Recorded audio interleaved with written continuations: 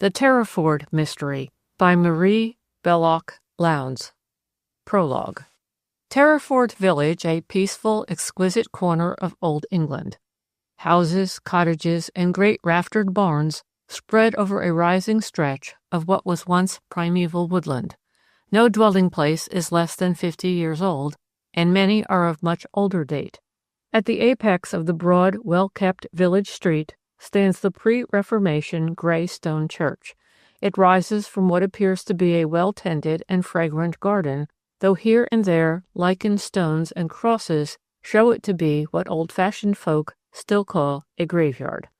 But at the time my story opens, sudden death, and all the evils the most normal death implies in our strange, transitory existence, seem very far from the inhabitants of Terriford.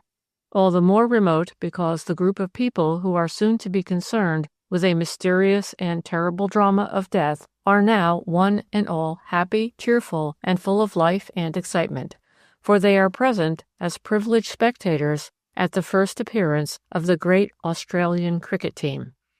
Why, it may well be asked, should quiet Terriford village be so honored? It is because Harry Garlett, the man who stands to the hamlet in the relation of squire, is the most popular amateur cricketer in the county and the owner of the best private cricket ground in England. Not only money, but a wealth of loving care combined with great technical knowledge and experience has brought it near to absolute perfection. This fine expanse of English turf, framed in a garland of noble English elms and spreading chestnut trees. Months ago, in the dreary winter, when the tour of the Australian Test match team was being arranged, Garlett had invited the visitors to come to Terriford immediately on landing from the boat and play themselves in after the long voyage.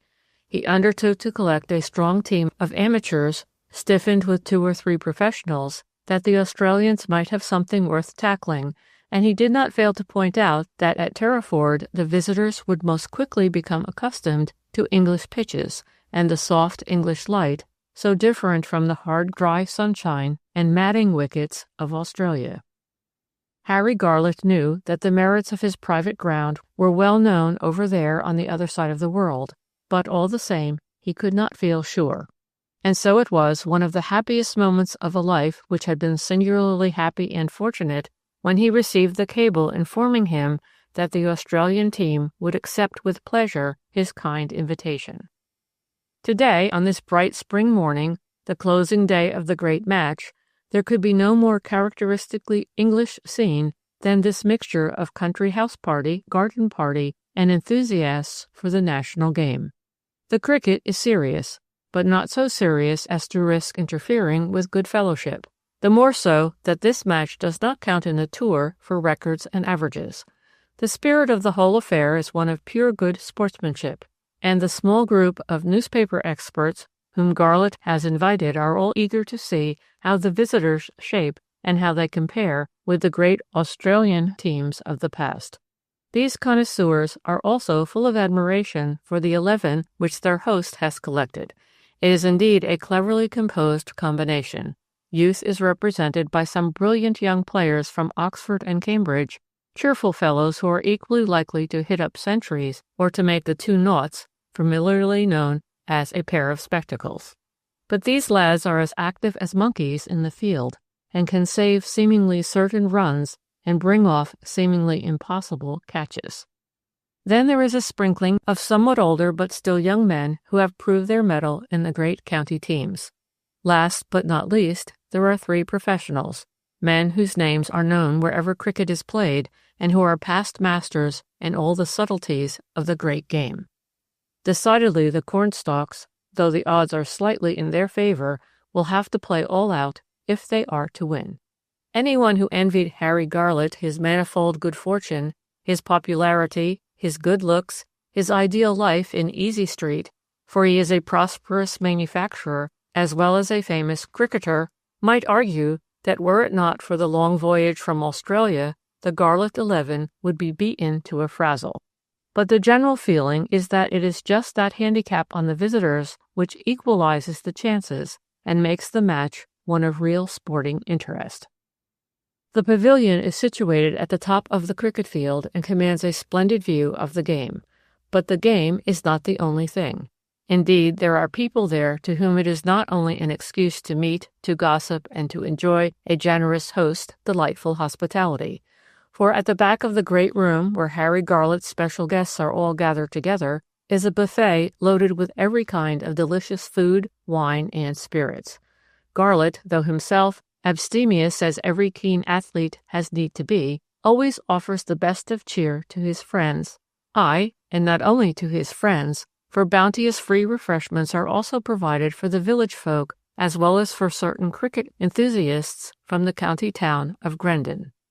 And now let us concentrate on a little group of people in the pavilion, all obviously quite at ease with one another, and all bent on making the most of a memorable occasion. Very ordinary folk they are, typical inhabitants of almost any English village. First, in order of precedence, the rector and his wife, Mr. and Mrs. Cole Wright. He kindly and far from clever, facts which make him popular, his wife clever and not overly kindly, and therefore far less popular. Then come Dr. and Mrs. McLean, the wise physician whose fame goes far beyond the confines of his practice, has snatched a day off from his busy life in order to be present at the closing scenes of the great match. Both he and his wife are Scotch, but they have lived for 15 years very happily in this typical English village. They are a closely united couple, and the one lack in their joint life has lately been satisfied by their adoption of Mrs. McLean's niece, Jean Bower, an attractive, cheerful-looking, happy girl whose first introduction to the neighborhood is taking place today in Harry Garlett's cricket pavilion. Jean is only 21, but she is not an idle girl. It is known that she did good work during the last part of the war, and she has lately been made secretary to the Etna China Company, of which Harry Garlett is managing director. As to the other people there, they include Colonel Brackbury, the governor of Grendon Prison, his sharp-featured wife and 2 pretty daughters, Mr. Toogood, chief lawyer in Grendon, with his wife and daughter, Mr. Tasker, one of the few bachelors in the neighborhood, and last but not least in that little group who are all on intimate terms with one another and whose affairs are constantly discussed in secret by their humble neighbors, is Mary Prince, true type of that peculiarly English genus unkindly called old maid. Miss Prince is at once narrow-minded and tolerant, mean and generous, wickedly malicious, while yet, in a sense, exceedingly kind-hearted. Perhaps because her father was Dr. McLean's predecessor, the village folk consult her concerning their ailments, grave and trifling, more often than they do the doctor himself. There is one dark spot in the life of Harry Garlett. His devoted wife, to whom as an actual fact the whole of Terriford village belongs, or did belong till she made it over to him, is an invalid. Many months have gone by since she left the upper floor of the delightful Georgian manor house, which owes its unsuitable name of the thatched house to the fact that it was built on the site of a medieval thatched building. The thatched house is a childless house, and Harry Garlett, though on the best of terms with his invalid wife, is constantly away, at any rate during the summer months, playing cricket here, there, and everywhere, all over England. So Agatha Cheel, Mrs. Garlett's housekeeper, who is known to be a kinswoman of her employer, plays the part of hostess in the cricket pavilion. Even so, as the day wears on, Miss Cheel disappears unobtrusively 2 or 3 times in order to see if Mrs. Garlett is comfortable, and also to give her news of the cricket match, and especially news of how Mr. Garlett is acquitting himself. Everything that concerns her husband is of deep moment to Mrs. Garlett, and she is exceedingly proud of his fame as a cricketer. On this, the second day of the great match, the Australians have been set to make 234 runs in their second innings for victory. When the teams go in for lunch, there are few, even among those to whom the finer shades of the game are as a sealed book, who doubt that they will do it pretty easily. The pitch has worn wonderfully well, and Garlett feels a thrill of delight when he sees it roll out as true and plumb as on the first day. He thinks with intense satisfaction of all the patient care that he has devoted to this ground, of all the cunning devices of drainage lying hid beneath the level turf, and of the scientific treatment with which he has nursed the turf up to this acme of condition. Ah, money can do much, but money alone couldn't have done that. He wants to win the match, but he emphatically does not want to owe victory to any defect of the pitch. In such happy mood does Garlot lead his team out into the field after lunch, and the Australians start full of confidence. But somehow, even from the beginning, they seem to find runs hard to get, harder than in their first knock. The young undergraduates field like men inspired, covering an immense lot of ground and turning what seem certain fours into singles. Wickets fall, too. Some of the Australians open their Herculean shoulders too soon, and beginning to hit before they are properly set, misjudge the ball and get caught from terrific skiers. But still the score creeps up. With careful generalship, Garlot frequently changes his bowling, treating the batsmen to every variety of swerve and break that his bowlers can command. The tension grows. One of Garlot's professionals, a chartered jester of the Surrey team, forgets to play off the antics with which he is wont to amuse the crowd at the famous Oval Ground and suddenly becomes quite serious. Still, the score mounts up. On the great staging beside the scorer's box, large tin numbers painted in white on a black ground show the progress of the game. Now, the last Australian is going in. What is the score? Ah, see, the man is just changing the plates. Yes, there it is. 9 wickets down for 230 runs. Only 4 more to make, and the match is won and lost. What is the matter? Why is Mr. Garlot talking to the bowler? A little plan of campaign, no doubt. Every heart on the ground beats a little faster, even surely those well-schooled hearts concealed beneath the white flannels, which stand out so brilliantly on the deep green of the pitch. The newcomer takes his block. He is a huge creature, with thick, jet-black beard, a good man at rounding up the most difficult steers on the far south Australian plains. Play! Swift flies the ball from the height of the bowler's swing, and our cattle tamer, playing forward, drives it with a mighty swipe. Oh, well hit, sir. Is it a boundary? If so, the match is won. No, one of Garlot's agile undergraduates has arrived like a white flash at the right spot and at the right moment. Like lightning, he gathers the ball and returns it to the wicket. Ah, a run-out? No, yes, no. Blackbeard has just got home. It was a narrow shave, but 2 precious runs have been added. Only 2 more to make. Everyone is silent in the tense excitement. Again, the ball flies from the bowler's hand, and this time the Australian giant decides to go all out for a winning hit.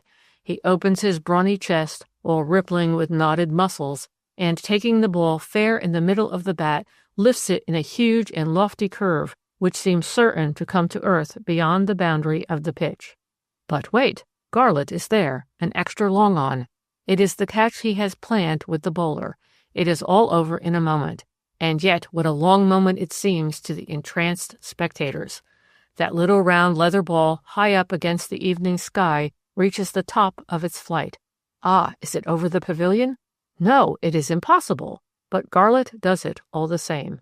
With a mighty backward leap, he gets the ball into his safe hands just as it was dropping onto the seats in front of the pavilion. Out! Our cattle tamer is out. The last Australian wicket, and the match is won by 1 run. Everyone feels the curious tingling thrill that comes of having seen a feat that will become historic. Garlot's great catch that won the Australian match for his 11 will be talked about and written about for years to come, wherever cricket is had in honor. Garlot has picked himself up from where he fell after his terrific leap, but still you may be sure holding the precious ball safely to his chest. And instantly he is the center of a throng of cheering and congratulatory friends, among whom the cornstalks themselves are foremost. Chapter 1. In the star-powdered sky there hung a pale golden moon. It was the 25th of May, and though the day had been warm and sunny, it was cold tonight, and even as early as 10 o'clock most of the lights were extinguished in Terriford village. But the moon is the lover's sun, such was the conceit which a tall, loosely built man had just propounded to the girl walking by his side on the field path which lay like a white ribbon across the 4 cornfields, stretching between them and the thatched house farm, and the well-kept domain of the thatched house. The girl, Lucy Warren was her name, and she was parlour-maid at the thatched house, made no answer. She could well have spared the moonlight. She knew that not only her clever, capable mother, but also all the gossips who made up her little world, would be shocked indeed did they see her walking in this slow, familiar, lover-like way with her mother's lodger, Guy Cheel. Not that shrewd Mrs. Warren disliked her lodger. In spite of herself, she had become very fond of him. He was such a queer, fantastic, had she known the word, she might have added cynical, young gentleman. But though she liked him, and though his funny talk amused her, Mrs. Warren would have been wroth indeed had she known of the friendship between her lodger and her daughter.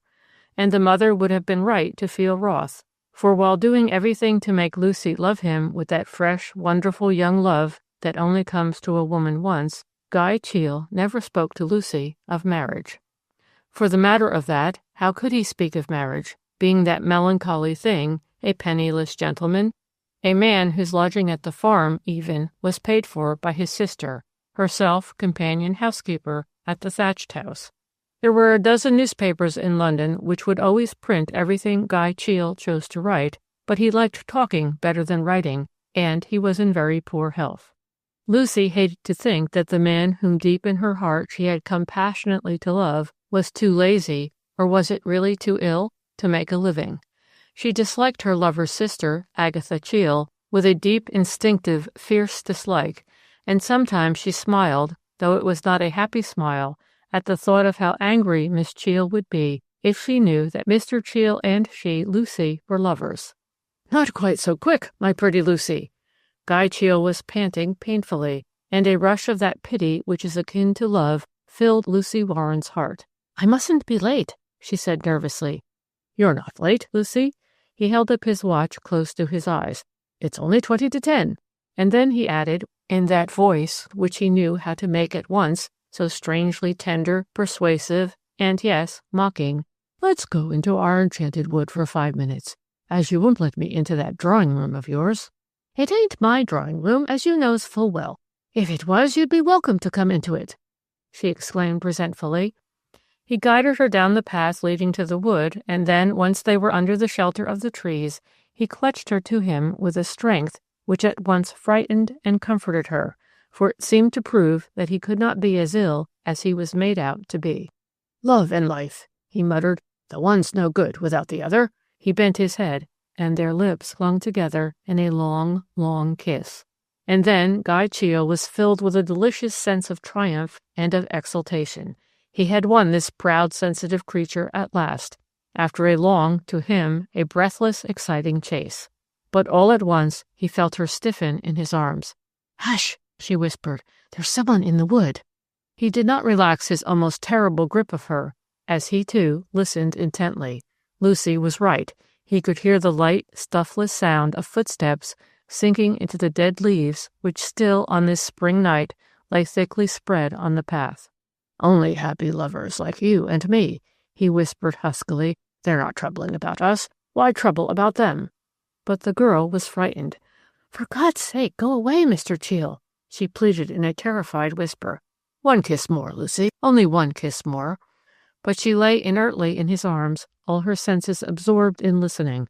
How different from only 50 seconds ago. "Lucy," he whispered, "Lucy, we can't part like this tonight. The first time my goddess has yielded me her lips." Though full of nervous terror, she was moved by the real feeling in his voice.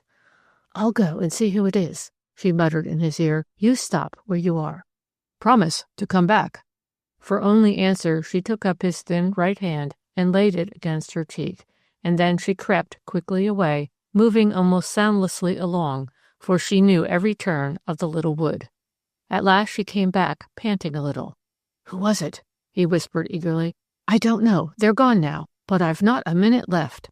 He could hear by her voice that she was anxious, preoccupied, and with the strange, dangerous power he possessed of seeing into a woman's mind, he knew that she had not told the truth, that she was well aware of the identity of those other haunters of the enchanted wood.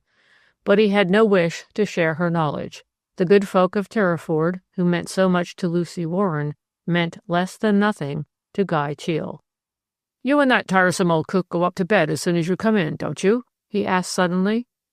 "Yes, we do," she replied hesitatingly, knowing well, as she would have expressed it to herself, what he was after.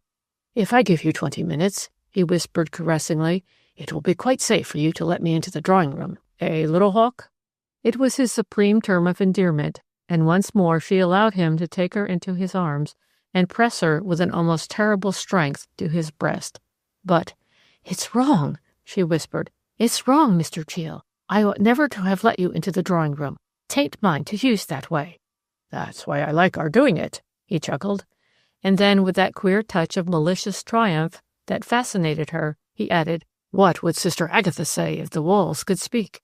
"Don't you go saying that. Miss Cheel's never in the drawing-room," she exclaimed, affrighted at the very thought. "No one ever is, now that the mistress keeps upstairs." "No one but you and me, Psyche." And then he took her face between his hands and lightly kissed it. "I won't stay long tonight, I promise. But we can't meet tomorrow, worse luck. Your uncle's spending the night at the farm." "Can't see what you fancy about Uncle Enoch." "I like lawyers. They're such rascals. Why, he was telling your mother all about Mrs. Garlett's will last Sunday." "He never was." Lucy felt very much shocked. Even she knew that in doing such a thing her uncle, Enoch Bent, confidential clerk to Mr. Toogood, the leading lawyer of Grendon, was acting in a very dishonorable manner.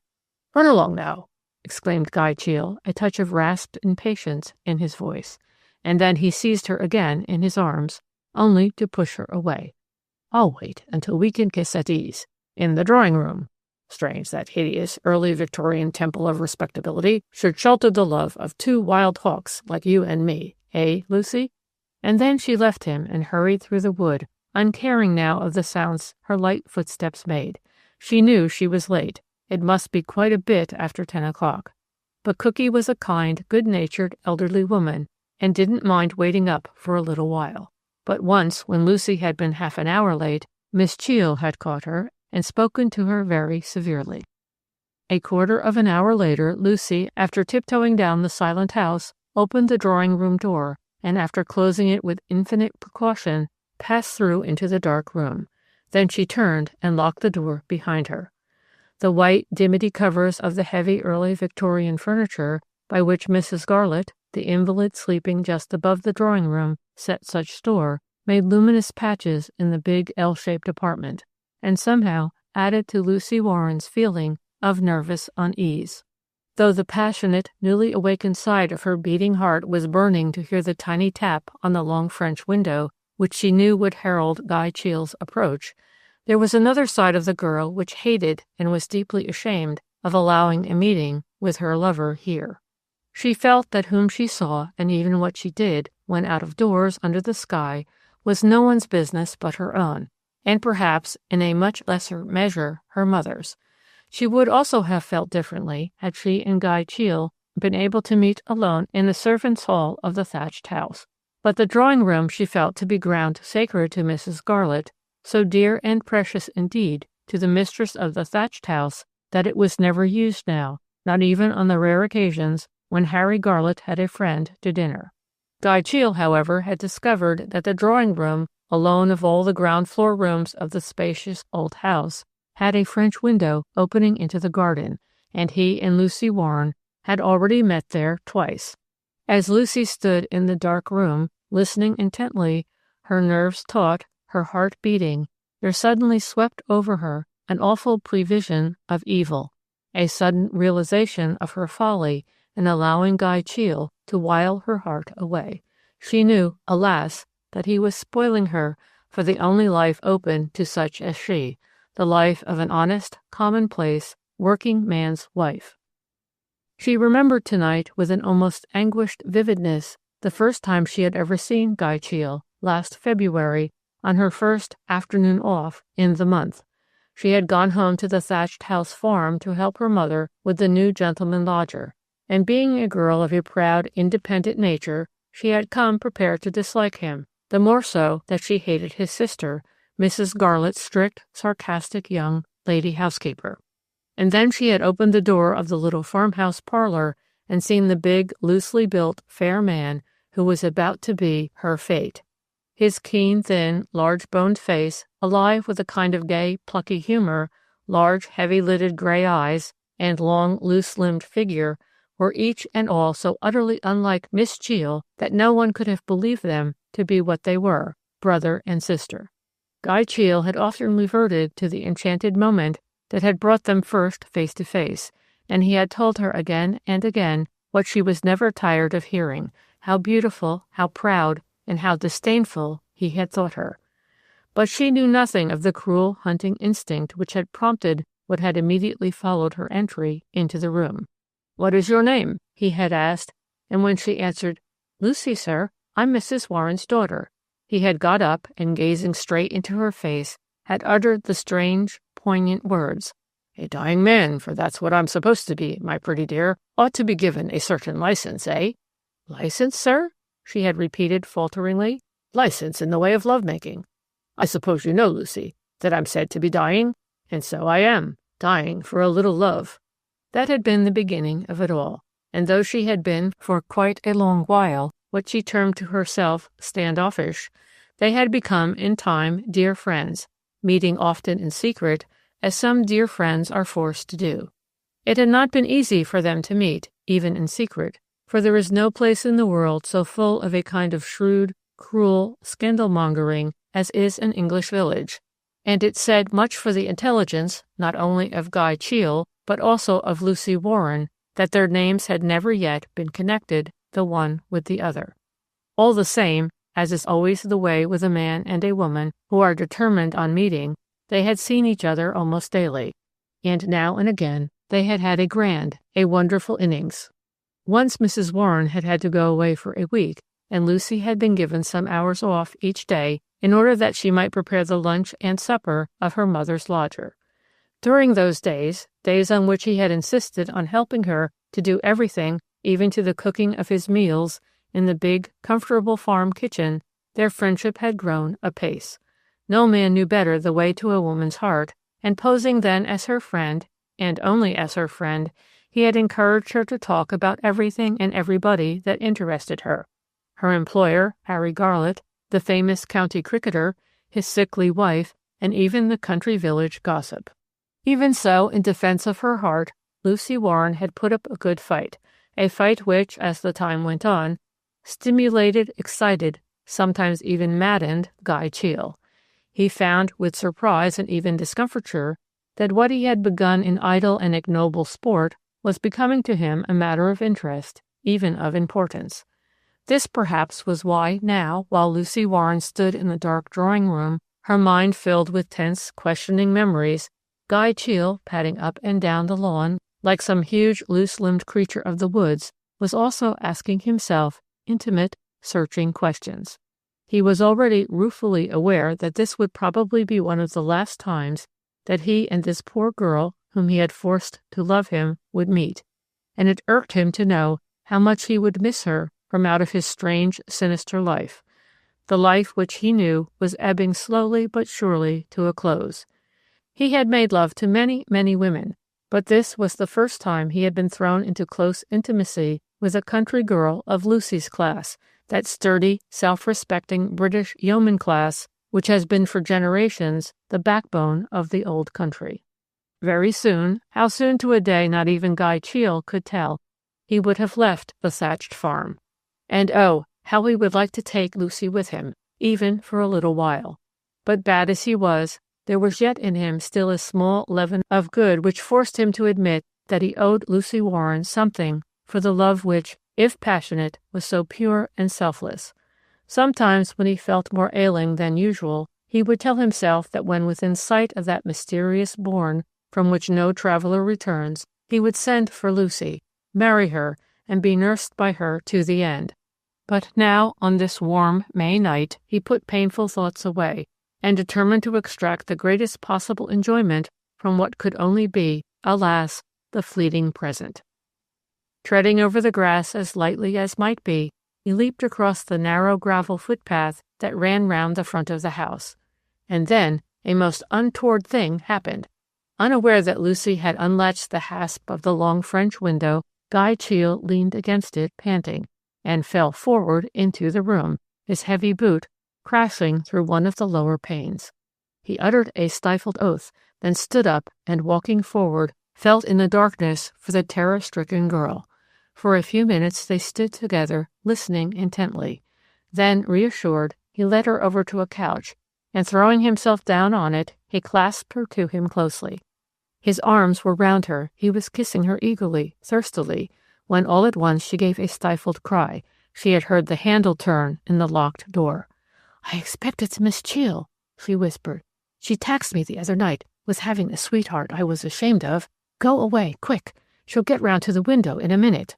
Guy Cheel leaped up and rushed across the room. Desperately he tried to find the awkward old-fashioned catch, and just as the second door of the drawing-room, a door the existence of which Lucy had forgotten, was unlatched and the electric light switched on, he flung open the window and disappeared into the dark garden. But the figure which advanced slowly into the L-shaped room was not that of Agatha Cheel. Lucy, petrified with shame and fear, knew it for that of the invalid mistress of the thatched house. Clad in an old-fashioned white dressing-gown, her pallid face filled with mingled curiosity and fright, Mrs. Scarlet looked like a wraith, and far more willingly would the girl who stood before her with hanging head have faced a real spirit. For a long, breathless moment, Mrs. Scarlet, dazzled by the light, peered round her, looking this way and that. Then, "Lucy!" she exclaimed, in a tone of keen surprise and anger, and again, "Lucy?" Turning slowly round, she called out to someone who apparently had remained in the passage outside. "You can come in now, Miss Cheel. I was right and you were wrong. I did hear a noise upstairs. After all, my bedroom's just over here. It was Lucy Warren, in here with a man. He has just escaped through the window." And then Miss Cheel, the woman whom Lucy Warren hated, feared, and yes, despised, came into the room. She gave one swift glance of contempt and reprobation at the unhappy culprit, glanced at the open French window, and turning to her employer, exclaimed, "I will see Lucy tomorrow morning, Mrs. Scarlet. Please come up to bed at once. You've done a very dangerous thing in coming down like this." The invalid lady allowed herself to be led, unresisting, away, and then, mechanically, Lucy went over to the window and stared out, her bosom heaving with sobs and tears streaming from her eyes. But no kindly, mocking, caressing whisper came to comfort and reassure her out of the darkness. By this time, Guy Cheel must be well on his way back to the farm. Turning slowly, she threaded her way through the white-shrouded furniture, unlocked the door nearest to her, and walked out, forgetting or uncaring that the electric light which had been turned on by Mrs. Scarlet by the other door was still burning. Chapter 2. It was 12 o'clock the next morning, and the sun was streaming into the pleasant downstairs rooms of the thatched house. The only sign of last night's alarms and excursions was the broken window in the drawing-room, and of that no one but the three closely concerned were aware, for early in the morning Miss Cheel had crept downstairs, put out the electric light, and locked both the doors. But Mrs. Scarlet had been thoroughly upset by what had happened in the night, and Miss Cheel had thought it well to telephone for the doctor. No good to herself, and no good to anybody else, poor soul. Dr. McLean was uttering his thoughts aloud, as even the most discreet of physicians will sometimes do with an intimate acquaintance. He was speaking of his patient, Mrs. Scarlet, and addressing Agatha Cheel. There were people in Grendon who envied Agatha Cheel her position as practical mistress of the charming old house. She was known to be distantly related to its master, Harry Garlett, and that made her position there less than that of a dependent than it might have been. No one else used the pretty little sitting room where she and the doctor were now standing.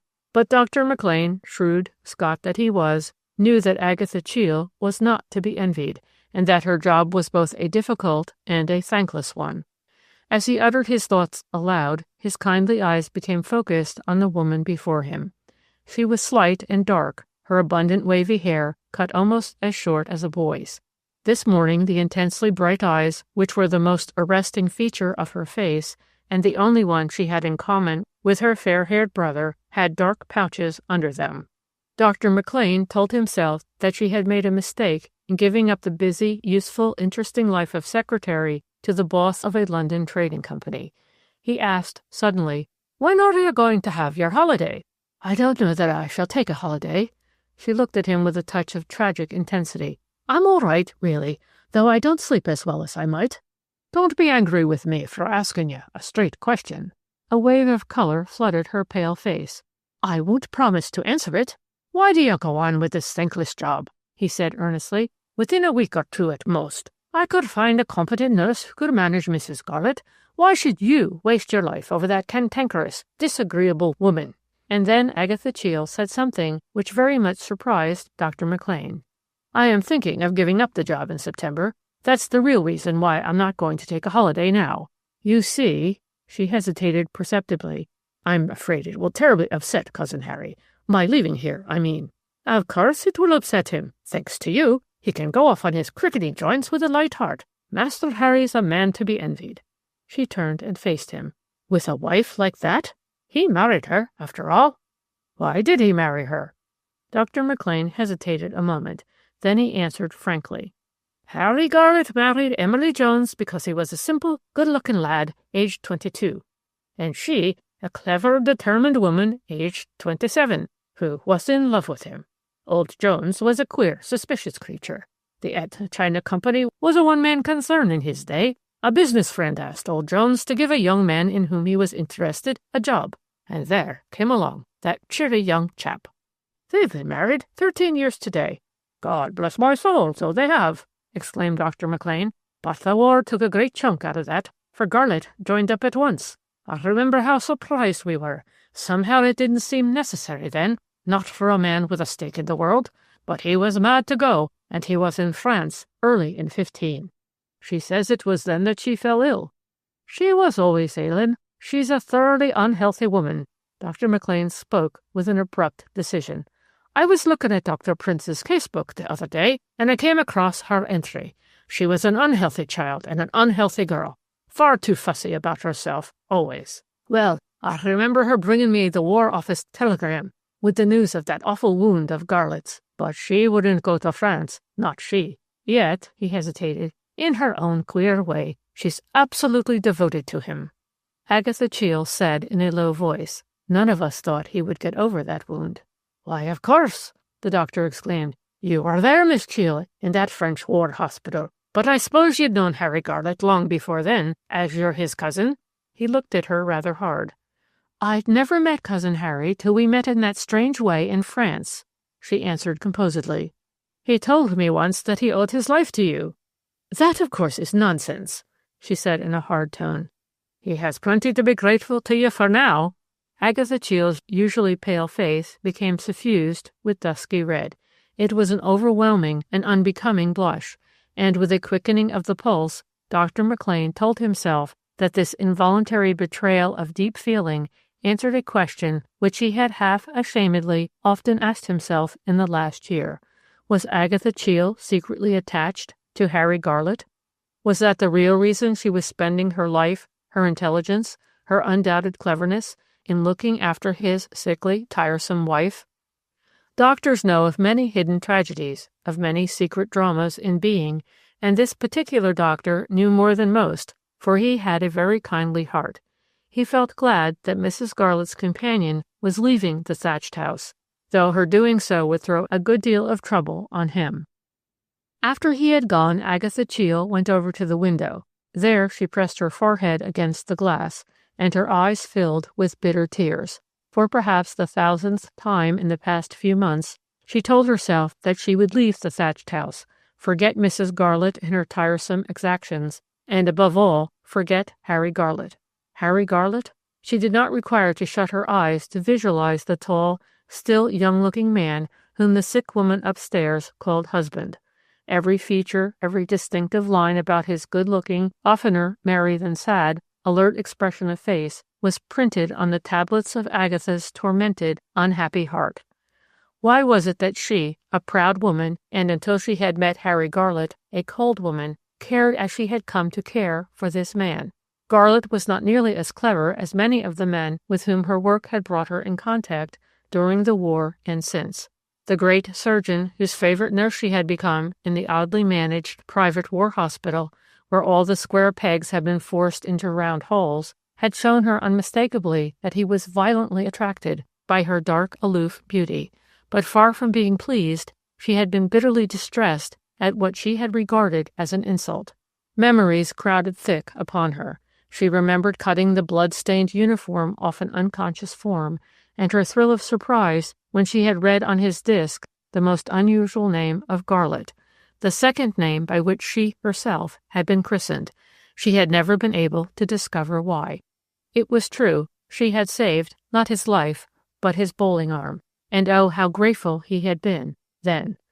At once they had fallen into the way, at first in joke, of calling each other Cousin Harry and Cousin Agatha, but there had been no love passages between them. He had at once told her that he was a married man, and very soon also she had come to understand that he was not that sort. The war had been over some months when one day, by one of those chances which often deflect the whole of a human existence, they had run up against one another in a London street. She had asked him to come back to the modest room she occupied in Bloomsbury, and it was there that he had told her his wife was now a complete invalid, that she refused to have a nurse, and that it was difficult to get even a lady housekeeper who would satisfy her. "Would you like me to try and find someone?" she had asked. Eagerly he had caught at the suggestion, and that same night she had written and offered to come herself. There and then had taken place another interview between herself and the man who held for her so strong an attraction and appeal. It had been a rather emotional interview. Harry Garlot, filled with gratitude, had insisted that she should have a really large, some would have said an extravagant, salary, and she had revealed the existence of the clever, idle, sickly brother who was the ever-present burden and anxiety of her life. It had been her suggestion that the people in the neighborhood should be told that she and her employer were related. Her name was Agatha Garlot Cheel, after all. Surprised, he had yielded, reddening as he did so under his tan. "I dare say you're right. They're a gossiping set of women in my part of the world." "Not more so than in other places." And something had made her add, "They gossiped about us in the hospital, you know." "Did they? I didn't know that." And he looked amused. Only amused. Her first sight of Mrs. Garlot, how well she remembered it. Poor Emily had not been very gracious, though in time she had thawed. The sick woman realized the difference cool, competent Agatha Cheel made to the thatched house, and to herself. Mrs. Garlot grudgingly admitted that Miss Cheel's sense and discretion matched her more useful qualities. To those ladies who were kind enough to call on her, and practically every lady in the neighborhood considered it her duty to make acquaintance with Harry Garlot's cousin, Agatha explained that she never went out in the evening. So the delicate question as to whether she was or was not to be asked out to dinner with her employer was solved once for all, in the way every hostess had hoped it would be. As Dr. McLean walked quickly down the short avenue which led from the thatched house to the carriage gate, his mind was full of the woman he had just left. He did not like Agatha Cheel, yet he did feel intensely sorry for her. For one thing, she must be so lonely at times, for with one exception, she had made no friends in either Terriford or Grendon. The one person of whom she saw a good deal was clever, malicious Miss Prince. People had wondered more than once at the link between Miss Prince and Agatha Cheel, but there was nothing mysterious about it. Though Miss Prince was acquainted with every man, woman, and child in Terriford, she led a somewhat solitary life in the thatched cottage, a pleasant little house which formed a kind of enclave in the thatched house property. Thus propinquity had something to do with the friendship between the younger and the older woman. There was one great difference, however, between them. Miss Prince was what some people call churchy, while Agatha Cheel never went to church at all, and on one occasion she had spoken to Dr. McLean with a slightly contemptuous amusement of those who did. The doctor was close to the wrought-iron gate giving into the road, which led to his own house, when suddenly he espied this very lady, Miss Prince, coming toward him. She held a basket in her hand, and he did not need to be told that it contained some dainty intended for Mrs. Garlot. Like so many sharp-tongued mortals, Miss Prince often did kind things, yet her opening remark was characteristic of her censorious attitude to her fellow creatures. "It's a good thing that Harry Garlot's rather more at his factory just now. If it weren't for poor old Dodson, that Edmund China business would have gone to pieces long ago. I never saw a man gad about as he does." Without giving the doctor time to answer, she went on. "No change in poor Emily, I suppose?" She smiled disagreeably. "I expect you'd like to have 10 other patients like her, Dr. McLean." At once, he carried the war into the enemy's country. "Did Dr. Prince like that type of tiresome, cantankerous, impossible-to-please patient?" "I know, I was glad of them." "Very well for you, who had the spending of the fees and none of the work." They generally sparred like this, jokingly in a sense, but with a sort of unpleasant edge to their banter. "I don't suppose Emily will ever get better till she dies of old age," laughed Miss Prince. "As a matter of fact, she's markedly less well than she was last year." Dr. McLean didn't know what provoked him to say that, though it was true that he had thought Mrs. Garlett rather less well than usual these last few weeks. "It's strange that everything in nature, having performed its work, dies, and that only we poor human beings linger on long after any usefulness we ever had in the world has gone," said Miss Prince musingly. "I don't believe Mrs. Garlett was ever useful," he said curtly. "Oh, yes, she was. In her queer way, Emily was a very devoted daughter to that horrid old father of hers, and she's made Harry Garlett." Again the spirit of contradiction seized him. "I don't know what you mean," he exclaimed. "Harry Garlett's the sort of chap who'd have got on far better as a bachelor man than as a married man. His wife's money has ruined him. That's my view of it. There's a lot more in Garlett than people think. If he hadn't married that poor sickly woman, he might have done some real work in the world." "Dr. McLean," said Miss Prince abruptly, "I'm anxious about Agatha Cheel." "So am I, Miss Prince." He lowered his voice, for he didn't want some stray gardener's boy to overhear what he was about to say. "You're her only friend hereabouts," he went on. "Do you know that she's thinking of giving up her job? Mind you keep her up to that." She gave him a curious look. "She'll never go as long as Harry Garlett's here," she said almost in a whisper. "Do you think Garlett will ask her to stay?" "No, I don't. I think he's longing for her to go." He was taken aback. "Why do you think that?" "He who will not when he may, when he will, he shall have nay." Dr. McLean stared at Miss Prince distrustfully. What exactly did she mean by that enigmatic quotation? "You're not a fool," she said tartly. "Harry Garlett's not the first man who's made love to a woman and then been sorry he had, eh?" "You think there was a time when Garlett made love to Miss Cheel?" Dr. McLean's voice also fell almost to a whisper. "I'm sure of it. She's never admitted it, mind you. Don't run away with that idea." "I don't believe Harry Garlett has ever made love to Agatha Cheel," said the doctor, definitely making up his mind. "I think he's an out-and-out white man." Miss Prince smiled a wry smile. "I'm positive that something happened lately which changed their relations to one another. Harry's afraid of her. He avoids her." "I've never noticed anything of the kind," said the other brusquely. Miss Prince looked vexed. No gossip likes to be contradicted, and she proceeded to pay the doctor out. "Your niece seems to be giving great satisfaction at the Etna factory," she observed. "I think she is. I hope she is. Jean's a good, conscientious girl. And so attractive, too.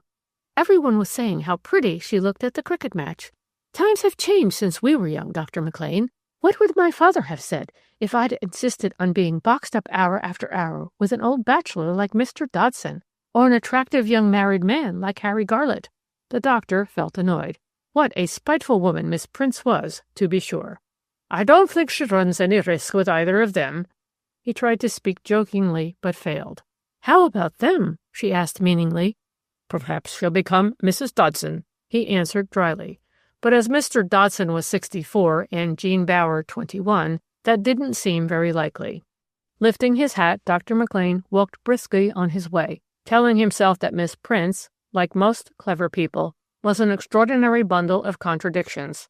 Kind, spiteful, generous, suspicious, affectionate, and hard-hearted, and a mischief-maker all the time. The subject of his thoughts hurried on toward the thatched house. She was precise in all her ways, and she wanted to leave her little gift for Mrs. Garlett, enjoy a short talk with Agatha Cheel, and then get back to her midday meal by 1 o'clock. "I'll see Miss Cheel just for a minute," she said to the maid, not Lucy Warren, who opened the door. "I suppose she's in her sitting room?" Without waiting for an answer, Miss Prince went off with her quick, decided step through into the house she knew so well. As the door opened, Agatha Cheel turned round quickly, filled with a sudden, unreasonable hope that it might be Harry Garlett. He had gone to the china factory this morning, though it was Saturday, and he had telephoned that he would be back to luncheon. But she reminded herself bitterly that he never sought her out now. If he had anything to communicate to her connected with the running of the house, he always made a point of doing so at one of the rare meals they took together in the presence of the parlour-maid, Lucy Warren. "I've brought a few forced strawberries for poor Emily," began Miss Prince, and then lowering her voice perceptibly, she added, "I understand she's not so well as usual?" The other looked at her surprised. "I see no change," she said indifferently, and then Miss Prince became aware that the younger woman had been crying. "Look here, Agatha," she said with kindly authority, "it's time you had a change.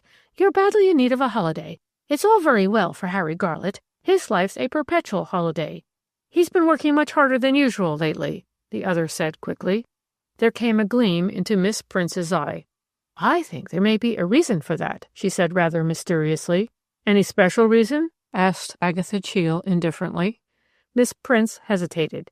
This morning, at early celebration, she had resolved that she would make a real effort to cure herself of what she knew in her heart was her one outstanding fault. To herself she called it, quite rightly, sin, that of retailing malicious tittle-tattle.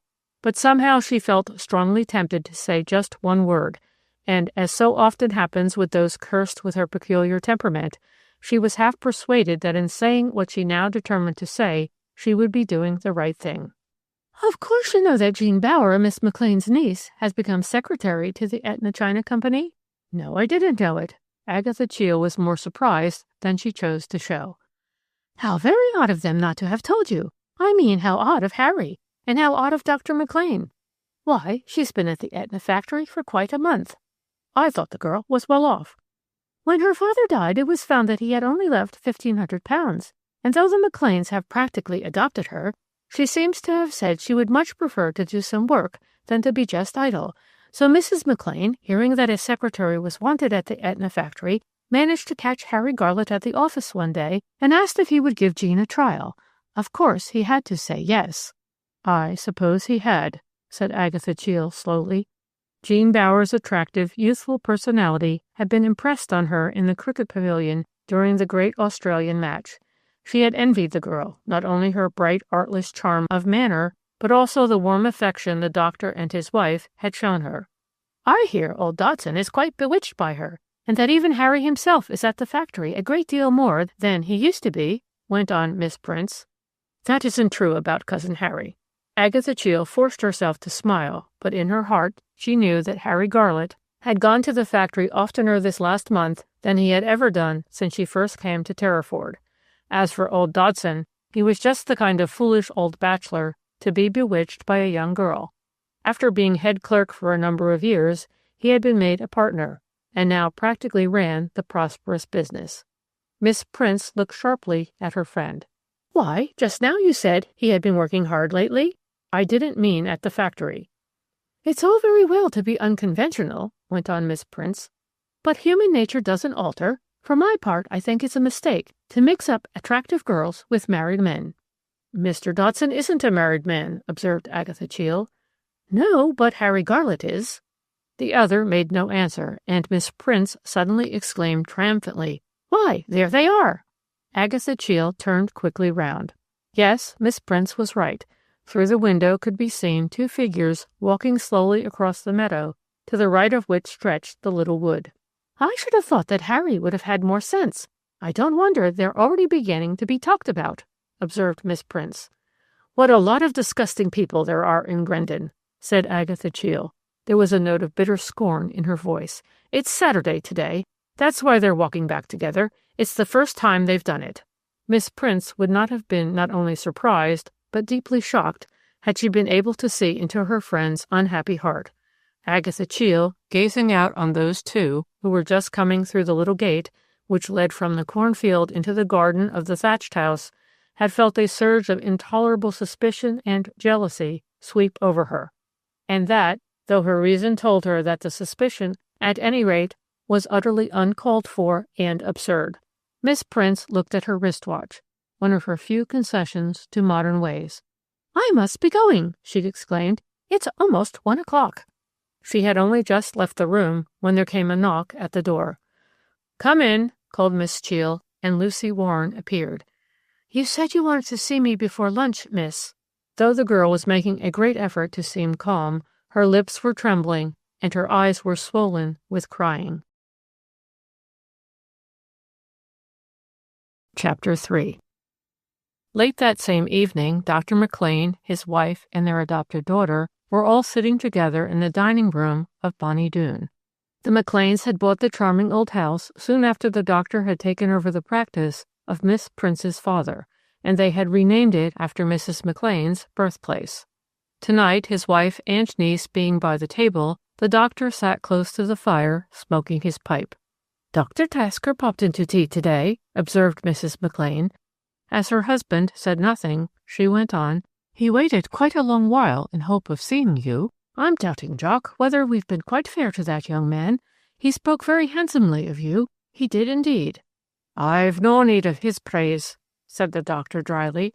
"I didn't say you had. All the same, I hope you'll not scold me for having asked him to supper tomorrow night. He says Sunday is such a full day in Grendon." "I can't promise to stay in for him if I'm sent for," said Dr. McLean, in a voice which his wife thought somewhat tiresome. There had been a time, not so very long ago, when it was she, rather than her husband, who had disliked the young medical man who had suddenly put up his plate, as the saying is, on the door of almost the last house in Grendon. But Dr. Tasker had spoken to her very pleasantly at the cricket match. He had made friends, too, with Jean, and so Mrs. McLean was now prepared to take him, at any rate in a measure, to her kindly Scots heart. For a few moments there was silence in the room. Dr. McLean turned himself round, and his eyes rested with appreciative affection on the bent head of the girl who even in a few weeks had so much brightened and enlivened his own and his wife's childless home.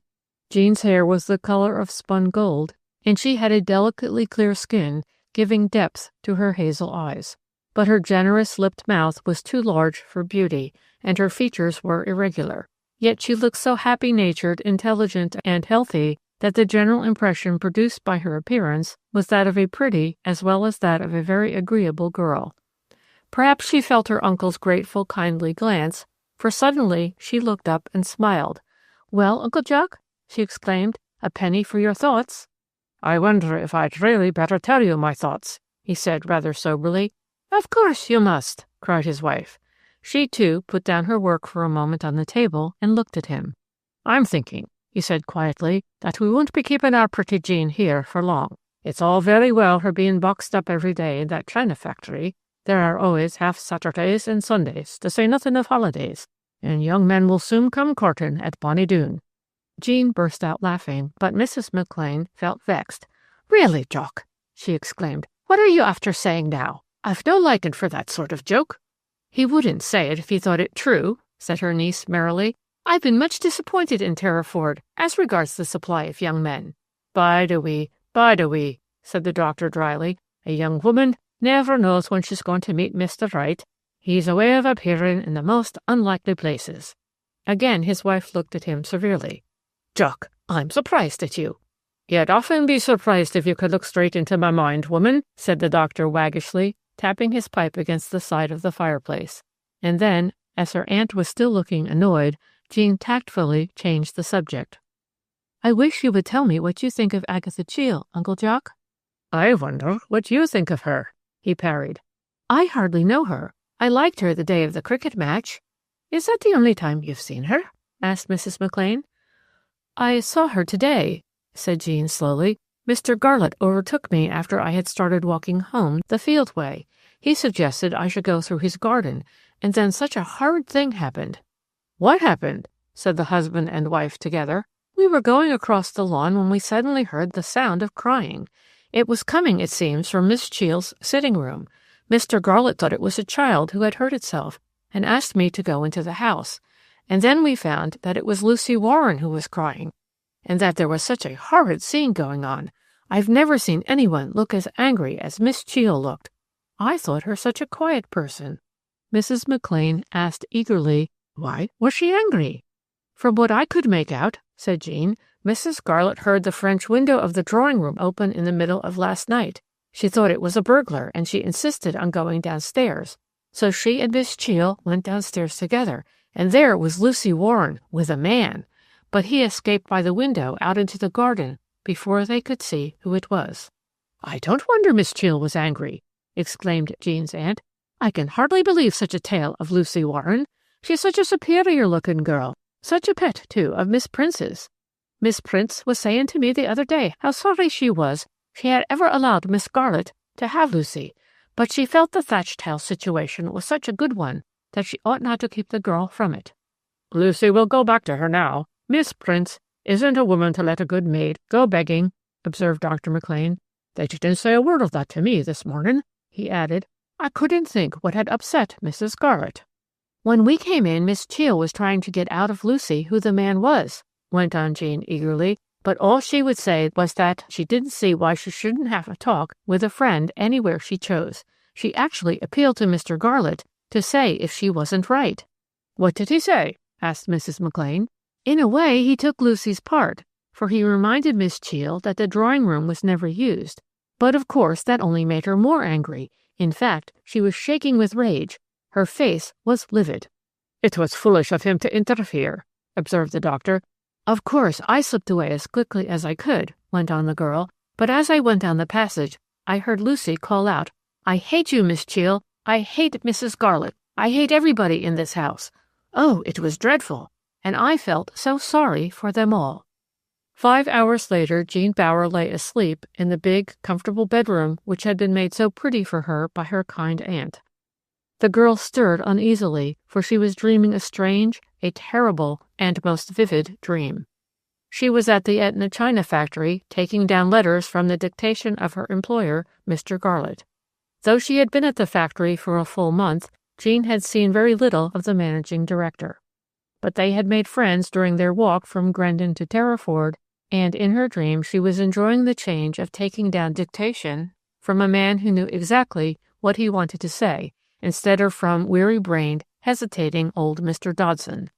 And then, suddenly looking up, she saw that, pressed against the central pane of the window, behind Mr. Garlett, was a face convulsed with hatred, and the face was that of Agatha Cheel. A feeling of icy terror crept over her, for the managing director's room was on the first floor of the building, far above the ground of the stone-paved courtyard, round which the Etna China factory had been built close on 70 years ago. With a stifled cry, the girl awoke and sat up in bed, the horror of her nightmare still so vividly real that her teeth were chattering and her hands trembling in the darkness. Then there gradually came to her the reassuring knowledge as to why she had dreamed that strange, unnatural dream. It was, of course, owing to her having seen Agatha Cheel, her face distorted with anger, dismissing Lucy Warren at the thatched house yesterday morning. But her feeling of reassurance and relief did not last long, for suddenly a stone came crashing in through the window nearest to her. Jumping out of bed, she rushed across the room and threw up the lower sash of the window. "Who's there?" she called out, and then, "What do you want?" To her amazement, it was Harry Garlett's voice that came back. "Please forgive me, Miss Bower. I've come for the doctor. My wife has taken seriously ill. I rang the night bell, but could get no answer." "The night bell's gone wrong. I'll run and tell Uncle Jock at once." Leaving the window open, she hustled on a dressing gown and ran down the passage. "Uncle Jock!" She knocked on the door as hard as she could. "Mr. Garlett's come to fetch you, for Mrs. Garlett has been taken ill." Mrs. McLean opened the bedroom door. "Go back to bed, child. I'll see to Harry Garlett." Reluctantly, the girl did as she was bid, for she had the natural desire of youth to be in the middle of anything exciting that is going on.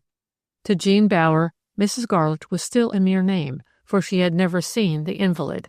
But already, though she had only been working on and off with him for a very short time, she had come to like the man everyone called Harry Garlett. She was a simple, straightforward, old-fashioned girl. From her point of view, all ordinary married people love one another, and she believed her employer to be exceptionally devoted to his ailing wife. There had been a note of extreme anxiety and urgency in the now familiar voice which had come up from the garden just now. As Dr. McLean hurried by Harry Garlett's side along the road leading to the thatched house, he felt a good deal disturbed. Though he had thought his patient more ailing than usual the day before, there had been nothing to indicate anything in the nature of a sudden seizure. "Do you know exactly when your wife was taken ill?" he asked, aware that his companion's bedroom was in quite another part of the thatched house, some way from the rooms occupied by the ailing woman and Agatha Cheel. "She was taken ill early in the night, but Miss Cheel thought she'd be able to manage without calling me, and then suddenly Emily seemed to collapse, so I dressed and hurried along to fetch you."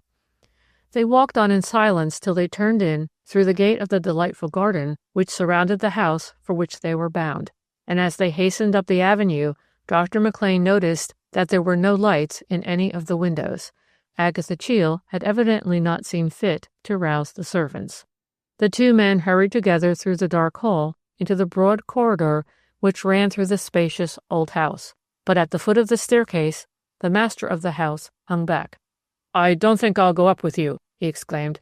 "I'll wait in my study, McLean. I can't do any good up there, and it unnerves me to see Emily suffer." "All right," cried the doctor hastily, and he hastened on, familiar with every inch of the way, till he reached the upstairs corridor, which, unlike the lower part of the house, was brilliantly lighted. All at once he started back, for from behind a big wardrobe there had suddenly emerged an odd-looking figure clad in a drab-colored ulster. "It's only me, sir." The reassuring words were uttered in a frightened whisper, and with astonishment Dr. McLean recognized Lucy Warren, the pretty parlour-maid who had got into such trouble the night before. "Mrs. Garlett's been moaning something awful," she murmured, "but she's left off now. You won't tell her that you've seen me, sir, will you?" "Not if you'll go straight back to bed." The little incident made an unpleasant impression on the doctor. He told himself that the young woman might at least have gone and seen if she could do anything to help relieve her sick mistress. And then, as he approached his patient's room, Dr. McLean, half unconsciously, slackened his footsteps and listened. But no sound fell on his ear. Indeed, the silence brooding over the brilliantly lit corridor seemed almost uncanny. Yet the bedroom door was ajar, and hearing his footsteps, Agatha Cheel opened the door wide and came out into the passage, a finger to her lips. She was dressed in a big white coverall. It accentuated the intense pallor of her face and made her slender figure look thicker than usual. "Mrs. Garlett is asleep now," she whispered, "but she's been in awful pain, and I'm sorry I didn't send for you before. I've always been able to manage her in her previous night attacks, but this time she's been really very bad. I do hope, Dr. McLean, that you won't think I was to blame not to send for you at once." She was so unlike her usual quiet, sensible self that the doctor felt alarmed in spite of himself. "I don't suppose I could have done any good if I had come an hour ago," he said soothingly. "I take it she overate herself last night?" "She did, indeed. That's what upset her, of course." As he moved toward the now open door, he told himself, not for the first time, that it was strange that Agatha Cheel, in this one matter of diet, seemed powerless to control his patient. But there it was. Like so many people with delicate digestions, Mrs. Garlett had always had a fanciful, queer, greedy kind of appetite.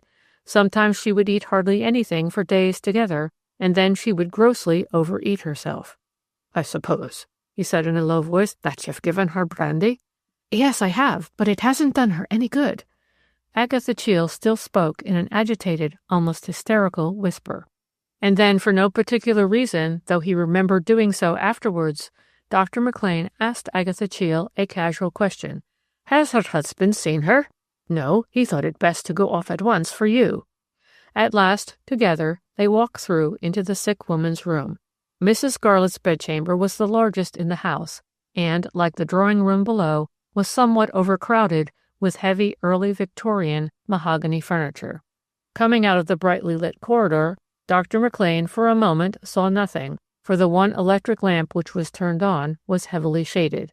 But for the fact that he knew where every chair and table stood, he would have knocked into something. "Do turn on another light," he whispered rather crossly. "I can't see at all." Obediently she turned on the two native lights hanging above the dressing-table, but the big curtained four-poster bed in which the sick woman lay remained in deep shadow. "Before I see her," "Tell me exactly what she ate last night," said the doctor in a low voice. Standing opposite Dr. McLean, just under the two bright, naked lights, Agatha Cheel, her face pale and strained, told her story. "About 7 last evening I went to see Miss Prince for a few minutes, and while I was away, from what I can make out, Mr. Garlett came up to sit with Mrs. Garlett before dressing for dinner. Unfortunately, some forced strawberries, which Miss Prince had brought in the morning, had been taken up and left in the corridor outside. Mr. Garlett seems to have brought them in here, I suppose to show them to Mrs. Garlett. She said she would like to eat some of them then, before her supper.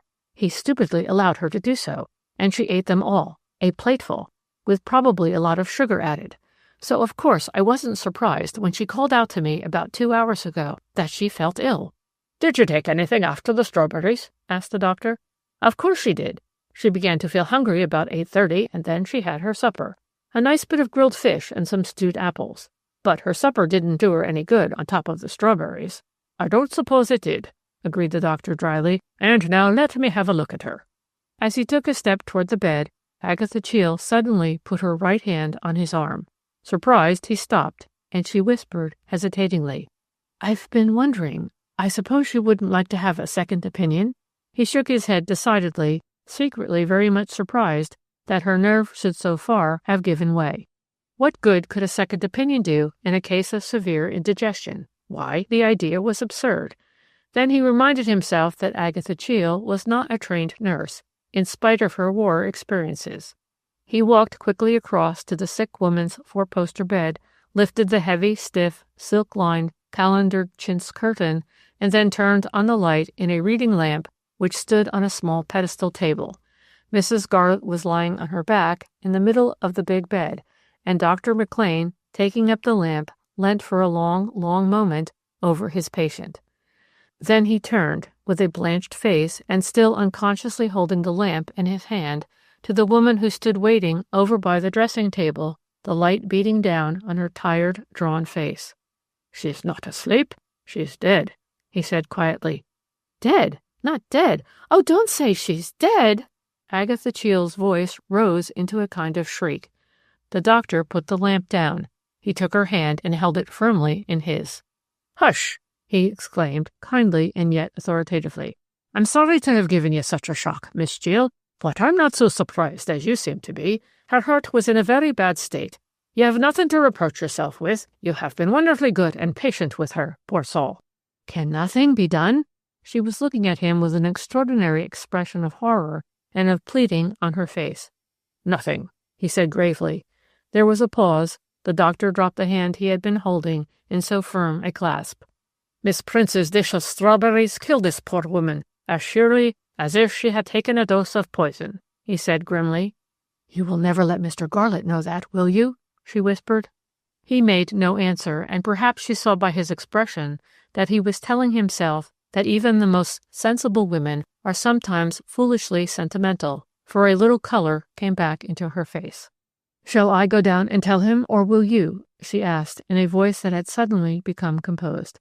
"I'll tell him, of course." To his relief, he saw her eyes become suffused with tears. "We little thought yesterday morning that this would be the solution of your problem," he said feelingly. "It's a horrible, horrible solution," she exclaimed violently. Again, Dr. McLean made no answer, for he did not, could not agree with her. To his mind, the death of Mrs. Garlett was bound to turn out a blessing, not only to the young woman who had tended her so faithfully, if unlovingly, for over a year, but also to the dead woman's husband. Hard cases make bad law. Dr. McLean was no advocate of easy divorce, but to his mind there was something intensely repellent in the marriage of a strong, healthy man to a hopeless invalid. Deep down in his heart, the honest Scotsman knew what would have happened to himself had he been in the shoes of Harry Garlett. He knew that his flesh and blood would not have borne such a difficult, unnatural situation, and he had long admired the young man's straight, simple, clean way of life. Thanks to that dish of early strawberries, Harry Garlett would now be able to remake his life on happy, natural lines. Slightly ashamed of such thoughts coming at such a time, he glanced at the young woman before him. Would she now become the real mistress of this delightful house? The doctor suspected she would make a try for it. but he could not help hoping that the newly made widower would in time meet with a happier fate than marriage with this secretive and, he suspected, very jealous-natured woman. Dr. McLean liked Harry Garlett well enough to hope that, after a decent interval, this now mournful house would be filled with gay, wholesome, girlish laughter and the patter of little feet. And while these secret thoughts were rushing through his brain, Agatha Cheel was standing motionless, a look of stark terror on her bloodless face. "Go into your room," he said at last, "and try and get a little rest."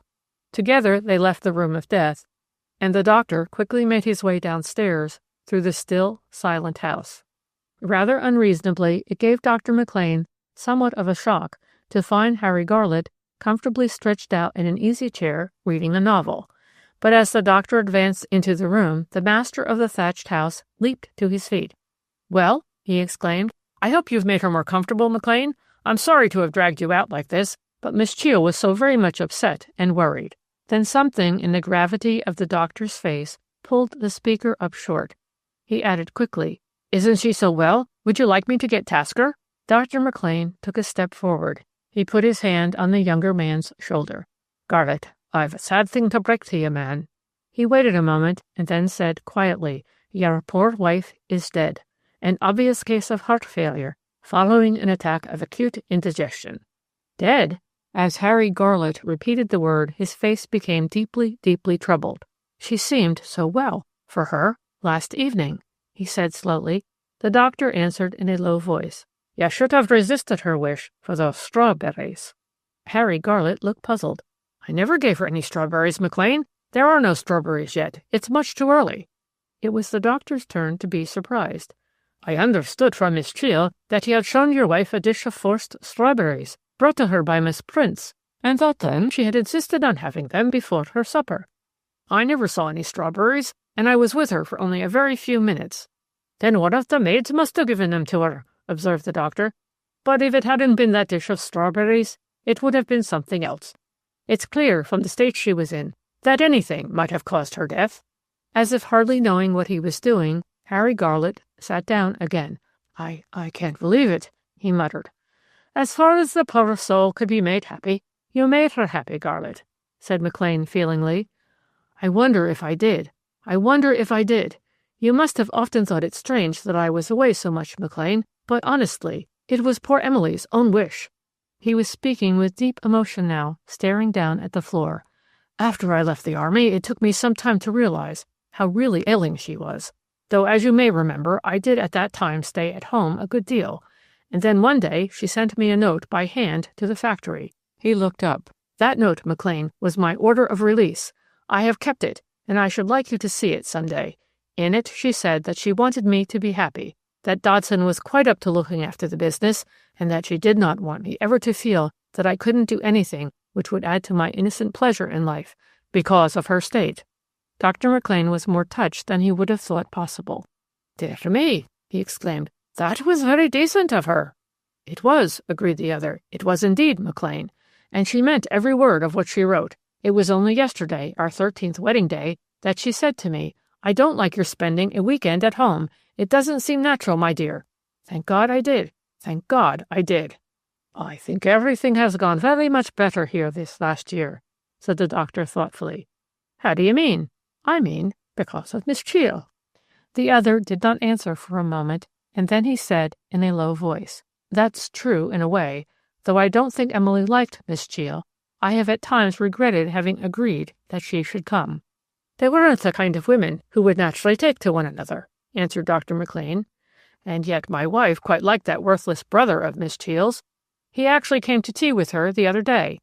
"Mrs. Garlett always liked men better than women," said the doctor dryly. He had at once guessed the identity of Lucy Warren's drawing-room visitor, and it had amused him to picture poor Emily's wrath had she even dimly suspected the fact. He added after a pause, "Your wife was a generous sort, Garlett. I mean about money." "Yes, she was that, certainly." Both men remained silent for a moment. It was true that the poor woman now lying dead upstairs had always shown herself generous about money, though not, excepting to her husband, about anything else. But now was not the moment to recall her cantankerous and narrow outlook on life. "Well," said the doctor at last, "I must be going now. I'll leave a note in her letterbox for Miss Prince as I go by. It will be just as well for Agatha Cheel to have a friend with her this morning. She has had a terrible shock." "She must have had," said Harry Garlett, but he did not speak with his usual hearty kindliness. The doctor looked at him rather hard. Then he again put his hand on the younger man's shoulder. "Look here, my friend, I know you've been a good husband to that poor soul, but you're still a young man, and a new chapter of your life has begun." "I don't feel like that," muttered Harry Garlett in a low voice. "Of course you don't, but still it's the truth." He added, measuring his words, "If I were you, I should go away at once, as soon as the funeral is over, for a real holiday, such a holiday as you've never had. Don't come back here till Christmas. Dodson's getting a very old man. You'll soon enough have to manage the business yourself, or get another partner, so take a holiday while you can get one." Chapter 4. Poor Emily Garlett's funeral took place on a beautiful bright spring morning. The broad sunny street of Terriford was filled with motors and carriages, and quite a concourse of people had come out from Grendon as well as from the surrounding villages to testify their respect for popular Harry Garlett, both as famous cricketer and as a generous employer of labour. Every one saw him, for he followed his wife's coffin on foot. So also did various other people closely concerned with the departed lady. Agatha Cheel was ashen pale, but looked very attractive in her close, nun-like bonnet and severely plain black dress. The few who knew him noticed that Miss Cheel's brother was not there, but Mrs. Warren could have told them that her lodger had left the farm 2 days ago, so recovered in health, so blithesome, so merry, that though still unnaturally thin, he was scarcely the same man as the pale, coughing, queer and clever gentleman who had come to her last February. Dr. and Mrs. McLean, accompanied by their niece, walked a little apart from Miss Prince and Miss Cheel. Lucy was not with the group of servants, all clad in handsome black, at their master's expense. She had left the thatched house the afternoon after Mrs. Garlett's death, and today she had elected to stay at home to mind the farm. This had enabled Mrs. Warren to be present at the funeral, leaning on the arm of her brother, Enoch Bent, head clerk of Mr. Toogood, the lawyer. Little by little the mourners all passed through the lych gate into the ancient churchyard. The rector had a good voice, and tears rose to many eyes as he read the noble, solemn words of the burial service. It was remembered afterward that Harry Garlett, though he looked sad, was absolutely composed. When the burial was over, he lingered for a few minutes talking to the rector, doubtless in hope that the crowd would disperse. Then he quietly walked down the short, broad village street, and so through into the beautiful garden of the house, which somehow he had never quite regarded as his property, if only because it was there that he had first known his wife, and where, as people sometimes unkindly put it, he had hung up his hat when he married, instead of taking his bride to a new home. It is fortunate indeed that men and women cannot read each other's thoughts, for, truth to tell, during the whole of his wife's funeral service, Harry Garlett's mind had been most uncomfortably full of another woman. To this woman, none other than Agatha Cheel, he had written a formal note that morning, saying he would like to see her after the funeral for a few minutes.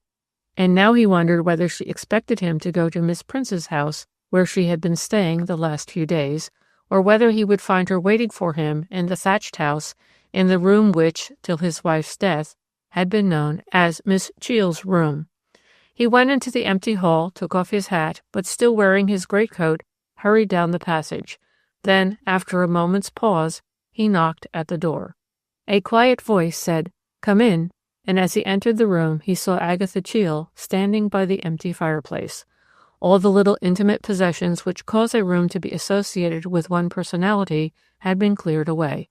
Already his late wife's companion looked, as well as felt, a stranger in this house where she had spent so secretly dramatic, while so openly calm, a year of her life. And now she gazed with sunken, burning eyes at the man who stood before her. How well he looked, how young, how strong. His life, which in the last few days she had come to realize would never be shared by her, opened before him. Deep in her unhappy, tormented heart, there had survived up to today a glimmer of hope. True, he had obviously avoided her during the last few days, but might not that be owing to his undoubted affection, or rather respect, for his late wife? Now that faint glimmer of hope died as she gazed into his set, almost stern face. There welled up in her heart a terrible tide of that acrid bitterness which is born of thwarted love and ambition. But being a brave as well as a proud woman, she only said, "I'm glad it was such a fine day. That makes such a difference to a funeral." And he answered eagerly, "Yes, indeed," grateful for her commonplace words. With an obvious effort, he exclaimed, "I want to tell you how grateful I feel for all you did for my poor wife. Your being here has made all the difference this last year." She said nothing, and speaking more quickly, he went on, "I have to thank you for myself as well as for poor Emily. It was such an infinite comfort each time I went away to feel that I was leaving my wife with someone I could trust, as I knew I could trust you." He waited a moment, and as she still remained silent, while looking at him with a terrible fixed look of, was it reproach? He took an envelope out of his pocket. "I have made up the enclosed check," he said awkwardly, "to the end of the year. I am glad to say Emily left you £1,000, so I do hope you'll manage to get a good rest before you start work again. From something Miss Prince said the other day, I gather you're taking a post connected with some kind of Russian business house." "Yes," she said quietly. "They were the people I was with before I came here, and they've often asked me to come back. It's interesting work, and I'm in general sympathy with their objects." "Bolshevik objects?" he suggested with a half-smile, and without meaning what he said. But she, without a glimmer of an answering smile, replied, "Yes, Bolshevik objects." A look of bewilderment came over his open face. "I had no idea that you and your brother shared that sort of views," he exclaimed, "deep as I know is your attachment for him." "We agree as to politics," she answered, as if the words were being forced out of her. And then, at last, almost as if reluctantly, she took the envelope from his hand. "Thank you for this," she said coldly, "and for telling me of Mrs. Garlett's unexpected thought for me. I do not want a holiday, but now I may be able to send my brother abroad this next winter, if he lives as long." "I was coming to that," said Harry Garlett quickly. "I'm going away for a long holiday, certainly till Christmas, perhaps longer, but I'm keeping the household here together, and I've been wondering whether your brother would come and stay at the thatched house as my guest, at any rate through the summer." She shook her head. "I think I ought to tell you, Mr. Garlett, that his coming here is out of the question. I'm afraid, nay, I'm certain, that he was the man Lucy Warren let into the drawing-room that night." A look of anger and disgust flashed into his face. So she had succeeded in rousing him at last? She sighed, a weary, listless sigh. "As I think I told you long ago, my brother's one real interest in life is what he calls falling in love, and always with some entirely unsuitable person." Harry Garlett softened. He remembered very well his surprise when she had first told him about the unprincipled sickly brother whom she yet loved so dearly, and of whom she was, in a sense, proud. "I feel grieved," he said feelingly, "that you have this real anxiety always with you. I wish I could help you with it." "No one can help me with it. I knew he was bound to get into a scrape with some woman here." "What an extraordinary way to go on!" "Extraordinary to you, no doubt. But you are a Galahad, Mr. Garlett." Her words were like the lash of a whip. He grew red under his tan, and looking at her straight for the first time during this, to him, most trying conversation, "I'm a very ordinary chap," he said deliberately. Neither of them spoke for a few moments. Harry Garlett turned and looked unseeingly out of the window. He was longing for the uncomfortable interview to end, and it was with relief that he heard her say, "I must be going back to the thatched cottage now. Goodbye, Mr. Garlett, and thank you for all your kindness." "Goodbye, and good luck." He tried to wring her hand, but it felt like a lump of dead, cold flesh. All at once the door opened behind them. "Agatha? Oh, here you are." It was Miss Prince. "I beg your pardon," she exclaimed, glancing sharply from one to the other. "We were just saying goodbye," said Harry Garlett quickly, "and I'll bid you goodbye too, Miss Prince, for I'm going away this afternoon, and I don't expect to be back this side of Christmas." "Good gracious, man! Are you going round the world?" "I haven't made up my mind what I'm going to do." "And who will look after the factory?" "Dodson and Miss Bower. Come, Miss Prince." His look challenged her. "You've never credited me with doing much of the work there, eh?" Chapter 5. Harry Garlett was lying on the bank of a Norwegian fjord. It was a beautiful, warm September day. He felt well in soul and body, and intended to give himself 3 more months' good holiday. With just a touch of reluctance, he opened a packet of letters which had followed him to this remote, delicious place. Old Dodson's letter, doubtless a brief, dictated summary of what had been happening at the factory, was, as usual, addressed in the girlish handwriting of Jean Bower. The sight of that handwriting made his thoughts stray for a while to the place which he still called home. He was indeed a lucky chap to have such a steady old soul as Dodson and such a thoroughly nice, sensible young woman as was Jean Bower looking after the business from which he drew part of his large income. He opened the envelope, and then as he read the typewritten sheet, his face clouded with deep and even deeper dismay. Dear Mr. Garlett, I hope you will not think I am exceeding my duty in writing to you that I am becoming very anxious about the state not only of Mr. Dodson's health, but also of his brain. It seems a shame to interrupt your holiday, but I really don't know what to do. I am supposed to be the only person who has any influence over Mr. Dodson, but I have very little influence indeed, none where the real conduct of the business is concerned. My uncle agrees with me that you ought to know the state of things as soon as possible. Believe me to remain, yours sincerely, Jean Bower. He got up from where he had been lying so luxuriously in the long grass, feeling as if he hadn't a care in the world. There was evidently nothing for it but to go home and face out a difficult and disagreeable situation. And yet he felt sharply annoyed with Jean Bower. No doubt she was exaggerating as to old Dodson's condition, but there it was. He couldn't neglect such a letter as that. He told himself that he had been a fool to leave a girl in so responsible a position. This was why his friends and neighbors welcomed Harry Garlett back in their midst full 3 months before he had been expected home. In such a place as Grendon, everybody is interested in every other body's business. As soon as he had come back, Harry Garlett had sent off Jean Bower for a short holiday, and soon, to his mingled amusement and annoyance, he found he could hardly take a step down the high street without some good-natured gossip telling him how splendidly the girl had managed poor, crazy old Dodson. Even his head foreman seemed quite lost without her, and as a matter of fact, things didn't begin going right again till she came back, and in her quiet and diffident yet competent way began to put him wise with regard to all those matters which Dodson had always tried to keep jealously in his own hands. And then, as the days went on, Harry Garlett began to find himself taking a keen, even an excited interest in his work. The business which had meant little to him in the old days now gripped and absorbed him, or so he honestly thought, to the exclusion of all else. Times were bad, everyone in the country economizing, going in more and more for the cheap rather than for the good, and the china made in the Etna works had never been cheap, though always good.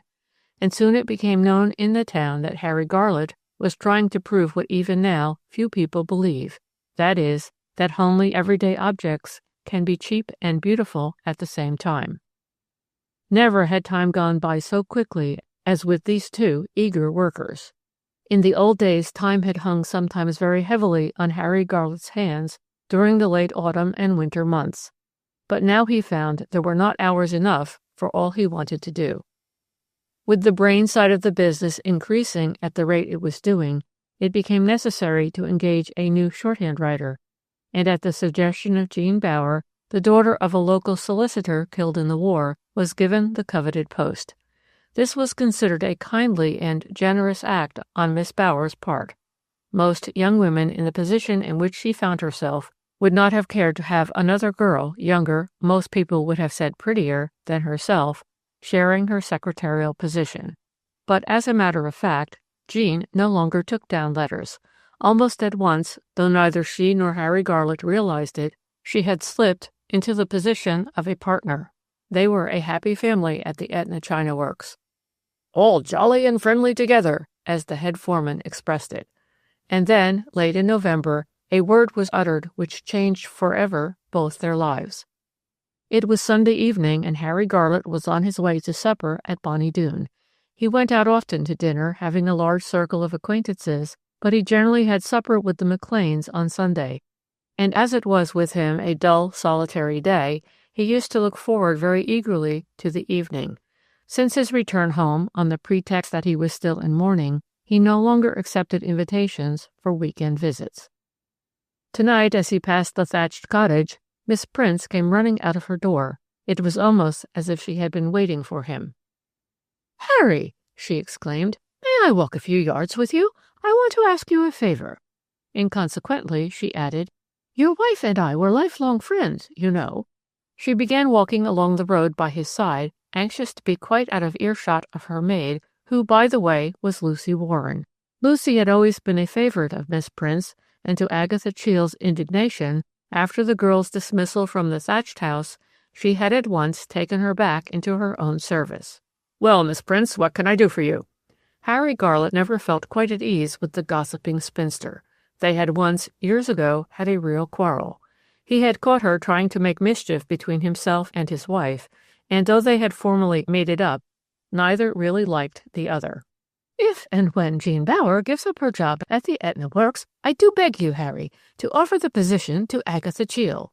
Agatha Cheel? Harry Garlett repeated the name mechanically. His whole mind, aye, and his whole heart, were full of the first words she had spoken. If and when Jean Bower gives up her job. "Have you any reason for thinking that Miss Bower is going to give up her position?" He felt, he could not see, for it was dark, that Miss Prince smiled. It was a smile he knew and had always hated, for it generally presaged on her part the saying of something spiteful and unpleasant. But whatever it was she was about to say, she now seemed in no hurry to say it. "Well," she said at last, "you go to the McLeans so often, I should have thought you must have guessed what's in the wind."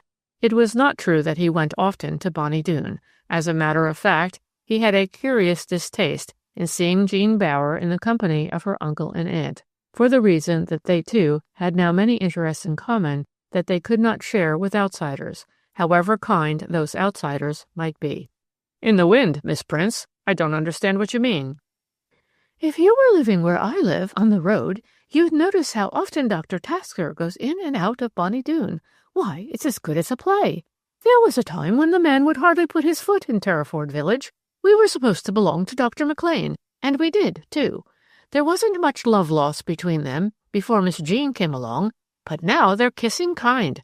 I'm expecting to hear of Jean's engagement to Dr. Tasker any day." Harry Garlett fenced with his tormentor. "I now see your point about Miss Cheel," he said quietly, "but I doubt if she would give up her work in London." "She gave it up before to please you." Her tone was significant, though he could not see her meaning look. She added hastily, "Agatha is devoted to this place, and so I thought I would take time by the forelock. Once it's known that Jean Bower is leaving the factory, there'll be plenty of people anxious to work their idle, silly daughters into her pleasant job. If you are wise, Harry Garlett, you will bear Agatha Cheel in mind." "I will indeed, Miss Prince. Thank you for mentioning her." Miss Prince turned back toward her house, while Harry Garlett walked on, in a turmoil of astonishment and, yes, of bitter, intolerable jealousy.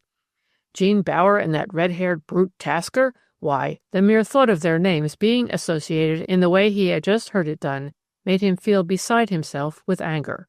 He quickened his footsteps, even now unaware of what was the matter with him. Indeed, as he went up the drive leading to the McLeans' front door, he seriously told himself that his feeling of utter dismay was owing to the loss Jean would be to him from a business point of view. A most miserable evening followed. Whenever Harry Garlett had a chance of doing so, he would stare furtively, his heart full of jealousy and suspicious misery, at Jean Bower's bright, animated face. He wondered whether Tasker had been there on Friday afternoon. The day before yesterday, Miss Bower had asked for the afternoon off, a most unusual thing for her to do. Jean? What a lovely, unusual name. Till this evening she had been Miss Bower even in Harry Garlett's inmost thoughts. Henceforth she would always be Jean. He was so silent, so constrained in his manner, that the doctor and Mrs. McLean noticed that something was wrong. But they were, as Jean's aunt expressed it afterwards, 100 miles from suspecting the truth. By both these good people, Harry Garlett was still regarded as the newly made widower of poor Emily, and as for their dear little niece, They were secretly happy in the belief that she would soon be Mrs. Tasker, settled within a pleasantly easy distance of themselves, with her future assured, even if the young medical man, whom they had regarded with such very different feelings till a few months ago, were not exactly a hero of romance. Tasker was proceeding in his wooing in a leisurely, cautious manner, but neither of the onlookers suspected the truth being that he felt as if there were an invisible but strong barrier between the girl and himself. The next morning Jean was 10 minutes late in arriving at the factory. As a rule, she was 5 minutes early, but someone had come to Bonnie Doon with a cut hand, and the doctor who generally motored her into Grendon had wished to attend to the injury himself. Those 10 minutes had seemed to Harry Garlett an eternity.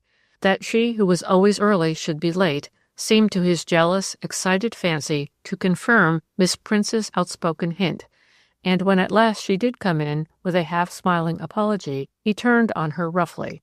"I hope that you won't be delayed like this again, Miss Bower, however good the reason. It gives a bad example." And she was frightened, cowed by his look of mingled anger and contempt.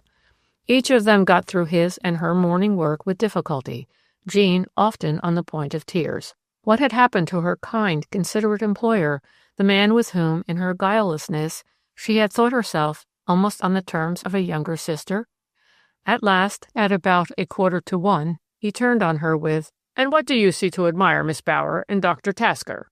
It was a monstrous, an outrageous question, and the color flew into her face.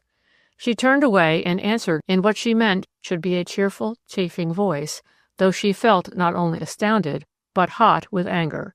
"What makes you think I admire Dr. Tasker, Mr. Garlett?" He said, "I'm told you do," in a short, cutting voice. This time she remained silent, and after pretending for a moment or two to be busily engaged in correcting the proofs of a new trade catalogue, she put her pen down and turned to walk toward the door, no longer mistress of herself. Harry Garlett leaped to his feet, and before she could reach the door, he caught her up and masterfully, yet oh how gently, took her in his arms. "Jean, don't be cruel," he whispered. Surely you know I love you, adore you, worship you?" For a long moment they gazed into each other's eyes, and then his lips sought and found her soft, quivering mouth. Early that afternoon, it was the 1st of December, Jean went home and quietly told her dismayed aunt that she and Harry Garlett loved one another. She admitted that it was very strange that neither of them had known it before today, but she went on to say that now they did know it, they were very, very happy. Poor Mrs. McLean! For the first time in her life, she felt as if she could not cope with a situation, and she prayed for the doctor's return home. But when he did come in, tired out from a difficult case, he only said grumpily, "So that was what was the matter with him yesterday? We were fools not to have foreseen it," and telephoned to ask Harry Garlett to supper. How different was this evening from that spent by them all the night before. Even Mrs. McLean, staid Scots body that she was, caught fire at the great shaft of pure white flame which seemed to envelop those two who had now become lovers. To her husband she might mutter that it was only just over 6 months since poor Emily died, but to herself she kept saying how wonderful, how uplifting, even only to watch, was this ecstatic passion between a man she had secretly imagined incapable of love and her matter-of-fact, capable, merry little Jean. Dr. McLean was far from pleased. He kept wondering ruefully what he should say to Tasker. The man would undoubtedly be bitterly disappointed. Nay, more, he might feel that he hadn't been treated quite fairly. The doctor was also uncomfortably aware that there would be talk, and almost as if his wife were able to see into his mind, just before Harry Garlett at last got up, Mrs. McLean suddenly exclaimed, "There's one thing I'm minded to say, Harry. I'm afraid Jean mustn't go to the factory any more, not till you're married, that is." As both the girl and her lover exclaimed against the cruel decision, Dr. McLean clinched the matter. "Your aunt's quite right," he said firmly. "Grendon's the greatest place for gossip in England." "We don't mind gossip." Dr. McLean looked gravely at the two fine-looking young people standing before him in the lamplight. Harry Garlett had never looked his age, and now tonight he looked years younger than yesterday. As for Jean, not only her radiant face, but her supple, graceful figure seemed transfigured. She looked a lovely, ageless nymph no sorrow or decay could touch. "I fancy that even you would mind being spied on and sniggered at," said the doctor dryly. And so there began, for those two who loved one another so dearly, a strange period of mingled pain and bliss. They hated to be apart, and yet they were not allowed to be together in what seemed to them both the only seemly, natural way, that in their joint, everyday work. Mrs. McLean showed what even Jean considered an almost absurd fear of what even the people of Terriford might say. She did not like the lovers to stray outside the large garden and paddock of Bonny Doon, and she ordained that for the present the engagement should remain private. Small wonder that at the end of about 10 days Miss Prince asked inquisitively, "Why has Jean left off going to the factory?" "Jean has only had a few days' holiday since she first went there," answered Jean's aunt evasively, but Miss Prince shook her head. "I don't know why you should hide the truth from me, Mrs. McLean. It's been plain for a good while what was the matter with Harry Garlett. I knew it before he knew it himself. But I didn't believe that the girl liked him. I thought she preferred Dr. Tasker. Well, well, poor Emily has soon been forgotten." After some 3 weeks of this state of things had gone on, Dr. McLean suddenly said to his wife, "There's nothing for it but to get them married. There'll only be more talk if they don't." And Mrs. McLean answered with something like a groan, "There'll be a lot of talk if they do." "Yes, but what's to be done, my dear? The poor fellow has never been in love till now, so he doesn't know how to behave." And so it was that at last it was decided that the two should be married on the 19th of December, by special license, very quietly, not to say secretly, in Terriford village church. They would then go to London for a week's honeymoon, and during that week Dr. and Mrs. McLean would tell all their neighbors and friends what had happened. The doctor and his wife reminded each other that there was something about Jean which attracted even cold people. She had such a bright, happy, eager nature. As for Harry Garlett, he was always ready to do anybody a good turn, and also, as a great cricketer, was very popular. Though some old-fashioned people might be shocked by so early a second marriage, everyone knew that his late wife had been an invalid for years. There was only one person to whom, for a reason he would have found it difficult to define even to himself, Harry Garlett felt bound to announce his forthcoming marriage. This was Agatha Cheel. In answer to his brief letter, there came one even briefer. "Dear Mr. Garlett, I am interested in your news, and I trust you will be as happy as you deserve to be. Yours sincerely, Agatha Cheel." Chapter 6. "I am the most fortunate man in England. I am the happiest man in the world." As he swung along in the bright winter sunshine on the field path which formed a shortcut to the town, again and again these words seemed to hammer themselves in joyful cadence on Harry Garlett's brain. What we call the human heart is full of the strangest twists and turnings, and so, though Garlett's heart was full of Jean Bower, he threw an affectionately retrospective thought to his late wife. He and poor Emily had never had a really cross word during those long, quiet years before the war, when, most fortunately for himself, he had not even dimly apprehended what the passion of love can mean in a human life, and how it will make beautiful and intimately delicious even the most prosaic facts of day-to-day existence. He looked at his watch. It was 10:15. It was just 24 hours from now he and Jean would be starting for their 1 week's honeymoon in London. His face softened. There came upon it a great awe. God, how he loved her! Every moment they spent together he seemed to discover some new, hitherto hidden beauty of mind, soul, or body in this wonderful, still mysterious, but wholly delightful young creature who not only allowed him to worship her, but, miracle of miracles, returned his passion. Such were the disconnected but wholly contented thoughts which filled half an hour of the last easy, unquestioning, and as if for an immortal moment, ecstatic morning of Harry Garlett's life. With no premonition of coming pain or evil, Jean Bower's fortunate lover passed through the big paved courtyard of the Etna china factory. He walked quickly into the early Victorian marble-papered hall, and so past the office where sat 2 clerks, into the high square room which had been for so long known to the good folk of Grendon as Mr. Dotson's room. His letters lay unopened on the shabby leather-covered writing table, and as he sat down he saw that on the top of the pile was an unstamped envelope marked Private.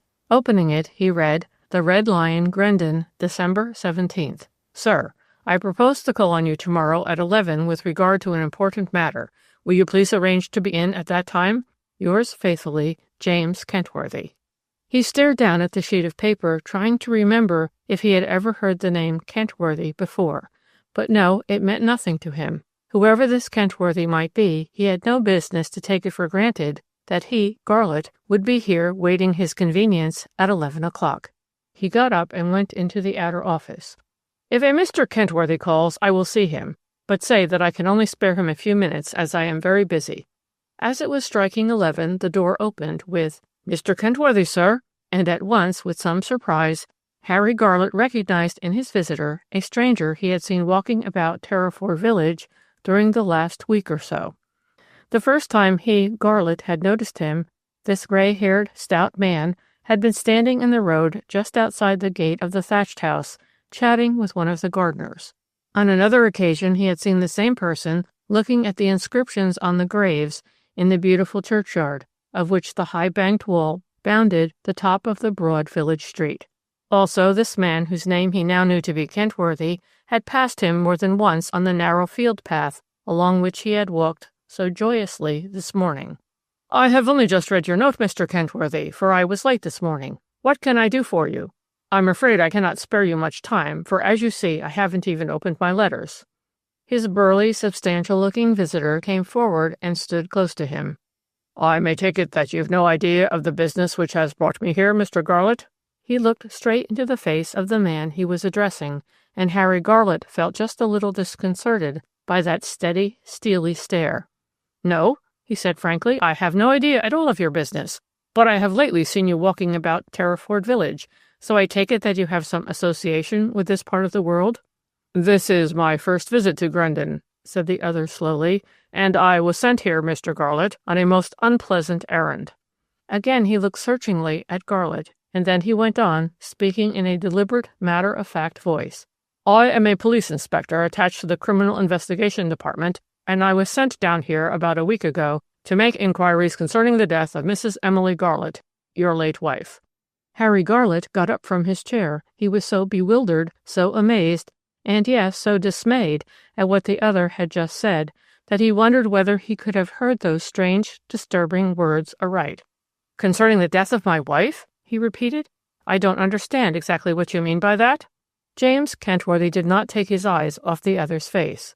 Long and successful as had been his career in the Criminal Investigation Department, he had never had a case of which the opening moves interested and, in a sense, puzzled him so much as did this case.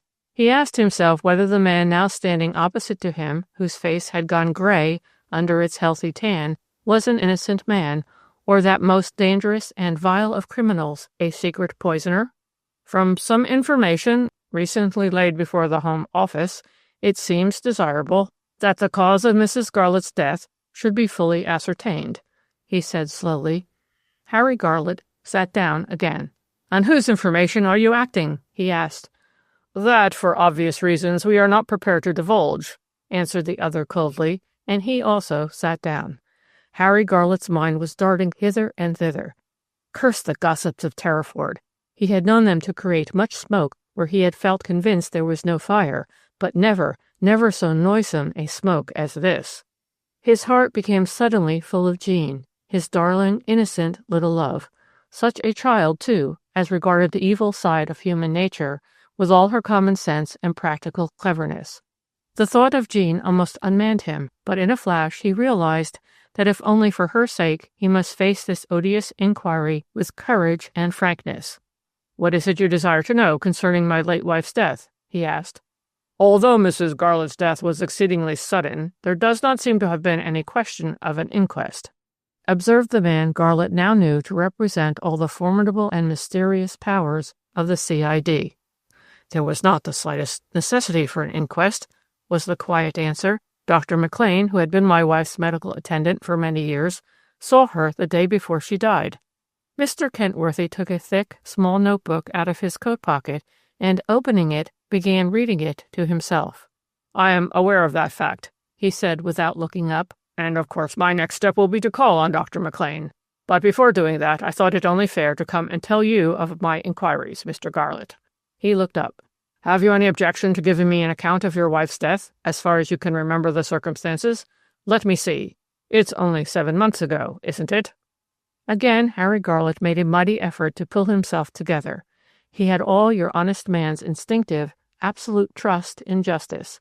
No one believed more firmly than himself that truth will out even in an affidavit, but even so, though he was not exactly an imaginative man, he did feel as if the gods, envious of the wonderful happiness with which his cup had been filled up to brimming over till a few moments ago, had devised this cruel, devilish trick. "I am quite willing to tell you everything you wish to know," he said frankly, "but there is very little to tell, Mr. Kentworthy. It is a fact, is it not, that your wife was a lady of considerable means, and that she gave over to you the greater part of her fortune quite early in your married life?" Garlett flushed. "That is so, but I beg you to believe that it was by no wish of mine. In fact, as I can prove to you, I remade my will at once, leaving the money back to her in case I predeceased her." James Kentworthy smiled. In spite of himself, he was beginning to like Harry Garlett, and even to feel inclined to believe, to hope, he had been sent to this sleepy, old-world country town on a wild goose chase. "Look here," he exclaimed, "I don't want you to be on the defensive with me, Mr. Garlett. If, as I trust will be the case, these inquiries of mine show that everything occurred in a regular and proper manner, no one will be more pleased than I shall be. I am not trying to catch you out in any way." Garlett's face lightened. "Thank you for saying that, but I feel so bewildered, Mr. Kentworthy." "I understand that. Still, in your own interest, I beg you to tell me, as clearly as possible, whatever details you may remember as to your wife's sudden death. I propose to make a shorthand note of all you say, and then, after I have transcribed it, to ask you to read it over and sign the statement."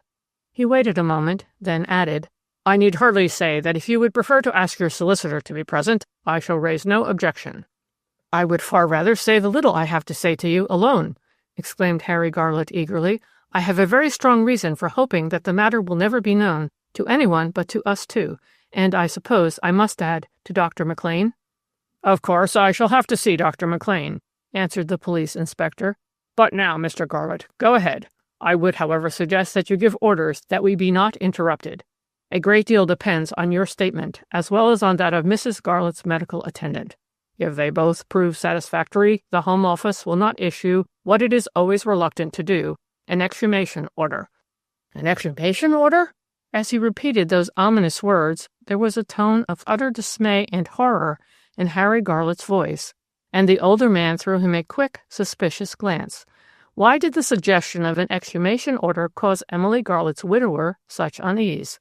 Then he reminded himself that, after all, an absolutely innocent man might well quail before an ordeal which, whatever the precautions taken, was bound to become public. "That would obviously be the next step," he said reluctantly.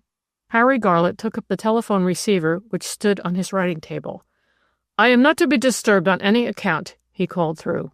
And then, settling himself squarely in his chair, he faced his tormentor. "Ask me any questions you like, Mr. Kentworthy," he said, "and I promise to answer them fully and truthfully." The police inspector moved his chair a little nearer to the writing table. "I understand from the few inquiries I have been able to make that Mrs. Garlett was always in delicate health?" "That is so. Indeed, my wife may be said to have been born delicate. She told me once that she never remembered feeling really well. Her parents made a very late marriage, and she was an only child." "She was a good deal older than you were, was she not?" Harry Garlett reddened. The fact had always been a sensitive point with him. "I was 22 when I married, and my wife, at 27, seemed in my eyes still quite a young woman. She was very slender, and at that time of her life did not look more than 20. "And I suppose I may assume that it was a marriage of affection on both sides?" A deeper flush came over Harry Garlett's face. Though he had an open, cheery manner, he was in some ways a very reserved man. It was therefore with obvious, though restrained emotion, that he answered, in a very low voice, "My mother died when I was a child, and I had no sister. My father failed in business when I was a lad of 14, and a godfather paid for my later education. Until I came to Grendon, I had hardly ever spoken to a young lady of refinement. At once the thatched house became to me what I had never known, a home, and its young mistress, my ideal of womanhood." "I see," said the other man, touched by the candid admissions. "Then I take it, Mr. Garlett, that yours was a love marriage?" "In spite of my wife's ill health and our disappointment at not having children, I doubt if any married folk ever led a happier and more placid existence than we did, till the war," answered Harry Garlett earnestly, but as the other thought, a little evasively. "My wife took the greatest pride and pleasure in my success as a cricketer, yet she was so far from strong that even in the old days she could seldom sit out a match." "I know that you were the third man in Terriford to join up in August 14, observed Mr. Kentworthy, "but that, I take it, did not mean that you were not completely happy at home?" "Indeed it did not. I felt that every fit man in a position to do so ought to join up at once. As for my wife, she was one of those old-fashioned women who approve of everything their husbands do." "Very few of that sort about now," said Mr. Kentworthy, smiling. "Well, my wife was one of those few. I told her how I felt about it all, and she said no word to stop me. And yet I have every reason to believe that she went through a real martyrdom while I was at the front." He waited a moment, then concluded, "And when the war came to an end and I settled down at home again, I realized that she had become a permanent invalid." "A terrible thing for a man of your age," observed Mr. Kentworthy thoughtfully. Harry Garlett made no answer to that comment. Had he ever felt for poor Emily a tithe of what he now felt for the girl who was to become his wife tomorrow, the condition in which he had found her on his return home would indeed have been a terrible thing. But with Emily, his relations, though good, kindly even in a sense, gratefully affectionate, had not been such, even before the war, as greatly to affect him. But that, after all, was entirely his own and most secret business. Thank God, he was thinking of Jean now, not of Emily. He had played fair in the great game of life. Tempted? Of course he had been tempted, once at least more fiercely than he cared to remember now.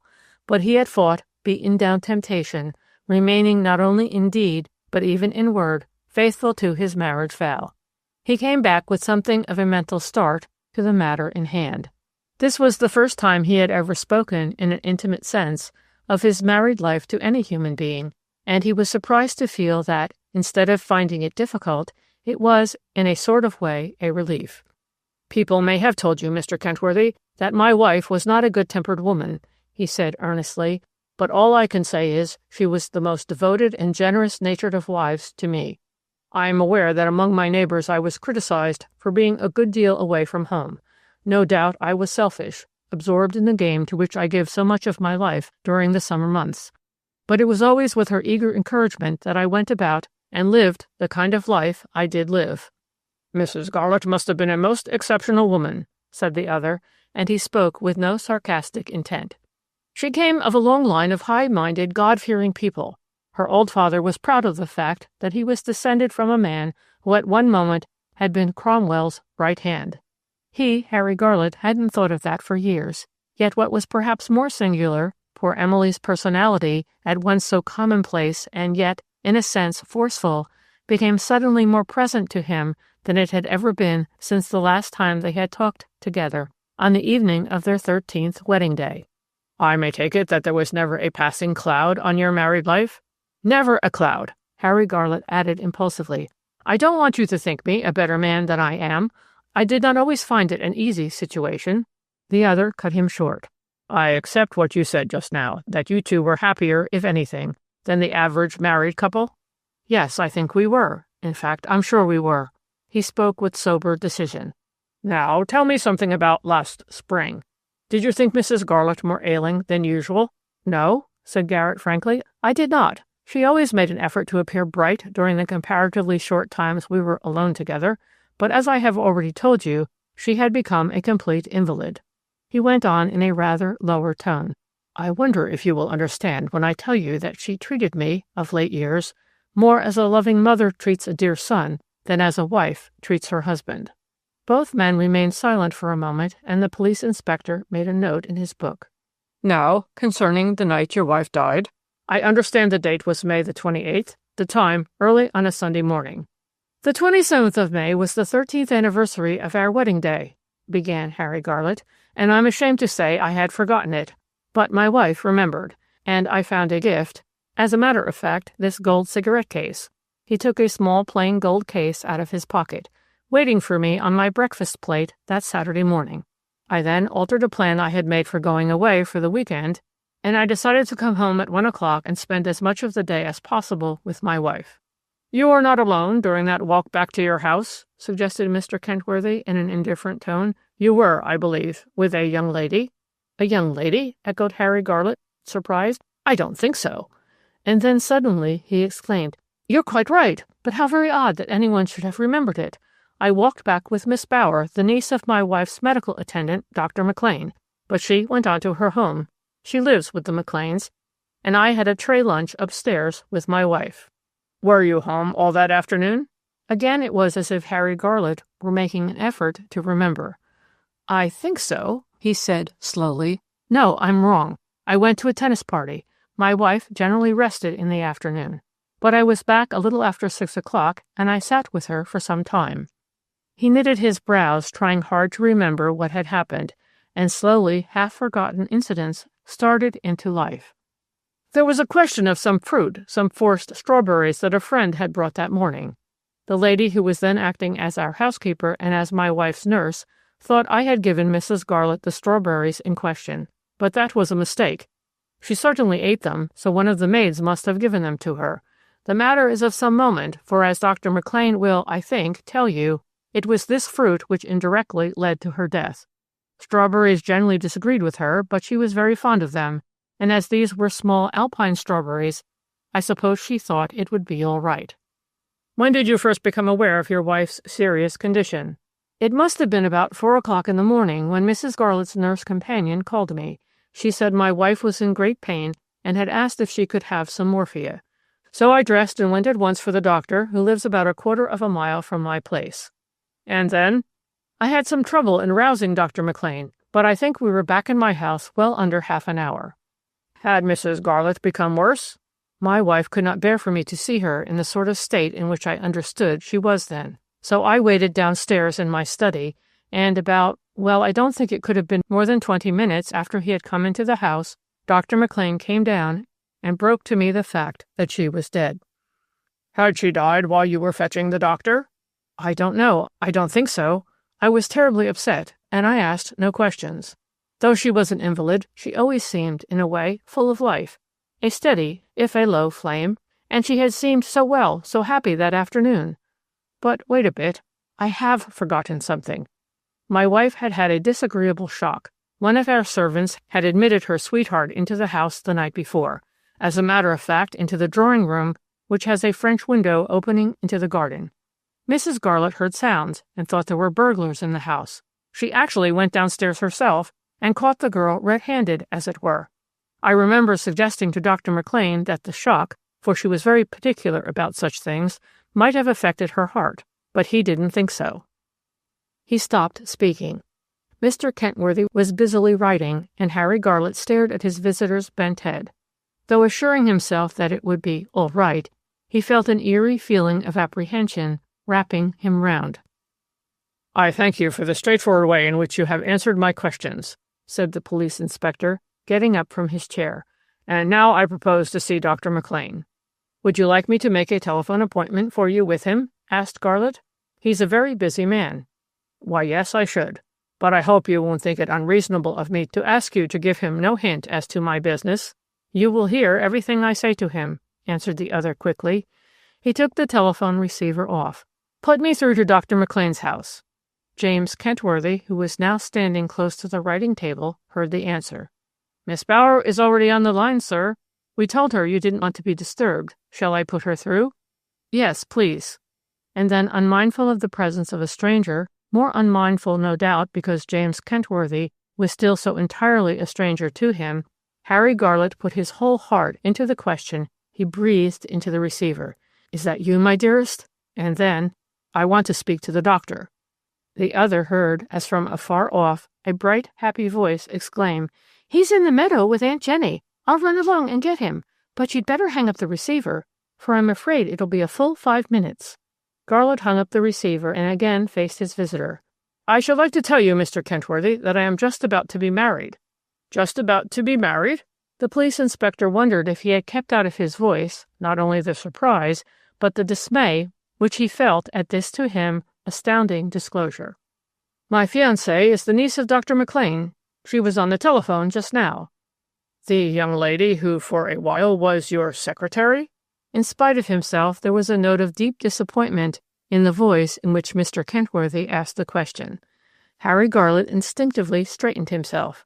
"Miss Bower became secretary to the Etna China Company, not my personal secretary, just before my wife's death." There was an awkward silence between the two men. "I see," said Mr. Kentworthy at last. "I see, Mr. Garlett."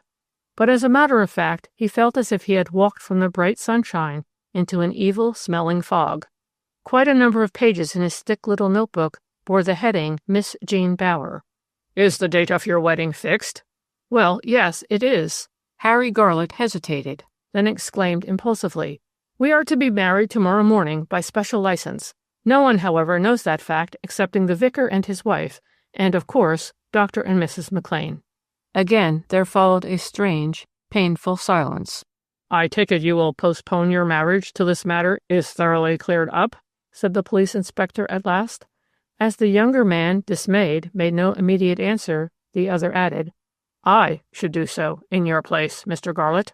Before he could speak, the telephone bell rang, and Harry Garlett took up the receiver, and in a falsely cheerful tone, a tone with which, alas, James Kentworthy was painfully familiar as a result of his life work, he called out, "Is that you, Dr. McLean? Garlett speaking. Would you be in if Mr. Kentworthy, a gentleman who wants to see you on urgent private business, were to come along now? Yes? Right." He hung up the receiver. "Dr. McLean will see you at once." Both men got up. "One word before you go, Mr. Kentworthy." "Yes, Mr. Garlett?" Try as he might, he could not bring back the kindly tone into which he felt he had been betrayed during the latter part of their conversation. "I suppose the only thing that would set the matter absolutely at rest would be the exhumation of my wife's body?" "That is so, obviously," answered the other briefly. Chapter 7.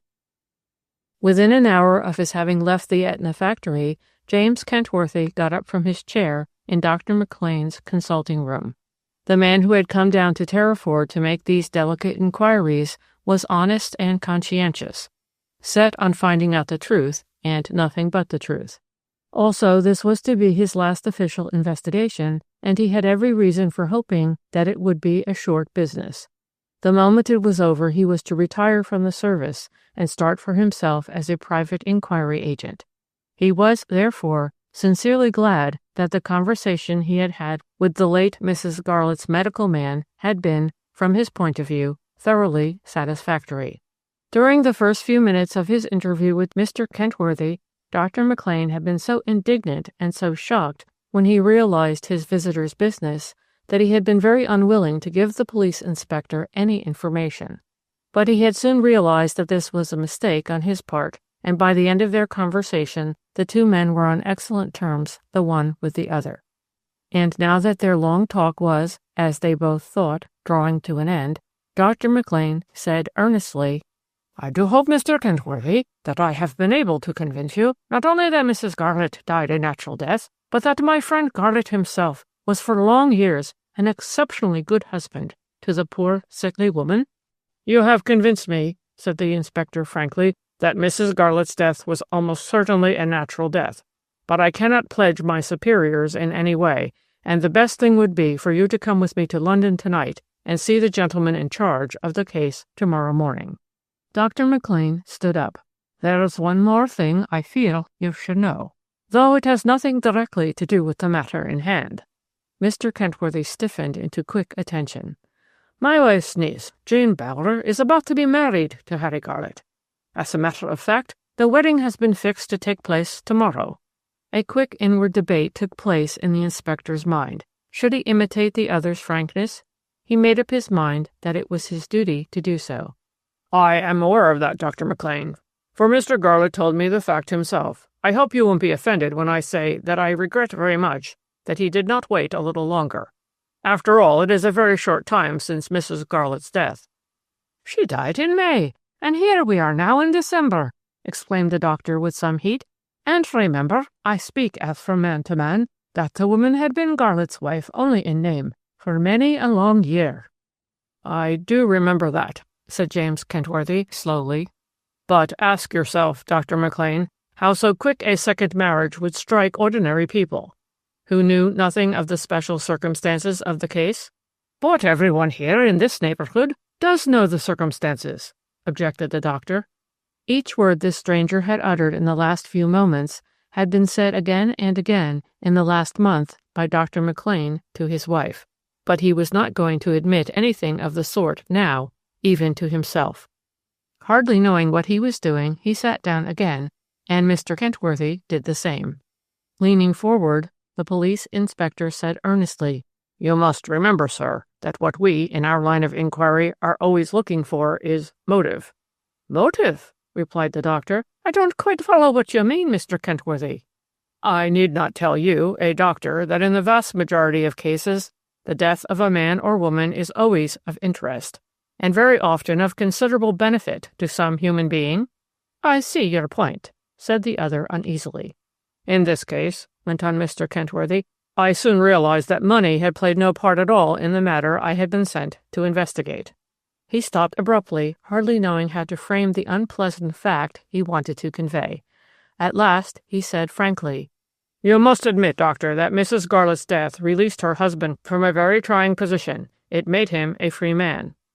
"That's true. Yet I ask you to believe me, Mr. Kentworthy, when I tell you most solemnly that Harry Garlett never longed, even unconsciously, for that sort of freedom. He's a man's man in daily life. He never seemed in the least interested in women, and there was never the slightest breath of scandal about his name." The police inspector looked at him gravely. "I'm sorry to say that you are mistaken, Dr. McLean. You are evidently not aware that there has been a great deal of gossip, not only since Mrs. Garlett's death, but even before her death, concerning Mr. Garlett and the young lady to whom he is now engaged." Dr. McLean jumped up from his chair. "I deny that. I deny it absolutely." His eyes flashed. He struck his writing table with his hand. "What devils some women are! Why, my poor little niece had only just become secretary to the Etna Company when Mrs. Garlett died." "She took over her new duties on the 26th of last April," observed the inspector quietly, "and from what I can make out, there seems no doubt that Mr. Garlett, who up to then had much neglected his duties as managing director, leaving everything, it appears, to his partner, a certain Mr. Jabez Dodson, began going daily to the Etna China factory." Dr. McLean sat down again. He felt far more disturbed than he would have cared to acknowledge, even to himself. "I suppose," he said slowly, "that it would not be fair to ask you the source of this absolutely untrue and poisonous gossip?" "I don't say it would be unfair, but I am sure you will understand that it would not be right of me to oblige you." "Do you mind telling me exactly what it is you've heard, narrowing down the point to what you have been told happened before Mrs. Garlett's death?" Mr. Kentworthy began to feel sorry he had said anything about that side of his investigations. He had been tempted into indiscretion by his liking for this man and his growing conviction that Harry Garlett's wife had died an absolutely natural death.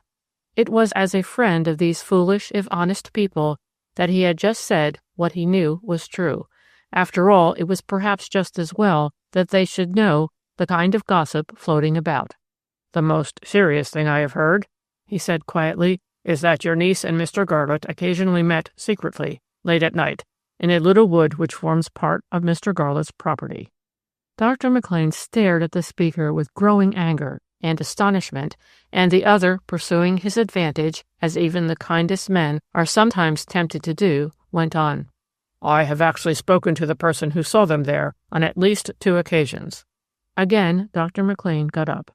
"You have actually found a man or woman who declares that he or she saw my niece, Jean Power, and Harry Garlett under the compromising circumstances you have described?" "No," exclaimed the other quickly. "I cannot say that the person in question mentioned Miss Bower. What she said, I admit it is a woman, was that she had twice seen Mr. Garlett and a young lady in the wood forming part of the thatched house property, and that, On the second occasion, she overheard something like an altercation between the two. Garlett's companion burst into tears and reproached him, from what I can make out, for his coldness to her. "Good God!"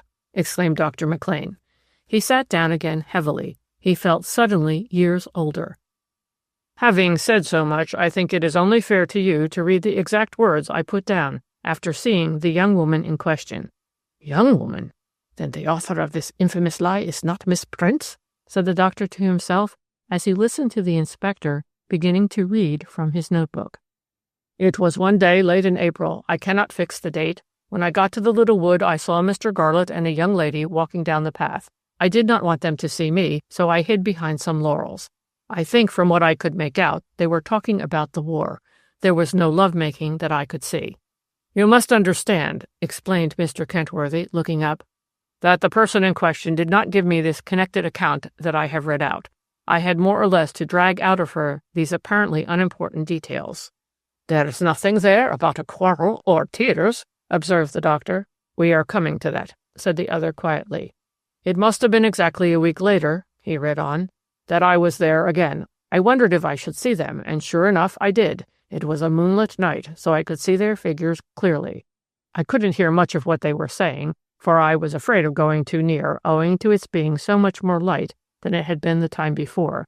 But I did hear Mr. Garlett speaking as if he thought it was wrong of them to be there together at all. He begged the lady's pardon ever so many times, and seemed a good deal distressed. As for her, she was sobbing bitterly, and kept saying, 'I am very tired, or I shouldn't be upset like this.' I may as well read you the impression the story made on me at the time," said Mr. Kentworthy, and he went on with his notebook. "I pressed her again and again to give me some indication of who the young lady was. I cannot believe her assertion that it was a stranger to her, but she persisted in her statement that though she knew the man was Garlett, she did not know his companion. If this is true, it follows that Garlett's companion was some woman who had come out either from Grendon, or perhaps from an even greater distance, to spend an hour with him. Note, make inquiries as to how he spent his time and with whom during his frequent absences from home before his wife's death. You cannot be surprised," he added, looking up, "that I feel everything points to Mr. Garlett's companion in the wood having been the young lady with whom he is now on the eve of marriage." "I suppose I can't expect you to agree with me," said Dr. McLean, "when I say that I am convinced that the story is entirely false from beginning to end. I know my niece never met Harry Garlett secretly at night, or, for the matter of that, in the daytime. Only his own admission would make me believe that Garlett met any woman in such compromising and dangerous circumstances." Mr. Kentworthy remained silent. It was clear he did not accept the other man's view of the story. Suddenly the doctor pressed the electric bell on his table twice sharply. "I'm going to send for my niece," he exclaimed. Mr. Kentworthy started up. "That's not fair," he cried. "That's not playing the game." "Bide a wee, man. I'm not going to do anything unfair. I simply want you to see the child. I'll give her a message for my wife." A moment later the door opened and Jean Bower ran in. "Yes, Uncle Jock? What?" And then she stopped short. "I beg your pardon. I did not know you had anyone here." "Mr. Kentworthy, my niece." The two shook hands, and as he looked keenly into her fresh, guileless face and noted, as only a trained eye would have done, the dozen little details which go to differentiate one type of modern girl from the other, James Kentworthy told himself that Dr. McLean had shown a sure instinct in thus obliging him to see Harry Garlett's betrothed. The experienced police inspector was not a susceptible man, and he was one whose work habitually caused him to see the ugliest side of feminine human nature. Yet he would have staked a great deal on the probability that the girl now before him was as pure and essentially simple-hearted as had been the mother whose memory he cherished. He made up his mind that Harry Garlett's mysterious companion had almost certainly not been this young woman. "I want you to tell your aunt, my dear, that I have unexpectedly got to go to town tonight." "Oh, Uncle Jock!" Jean looked very troubled and dismayed. "I'd better phone to Harry at once, hadn't I?" "Yes, do, my dear. But first, tell your aunt she'd better send a note to the vicar. That is if you want me to be present at your wedding." She reddened deeply. How very strange and odd of Uncle Jock to speak of tomorrow's secret ceremony before a stranger. "Of course we want you to be there. Why, we shouldn't feel married if you weren't there. We'll put the wedding off for a day or two." She tried to speak lightly and, turning, left the room. "There!" exclaimed Dr. McLean. "Do you see that girl meeting a married man in a wood at night? She's the most self-possessed, dignified little lassie I've ever met. Not that she's lacking in feeling. She's devoted now to that man, and," he went on, speaking with a good deal of emotion, "I hope to God she'll never know of this horrible, if it was not so serious, I would say this ridiculous business." Suddenly the telephone bell on his table rang. He took up the receiver. "I said I was not to be disturbed." And then in a very different voice, "Garlett? Has the man who called on me this morning gone? I feel I must see you." "Yes, I'm still at the office. Where else should I be? Somehow the horror of it all seems to grow and grow on me. For the first time in my life, I feel as if I don't know what I ought to do." The doctor felt dismayed. It was clear that the invisible speaker was painfully excited and overwrought. "I don't think there's anything to worry about," he called back soothingly. "My interview with Mr. Kentworthy has been quite satisfactory, and I'm going up to London tonight to see the people concerned tomorrow morning. Best not say too much over the telephone, my dear fellow. Bad breaks will come in business, as we all know." He hung up the receiver. "Garlett's thoroughly rattled," he exclaimed. "Do you see any objection to his coming up with us tonight and going to the Home Office tomorrow morning?" The other hesitated. "Frankly, I shouldn't advise that. If you, as Mrs. Garlett's medical attendant, can convince my chiefs that she died a natural death, the whole matter will be dropped." "I understand that, and I'll make him follow your advice," said the doctor. "But what I can't make out, what I would give a good deal to know, I suppose you know and won't tell me, is what started this damnable inquiry." The eyes of the two men crossed. "There are such things as anonymous letters," observed Mr. Kentworthy dryly. "Anonymous letters?" Surprised though he felt, he told himself that he had been a fool not to think of that solution of the mystery. "I didn't know," he muttered, "that poor Garlett had an enemy in the world. But I suppose you can't run any business without making some bad blood." "I suppose you can't," agreed the other. "But one thing I will tell you. The letters in question were never written by a factory hand." He leant forward and, instinctively lowering his voice, he went on. "Can you think of anyone who bears Mr. Garlett a grudge? Having said so much, I think I may go a step further and say that we have no doubt at all that it is a woman." "A woman?" Again the doctor's suspicions swung around to Miss Prince. "I understand that before his wife's death Mr. Garlett went about a great deal," went on the other thoughtfully. "That's true. Garlett's a very good fellow, and very popular. As a famous cricketer, he knew people more or less all over England, and the only kind of business he really did for the Etna China Works was that of sometimes acting as a sort of glorified commercial traveller." "That being so, Dr. McLean, don't you think it possible that he may have formed some kind of connection which he gave up, as, queerly enough, a good many men do give up such friendships after a wife's death?" "In this strange world of ours," said the doctor reluctantly, "everything is possible. But I would have staked a good deal that that particular thing was never true of Harry Garlett. I take it you have seen the anonymous letters in question?" The police inspector quietly opened his black attaché case.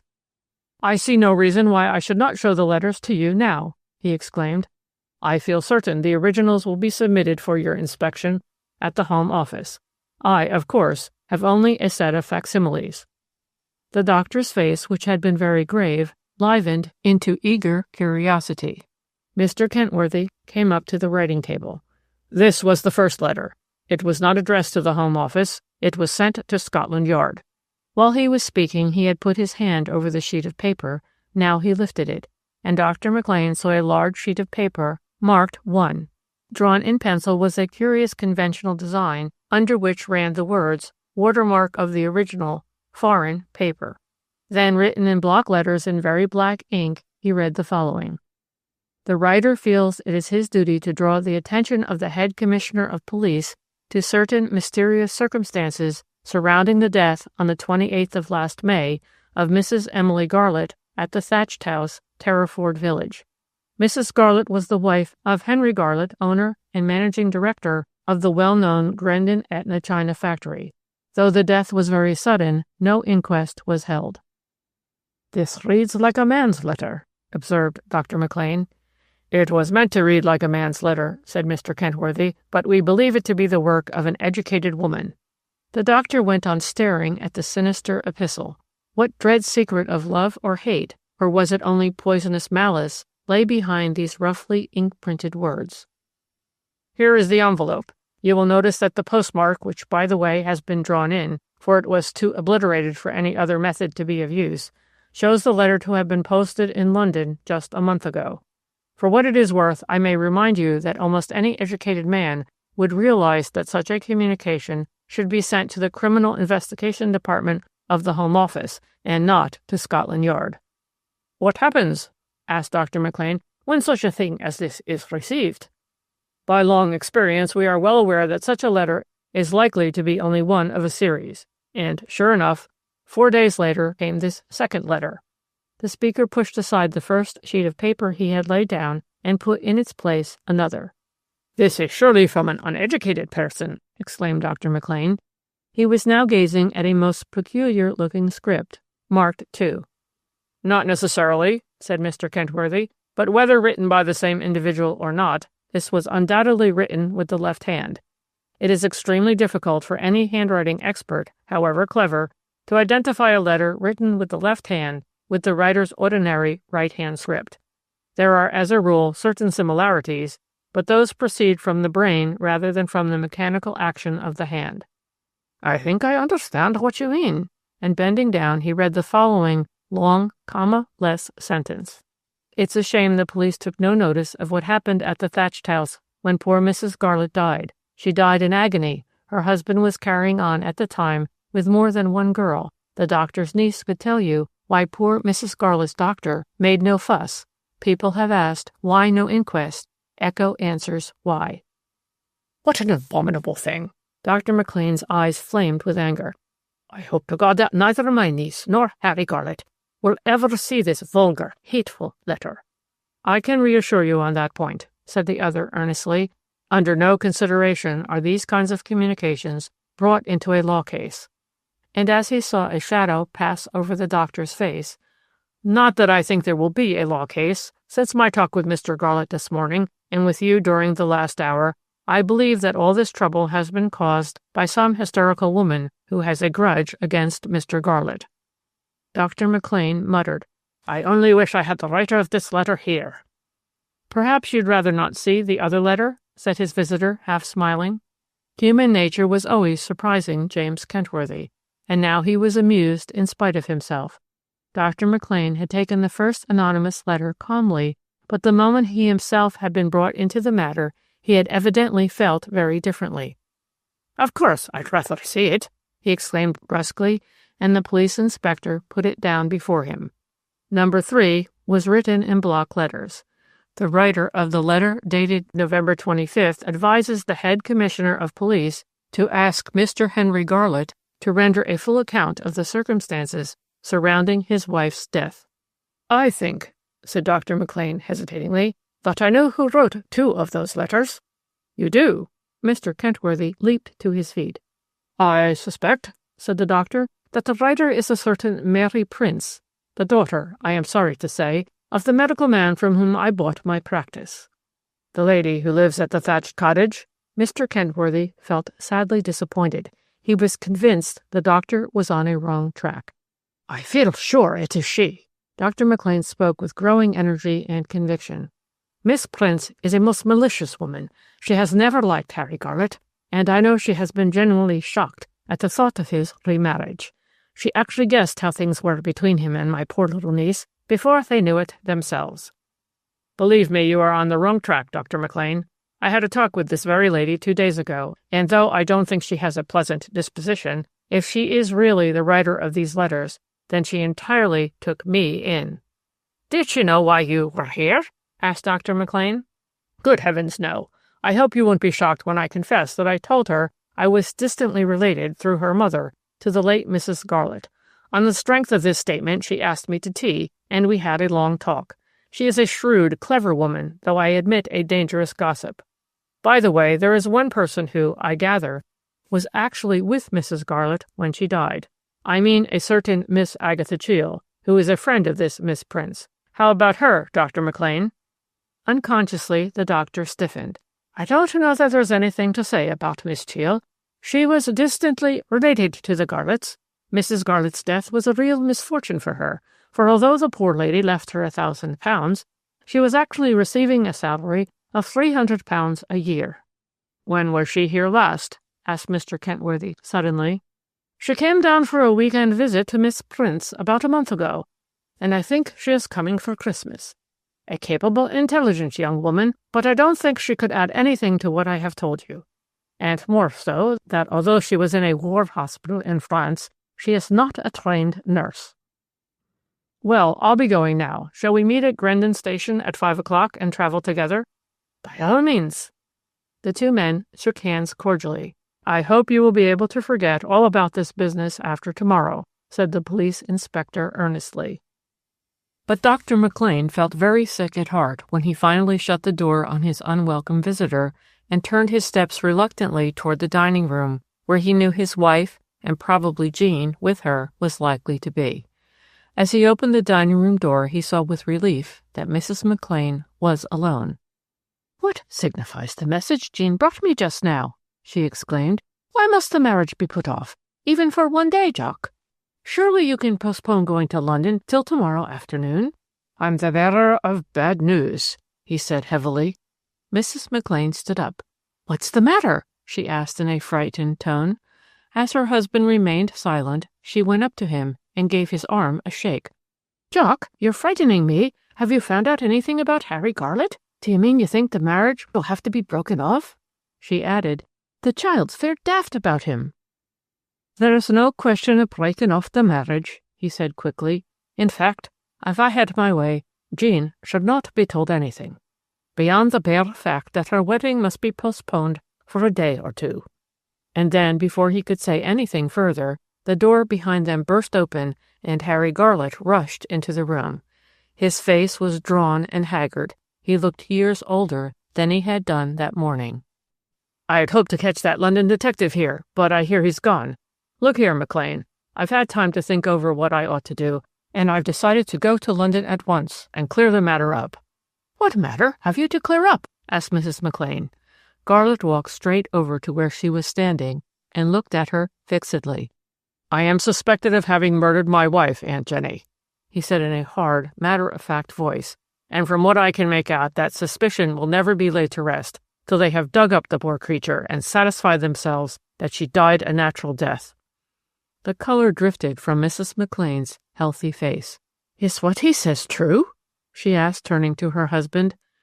"Yes and no," he answered in a measured tone.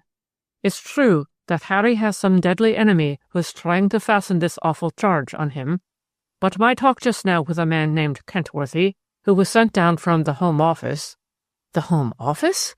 Mrs. McLean was an intelligent woman, and the word struck a note of sharp fear in her breast. The doctor went on. "I've just had the fellow here for over an hour, and I think I've convinced him that the suspicion, if you could go so far as to call it that, is absolutely groundless." Harry Garlett broke in. "But did Kentworthy tell you that I forced him to admit to me that nothing short of an exhumation will really settle the matter, and that unless that takes place, the matter may be raised again at any time?"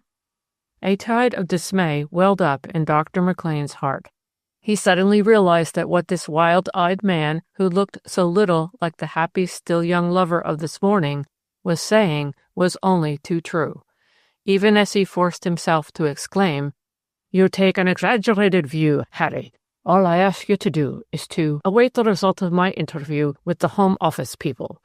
Harry Garlett was staring at the speaker, a look of terrible perplexity as well as acute suffering on his face. "In any case, I suppose you would admit that our marriage will have to be postponed," he said slowly. "Well, yes, I'm afraid it must be, for a day or two." And then Mrs. McLean broke in. "Before you even decide on that, I think you ought to consult Jean. After all, she's the person most nearly concerned, isn't she? Though perhaps—" She hesitated painfully. "We need not tell her the reason for the postponement." Garlett turned away, and stared out into the wintry garden, and there was such a look of anguish on his face that Mrs. McLean suddenly felt a rush of intense, overwhelming pity for him. She went across to where he was standing and put her hand gently on his arm, but he made no response. Dr. McLean cleared his throat. "Perhaps I'd better go and tell Jean what has happened. I don't see how we can hope to keep it from her." But the unhappy man roused himself. "No," he said violently, "I'll tell her myself. I'd rather she heard it from me." He turned to the doctor. "I know how kind you are." His voice broke. "But I feel that she ought to hear this vile thing from me." "I think that's true, Jock," said Mrs. McLean quietly. "So now I'll go and find the child." She was walking to the door when Garlett asked suddenly, "Where is Jean? Out of doors? I'd rather speak to her there." "I'll see you're not disturbed." Jean Bower was already on her way back to the house when Harry Garlett caught sight of her. She was walking quickly, her whole figure instinct with the joyous buoyancy and grace of happy youth. When she saw her lover, she stopped short, pleased and yet surprised, for he had told her that he was not coming back from the factory till late afternoon. And then, as he hurried up to her, there swept over her a feeling of sharp misgiving. "Is anything the matter?" she asked affrightedly. He took hold of her arm and guided her to a brick path, which was now, to them both, filled with delicious associations, for it was here that they had always come, during the few short weeks of their secret engagement, to be alone together. Closed in on either side by old yew hedges, it was the only part of Bonny Doon garden really sheltered from prying eyes. Often, nay, almost always, their first, their only kisses on any given day were taken and given here, between these high, impenetrable walls of living green. To Jean, the yew hedge walk had become holy ground.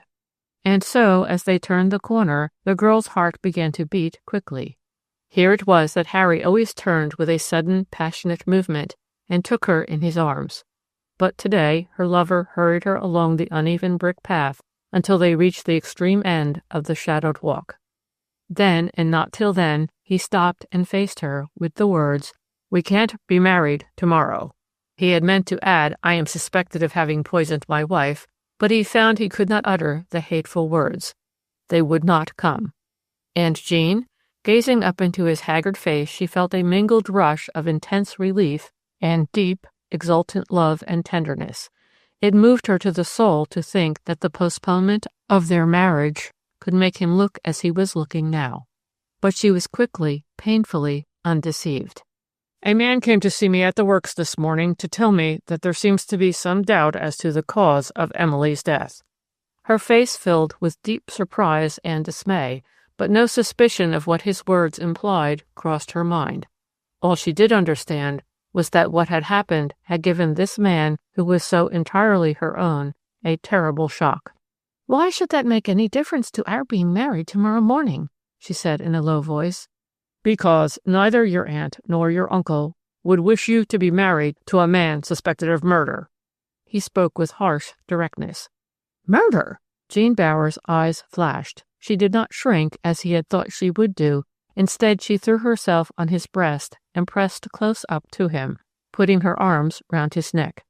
"If that is true, but I don't believe it is true, then I want to marry you at once, today rather than tomorrow, Harry. Oh, my love, my own dear love, don't look at me like that." His arms hungrily enfolded her, but he shook his head determinedly. "Till the whole thing is cleared up, we've got to face this trouble separately." "No, no, no!" she exclaimed, looking up eagerly, piteously into his drawn face. "Not separately, but together, Harry." And it was he, not she, who broke down as she pressed up closer to him, for, to her agonized distress, he pushed her away and broke into short, gasping, hard sobs. "I can't come back to the house," he said at last. "Tell your uncle I'll meet him at the station, my darling." She saw he was making a great effort over himself, and very gallantly she played up. "All right, I'll tell him. But, Harry—" "Yes?" he said listlessly. "You'll go now and get something to eat. Promise?" And for the first time her lips quivered. "I promise." Again he took her in his arms. Their lips met and clung together. At last, "Oh, Jane," he whispered brokenly, "do you think we shall ever be happy again?" "Of course we shall," she said confidently. And then she walked with him through the wintry, bare garden to the field where there was a gate which gave to the road leading to Grendon. There they did not kiss again. They only shook hands quietly. Chapter 8. The scene shifts to London. London, so indifferent, so cruel, so drab a city to those whom she is a stranger, not mother. Harry Garlett and Dr. McLean had gone to a city hotel where they felt sure that they would run little risk of meeting anyone from their part of the world. And it was there, within sound of what he vaguely felt to be the comforting roar of London's busiest traffic, that Garlett paced up and down a big private sitting room in the cold, foggy atmosphere of a December afternoon, while he waited for the doctor's return from the Criminal Investigation Department of the Home Office. At last he stopped and looked at his watch. But for the cruel man or woman who had written the anonymous letters of which Dr. McLean had told him, he and Jean would by now have been man and wife.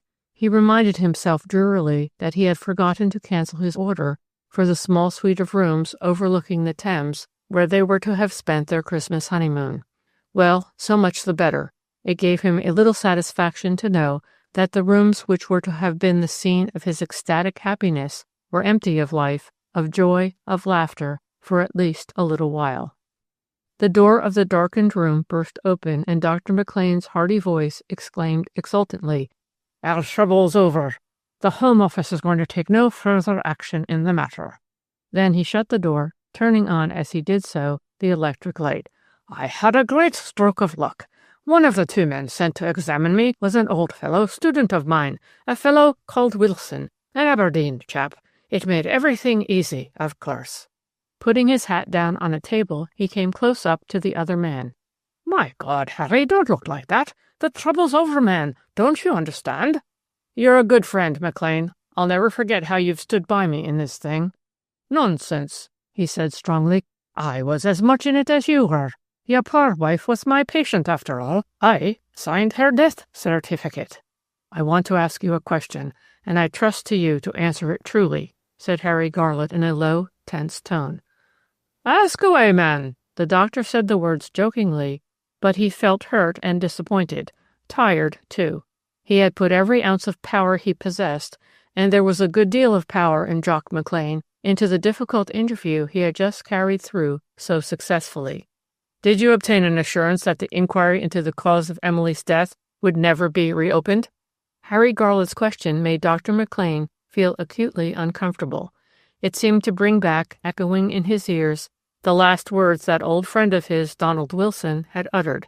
"The matter is now closed, McLean, unless, of course, anything in the form of real evidence be tendered us." So it was for that fraction of a minute he remained silent. "I take it they gave you no such assurance?" "How could they do such a thing?" exclaimed the other. "Come, Harry, be reasonable." Garlett started once more his restless pacing up and down the now brightly lit room. Then, all at once, he turned on the older man. "I consider myself entitled to such an assurance, and I won't be satisfied with less. The greatest indignity that can be put on an innocent man has been put on me. You weren't present during my interview with that police inspector, Kentworthy. At first, the man scarcely took the trouble to conceal his belief that I was a murderer." As the other uttered an impatient exclamation, he added, "Can't you see what it would mean to me, to Jean, to feel that awful possibility always hanging over us? I've made up my mind to go to the Home Office myself tomorrow morning. If they refuse to give me an assurance that the matter is closed once and for all, I shall insist on my right to an exhumation order." "Then you will do a stupid, as well as a very cruel and selfish thing," said the doctor sharply. "Cruel? Selfish? I don't follow you." And as the other remained silent, he went on in a low voice. "Again, I ask you to try and realize what it would mean, not only to myself, but to Jean, if, after we had been married, say, 6 months or a year, we suddenly learnt that an exhumation order had been issued." Dr. McLean began to feel thoroughly angry. "Pull yourself together, man," he said sharply, "and don't go hammering on as to what might happen. I am thinking of what will certainly happen if you follow the course you propose." Harry Garlett stared at Dr. McLean. "What do you mean?" I mean that you've really only been considering yourself in this matter. You're not really thinking of that poor little girlie who loves you. I am thinking of her, only of her. You're doing nothing of the sort. If you had only yourself to think of, you might insist on settling this horrible matter at once and for all in the drastic way you propose. But to do so now would be a cruel wrong to Jean."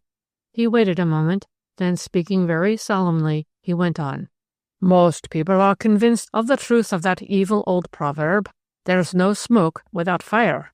The fact that your wife's body had been exhumed, and certain portions of that poor body submitted to certain tests by a government expert, would never be forgotten." "I suppose that's true," said Garlett slowly, and Dr. McLean pursued his advantage. He put his hand on the younger man's shoulder. "For God's sake, let the matter rest. As things are now, I regard it as practically certain that this painful business will never be known beyond just our 4 selves." "Our 4 selves?" repeated Harry Garlett uncertainly. "Of course, man. Myself, my wife, Jean, and you." There was a long pause, and Dr. McLean, with intense relief, believed he had gained his point. But suddenly Harry Garlett exclaimed, "It's no use, McLean. I can't see it as you do. I shall go to the Home Office tomorrow morning." "I suppose you agree that Jean has a right to be consulted before you take a step that may cloud all her future life?" "I know Jean will agree with me," said Harry Garlett obstinately. "Give her a chance of hearing the other side, man. Damn it all, you do owe me something." He turned toward the door. "I'll telephone my wife to bring the girl up tonight." Without waiting for the other's assent, he left the room. Then, for he was an upright man and not given to deceiving himself, Dr. McLean stayed his steps for a moment on the big, empty hotel landing. He was asking himself whether, after all, Harry Garlett might not be taking the right course in settling this painful, degrading question once for all. He had felt, in spite of the courtesy, nay, the kindness, with which he had been treated at the Home Office, that an uncomfortable suspicion did still linger in the minds of the 2 men with whom he had had his difficult interview. Deep in his heart he was well aware that it was the fortunate accident of his old acquaintance with that now important government official, Donald Wilson, coupled of course with his own absolute conviction that Mrs. Garlett had died a natural death, which had achieved what at the moment had seemed such a triumph. It was 5 hours later. The hotel sitting room was in darkness, save that no uncurtained room in London is ever really dark, and there was also a little fire in the black grate. But no one coming in casually would have seen the 2 who sat on the sofa, hand in hand.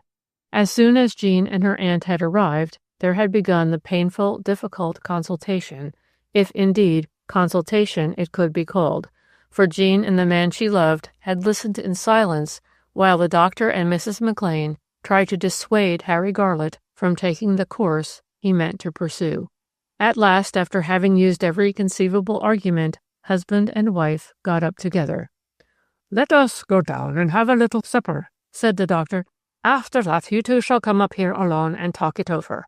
Don't be in too great a hurry to make up your mind, Harry. Weigh everything, and above all, remember that what's done can't be undone." And now at last they were alone together.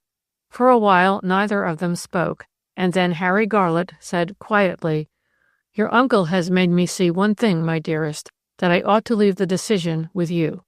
"If the decision rests with me, then I say, do what you feel right." Moving up closer to him, she whispered, "The only thing that matters to me, surely you know it, is our love. Nothing can take that away. After all, we're not bound to go on living in Terriford." "That's true," he exclaimed. "All the same, remember that if you feel the slightest doubt, I'll put aside my wish." "I feel not the slightest doubt. On the contrary, I am quite sure," she answered, without a tremor in her voice, "that whatever you feel should be done will be well done." Big Ben was booming out the hour of 10:30 as Harry Garlett was ushered into one of the bare waiting rooms of the Criminal Investigation Department, and it seemed to him a long time before the door opened again to admit the man he had asked to see. Dr. Wilson was a good-humored, cheerful-looking Scot, very much on the alert, and if the truth be told, though it was a truth mercifully concealed from Garlett, a man sufficiently interested in human nature to feel a considerable thrill at seeing face to face a human being he was strongly inclined to believe a successful murderer. "I'm told you specifically asked to see me, Mr. Garlett, so I take it you've not seen our mutual friend, Dr. McLean? He spent a couple of hours here yesterday, and I think I may go as far to assure you that unless some new and unexpected development should take place, the matter concerning which Mr. Kentworthy came down to Terriford will go no further." "Does that mean," asked Harry Garlett quietly, "that I may rest assured that no order for the exhumation of my late wife will ever be issued?" The Scotsman looked at him keenly. "We could not give such an assurance to any living man, Mr. Garlett. Not even," he smiled grimly, "to the Lord Chancellor or the Archbishop of Canterbury." Then the speaker's whole manner changed. It became grave, official. "Perhaps," he went on, "I had better send for my colleague, and may I add my superior, Mr. Branthwaite? He will tell you exactly how the matter stands." "That," said Garlett firmly, "is what I have come here to discover. I mean exactly how the matter stands." Dr. Wilson left the room, and when at last, after what seemed a long delay to the waiting man, he did come back, he was accompanied by a younger official. Garlett, perhaps by now morbidly sensitive, noticed that the new man only bowed. He did not shake hands with him, as Dr. Wilson had done. "I understand that you wish to know exactly how the matter stands with regard to the action we took on the receipt of certain anonymous letters concerning the death of Mrs. Emily Garlett?" "What I wish to know," said Garlett coldly, "is not how the matter stands, but how I stand." As neither of the men opposite him answered his question, he went on deliberately. "Though I believe I was successful in convincing of my innocence the police inspector you sent down to make inquiries, he made it clear to me that nothing short of an exhumation would set the matter absolutely at rest." "In saying such a thing," said Branthwaite sharply, "Kentworthy went very much beyond his instructions. But of course I admit that in a sense, speaking to you as man to man, he spoke the truth." Harry Garlett looked fixedly at the speaker, as if suddenly dowered with something like second sight. He could almost see the interrogation mark in Mr. Branthwaite's mind. Is this man standing here before me an innocent man, or that vilest form of murderer, the secret poisoner? Speaking in a hard, composed tone of voice, he said firmly, "I will be open with you, gentlemen. You probably know that I am going to be married. Putting myself out of the question, I feel that for the sake of my future wife, I am compelled to ask the Home Secretary to issue an exhumation order. Surely I have the right as an Englishman accused, however you may gloss over the fact of the hideous crime of murder, to insist on the only thing that can absolutely clear me?" At that moment, Harry Garlett triumphed. The two civil servants looked at one another, each of them convinced that the man who had just spoken those strong, determined words was innocent. "Have you the slightest conception of what will happen if the Home Secretary accedes to your request, Mr. Garlett?" The words were uttered gravely and kindly. "Do you realize that it will be impossible for the fact of the exhumation of your wife's body to be concealed from the press? Not only the local press, mind you, but the press of the whole country?" "Yes, I do realize that. In fact, everything to be said against an exhumation has been put to me, and very strongly, by Dr. McLean." "Then why not let the matter rest for the present?" interposed Dr. Wilson. "While it is obviously impossible for us to give you any promise, unofficially we can assure you that the matter is closed, and that only in the case of real evidence of foul play would it be reopened." Mr. Branthwaite chimed in. "Forgive me for alluding to your private affairs, but may I say that what you are now asking us to do may be a very grave matter for the lady who is going to be your wife, Mr. Garlett? We talked it over last evening, and I left the final decision to her, so you see that it is her wish as well as mine that the matter should be laid to rest forever in the only way it can be laid to rest." And then, speaking with deep feeling, he exclaimed, "Put yourselves in my place. Think what you would feel." He looked from one to the other of the men who were confronting him. "If you were situated as I am situated, would you not do everything in your power to put an end, once for all, to so horrible, so hideous a suspicion?" "I wonder if I should," said Mr. Branthwaite musingly. "Honestly, I don't feel at all sure." He waited a moment. "You formally ask that an exhumation order be issued, Mr. Garlett?" "Yes, I do, most earnestly ask that it may be issued. Nay, more, I regard it as my right." Both men shook hands with him, yet after the last echoes of their visitor's footsteps had died away, They simultaneously exclaimed, the one to the other, "I don't know what to think, do you?" "It isn't often that you and I are absolutely of one mind, Wilson, eh?" Mr. Branthwaite spoke jokingly, but there was an undercurrent of deep questioning in his voice. "If Garlett is guilty, then he's the most cunning devil of the many cunning devils you and I have come across. But of one thing we may be quite sure. Nothing of a surprising nature will be found in the poor woman's body. If our friend did kill her, he has completely covered up his tracks." "I am inclined to believe," said the other hesitatingly, "that Garlett is an absolutely innocent man." "In that case, God help the poor devil. He doesn't know what he's letting himself in for," observed Braithwaite. "He'll be a marked man all his life. Think of what a country town can be like for malice and all uncharitableness." "I wonder," said the Scotsman, "if it's the girl who's driven him to this extreme course. What if she's made her marriage conditional on all this mess being cleared up? She may have done that, if she's a fool. It's plain he's entirely devoted to her. Kentworthy says they were talked about long before his first wife's death. I didn't forget that fact just now," said Dr. Wilson, smiling. "When he first spoke of the girl, I said to myself, she's the cause of all the mischief. Keep clear of the sex, Donald, my boy." Chapter 9. 10 long days, including the quietest Christmas ever spent in Bonny Doon, and then on the second day of the new year, "A letter for you, Miss Jean, from the thatched house." Elsie's dour face softened as the girl eagerly tore open the envelope. "My dearest love, I find I can't come tonight as I had hoped to do, but I will be with you early tomorrow morning. Always your Harry." Jean remembered that a telegram had come for her uncle a few moments ago. Now telegrams were always being delivered at Bonny Doon, but some secret instinct now seemed to tell her that this time the telegram had had something to do with her lover and his affairs. She walked into the doctor's study, and when he saw who it was, he opened the top drawer of the writing table at which he was sitting and slipped something into it. "Well," he said, looking up. "Well, my dear, what do you want?" She came close up to the table, and he was dismayed to see how sad and suffering was the expression on her young face. "Uncle Jock," she said in a low voice, "Harry has just sent me word that he can't come this evening. I suppose—" And then she stopped short. Somehow she could not bring herself to say the horrible words. But at last she whispered, "I suppose they are going to dig up poor Mrs. Garlett's coffin tonight?" Dr. McLean rose from his chair. He put his arm round the girl's shoulder. "Yes," he said quietly, "you have guessed aright, Jean. The exhumation is to take place tonight, and Harry and I will both, of course, be present." He could feel her trembling, and he saw her right hand open and shut. "You must remind yourself," he went on, "that what is going to be done tonight marks the beginning of the end, as far as Harry's painful ordeal is concerned. You and I know. Indeed, I am convinced that even those who have ordered the exhumation feel as sure of it as we do, that the result will be nil, that is to say, from our point of view, absolutely satisfactory." "I know that," she murmured in a strangled voice, "but I don't feel as if that knowledge made the shame of it any easier to bear now." He felt startled. It was the first time that Jean had admitted that there was any shame to be faced. "Nonsense!" he exclaimed vigorously. "Think what you would be feeling, what I should be feeling, if we had the slightest doubt about the matter."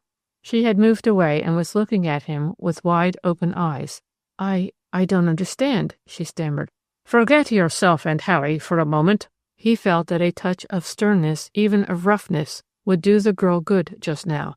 "Think of what the innocent friends, aye, and lovers of a real murderer must feel when the net is slowly but inexorably closing round him. Supposing you half suspected, or a quarter suspected, or even 100th part suspected, the man you love." The girl smiled, but it was a wan, pitiful smile. "I can't imagine such a thing, and you know I can't, Uncle Jock."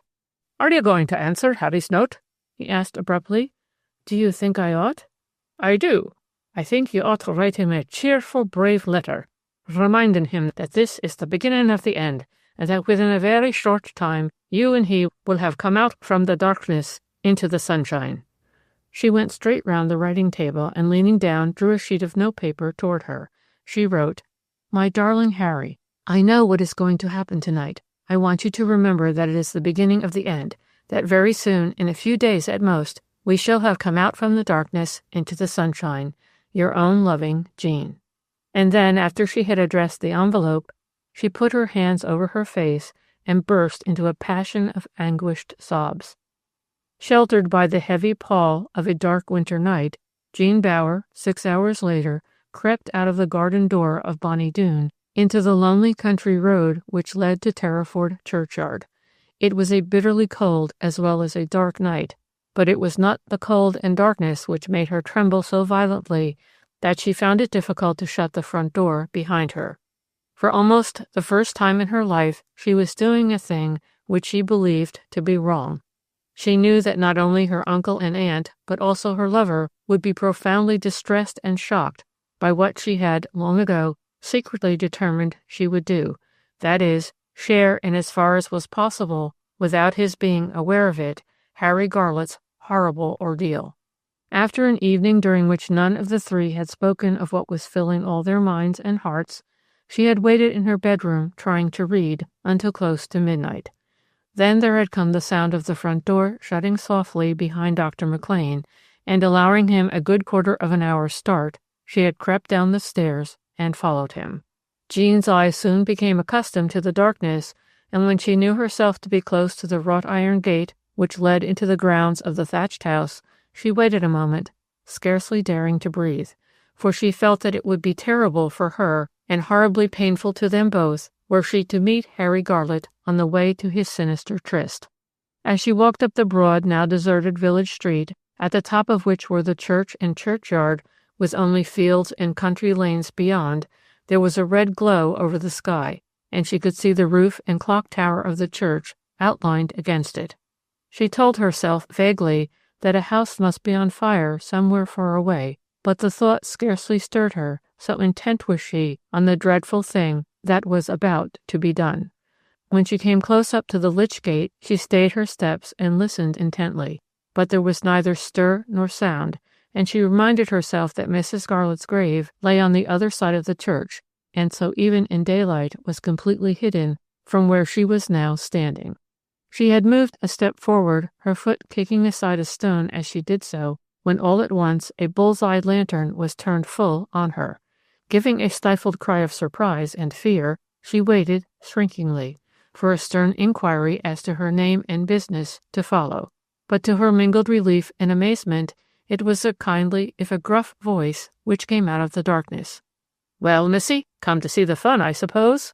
The fun? Could the invisible man have said the fun? Then the lantern was lifted a little, and by its gleaming light she saw a burly figure dressed in a plain chauffeur's uniform. Slowly he turned his lantern round, and then she became aware that drawn up under an evergreen oak overhanging the banked-up churchyard wall was a huge police motor car. Again the man spoke, but this time it was in a whisper. "If you'll promise not to cry out or faint, or do something silly of that sort, I'll get you a good sight of it all." "Thank you very much," she faltered, feeling overwhelmed with shame and confusion. He went on, "Though 'tis a gruesome sight, surely, for a young gal to want to see. But there, I've been young myself, and I can mind when I wanted to see every earthly thing there was to see, however fearsome."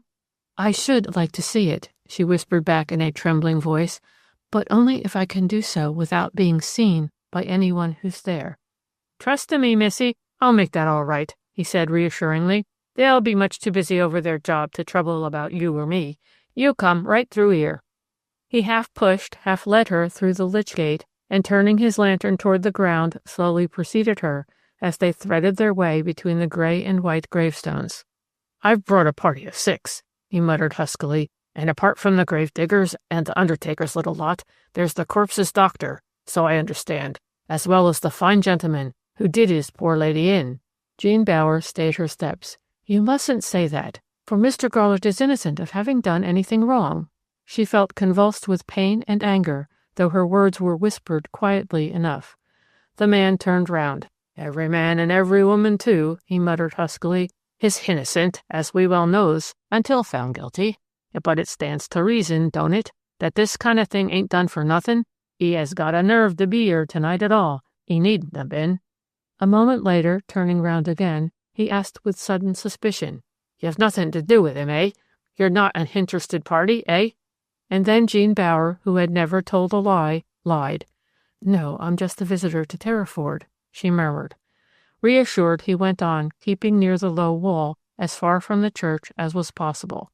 Suddenly a turn in the narrow way between the graves left the church to their right, and Jean saw before her what she had come to see, and instinctively she clutched hold of her companion's strong arm and clung to it, feeling sick and faint. Lighted by two big flares, whence had come the curious glow which Jean had thought caused by a distant fire, a group of men were moving about close to and just below the walls of the old stone church, and stretching in dancing shadowy lines on the gravestones round, the men's shadows came and went in queer, grotesque shapes. Moving very slowly, her companion advanced nearer and nearer to the strange, uncannily silent scene, at which Jean, gathering a desperate courage from within herself, stared with affrighted eyes. Then all at once she saw the man whose image filled her heart. Harry Garlett was standing almost exactly facing her, at the head of Emily Garlett's open grave. He seemed quite incurious of what was being done, for he was staring straight before him, his bare head flung back. "The Home Office gent has his back turned to us," whispered Jean's companion. "Easier to see that there's no tampering with the poor lady's remains." The girl pressed forward, shrouded in a darkness which was made the more intense by the bright light shed by the flares beyond, and gradually she began to realize exactly what was taking place in the lighted-up space before her. 4 men, 2 on each side of what looked like a deep, narrow trench, were exerting all their strength to lift the coffin up out of what Jean knew to be the freshly opened grave of Harry Garlett's wife. And after what seemed to the agonized watcher a long, long time, they succeeded in their task. Then there came the sound of heavy, muffled footsteps. Out of the darkness stepped 2 other men, and the 6 together placed the coffin onto a hand-bier which Jean had not noticed before. "They'll take her to that cottage yonder. I helped to get it ready for 'em," muttered her companion hoarsely. "What cottage?" she asked, surprised. "Not better than a dog kennel, but good enough for the gentleman from London, him what they call a hanalist. Who's the cause of many a hangin'," whispered the man. And then Jean remembered that on the other side of the churchyard wall, standing in a field, was a kind of shanty which she knew had been condemned, largely owing to her uncle's efforts, as unfit for human habitation some months ago. She forced herself to ask what was to her an all-important question. "Is it there that they'll find out what Mrs. Garlett died from?" "Lord, no," he exclaimed, astonished at such ignorance. "That's a long business. That's done in London." "Then what will they do there?" she asked, puzzled and disappointed, and with no prevision of his answer. "Well, missy, what'll be done in that cottage over there won't be a pleasant job. I'm glad I'm not in it." "What are they going to do?" she breathed. "They'll take parts of the lady's inside and put 'em into jars. Then the poor soul will rest once more in her coffin. Meanwhile, that which has been removed, if you take my meaning, will be taken away to London, and it's according to the report of the gentleman I pointed out to you just now, whether the husband will get off scot-free or whether he'll swing." He uttered the dreadful words in a matter-of-fact tone, and Jean turned suddenly sick and faint. "Will you help me back to the gate?" she muttered. "I don't want to stay here any longer." "Not just a few minutes more?" he asked, disappointed. "If you goes now, you'll miss the most interesting part of the whole affair. They're just going to unscrew the coffin and take her out, and it isn't as if we was near enough to see anything that'd frighten you." But already Jean had turned and was blindly making her way back among the gravestones toward the lich gate. She was bitterly, bitterly sorry now that she had come. She felt that as long as she lived, the memory of tonight would remain most presently and horribly vivid to her, and she knew that it was a memory of shame and horror she must ever bear alone. "Don't he look like a murderer? Of course he does. He is one." Harry Garlett turned sharply round. For a moment his weary face, his shrunken eyes, glanced quickly this way and that, seeking to find out who had uttered those cruel words. It was the day following the night of the exhumation, and market day in Grendon. On the high paved sidewalk there paced up and down, jostling one another, a crowd of men, though here and there a woman, a farmer's wife or daughter, mingled in the throng. And then all at once Garlett realized that as he stepped quickly along, People were pointing him out to one another, and that many of them were staring at him, some furtively, but the majority with an eager, pitiless stare of almost savage curiosity. A boy selling the local daily, a small sheet called the Grendon News, came bounding along, and he could hardly hand the paper out quickly enough to those who had not already got it in their hand. Harry Garlett called out, "Here, boy, I want that paper," and at the sound of his harsh voice, the men round him all fell silent and stared at him with a more pitiless curiosity than before. He took the paper, paid the boy, and held it out. Right across the little local sheet, in as big type as had been set out the declaration of war in August 1914, ran the words, "Exhumation of Mrs. Emily Garlett." He walked on, hardly knowing what he was doing, and yet horribly aware that his fellow townsmen and country neighbors were now forming a lane, leaving the way clear for him alone on the pavement.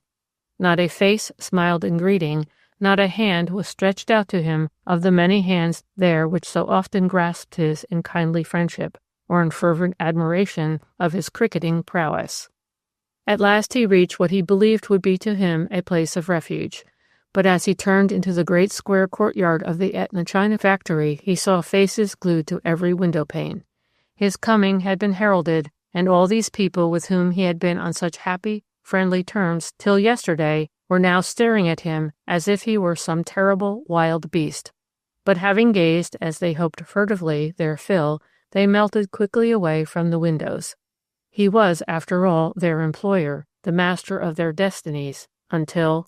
He hurried into the hall and turned into the clerk's room. "Anyone called yet?" "No, sir, no one." The man who spoke to him looked much as usual. The other clerk had a foolish, nervous grin on his face.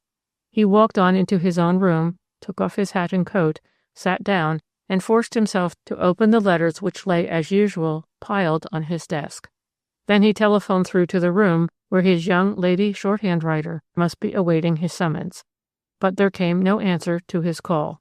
He waited 5 minutes, then tried to get through to her again without result. Then he got up and went to the clerk's room. "Where is Miss Fearing?" he asked. His head clerk hesitated a moment. "Miss Fearing's mother brought a note about an hour ago, sir. I'm sorry I forgot it." He handed his employer a black-bordered envelope, and Harry Garlett, walking out of the room, opened the note in the hall. "Dear Mr. Garlett, I am sure you will agree with me that under the circumstances it is far better that my daughter should suspend her work with you for the present. I hope you will not think it impertinent of me to say that you and Miss Bower have both been so very kind to Nancy that I trust with all my heart that the terrible things that are being said about you both are not true. Nay, I will go further, dear Mr. Garlett, and say that I am sure they are not true. Yours very truly, Mary Fearing." Terrible things said about Jean and himself? This was a far greater, a more agonizing blow than anything he had yet experienced. He walked into his room and, careless of possible interruption, sat down and buried his head in his hands. Jean, the subject of low, coarse gossip? Jean, the subject of odious innuendo? He started up and began walking up and down the room. The fearful ordeal of last night, the horror attendant on his recent hideous progress through the High Street, everything was forgotten in the news conveyed in Mrs. Fearing's letter. Garlett was a proud and sensitive man. He had put aside, as he would have done a noxious sight or smell, those half-questions put to him by James Kentworthy, the detective, concerning his relationship with Jean Bower. But now the memory of those questions, those veiled insinuations, came back, and with that memory the agonized realization that Jean Bower had been even then suspected as providing the motive for an otherwise motiveless crime. But fortunately for most of us at some time of our lives, work has to be done, whatever betide. So at last the unhappy man sat down and began the tedious task of answering with his own hand the letters which otherwise he would have dictated. As he did so, he found himself for the first time in his life struggling with two distinct currents of thought, the one superficial concerning the letters he was writing, the other still passionately concerned with the news contained in Mrs. Fearing's letter. In vain he now tried to assure himself that his and Jean's ordeal was bound to be a short one, and that once the government analyst's report was published, he would be able to take up life again exactly as it had been. Well he knew, now, that life could never be the same again. If he remained at Terriford, he realized that even if he lived to be a very old man, there would always be somebody ready to point him out as the man who had been suspected of having murdered his first wife for love of the woman who had become his second. Though he had arrived very late at the factory, he had never spent a morning there which seemed so long and dreary. None of his usual business associates came in to see him. No one even rang him up on the telephone. It was as though a desert had been created round about him, and bitterly he felt the humiliation, the degradation of it all. At 1 o'clock he got up and, putting on his hat and coat, went into the clerk's room.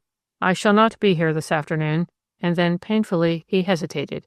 Yesterday he would have added, "Should you want me, get through to Bonnie Doon," but that stinging sentence in Mrs. Fearing's letter stopped his saying that. "Should you want me," he said quietly, "I shall be at the thatched house after 3 o'clock." He had tried to speak, to look as usual, but he knew that he had failed. In the hall he waited irresolutely. No, he would not go out as usual through the courtyard, as perhaps another kind of man would have done. Grimly he told himself that, in a sense, he accepted defeat. He felt he could not face again the stares of his workpeople and of his fellow townsmen. Taking a rusty key off its hook, he walked through the now empty, shuttered rooms which had once been the home of his wife's parents. He hurried through the silent, cobwebbed kitchen into the narrow, sunless garden. A door at the bottom of the garden led into an alley, which was an unfrequented and generally more or less deserted way of getting out of the town. He hurried through the door, and once out there, he felt as if he breathed a lighter air.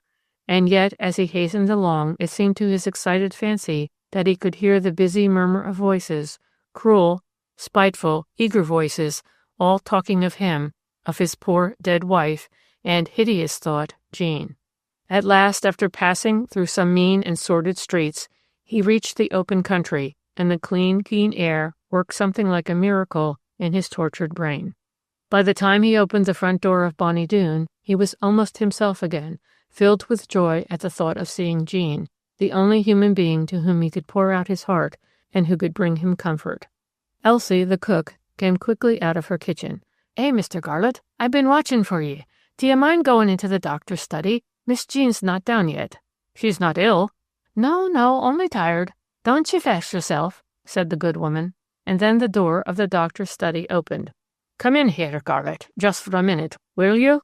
Was it his fancy, or was Dr. McLean's voice cold to sternness?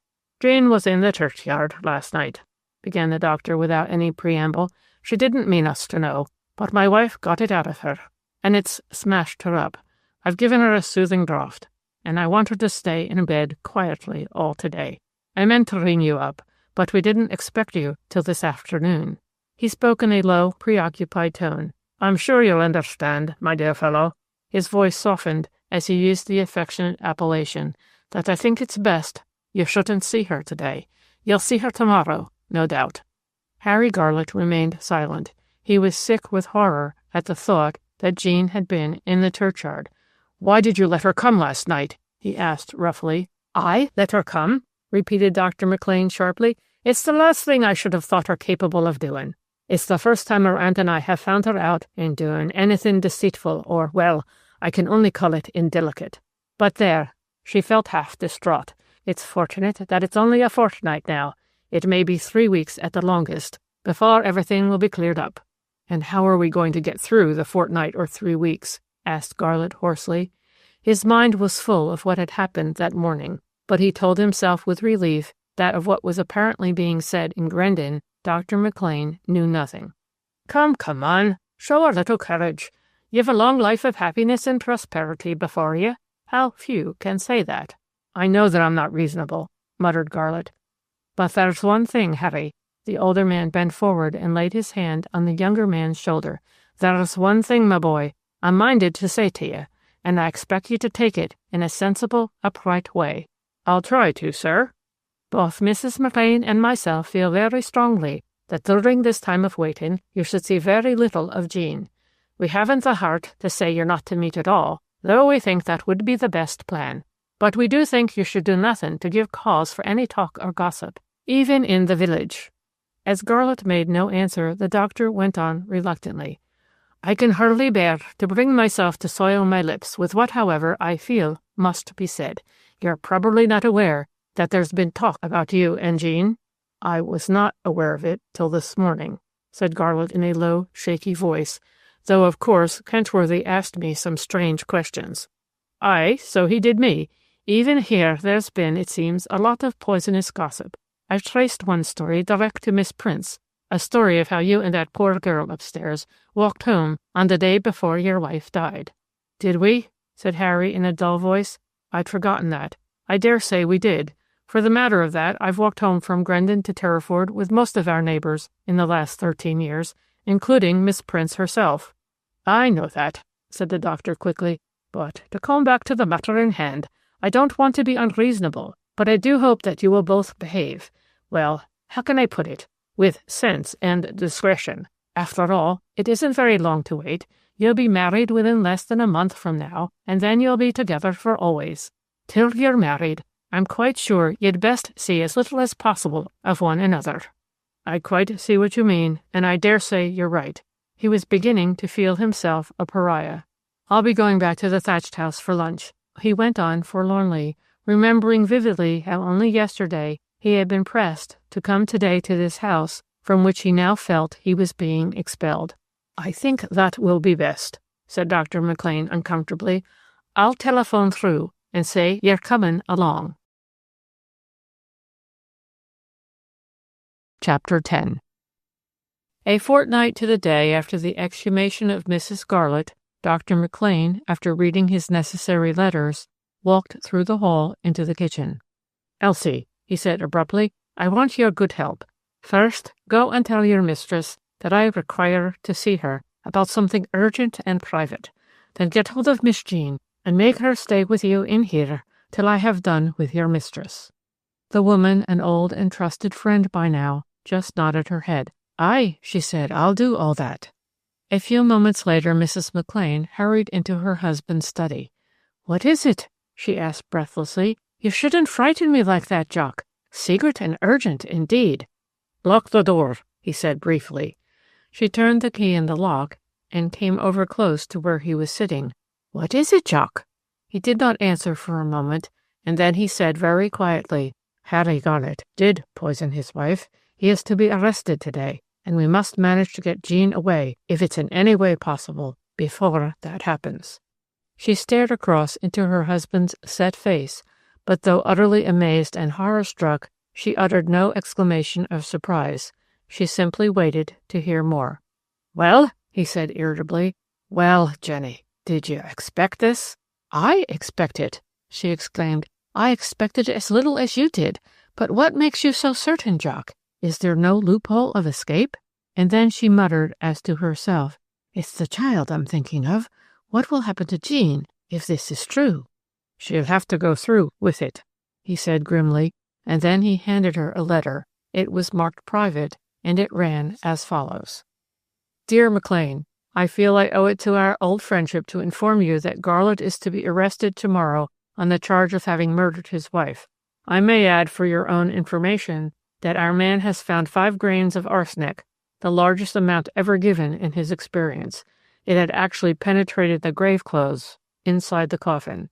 I hope you won't think it impertinent on my part to suggest that you would be wise to send your poor young niece as far away as may be. How about Iona? Should she be required to give evidence, which I hope will not be the case, she could always come back. Yours in frantic haste, Donald Wilson." There was a postscript. "Of course I have no business to write you this letter. I'm doing it for old time's sake. You may care to know that Kentworthy, though shaken, still believes that Garlot may be innocent. Kay has left the government service. It might be as well for Garlot to employ him in getting up his case. His address is 100 Chancery Lane." Mrs. McLean read the letter twice through. Then she handed it back to her husband. "You'll never get Jean to go away," she said quietly. "She wouldn't believe Harry Garlot guilty if an angel from heaven came and told her he was." "But he is guilty!" exclaimed Dr. McLean, striking the table with his hand. "I don't think you have any call to say that yet," observed his wife. "I shan't say it out of this room till I have to get up and say it on oath in the witness box," he said somberly. "Oh, Jock, will you have to do that?" "Of course I shall," he answered bitterly, "and be known for the rest of my life as the medical man who was bamboozled into giving a wrong death certificate." Dismay kept her silent. Till this moment she had only thought of Harry Garlett and of how all this would affect Jean. She now realized what it would mean to her husband. She suddenly went very pale, and Dr. McLean felt queerly touched. He got up and laid his hand gently on her shoulder. "Come, come, woman," he said a little huskily. "Things are never as bad as they look. Many a better man than I has made that kind of mistake. As for Jean, she's young yet. She'll get over it, never fear." As his wife remained silent, he added, "It isn't as if we've been improvident. If need be, we can leave Terriford." "No," said Mrs. McLean in a low tone. "We must stay and face it out. But as for Jean, we'll have to make some plan. She won't go away now, not a hope of it. But if yon man's hanged, we'll get her right away. I mean to some place where no one will have heard about this awful thing. To my sister in New Zealand, or to the Macphersons in San Francisco." He looked at her amazed. This was foresight with a vengeance. Why, she had already tried, judged, condemned, and yes, hanged Harry Garlett. "Till this morning," he said with a groan, "I would have staked my life on yon man's innocence." And then Mrs. McLean said something which startled her husband. "It's all so strange," she said musingly, "because, as you well know, Jock, he hardly knew our Jean then." "It had nothing to do with Jean," he said violently. "For God's sake, Jenny, put that horrible idea out of your mind. The truth is, I can say so to you, Emily Garlett had become impossible, intolerable." "If the man's a murderer, you're just trying to find excuses for him," she said dryly. "Not excuses," said Dr. McLean sharply, "but a reason for his mad and wicked act. Yes." "And now," said his wife slowly, "which of us is to tell the child, and what will be the best way to break it to her?" "I think," said the doctor hesitatingly, "that you had better tell her, my dear." "Perhaps I had, but she's a bit afraid of me, and she hasn't a shadow of fear of you." But they might have saved themselves the trouble of their painful little discussion, for when they went into the kitchen, they found that Jean had left the house without saying where she was going. "I think she saw by my face that there was trouble afoot," admitted Elsie regretfully, "for she just looked at me and said, 'You can tell them I've gone up to the village.'"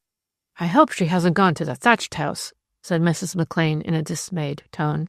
"That is just where I feel certain she has gone," said the cook positively. "It's all over the village, Mrs. McLean, that they will be arresting Mr. Garlett this morning, but the poor wean don't know that." Driven by some instinct which she would have shrunk from analyzing, Jean Bower was hurrying toward the thatched house. It was the first time she was going there alone, but she had been through what had seemed to her a time of measureless suffering this last fortnight, and now had come the breaking point. She felt she must see Harry Garlett, and alone. "Jean! Jean! Stop!" It was Miss Prince's familiar voice, and unwillingly the girl turned and stood at bay. "You mustn't go to the thatched house this morning, my dear." A feeling of exasperated anger filled Jean's already overburdened heart. "I have something very important to tell Harry before he starts for the factory," she said quickly. "I doubt you'll find him at home. He probably slept at the factory." The older woman looked into the girl's flushed, rebellious face with genuine pity and concern. "I think you ought to know, my dear, that the police came out to the thatched house while Harry was out last evening. They ransacked everything and turned out every drawer in the place." Why did they do that?" asked Jean falteringly. Probably for the first time in her life, Miss Prince remained silent in answer to a question.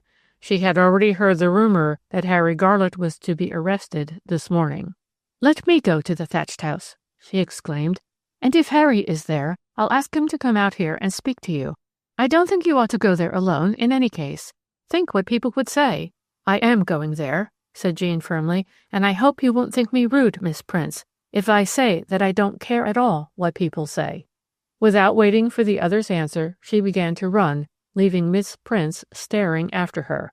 But after she had gone through the wrought-iron gate, she saw that a little way up the broad path leading to the house, the Terriford village policeman was standing, as if barring the way. Now Jean knew the young man well, for he had an invalid mother whom she sometimes visited. "Have you business up at the house, miss?" he asked hesitatingly. She answered, "Of course I have, Jackson, or I shouldn't be going there," and walked firmly on. And then, all at once, with a leap of sudden joy, she saw Harry Garlett standing by the open front door of his house. The sight of him brought a feeling of comfort, of reassurance, to her burdened heart. But as he came forward to meet her, she realized that he was in a state of painful excitement and anger. "I tried to get through to your uncle about half an hour ago," he exclaimed, "but Elsie said he was out. I wanted to tell him myself of the dastardly outrage committed here last evening. It scared away the cook and her daughter, so I'm alone here." He hurried her into the hall, and then throwing his arms round her, he strained her to him. "It makes all the difference having you with me." Poor Jean! Since this great trouble had come upon them all, Mrs. McLean had seemed to think it almost unseemly for the lovers to be alone together. Even the yew edge walk had become, by her plainly expressed wish, forbidden ground. It was wonderful to be alone with him like this, heart to heart and lips to lips, almost too wonderful to be true. But at last the girl gently withdrew herself from Garlett's enfolding arms. "What happened last night?" she asked. "I suppose I'm a fool to mind," he answered. "You are the only thing that matters to me now, Jean, but I'd better tell you about it, for you will have to know sometime." "Yes?" she said, and taking up his hand, she laid it against her cheek. Though the mere fact that they were alone together brought with it deep comfort, as well as a hidden, ecstatic bliss, of which she was half ashamed, she yet felt not only frightened, but terribly perplexed.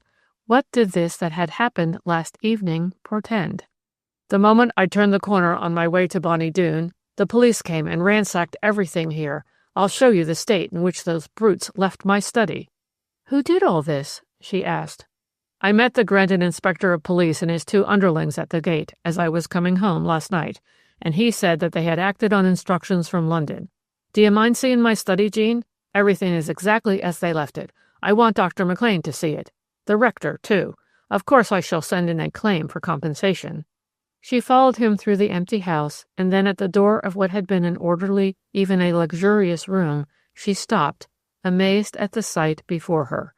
The cupboard doors of a large Chippendale bookcase were wide open, and the books had been roughly turned out of the shelves and lay all over the floor. The drawers of the writing table were drawn out as far as they would go, and the top drawer, which had been locked, had been wrenched open with some rough instrument. As a girl, Emily Garlett had collected shells, and her small shell cabinet had been kept in this, her husband's study. Even that had not been spared rough desecration. The cotton wool on which the shells had rested had been thrown out and lay in wads on the carpet. "This is the worst room," said Harry Garlett quietly, "but my bedroom's in a pretty queer state, too. And as for the dining room, you'd think burglars had been in it." "Did they say what they wanted to find?" asked Jean wonderingly. "They made a regular mystery of it, and yet they were fools enough to ask that poor old cook and her daughter if they had found any packets of gray or white powder about." "Gray or white powder?" she said uncertainly. "Not salt or pepper. Arsenic," he said bitterly. Then he again took her in his arms and kissed her with a passion that half frightened her. "God, what should I do if I hadn't you?" he muttered. She clung to him, and for a moment they forgot their great trouble. "Oh, Jean, my darling, darling love, it's been hell this last fortnight," he whispered. "Do you know that we've never been alone since we came back from London?" "They've been very cruel, though they meant to be kind," she said in a choking voice. "Did you feel them cruel?" he whispered. As only answer, she pressed more closely to him, and again, in that disordered, desecrated room, it was as if heaven wrapped them round. It was Jean who heard the sound of footsteps echoing across the hall, and they had only just time to start apart when a loud voice called out, "Is anyone in this house? We are looking for Mr. Harry Garlett." And 2 men in uniform burst through the half-open door. They looked taken aback when they saw that the man they sought was not alone, and the elder of the 2 came up close to where Harry Garlett was standing by Jean Bower's side. He asked civilly, "Can I speak to you in private?" He hesitated and then added the word, "Sir." Harry Garlett exchanged a quick look with the man, and then he turned to Jean. "Will you go outside into the garden? I'll join you in a few minutes." Yes, miss, that's what I advise you to do. You go out into the garden. The police inspector spoke in a kindly, respectful, pitying tone. But Jean had moved closer to her lover's side. She took his arm and held it firmly. Say what you want to Mr. Garlett here, she said. I'm not going to leave him. I'm sure the gentleman would rather we had our talk by ourselves, miss. Garlett said in a low voice. He's right, my dear. I do beg you to leave me. She shook her head. I can't, she said piteously. Don't be angry with me, Harry. He tried to smile. Nothing could make me angry with you, my darling. Now, miss, can I persuade you to go out into the garden? No, said Jean. I'm very sorry, but you can't. I'm sorry, too, said the man, but duty is duty. He put his hand lightly on Harry Garlett's free arm. I now arrest you, he said solemnly, on a serious charge, that of having murdered your wife, Mrs. Emily Garlett, on the 27th of last May. It was the first time that such a duty had fallen to Inspector Johnson, and he looked far more moved than did the man he had just put under arrest. I must warn you, he went on, that anything you say henceforth may be used in evidence against you. And then, inconsequently, he added, Have you nothing to say, Mr. Garlett? The only thing I have to say, said Harry Garlett, is that I am innocent. He gently freed his arm from Jean Bower's detaining hand. You must go home now, he said quietly, and tell your uncle and aunt what has happened. He turned to the inspector. I take it, Mr. Johnson, that I shall be allowed all reasonable opportunities of seeing my friends? That is so, said the man. Then he made a sign to his subordinate, and they both turned their backs while their prisoner and the girl who loved him bade each other a silent, apparently an unemotional farewell. But when she got out of doors in front of the house, Jean suddenly turned faint and giddy. It was as if her mind became a blank. She covered her face with her hands. Oh God, she prayed, make me keep my reason and help me to help Harry. Then with steady steps she walked on, past the pitying young policeman and past the closed car in which she vaguely realized her lover was about to be taken to Grendon Prison. Chapter 11. In every human drama where anguish, shame, despair play a part, there are always certain minor characters who deserve, though they never receive, almost as much sympathy as do the principals in the tragedy. As the doctor and his wife sat awaiting the return of Jean Bower, they felt as if the whole of their happy, dignified house of life had fallen into ruins about them. Deep in her troubled heart, Mrs. McLean was quite as much concerned with the position of her husband as she was with that of her niece, dearly as she loved the girl. For Jean was young enough to start another life, and as the years went on, all that was now happening and about to happen would become a painful memory and nothing more. How different the case of her husband, to say nothing of herself. Already Mrs. McLean felt as if the doctor had aged perceptibly during the last hour. He was sitting staring into the fire, doing nothing, not even smoking. He had asked her to tell Elsie that he would not be at home this morning to any patients, and that all calls must be telephoned on at once to Dr. Tasker. It was worse, far worse, than if death, unexpected, unheralded, and coming in some peculiarly terrible shape, had entered the house. The door opened and they both turned round quickly. Speaking in a hushed voice, Elsie said, I thought maybe you'd like to know that a machine has just driven past. There was a policeman on the box, and I'm afraid, I make no doubt, that I saw Mr. Garlett riding inside. She did not wait to hear her master's comment on her piece of news, but with true delicacy retreated quickly into her kitchen. The husband and wife looked at each other, a dozen unspoken questions as to the whereabouts of Jean remaining unuttered by either. At last, Mrs. McLean said slowly, I expect the child will be back in a few minutes. She can't but know what's happened. What you expect, said her husband rather gruffly, is neither here nor there. What one expects never happens in this life.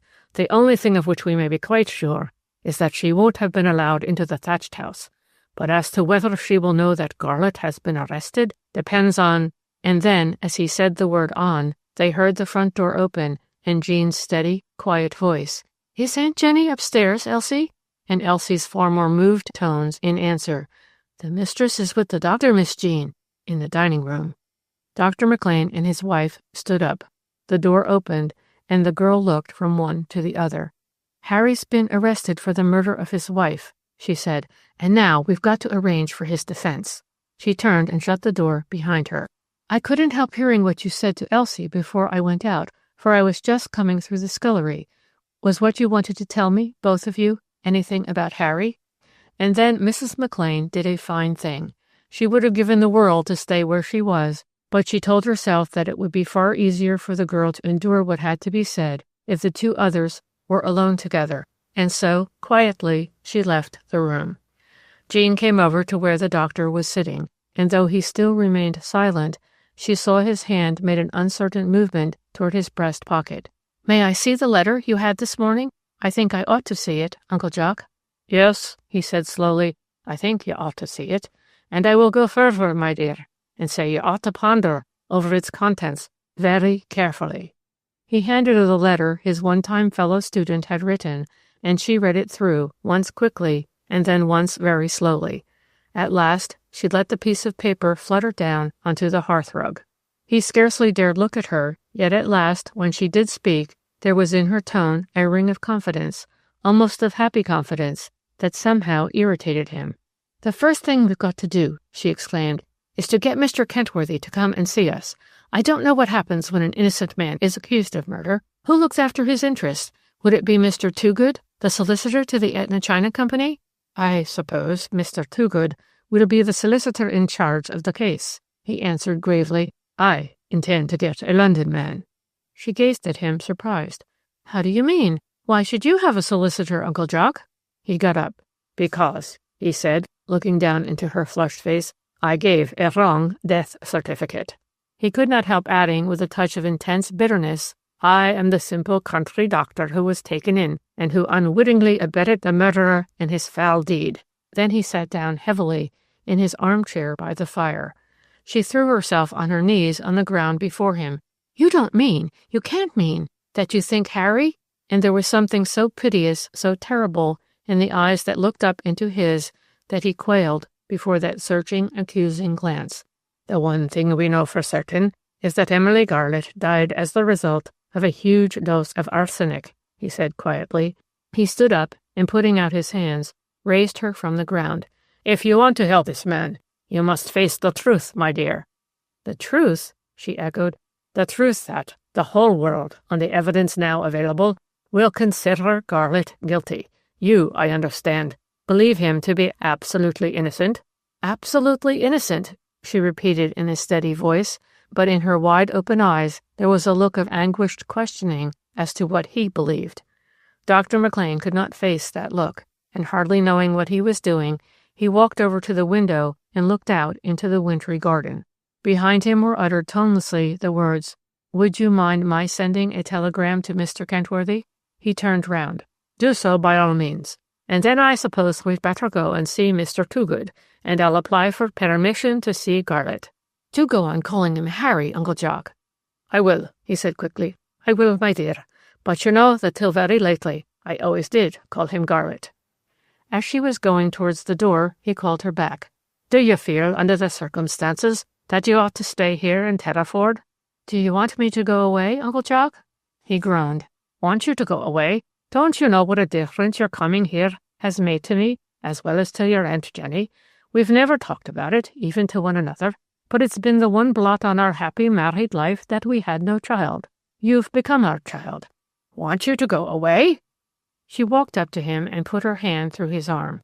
She was very moved, and for one fleeting moment she forgot Harry Garlett. "Then why," she faltered, "why did you say that cruel, cruel thing just now, Uncle Jock?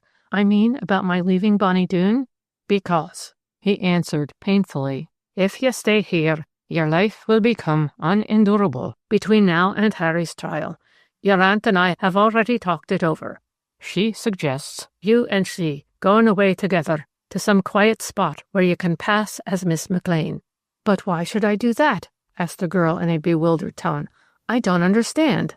He looked at her and saw what she said was true, that she was still quite unaware of the tide of noisome gossip which had flowed over her name and her innocent girlish past since the exhumation of Mrs. Garlett. "I supposed," he said slowly, that you were aware, Jean, of what the people who believe Harry Garnet guilty take to have been his motive." He waited a moment, then saw that still no glimmer of his meaning crossed her mind. "Has it never occurred to you that Harry Garnet is believed to have fallen in love with you before his wife died?" "No one can believe that." She spoke with entire conviction. "He hardly knew me, and admits that he did not even like me. He would far rather have had someone at the factory quite unconnected with his private life. Why, he almost always turned over to Mr. Dodson any letters to which answers had to be dictated." "I'm not telling you what I believe, but what other people believe," he said in a low voice, and suddenly the full meaning of what his words implied became clear to her. "I can't bear it," she whispered. "Oh, Uncle Jock, I can't bear it." As even the best and kindest of human beings will feel under stress of circumstances, Dr. McLean gathered a cruel courage from seeing her distress. "It would be very wrong to conceal from you what you are up against, my dear. As far as the average man and woman can see, Harry Garnet was the only human being in the world who could be affected in the smallest degree by his wife's death. The question of money is ruled out. There only remains love." She turned on him in a flash. "Then you ought to admit his absolute innocence, for you know as well as I do that he was very much vexed with me for having written the letter that brought him back. It took him some time," she hesitated, "something like a month, before we became even on friendly terms together. After that," there came a radiant look into her face, "after that I admit he came to love me, though even then—" She stopped abruptly and covered her face with her hands. He looked at her eagerly. Was it possible that she was going to reveal some fact hitherto concealed by her that might throw light on the mystery? "Yes," he said. "Yes, Jean. What happened then?" "Dr. Tasker happened." She was smiling through her tears. "But for Dr. Tasker, we might have gone on as we were for a long, long time. Don't think me unkind, for it wasn't as if he had ever really cared, but I have often thanked God for Dr. Tasker." It was fortunate for her that Jean Bower had no clue to the look which came over Dr. McLean's face. He was seeing her in the witness box, admitting her love for Harry Garnet, unconscious that by so doing she would provide for most members of the jury the strongest of all reasons for the crime for which Harry Garnet was now on trial for his life. "And now," she asked, "may I go and telephone a telegram to Mr. Kentworthy, Uncle Jock?" A few moments later his wife came into the room. "Jenny," exclaimed the doctor, "almost has that child convinced me of Harry Garnet's innocence." A hush, almost of death, over Bonny Doon. A hush broken by a moment of almost intolerable disappointment, for the reply to the telegram sent to Mr. Kentworthy ran, "Am ill in bed. Will come as soon as possible. Doctor forbids journey for 3 days." Dr. McLean felt this to be a bad setback, all the worse because somehow it was so entirely unexpected, and what he felt was experienced in a far, far stronger and more anguished degree by Jean Bower. She had pinned all her faith on James Kentworthy. She had felt that he would be the one tower of strength in a world where everything was falling into ruins about her. Her misery was much increased by the suspicion that her uncle was inclined to believe Harry Garnet guilty. She knew only too well the generous warmth he would have shown had he really believed her lover innocent. At last she suggested timidly that they might go to Grendon and see Mr. Toogood, but to that suggestion he answered irritably, "After all, I can't wholly neglect my patients." "Go out, do, and get that job over," exclaimed Mrs. McLean sharply, and he actually went out for his usual round, late in that long, inexpressibly dreary morning, glad that he, at any rate, had something to do, and so was not compelled to sit with his wife Aunt Jean, waiting they knew not for what. At last he came in. They all sat down to their midday meal, and then Dr. McLean suddenly lost his temper. Looking across the table, he had seen Jean surreptitiously pushing the little piece of meat with which her aunt had served her under a salad leaf. "Look here," he cried out sharply, "you won't do Harry Garnet any good by starving yourself, Jean. The one hope the poor fellow has got is that we should all keep an even keel." Jean drew the little piece of meat out into the open again and ate it. At last, a welcome diversion was caused by Elsie. "There's someone on the phone, sir, who wants to speak to you urgent. It's Lawyer Toogood, I'm thinking." The doctor jumped up and hurried into his consulting room. "Yes? Who is it?" Too good. I've seen Garlett, and I'd rather like to have a few words with you, McLean. Can you make it convenient to come early this afternoon? Of course I will. And too good. May I bring my niece, Jean Bower? Bring her by all means, but I should like to see you alone first. Can you give me any word of hope? Dr. McLean's voice instinctively lowered. Wait till I see you. I don't like to say much over the phone. The town's in a state of wild excitement. There's actually a little crowd of people around the door of my office at this moment, just waiting to catch anyone who comes in or out. And 20 minutes later, the patience of the idle folk who hung about the high street in hope of catching a glimpse of some actor in what was already beginning to be called the Terriford Mystery was rewarded. Dr. McLean's familiar covered-in two-seater dashed up to the fine old red brick house on the door of which was a big brass plate bearing the words, "Too Good, Lane and Company, Solicitors," and the group of idlers pressed forward to see the girl who was the heroine of the case alight from the car. "She looks a deep one," ventured a voice, and then there came the answer from more than one pair of lips. "Aye, aye, so she do." Her ordeal, or rather Dr. McLean's ordeal, for she was unaware of the glances leveled at her, did not last long, for the doctor and his niece were kept only a moment standing outside the mahogany door. Mr. Toogood had hurried downstairs as soon as he had heard the two-seater drawing up in the street, and this alone would have marked the great importance he attached to the visit, for he was not the man to put himself out unnecessarily. He shook hands with them both in a perfunctory, hurried way, and then led the way up to the spacious first floor. Once there, he opened the door of a back room. "Now then, my dear young lady, you go in here. I'm afraid it will be some time before I shall ask you to join us." He shut the door on her and preceded Dr. McLean into the large front room, which, though lined with tin boxes, each of which was inscribed in white letters with the name of some local worthy, might have been the comfortable study of a man of leisure. On the flat writing table stood a bunch of sweet-smelling hothouse flowers, for Mr. Toogood was a keen gardener.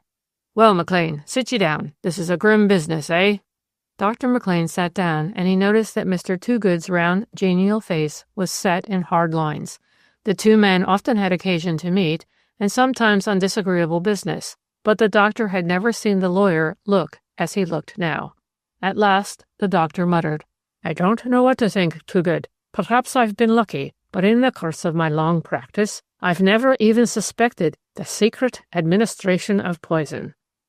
"I can't say the same. I think you'd be surprised if you knew how often I've suspected, perhaps I ought to say half-suspected, murder. In our line of country, the longing for money is the thing that leads to crime." "There's nothing of the sort in this case," exclaimed the doctor. "Garlett had all the money he wanted." "I was going to say," observed the lawyer significantly, "that next to money, love is the most potent begetter of crime." Dr. McLean remained silent, and the lawyer, fingering a ruler on his table, said musingly, "Garlett was a very good-looking chap, yet he never seemed to care for women." Mr. Toogood unconsciously used the past tense, and Dr. McLean, noticing that he had done so, felt a slight shock. He leaned forward. "Do you think Garlett in real danger, Toogood? I want you to tell me the truth, for it's a terrible moment to us, because of our niece." A change came over the lawyer's face. "It is indeed," he exclaimed. It was a curious fact, but a fact nevertheless, that during the last 2 or 3 minutes, Mr. Toogood had completely forgotten Jean Bower's connection with the man now talking to him. His mind had been full of her, but entirely in connection with Harry Garlett. It was as Garlett's secretary, not as Dr. McLean's niece, that he had considered the girl's unhappy situation.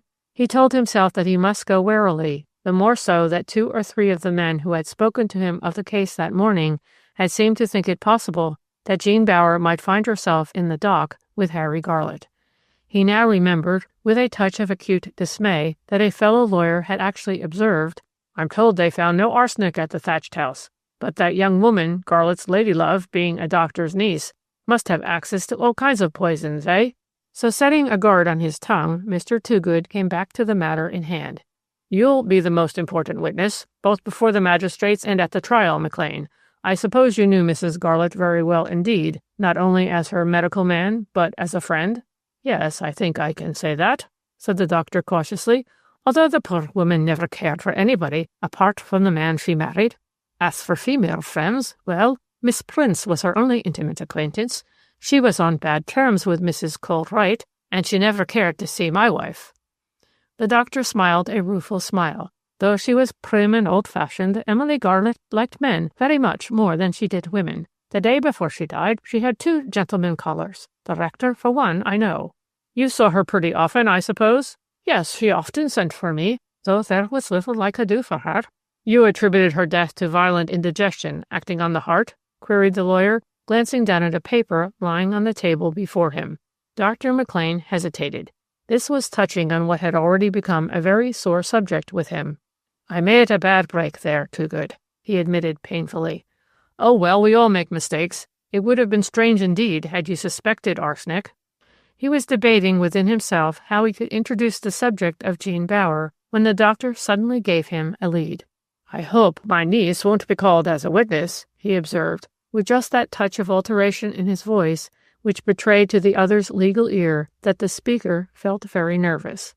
Mr. Toogood did not answer for a few moments, and then he put his 2 hands on the table and looked keenly across at his visitor. He felt the time had come to speak plainly. "It's no use beating about the bush, McLean. I suppose you know what's being said in Grendon today, and what will be said all over England tomorrow?" As the doctor remained silent, he went on, "Your niece is regarded as having provided the only motive for the crime, if crime there was." And as the doctor still said nothing, he added, "I'm not telling you anything you didn't know, or at least suspect, eh, McLean?" And then, at last, the other spoke out. "I realize that what you say is true, but I'd like you to believe, at any rate, that that notion or suspicion, I don't know what to call it, is a damned lie, Toogood. That's God's truth, though I realize how difficult it will be to make the truth apparent."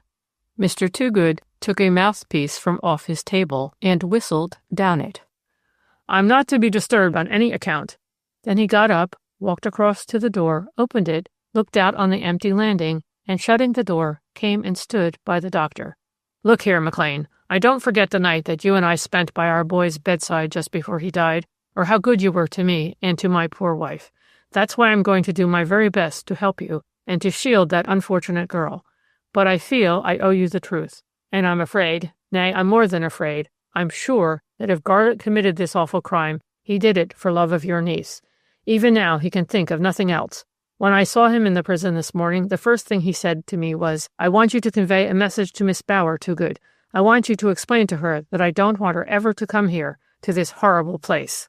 Dr. McLean opened his mouth to speak, then he shut it again. "And that wasn't all. While I was trying to get out of him something which might be of value when he is brought up before the magistrates, his mind was so full of Miss Bower that he really could hardly attend to what I was saying." "They've hardly seen one another, and never alone, since the exhumation of Mrs. Garlett's body," observed the doctor in a low voice. The lawyer stared at him. "They were alone in the thatched house this morning," he said abruptly. "I mean, when Garlett was arrested." "I'm sure that isn't true," said the doctor firmly. "My dear McLean, it is true. The inspector came in about quite another matter and gave me the most moving account of how he found them together in that empty house. He said it would have melted the heart of a stone to see the way the poor girl behaved. She wouldn't leave Garlett. She clung to him. He said it reminded him of stories he had read of couples in the Indian Mutiny." "My God!"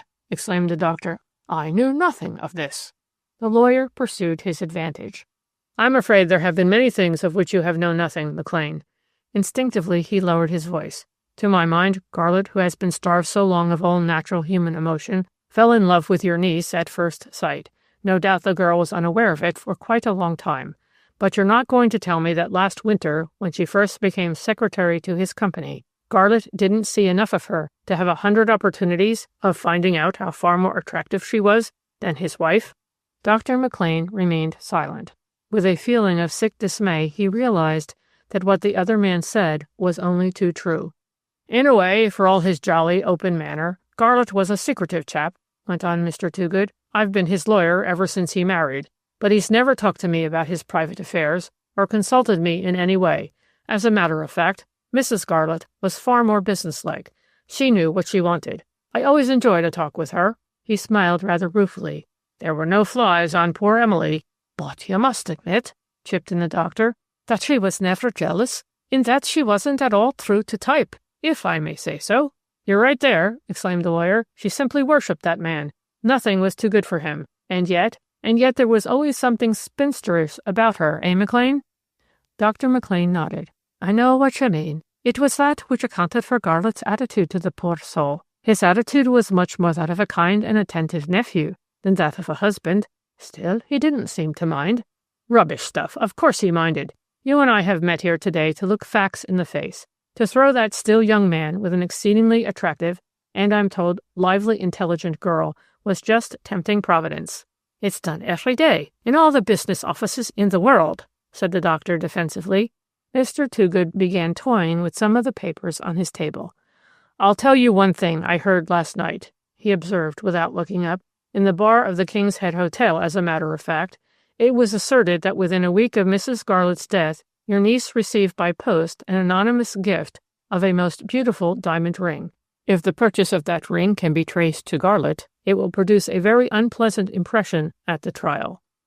The doctor felt a strange sensation suddenly sweep over him. He had often seen a woman in hysterics, and he had all your medical man's contempt for that special form of disordered feminine nerves, but now he felt as if he himself might easily burst out crying and laughing together.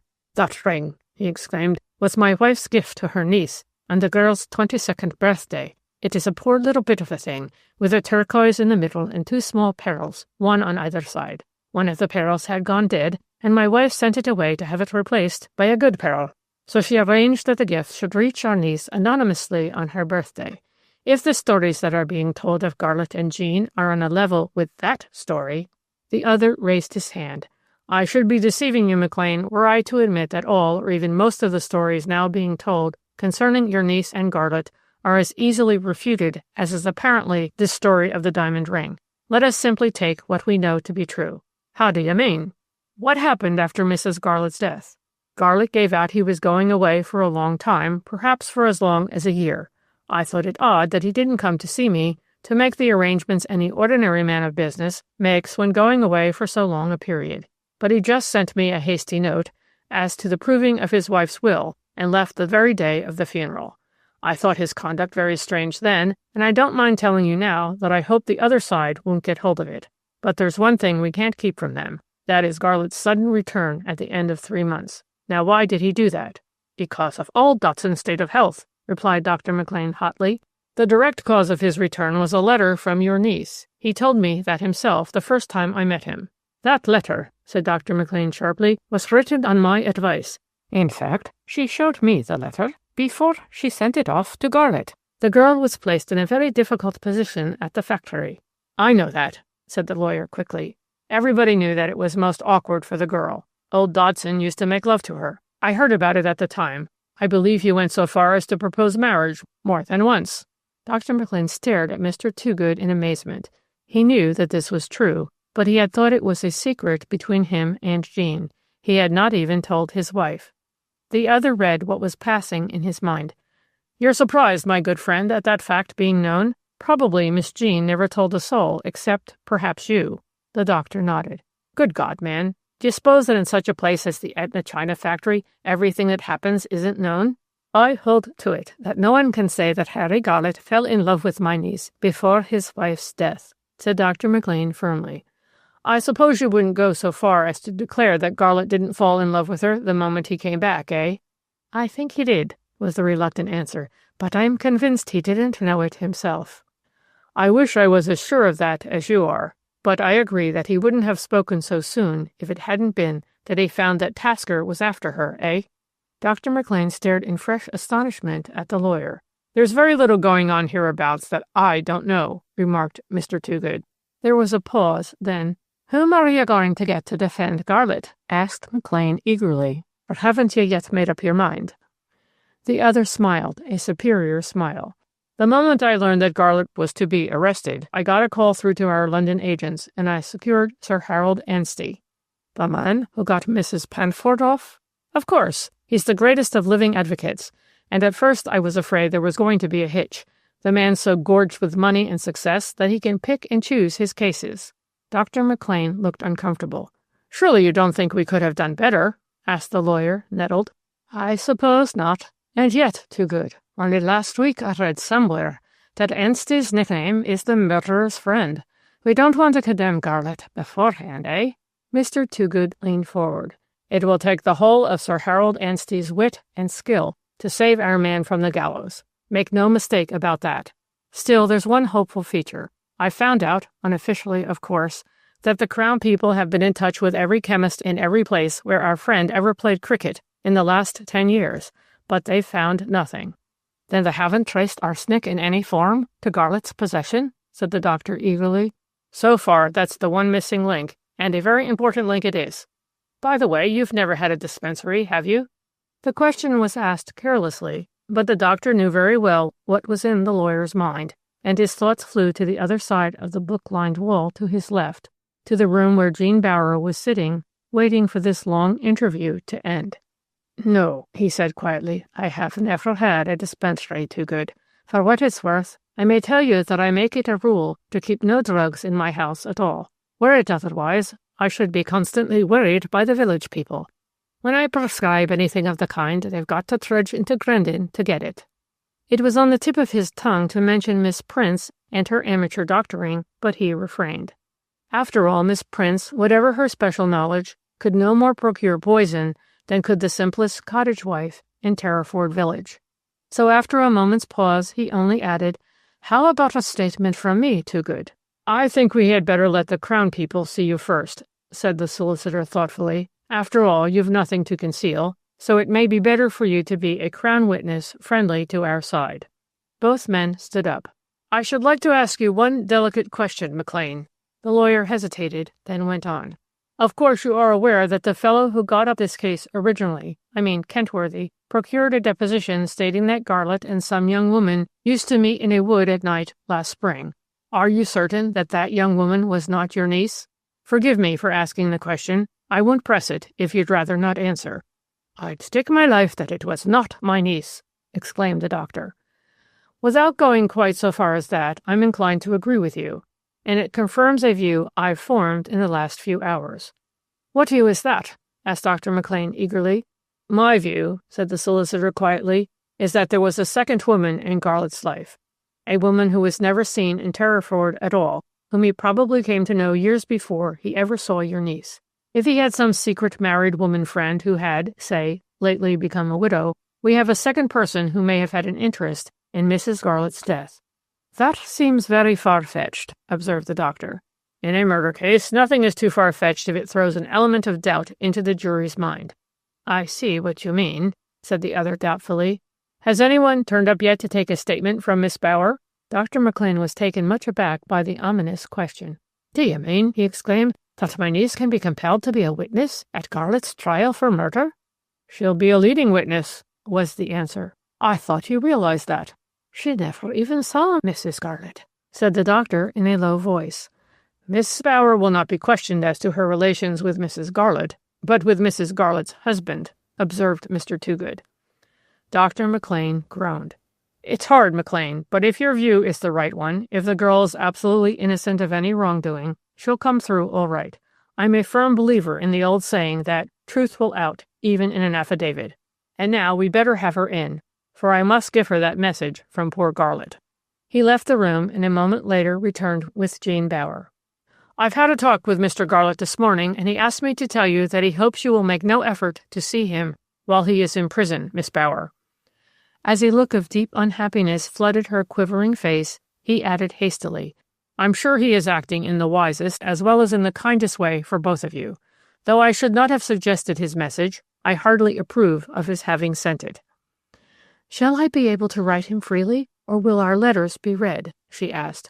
I'm afraid that your letters will all be perused by the governor. Mr. Garlett is allowed to communicate with me as his legal adviser quite privately, and I think it possible that Dr. McLean may be allowed to see him alone. But with regard to you, well, I doubt if even a wife's letters are given unopened to a prisoner. I see, said the girl dully. But that must not prevent your writing him cheerful letters, went on the solicitor. The great thing you've got to do is to keep up the man's spirits. Your uncle here tells me that you are absolutely convinced of Mr. Garlett's innocence. She was too choked with tears to do more than nod. We have a splendid counsel, the best I think I may say in Europe. I'm sure you've heard of Sir Harold Anstey. Now, Jean Bower had also seen a photograph of the famous advocate in a picture paper, and underneath the portrait had been printed with the words, Sir Harold Anstey, affectionately known at the bar as the murderer's friend. Sir Harold is a wonderful man, went on Mr. Toogood eagerly. I shall never forget having seen him once in court. It was in the great Panford case. There didn't seem a hope for the woman in the dock, but he got her off. He has an astonishing way with a jury. I see, said Jean again in that toneless, dull voice. And then there's another thing. It's everything for a witness to have Sir Harold with him or her. I suppose. He hesitated uncomfortably. I suppose, Miss Bower, that you realize that a gentleman will soon come from London in order to take a statement from you. On that statement you will be examined and cross-examined, so you must be careful what you say or admit when answering his questions. I quite understand that. Jean had already regained her composure, and it was well that she had done so, for as Mr. Toogood escorted his important visitors down to the front door, by some curious accident, every human being in the substantial house happened at that moment either to have business in the hall or to be standing at one of the doors that gave into the hall. The lawyer felt vexed, and yet even he felt the general excitement contagious. He could not help being glad that his firm was about to play a prominent part in what was evidently going to be a famous case. It was also satisfactory to reflect that Harry Garlett, unlike the vast majority of criminals, was a wealthy man, and that the huge costs were thus certain to be paid. Even so, as he walked upstairs back to his own room, Mr. Toogood told himself that Jean Bower was the last kind of young woman for whom he would have been tempted to commit murder 20 years ago. She seemed so quiet, so dull, so unemotional. Mr. Toogood recalled the last time he had been out to Terriford. It had been to take the poor doomed woman's instructions as to her will. She had only a few £1,000s to leave, for she had settled the bulk of her fortune on her husband years ago.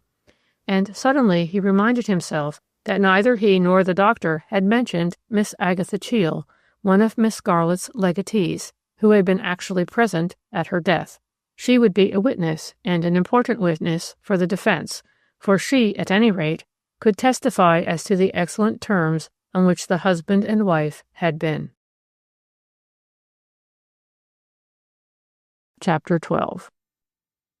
Elsie, the cook, was an early riser and worker, but even she had been exhausted by the doings of the long day on which Harry Garlett had been arrested, so she came down later than usual the next morning.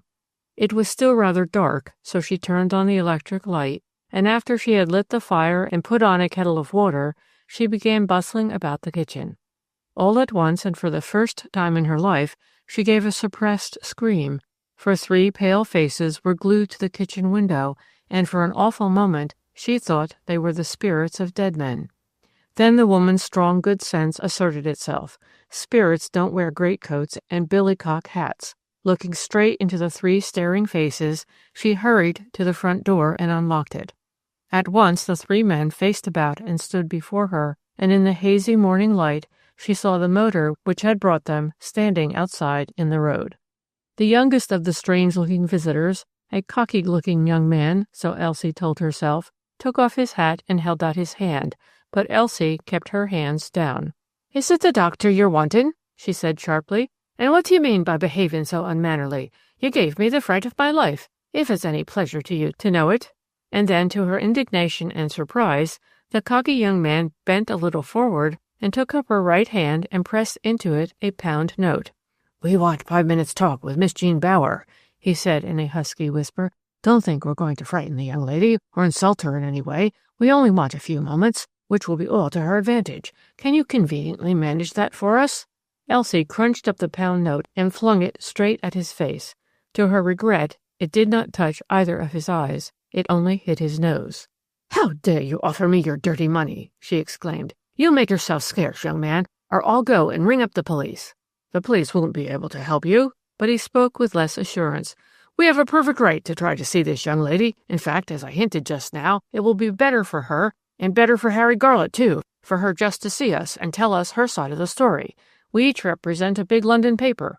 Crawford," a tall, fair youth, stepped forward. "Let me introduce the Live Wire." Elsie could not help but feel thrilled. This was the first time she had ever seen a newspaper man. "Now, old Angus, don't be shy." The oldest man of the 3, in answer to that remark, moved a little nearer. I think it will be to the poor girl's advantage to see us, he said gently. He's the Sunbeam, a bad poet in his rare moments of leisure, and I take it a fellow countryman of yours, Mrs. Housekeeper. There was something boyish about the impudent young fellow, and Elsie unconsciously melted a little. Also, she had been impressed by the few words uttered by Angus. There might be something in what he said. You will go up to the village, she said suddenly, and put in an hour at the Pig and Whistle. Then you come back here. By then I'll have told the doctor what you say. Maybe he'll let Miss Jean see ye. The three men consulted together, and then the man who had not yet spoken, he of the live wire, came forward. Look here, he began. If we do that, I admit we've no business to come and disturb you so early. Can we rely on you that no one will get in before us? I and my friends here came down from London last night, determined to be the first in the field. All we ask is some kind of statement from Miss Bower. She'll have to give one sooner or later to the press, and we represent 3 big papers. We don't want to be let down by some fellow who stayed in bed up to the last minute and had a good breakfast before starting on this job. I think I'll go so far as to promise ye that no one else will see the doctor or Miss Jean before you come back. Will that satisfy ye? And then the Scotsman came close up to her. Look here, he said in a low voice. I'm sure you could tell me something that would be worthwhile hearing. What sort of girl is this young lady who's brought all the trouble about? You must know the truth, if anyone knows it. Elsie looked at him shrewdly. Look here, my bonny man, she ordered. You just go and join the other 2. You won't get anything more out of me because you come from Aberdeen, and don't you be expecting of it. Though you're so unkind to me, I'll be kind to you, he answered significantly. See that every door and window in this house is tight shut this morning. There's a swarm of reporters coming out from Grandon. The public is just thirsting for a good murder mystery. And then he ran off to join the other 2 who were already in the car. Hurrying through her kitchen, Elsie slipped the bolt in the back door, which gave into the scullery, and glad was she that she had done so when a few minutes later there came a loud knock on the bolted door. She started so violently that she nearly dropped the kettle of boiling water she had taken off the fire. But it was only the milkman, who had been amazed to find the door locked against him. He and Elsie were old cronies, but when he ventured on just a word, and it was a kindly word too, with regard to Miss Jean, she answered him so roughly that he was quite offended. You needn't bite my head off, he said in an injured tone. Nobody talks of anything else in Terriford, and no more they won't till that fine gentleman, Mr. Harry Garlett, has been strung up. I'd go a good way to see him hanged, that I would. Think of all the trouble he's brought on your poor young lady, to say nothing of the good doctor and his missus. And what if I say that I believe Mr. Garlett to be innocent? Said Elsie pugnaciously. I should say your art, cook, was better than your understanding, he answered tolerantly. It was an hour later, nearly 9 o'clock, when Mrs. McLean touched her still sleeping husband. She had got up at the usual time, for all that they had talked till 2 in the morning, debating every point of the mysterious and terrible business with which they were now so closely and so painfully connected. Jock, she said in a low voice, it's time to get up. He opened his eyes. What's that you're saying? I wish you'd let me sleep a little longer, Jenny. Well, so I should have done, and then she stopped short. Walking across to the window, she drew the blind a little way up. Get out of bed for a minute, and come over here, she exclaimed. Together in silence, husband and wife gazed out on what was to them a most surprising sight. The drive up to their front door, as well as the road beyond, was blocked with vehicles, old-fashioned flys and motors, closed and open. In one of the cars a man was standing with a huge camera bracketed on the house. My God! Exclaimed Dr. McLean, and then with a groan, I suppose we must expect this kind of thing, Jenny, till we've got that child away. Aye, she answered, this will surely show her that she can't stay here. But I'm glad she's having her breakfast in bed this morning. As they gazed down, they saw one man after another come up to their front door, try the handle, look up at the knocker, and then walk away. Whatever can Elsie have done to prevent her knocking and ringing the house down? She has put a notice on the knocker, said Mrs. McLean in a low voice. 3 London newspapermen were here at 7, it seems. But she persuaded them to go away. They told her there would be a lot of men out by 9 o'clock, so she tied a label on the knocker with, Please do not knock or ring bell, written on it. But she has one of the kitchen windows open, poor woman, though it's a bitterly cold day, and she just parleys with them through it. We shall have a lot to thank Elsie for, Jock, when all this trouble's over. I'll get up now, he said, shivering not so much with cold as with horror at the thought of what did, indeed, lie before them. "I've got your bath nice and hot." He took her hand and patted it. "Now you go down and tell Elsie that I'll deal with these gently as soon as I'm up. I've arranged for your breakfast to be brought up here on the tray. You may as well wait till you've had that." "Perhaps I might," he agreed. "They are all round about the house," she went on, their faces just glued to the windows, trying to get a glimpse of Jean. The doctor had just finished his hasty breakfast when there came a knock at the bedroom door, and Elsie appeared. "Please, sir," she said in a hesitating voice, "the 3 men who came very early this morning have come back. They're from big papers, and I'm thinking 'twould be best for ye to see them. I promised no one should see ye before them." He looked at her sternly. "You had no business to make such a promise, Elsie. I do not wish to see anybody." "I'm afraid that ye'll be well advised to see them," she said in a subdued tone. "Their newspapers are read a lot in these parts, sir." He got up. "You're a wise woman, Elsie. I'll take your advice. Are they in my study?" "Oh, no, sir. They'd be seen there. I've got them in the scullery." And it was standing in the cold, dark scullery, in which he had not been for years, that Dr. McLean confronted the 3 inquisitive strangers, his anger breaking out afresh that he should be subjected to so horrible and degrading an ordeal. As to the one thing they all so eagerly desired, he was absolutely firm. "It is quite impossible for you to see my niece, and if you did see her, there's nothing which she could say to you that I cannot say. Ask me any questions you like, and I will try to answer them truthfully." And they did ask him questions. Foolish questions and wise questions, dangerous questions and harmless questions, clever questions and stupid questions. The doctor was too new to the game to ask them to read over to him what they had been writing down so busily, but at last, with infinite relief, he shook hands with each of the 3 and let them out, one by one, into the little yard from which ran a separate way to the high road. He was going through the kitchen when they were startled by a loud, imperative double knock on the knocker, which, so far, no one had touched that morning. The front door bell also pealed through the house.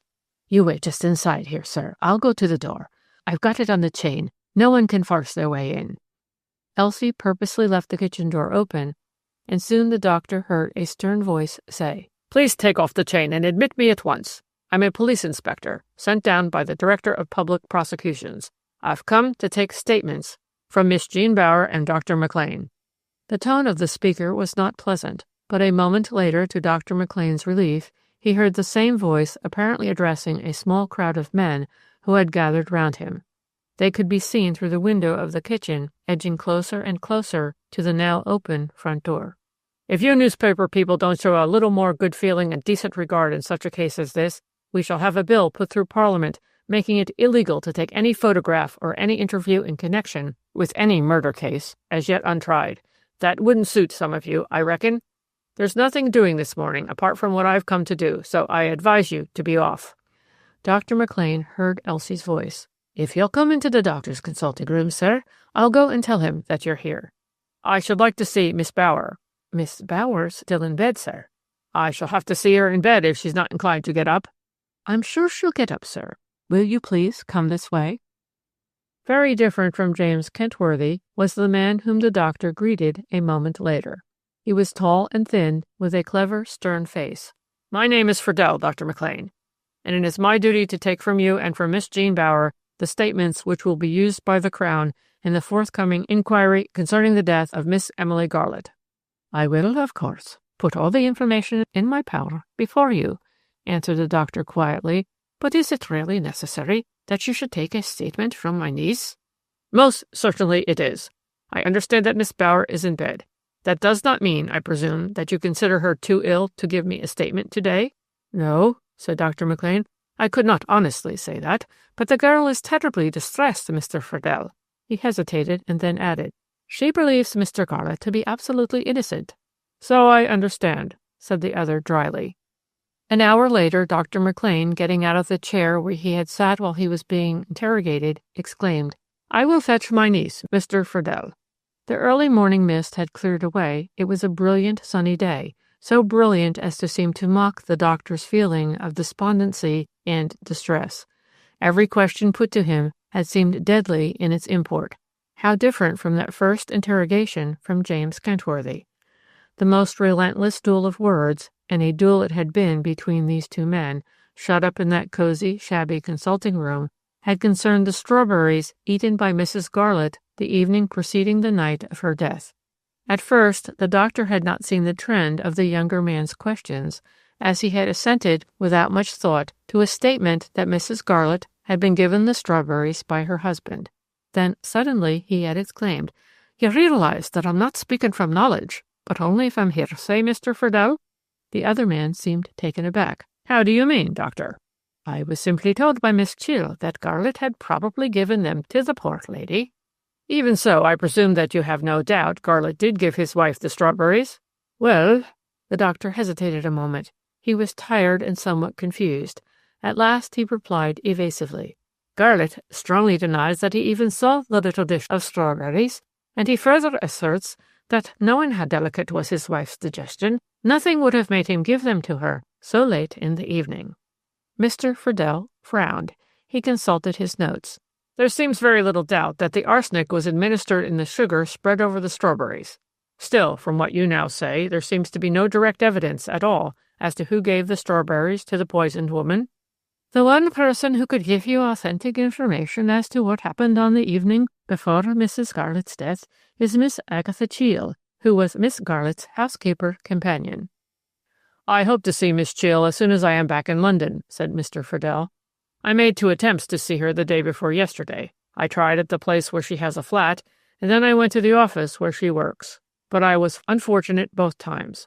I take it to be unlikely that the defense have got hold of her yet?" "They may have done so," said the doctor dubiously. "She was on very good terms with both Mr. and Mrs. Garlett. In fact, Miss Chill is in some way related to Mr. Garlett. I think it would be very painful to her to be among the witnesses for the prosecution, though not more painful, I feel sure, than it is to myself," he concluded ruefully. "I take it Miss Jean Bower will be an unwilling witness, Dr. McLean?" "I know that my niece will be a truthful witness." He looked rather straight at the thin, tight-lipped man who sat with his back to the light in shadow. "I trust so, though a woman witness is seldom as truthful, perhaps I ought to say as straightforward, as would be a man in her place. Too often your honest, truthful woman witness is such a fool that, without meaning it, she gets confused and begins to lie." "My niece is not at all that sort of woman," said the doctor coldly. Perhaps the last words uttered by Dr. McLean prejudiced the stranger, for the glance he cast on the pale, sad-faced girl, who a few moments later entered the room, was far from kindly. Jean Bower walked over to her uncle's writing table and sat down in his big chair. She looked such a little slip of a thing that even a harder man than was Mr. Friedel might have been moved by her look of fragility, deep sadness, and youth. But like so many clever people, the Crown Inquisitor was one of those men who find it difficult to change their minds.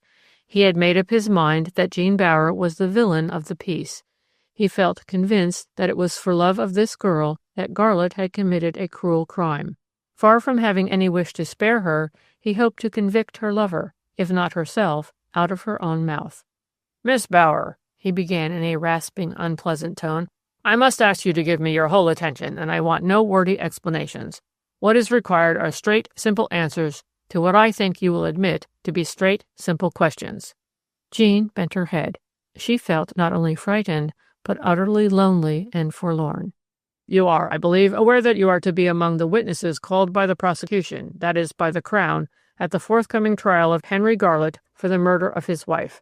I want you to understand quite clearly that you will be examined on what you tell me today. Examined, that is, by the prosecution and cross-examined by the defense."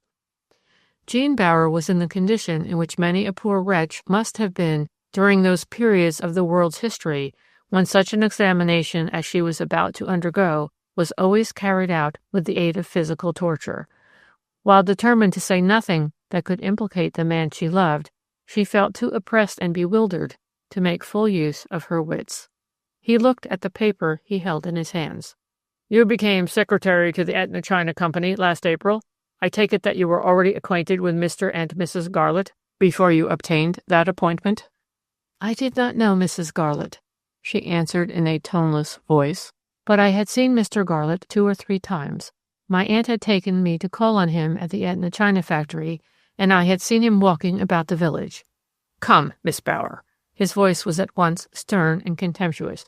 "You are, I understand, Dr. and Mrs. McLean's adopted daughter. Do you mean to tell me that you were not acquainted with the lady who was your uncle's principal patient?" "I lived with my father in the north of England till last February, and though I always accompanied Dr. and Mrs. McLean on their holidays, I had not been in Terriford since I was a child."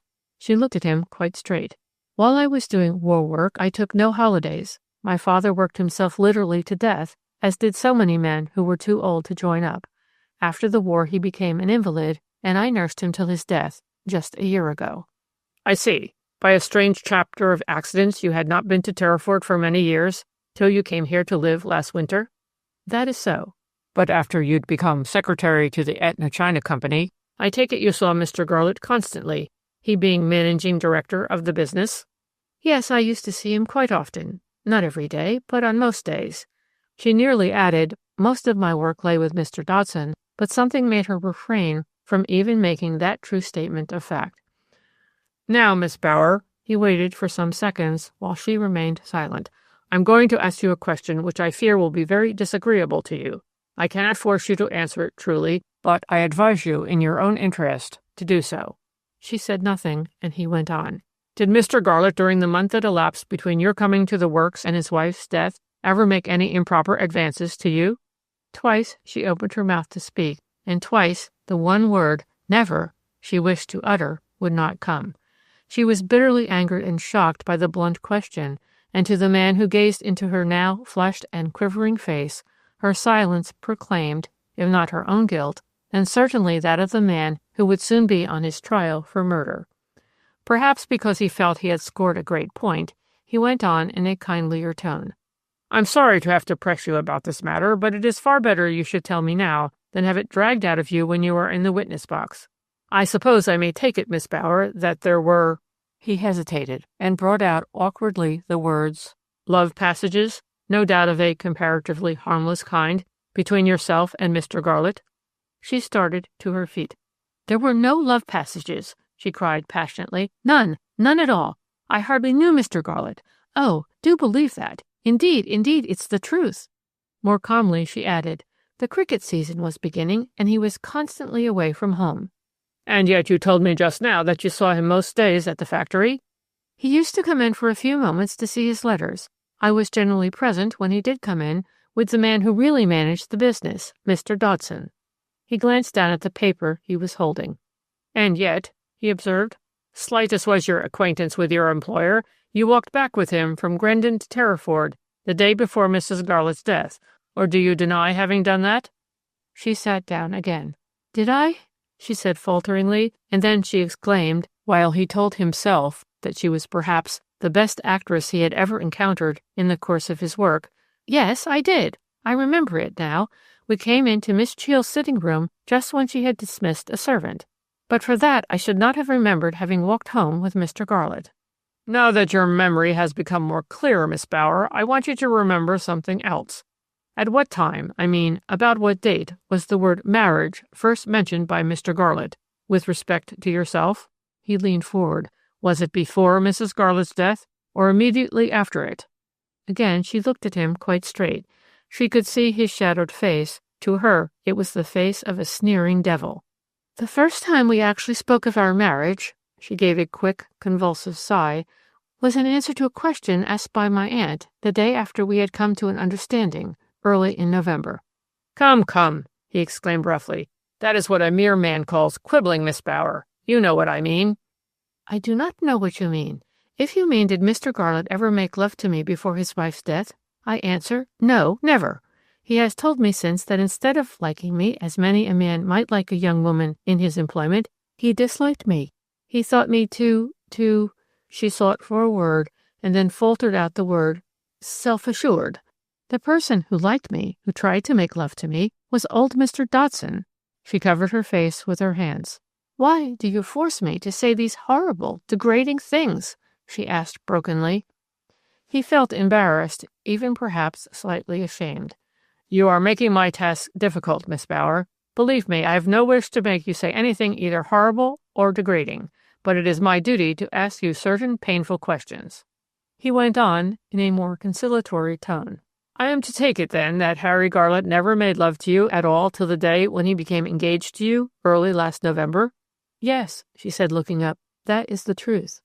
"You ask me to believe," but there was no jeering touch in his voice now, "that Mr. Garlett asked you to become his wife with no preliminary love passages at all?"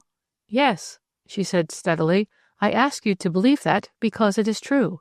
After Mr. Garlett's return, when we had worked together for some 2 months, seeing each other constantly, there came a day, she could not go on. He said quickly, "You mean there came a day when he realized that he loved you? That is what you want me to understand?" She bent her head. He got up and went and stood opposite the writing table, so that for the first time she was able to see him quite clearly. "I formally ask you if Mr. Garlett ever made love to you before his wife's death, or ever spoke to you of marriage till within the last few weeks?" "He never did." "You will be ready to swear to both those statements in the witness box?" "Yes." He came round to where she was standing. "Will you read what I have written?" he asked. "As you see, it has boiled down to very little, but I wish to be quite sure that I have got everything quite correct." She read down the 2 sheets of bold, clear handwriting. "Yes," she said, "that is exactly what I have said." She was surprised that he had put it all down so fairly, so truthfully. "If you wish to modify or alter anything I have written down here, I will come and take any fresh statement you may wish to make. You understand that perjury is a most serious criminal offense?" Chapter 13. On the arrest of a man for murder, he is taken before the magistrates at the earliest possible opportunity, but only to be formally charged. That is, evidence of arrest is given, and a remand, generally for a week, is asked for and obtained. During that long week, Dr. McLean was the least unhappy of the unhappy inmates of Bonny Doon because he was forced to follow his profession. The fact that Harry Garlett, it was taken as a fact, had poisoned his wife for love of Jean Bower did not prevent men and women in the neighborhood falling ill and sending for the doctor. Indeed, quite a number of his old patients suddenly developed some kind of slight complaint in order that he or she might have the intense satisfaction of a short talk with Jean Bower's uncle. At first, Dr. McLean had keenly resented these strange manifestations of inquisitive human nature, and he dreaded the questions which he knew would be put to him. But after 2 or 3 days he became quite accustomed to the usual opening. "Dr. McLean, I hope you won't be offended if I say how very, very sorry I feel for you and for Mrs. McLean over this terrible Garlett business. I hardly like to ask you what you really think about Harry Garlett, but you and I are such old friends, I'm sure you won't mind my asking." From the first he had taken up a line to which he steadfastly adhered. "I should very much like to tell you my theories. But if I am to be a witness next week when Mr. Garlett is brought up before the magistrates, it would not only be unprofessional, but very wrong for me to say anything at all to you about the case." As was only natural 9 times out of 10, the lady, for it was generally a lady, who asked him the indiscreet question, afterward told her husband, her friends, and her acquaintances that Dr. McLean, though he was too kind to say so, undoubtedly believed Harry Garlett guilty, for the simple reason that had he thought Garlett innocent, there was no reason in the world why he should not have said so right out. But if Dr. McLean found it far from easy to put off his patients, his real trouble in connection with the painful mystery with which all their hearts were filled was his one-time happy home. Jean Bower's eyes followed him about as a dog's eyes follow his master. She never actually asked him to declare his belief in her lover's innocence, yet he always felt that she was asking him mutely for some such declaration. At last, feeling he could bear her speechless interrogation no longer, he put his arm round her shoulder and said very quietly, "It's no good, Jean. I'm an honest man, and I can't deceive you. I would like with all my heart to feel sure that Harry is absolutely innocent, but the truth is, I can't make up my mind." As for Mrs. McLean, she longed to talk the whole matter out with Jean, but her Scotch reserve kept her silent. Even Elsie said nothing, but more than once Jean heard her administer a vigorous, well-directed snub at someone who tried to engage her in conversation at the back door on what had now become the forbidden subject at Bonny Doon.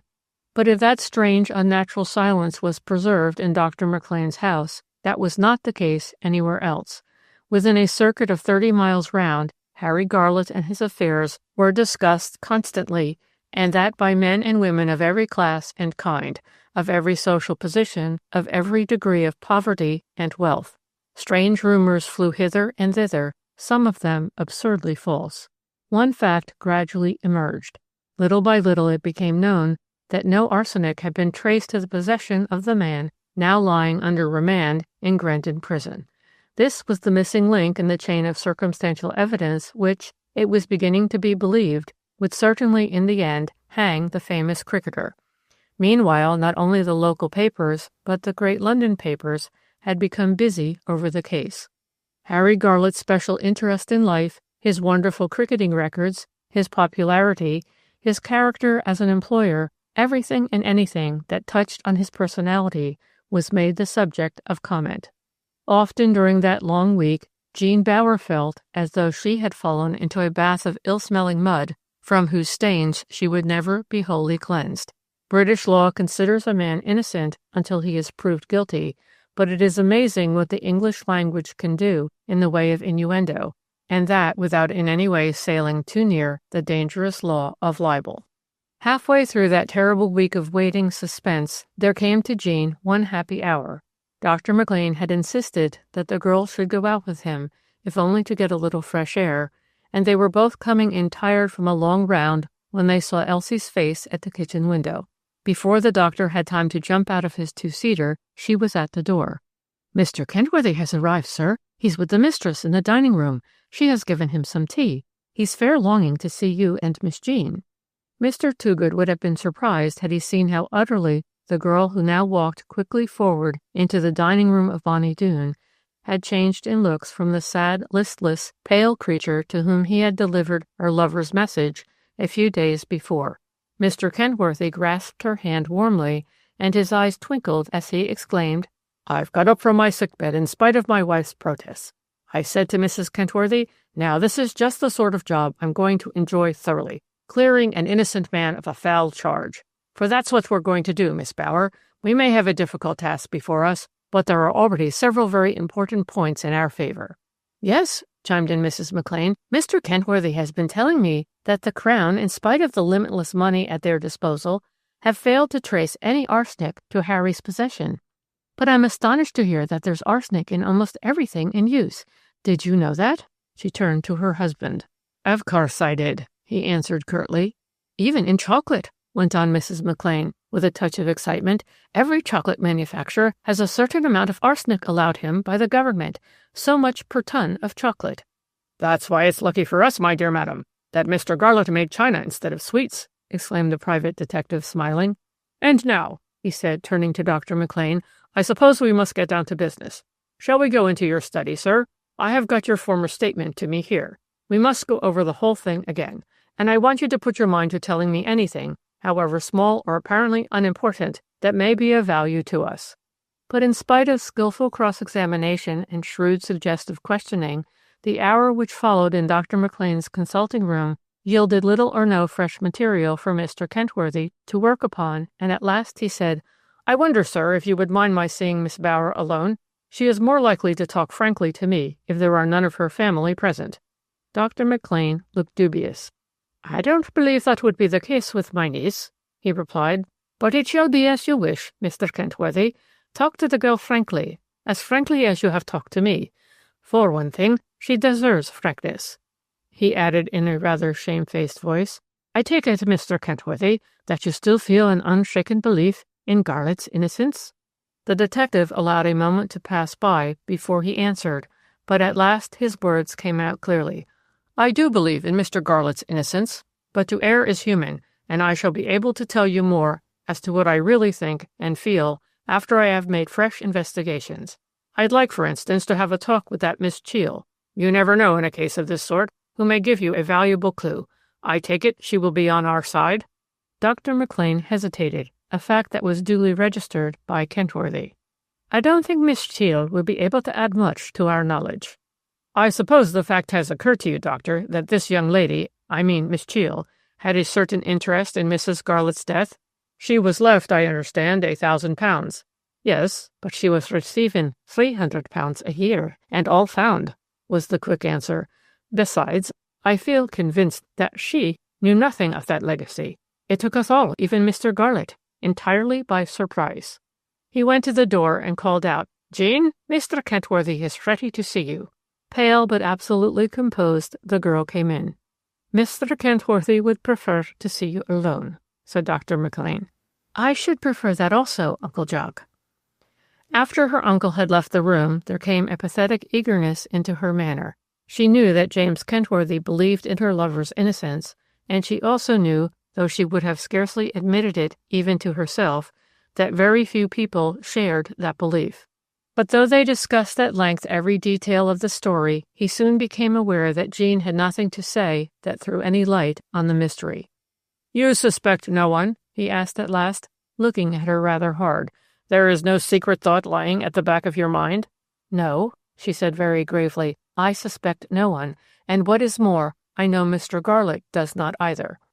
Kentworthy gave her a long, measuring look. He was wondering whether she could be trusted with a secret. Finally, he made up his mind that he would run the risk. "Did Dr. McLean tell you what first caused the Home Office to take action?" he asked. "He doesn't know," she exclaimed. "Only the other day my aunt was saying she'd give anything to find out what had caused those first inquiries as to Mrs. Garlett's death." "Your uncle is a man of his word," said the detective briefly. "I myself told him what started the whole business, but I made him promise not to pass the knowledge on. However, I am now going to tell you the secret, and I must ask you to make me the same promise that he made me." She looked at him with wide open eyes, and then he said, in a hesitating voice, "Mr. Garlett has some bitter enemy, someone who, as soon as the news of his forthcoming marriage to you had begun to leak out in the neighborhood, formed, as I believe, an infamous plot to bring him to disgrace." "A bitter enemy?" faltered Jean. "Yes, a bitter enemy, to my mind, certainly a woman, who wrote the 3 anonymous letters which led indirectly to the exhumation of Mrs. Emily Garlett." As she stared at him, overwhelmed with horror and dismay, he laid before her on her uncle's writing table the 3 sinister sheets of paper. "By rights, I ought not to have kept these facsimiles in my possession, but I made up my mind that it would be right for me to keep even that which does not belong to me, if it will help me to save an innocent man." Jean gazed down at the first impersonal note, that in which the writer said he felt it his duty to draw the attention of the head commissioner of police to certain mysterious circumstances surrounding the death of Mrs. Garlett. "This," she said doubtfully, "was perhaps written by someone who really thought there should have been an inquest?" Kentworthy shook his head. "You are too kind, my dear young lady. Look at number 2. "But surely this letter was not written by the same person who wrote the first one," exclaimed Jean, as she gazed at the second, ill-written, comma-less letter.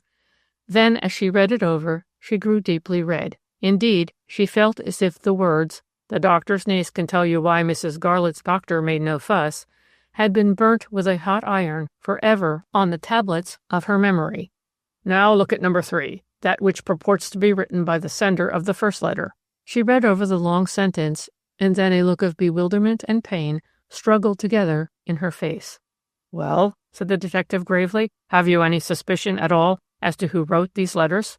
She knitted her forehead and remained silent for quite a long time, and James Kentworthy's hopes rose high.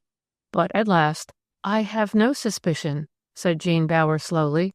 "Your uncle thought that they might be the work of that Miss Prince who lives in the thatched cottage." "I'm sure not," said Jean, shaking her head.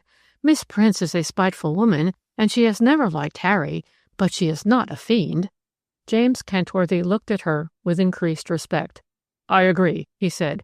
"It's never any use trying to convince oneself of what, deep at the back of one's mind, one knows is not the case. But I won't conceal from you that I'm disappointed. Somehow I hoped you would be able to help me, Miss Bower, and now I feel as if we were up against a blank wall." She said nothing, for she felt terribly oppressed. The knowledge that there was someone in the world who intensely hated both Harry Garlett and herself filled her with a kind of unreasoning terror. "I'm not giving up hope, mind you," went on Kentworthy. We've a long time before us yet, and after all," he was now speaking as if to himself, "we're lucky to have secured Sir Harold Anstey." Jean's lip quivered. She felt as if, in spite of his brave words, he was beginning to believe that he was confronted with an unfathomable mystery. "Sir Harold and I are old friends," went on the detective with a queer smile. "Thanks to me, a murderer Sir Harold was bent on getting off was hung. So there's no love lost between us. Still, he's a tower of strength with a jury, makes them see black's white, so to speak." "Do you think that will be necessary?" she said in a trembling voice. "I think Sir Harold will start some queer theory of his own, such as that poor lady may have poisoned herself." "That won't be the truth," said Jean. "And when you are in the witness box, it will be very pleasant for you, Miss Bower. Very pleasant, I mean, that Sir Harold will be with you and not against you." "Mr. Garlett means to go into the box," said Jean quickly. "I know he does," said the other, "and I'm sorry for it. It's an unfair thing that any man now standing on trial for his life has to go into the box or be considered guilty. Why, it's a monstrous thing, in a way. Those who changed the law never thought it would be like that." "I don't understand," she exclaimed, bewildered. "Why shouldn't he go into the box?" "Because, Miss Bower, he'll be up against people very much cleverer than himself, if you'll forgive me for saying so. People, too, who'll be keen and resourceful, while he'll be nervous and dejected. Now, take one thing." He looked at her hard, hesitated in his own mind, then determined that he would go through with what he felt ought to be said. "Mr. Garlett will be asked when he first began to feel for you those, well, sentiments that led to his asking you to be his wife. If he is an absolutely honest man, I expect he will feel compelled to answer that he was attached to you long before anybody else knew that he was. That will look pretty bad from our point of view. Motive, Miss Bower. That's what judge, jury, everybody in a word is always looking for in a murder mystery. And you would provide a very strong motive, if you take my meaning." He saw her face change. It was as if all the color was ebbing out of it. He suddenly regretted that he had been so frank. "Is there anything I can do to help?" she asked piteously. He shook his head regretfully. "I suppose it wouldn't be any good, my seeing Sir Harold Anstey?" Mr. Kentworthy remained silent for a moment, and then he answered in a rather singular tone. "I think it would be a good thing for you to see him, Miss Bower. But mind you, it would be irregular. Very irregular. Mr. Toogood wouldn't lend himself to anything of that sort."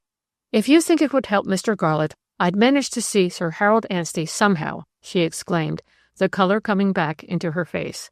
"I expect you would, but—" "But what?" she asked eagerly. "I shouldn't like it to be known that I advise your doing such a thing. It isn't my business to advise what isn't proper," he said irresolutely. "You haven't advised it," she exclaimed. "The moment I heard that Sir Harold was going to defend Harry, I made up my mind to see him."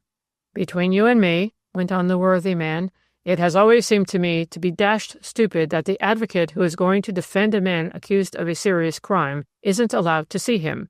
In this case, it might make a real difference, for if Mr. Garlett convinced me of his innocence, who'd gone to see him feeling pretty sure he was guilty, then think of the effect seeing him might have on a man who wants to think him innocent."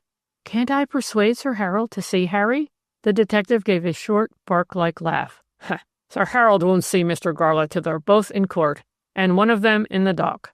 Jean covered her eyes with her hand, but that made her see all the more clearly the awful picture conjured up by Mr. Kentworthy's words. "Look here, Miss Bower, if you will keep your word, you'll never let Sir Harold know how you obtained them. I'll give you these anonymous letters to show him. I'm sure the prosecution don't mean to produce these letters. 'Twould put people off writing to the police if they thought their letters would be put in among the exhibits." "Exhibits?" echoed Jean. "What are they?" "Exhibits are the actual concrete objects connected with the case," explained Kentworthy. "If you show Sir Harold these letters, he may demand that the originals be put in, as they call it. That will add a useful touch of mystery, and he'll make the most of it. Never fear." "Then I'm to leave these facsimile letters with him?" "Indeed, you're to do nothing of the kind. If we have the good luck to run across their writer, we may be very glad of them." "How soon ought I try to see Sir Harold?" "As soon as I hear Sir Harold is back at work, I'll wire to you, have hopes of a clue. But look here, Miss Bower, if I were you, I'd tell no one of what you mean to do, for it's irregular, very irregular. If the case were reversed, if you were a gentleman and not a young lady, I'd never advise you to try to see Sir Harold. but I think he'll see you. Sir Harold was what is known in common parlance as a ladies' man, but somehow the detective felt it best to leave Jean Bower to discover that fact for herself. Chapter 14. I'm frightened about Jean. Dr. McLean looked across at his wife. How do you mean? He said irritably. Explain yourself, woman. I sent her upstairs to lie down after Mr. Kentworthy had gone away, and about tea-time Elsie went up to see if she was asleep, but she wasn't in her room. We looked all over the house, but she slipped out without telling anybody. Well, what of that? Why shouldn't the girl want a breath of fresh air? It's just what I should have done at her age, if I felt as I'm afraid the poor wean is fearing now. Listen to what she did do, said Mrs. McLean in a low voice. Elsie felt uneasy, just as uneasy as I did, so she went off into the village. They said at the post office that Jean had gone by, walking very quickly, about a quarter of an hour before. Then Elsie, the woman's no fool, Jock, somehow guessed what the child had done. Do you mean she went to the thatched house? Dr. McLean could not keep the dismay out of his voice. He knew that the police were still in charge of Harry Garlett's dwelling place. She went to the churchyard. Elsie found her close to poor Mrs. Garlett's grave. She was kneeling there, on the bare, wet ground, and when Elsie came up close behind her, she heard her say, Don't be angry with Harry, Mrs. Garlett. He hardly knew I existed while you were alive, but I'll give him up. I will, indeed, if you'll help to save him. The poor girl screamed when Elsie spoke to her, but she got up off the cold earth and came back with Elsie. She's sitting in the dining room now, but she looks very strange, and when I spoke to her just now, she didn't seem to hear. The doctor looked alarmed. She's got it in her head that she may have said something to the man who took her statement that will injure Garlett.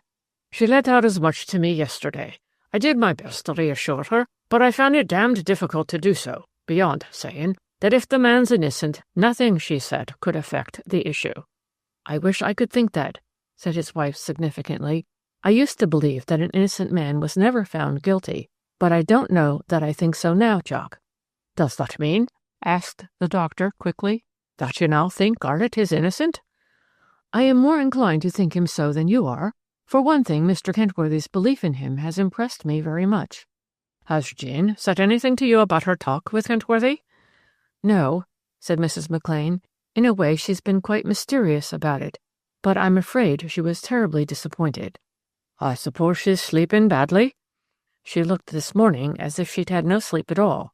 Dr. McLean got up. He came over to where his wife was sitting and patted her hand. Today I received a sample of a new preparation of bromide and valerian, with just a dash of chloral. I'll try Jean with that tonight. And if it gives her a good night, I'll wire to London for a bottle of the stuff to come down by train parcel tomorrow. We've got to keep her going these next few weeks. I've such a horror of drugs, said Mrs. McLean in a low voice. I thought you had too, Jock. So I have, but it's quite an exceptional case. For the matter of that, I only wish I could send the poor child to sleep till the whole of this painful business is over. I've sometimes thought what a fine thing it would be when science is able to suspend a man's thinking faculties for a much longer period than for just a few hours. I don't want to live in that time, said Mrs. McLean stubbornly. I dare say you don't, but a good many people would be thankful to be able to take a dose of, shall we say, forgetfulness through their worst time of sorrow, and above all, of anxiety. Has anyone spoken to you of the case today? She asked. Everyone has spoken to me of it. I was even stopped in the road 3 or 4 times, and not very far from our gate. I had quite a talk with a newspaper man. In fact, I wonder Jean and Elsie didn't meet him. He admitted he'd been hanging about all the afternoon. They did meet him. He said he came from the biggest of the London press agencies, but of course they hurried indoors and refused to have anything to say to him. He almost persuaded me that it would be worth our while to let Jean give him an interview, observed the doctor hesitatingly. I disagree, she said emphatically.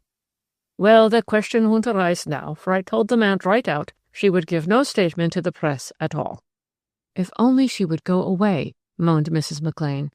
I think she might, if you were to tell her that you simply can't bear staying here in the circumstances, and that you will go with her, said Dr. McLean slowly. As only answer, his wife burst into sudden, sharp, short sobs. "Why, what's the matter?" he exclaimed. "I can't do it, Jock." She was trying hard to regain her composure. "You mustn't ask it of me. I don't feel I can leave home just now. I know that my unhappiness is nothing to that poor child's, but still I am very unhappy." The tears were running down her cheeks. "I suppose we've been very fortunate," she sobbed. "More fortunate than I knew. Well, we're paying for it now." "It'll all be the same 100 years hence," he said lamely. "Cheer up, woman." And Mrs. McLean wiped her eyes and did try to cheer up. It is 2 o'clock in the morning, the darkest hour of the winter night, and Jean Bower is dreaming, in what she would describe as a sort of a way. She knows she is dreaming, and yet even so she is filled with an awful sensation of foreboding and affright. In this strange and terrific dream of hers, Bonnie Doon is transformed into a citadel. She is in an upper room, and gazing fearfully out of the window, she sees a mob of men surging round the pretty, old-fashioned, creeper-covered house, standing so defenseless close to the road leading from Terriford village to Grendon. The assaulters are trying to force their way inside the house. She can hear the roar of triumph when one of them thinks he has obtained a foothold on the trellis work, and the murmur of disappointment and exasperation when one of them falls back. She knows with a sure and dreadful knowledge that they are all trying to get at her, and she begins running from room to room, trying to hide herself. But this only means a new horror, for into whatever room she runs there is always a window, and against that window she sees pressed, menacing, grimacing faces. And yet, even so, one part of her drugged brain tells her that this fearful adventure is only a dream induced by what Elsie told her about the 3 reporters whose faces were pressed against the kitchen window on the morning after the arrest of Harry Garlett. Her uncle had warned her that what had happened that morning would probably occur again and again. At last, with a sobbing sensation of relief, she awakes and sits up in bed. What was it woke her? The sound, which seemed infinitely far away, of a window opening and shutting? Again she lies down, and soon she has gone back to that strange land of dreams that has always played such a part in her life. But this time it is to a happy dreamland, and to her weary, bemused brain the knowledge brings with it a vague comfort. Anything is better than real life just now. A dream match has been struck close to her face, and a dream man's voice, a low, pleasant, caressing voice, exclaims soothingly, "Don't be frightened, little girl. It's only a friend who wants to help you and your lover." A friend? A real friend who wants to help her and Harry? How wonderful!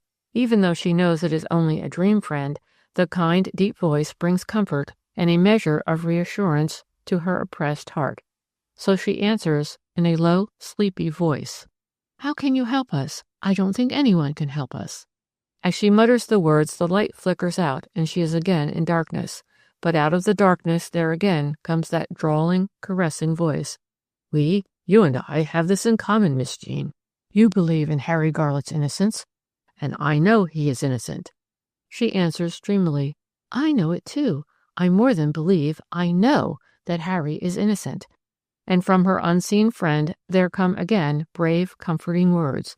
"We must put our wits together and think of something that will make other people believe him innocent."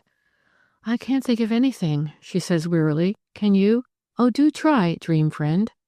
She finds it so delicious to be lulled by that deep, caressing voice, even though she knows it is only a dream voice. "Have you ever thought that Mrs. Garlett might have taken the poison herself?" She answers as if hypnotized. "Do you think so?" And quickly the answer comes back out of the darkness. "Why not? There's only one thing worth having in life, and that one thing the poor soul lacked." One thing worth having? What can he mean? Jean is losing hold of herself, and she is beginning to feel extraordinarily drowsy. "The one thing worth having in this queer life of ours is love," whispers the tender, mocking voice. "Mrs. Garlett had no love in her life, and even she must have known that life is not worth living without love." Jean murmurs, "What brings happiness is to love, not to be loved." And then, as if the familiar words were being uttered infinitely far away, she hears, "Out of the mouths of babes and sucklings." Then the voice comes nearer, close to her ear. Before I go back, far, far away to the land of dreams, I have a message for you, Miss Jean. A message, dream friend? A message from Harry Garlett's soul to yours. He asks you to remember that stone walls do not a prison make, nor iron bars a cage. He says he feels happy in spite of all that has happened, because he possesses your love. And then the voice becomes infinitely sad. There is no love where I live, in Goblin Land. Only an ugly imitation of love. Still, even an ugly imitation of the greatest thing in the world is better than no love at all. And there is something so mournful, so hopeless in the voice that utters those words, that Jean feels keenly distressed. Were she not so drowsy, the tears would come into her eyes. Hobgoblins, strange and horrible shapes of pain and death, haunt my dwelling place, goes on her dream friend. True, there is no unjust judge, no stupid, conceited set of jurymen, but as a terrible set-off to that relief, there is no rapture, or none to speak of, in the land of dreams. You and Harry Garlett have the best of it, even now, in the waking world, Miss Jean. And now dream, happy dreams, poor child, happy, happy dreams. The next morning but one, Elsie was bustling about her kitchen, but ever since she had seen those pallid faces pressed against the window-pane, she had left the shutters closed till after breakfast. Soon there came the sound of milk cans jingling against one another, so she hurried into the scullery and cautiously unlocked the back door. The milkman looked so cheerful that Elsie felt irritated. "You're later than usual," she said snappily. "I stopped to have a read of the paper. 'Tis rare exciting today," he added with a chuckle. "I'm in it this morning." "You!" exclaimed Elsie. She thought he had gone mad. "There's my picture in it, as well as my name, just because I haves the honour of leaving the milk here each morning," he said, grinning. Then he waited for a second. Though they were old friends, he was slightly afraid of the tall Scotswoman, who now stood looking at him with an air of disgust and doubt on her strong features. "You're in it too," he said at last, enjoying with a somewhat fearful joy the look of wrath that flamed up into her face. "Me in it? You and me is on the back page, right in the middle, where they prints the big news. There's a piece, as what they calls a statement, about your young lady." She opened it wide and saw that on the middle sheet, under a photograph of Bonnie Doon, ran the words in huge letters, "The Terriford Mystery, Jean Bower's Statement by an Old Friend." "Miss Jean's not given any statement," said Elsie fiercely. "It's all a lie, from beginning to end." "Well, you just read what's there. I hope the doctor will have the law on this dratted paper. I never heard of such a thing. How dare they?" she cried indignantly. But she was rapidly reading the short double-column large-print article, and as she did so, she was impressed in spite of herself. Every man, woman, and child in Terriford village will tell you that Jean Bower, the sweet-faced heroine of what promises to be one of the big murder mysteries of our time, is a simple, gentle-natured girl with an exceptionally kind and feeling heart for those in any sorrow or distress. That is why the hearts of all her neighbors, gentle and simple, go out to her in the terrible and overwhelming sorrow which has come to her. While utterly refusing to be interviewed by any pressman, I have had the privilege, as one of her oldest friends, to have a short talk with her on the subject of what has come to be called the Terriford Mystery. Through me, she is willing to let it be known that she is absolutely convinced of Harry Garlett's innocence. Further, she is inclined to believe that Mrs. Garlett, a bed-ridden invalid who is known to have attacks of depression at times, administered the poison to herself. The very fact that Mrs. Garlett was so deeply attached to her husband would of itself provide a motive to some of those who were acquainted with the poor lady. Among those acquaintances, however, Miss Jean Bower was not, for it is a curious fact that she had never even seen Mrs. Garlett. Furthermore, her old friend can emphatically deny the cruel and stupid rumors that declare her to have been on friendly terms with Mr. Garlett before his wife's death. Owing to a series of circumstances that will be made clear by the defense, Miss Bower, though actually in the employment of the Etna China Company, was only on the most distant terms with the company's managing director. As Elsie read on, her first feeling of anger and disgust was insensibly transformed into one of satisfaction, though she frowned or tried to frown when, after a laudatory account of Bonnie Doon, of Dr. McLean, and of his wife, she came to the following paragraphs. Last, and by no means least, in the group of people who compose this typical British household of worthy and high-minded folk, is Elsie MacTaggart, the cook. Elsie is a clever, pugnacious Scotswoman, full of the mother wit and tender, homely wisdom that we all associate with the land which gave birth to J.M. Barrie. It was a fair treat, as one of those reporters who was present told me, to hear Elsie dealing with the swarm of reporters and press photographers that surrounded Bonnie Doon the day after Harry Garnet was arrested. Unlike the great majority of her brilliant fellow countrymen and countrywomen, she showed no favor even to those of the press folk present who hailed from the other side of the Tweed. She held the fort, so to speak, with fine discrimination and courage, and it is largely thanks to her that no statement could be extracted, even out of Dr. Maclean. Elsie MacTaggart, in addition to her other gifts, is a splendid cook, and those who have had the good fortune to be bidden as guests to Bonnie Doon all go home feeling utterly dissatisfied with their own porridge and griddle cakes. "What a havering idiot the man seems to be," said Elsie at last. "Some there are as believe that Mrs. Colwright wrote that piece," observed the milkman. "Never!" exclaimed Elsie. "She's far too proud a body to demean herself by writing for a newspaper. This is a man's work, unless I'm much out of my reckoning." "Maybe it's the Reverend Colwright." "No, 'tisn't him neither," said Elsie decidedly. Her quick mind was darting hither and thither. She felt genuinely puzzled, and then there came to her a sudden illumination. "It's that fat Kentworthy," she exclaimed, remembering that Mr. Kentworthy had highly approved of the bountiful tea which had been spread out in his honor. Also, now that she came to think of it, he had said that he liked Scotch cakes, owing to his mother having been a Scotswoman. Well, well, the world's a small place. Elsie took her old worn leather purse out of her pocket. "I'd like to keep this paper," she observed. "Here's a penny, milkman, for you to get yourself another one." "You can keep the paper and your penny too," said the man, offended. "I never thought, Miss MacTaggart, good friends though we may be, that you'd take me for a Scotsman." Locking the scullery door, Elsie went back into her kitchen, and there she spread the newspaper out on the table and once more read the article through. Now Elsie never went into the village to do her daily shopping without hearing Mrs. Garlet's mysterious death discussed from every point of view, but never once had anyone even so much as hinted that the late mistress of the thatched house had committed suicide. Again and again she now read over the words. She is inclined to believe that Mrs. Garlet, a bedridden invalid who was known to have attacks of depression at times, administered the poison to herself. This was, of course, the one solution that would make them all happy again. So it was with a look of real happiness on her thin, intelligent face that she took the paper into the dining room just after the doctor and his wife had sat down to breakfast.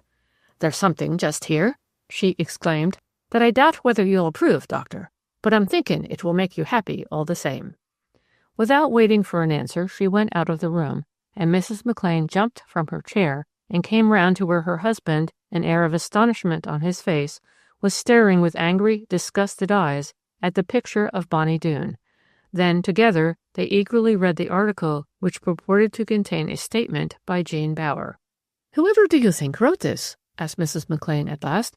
"Of course there's a lot in it that's true, but I'd stake my life that Jean hasn't talked about this terrible business to any human being.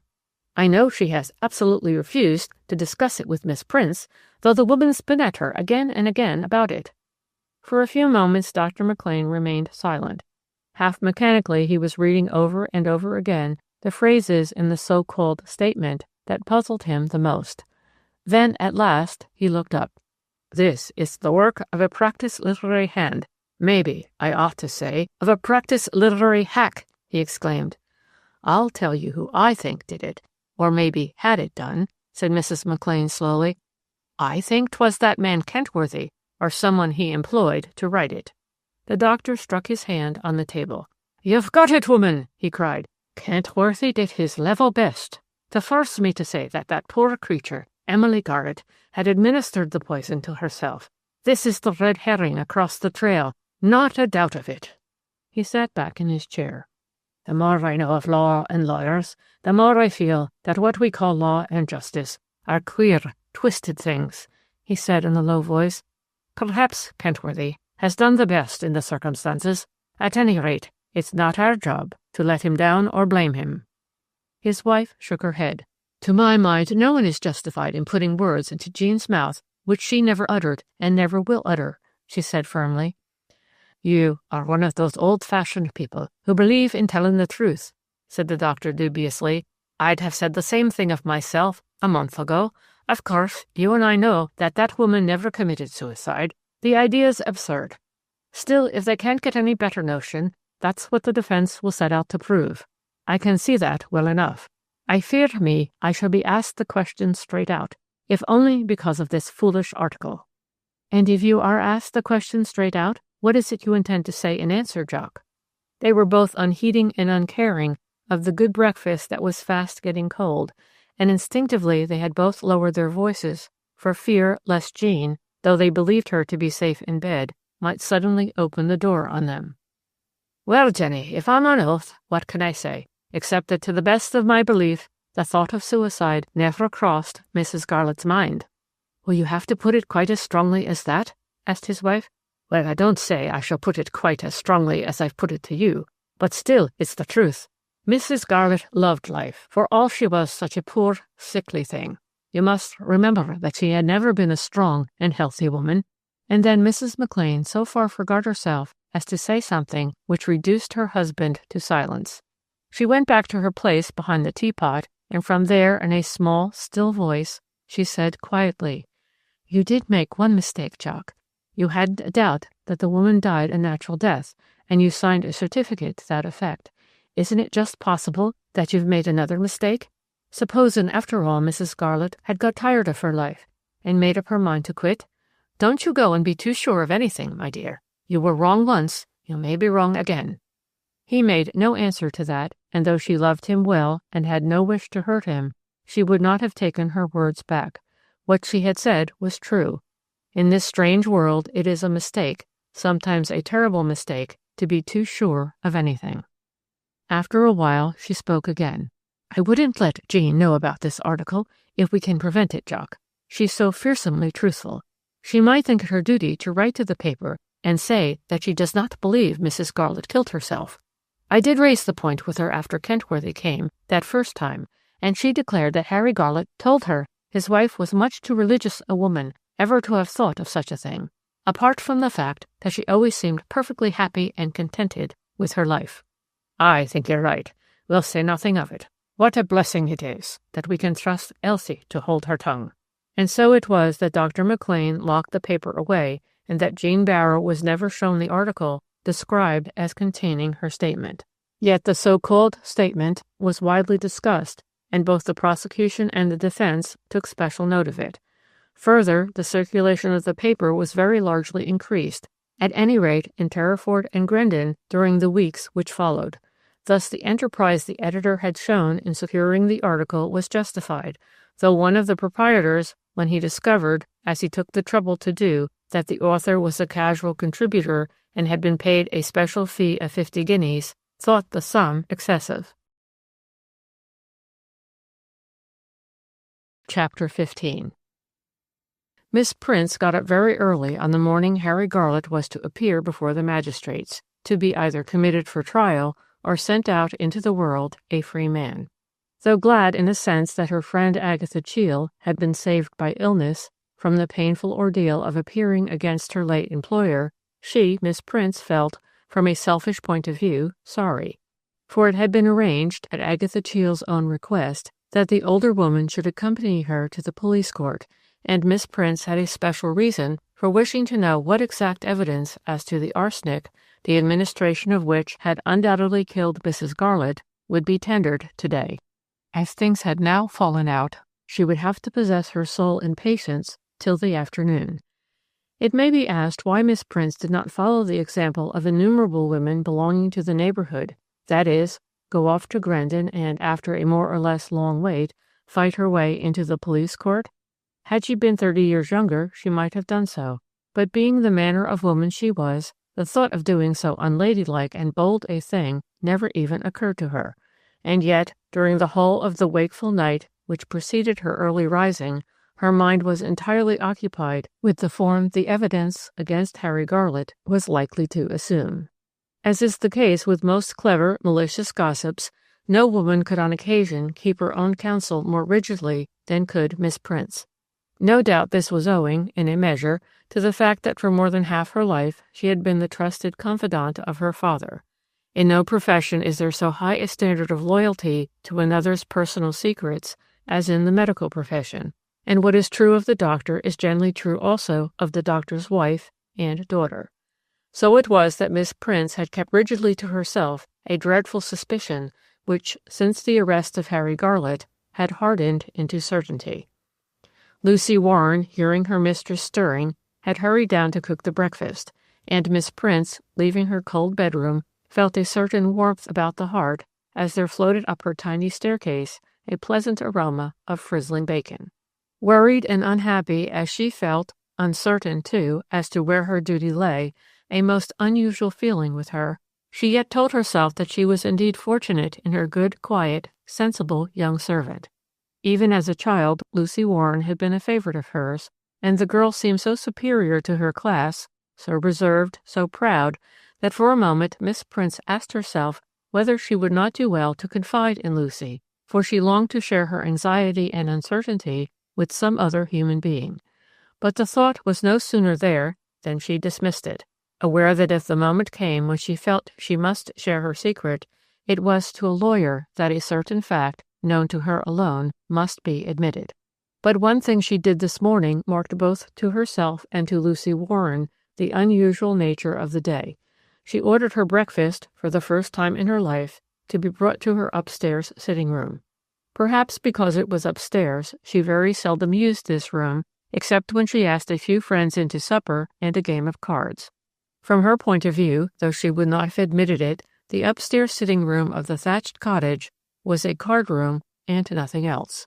She sat down, feeling deadly cold, for though the fire was burning brightly, the room was chilly, as a room in which no fire has been lit for some days is apt to be. But it was not the cold which made Miss Prince feel so shivery and so miserably undecided in her mind. For the first time in her now long life she was confronted with a problem to which she could see no solution that would not bring disaster, even death, in its train.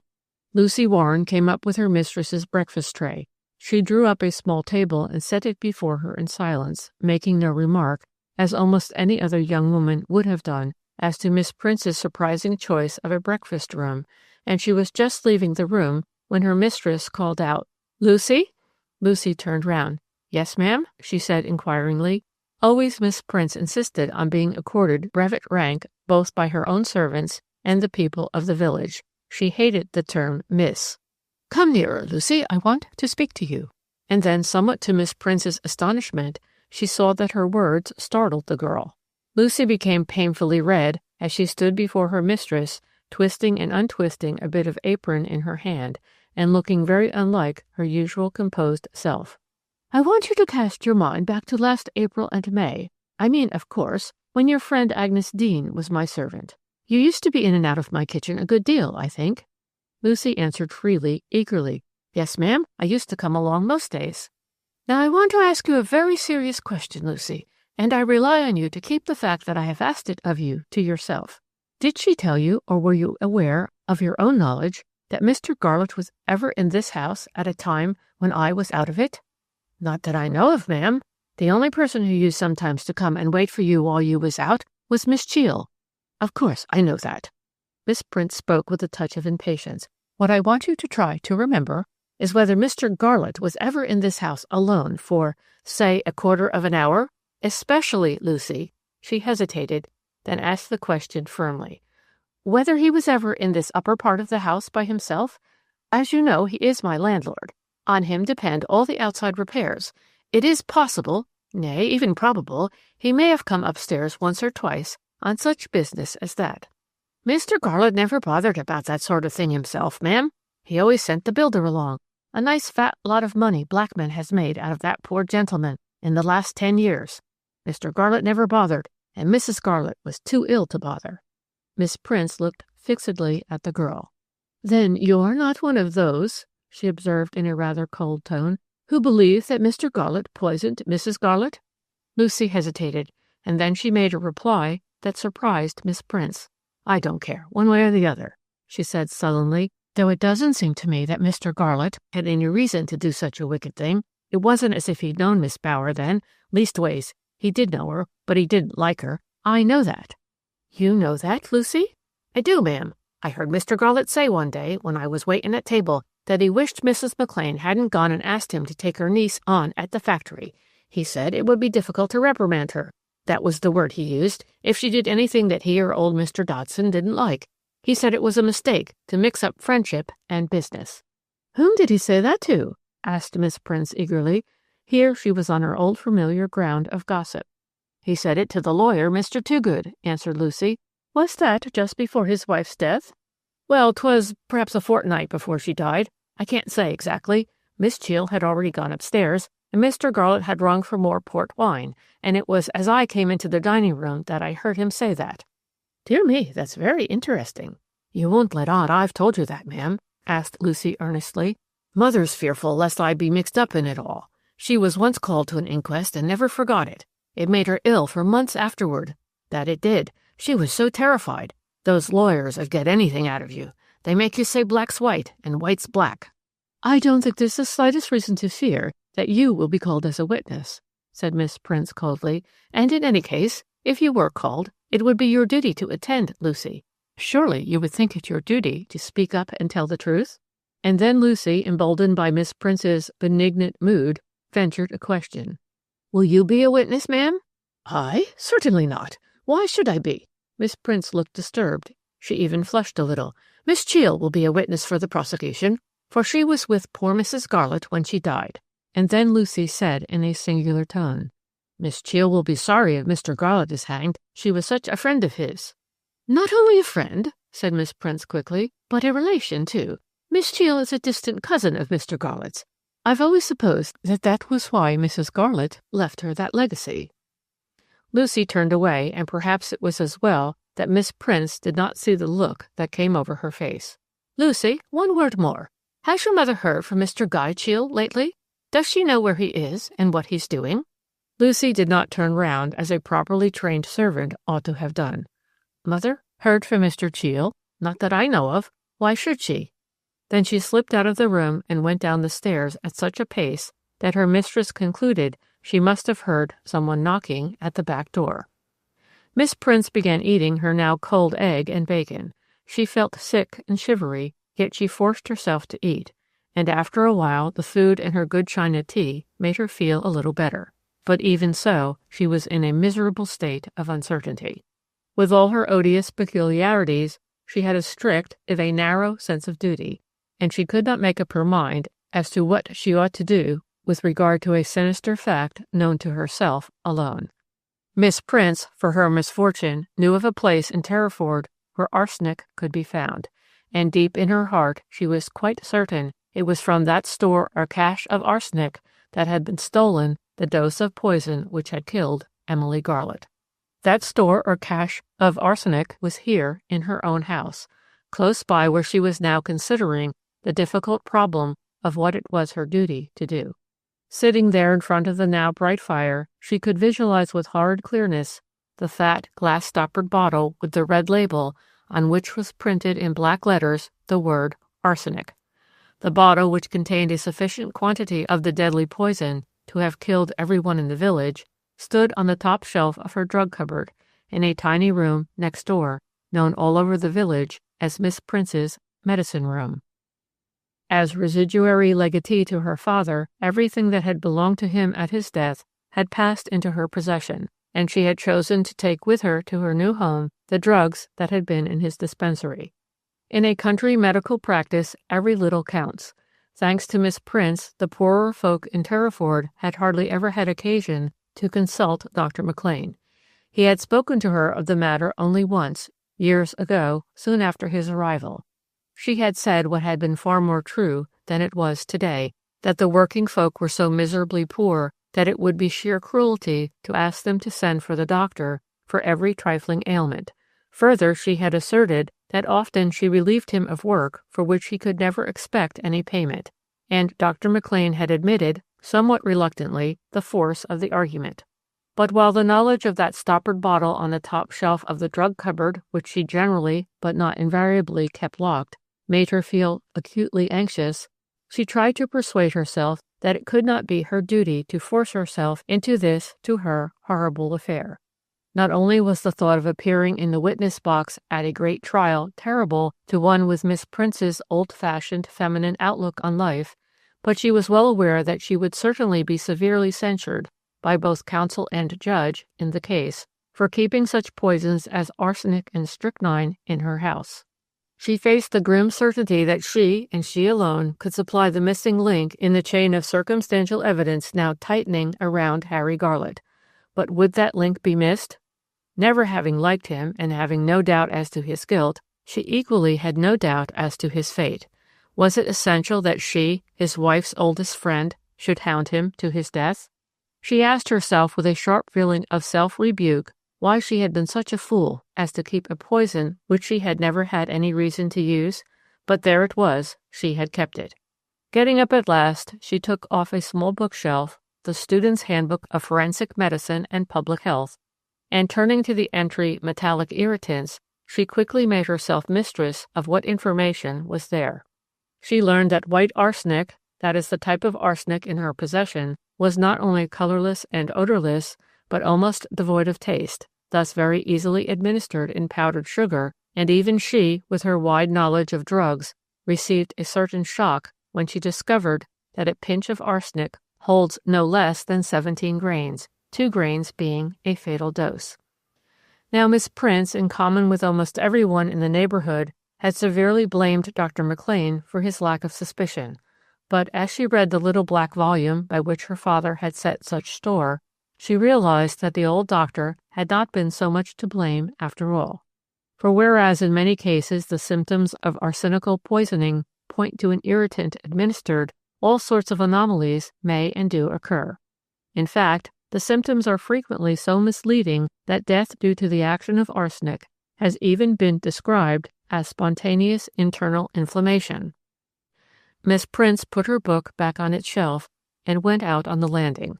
She listened intently for a few moments, and then, turning the handle of the door giving into her medicine room, she went through into the tiny bare chamber. After having shut the door softly, she gazed at the substantial wooden cupboard in which she kept the drugs which were a survival of the days when she had been her father's faithful assistant and dispenser. The cupboard was locked now, but it had been often left open till a few days ago, owing to the trifling fact that something had gone wrong with the lock, and that it had become just a little tiresome to turn the key. If only walls could speak! Miss Prince, gazing up at the grained wood, would have given years of her life to know if Harry Garlett had ever stood where she was standing now, but with the cupboard doors wide open before him. At last, with an impatient movement, she took a step forward and stood by the narrow window of her medicine room, and then, suddenly, she shrank back, and a deep frown gathered on her face. Trudging quickly along in the wintry sunshine was James Kentworthy, the man who had, to use her own expression, bamboozled her. It was easy now to marvel at her stupidity in supposing for a moment that such an individual could have been connected, even very distantly, with her poor friend Emily Garlett. But she had believed him absolutely, and on the strength of it had asked him in to tea. Well she remembered the quiet, skillful way in which he had examined and cross-examined her concerning the inmates of the thatched house. James Kentworthy was on his way to Bonny Doon, for it had been arranged that he and the doctor should drive together to Grendon in order to be present at the final inquiry before the magistrates. The private inquiry agent felt, if possible, even more baffled than he had been at the end of his conversation with Jean Bower. He had learned everything there was to learn, or so he felt convinced, concerning the only people who had had access to Mrs. Garlett, and more it had become clear to him that the only human being with a paramount interest in her death was her husband, Harry Garlett. 20 years of hard work in the Criminal Investigation Department had proved to him that where there is no motive, there is no murder, and if this be true of an ordinary sordid crime, how much more true when a secret poisoner is in question. But Kentworthy was also aware of a fact which is often forgotten by those interested in murder mysteries, namely, that a motive which may seem utterly inadequate to one type of mind, to another may be overwhelmingly sufficient for almost any crime. Again and again he had asked himself in the last few days, what manner of woman was Agatha Cheel? Next to Harry Garlett, she was the only human being who had benefited by Mrs. Garlett's death. On the other hand, the young lady had been in the enjoyment of a very exceptional salary. For her apparently simple and easy services, she had been paid at the rate of £300 a year. Further, Mr. Toogood had assured him that Mrs. Garlett, secretive as are so many people concerning their money affairs, had not even made the husband whom she dearly loved acquainted with the terms of her will. All those men whose professions, be they lawyers, doctors, ministers of the gospel, whose way of life brings them closely in touch with human nature, soon become aware of how difficult it is to form any accurate view concerning the secret relations of a man and a woman. Mr. Kentworthy had come to the reluctant conclusion that long before his wife's death, Garlett had lived a double life.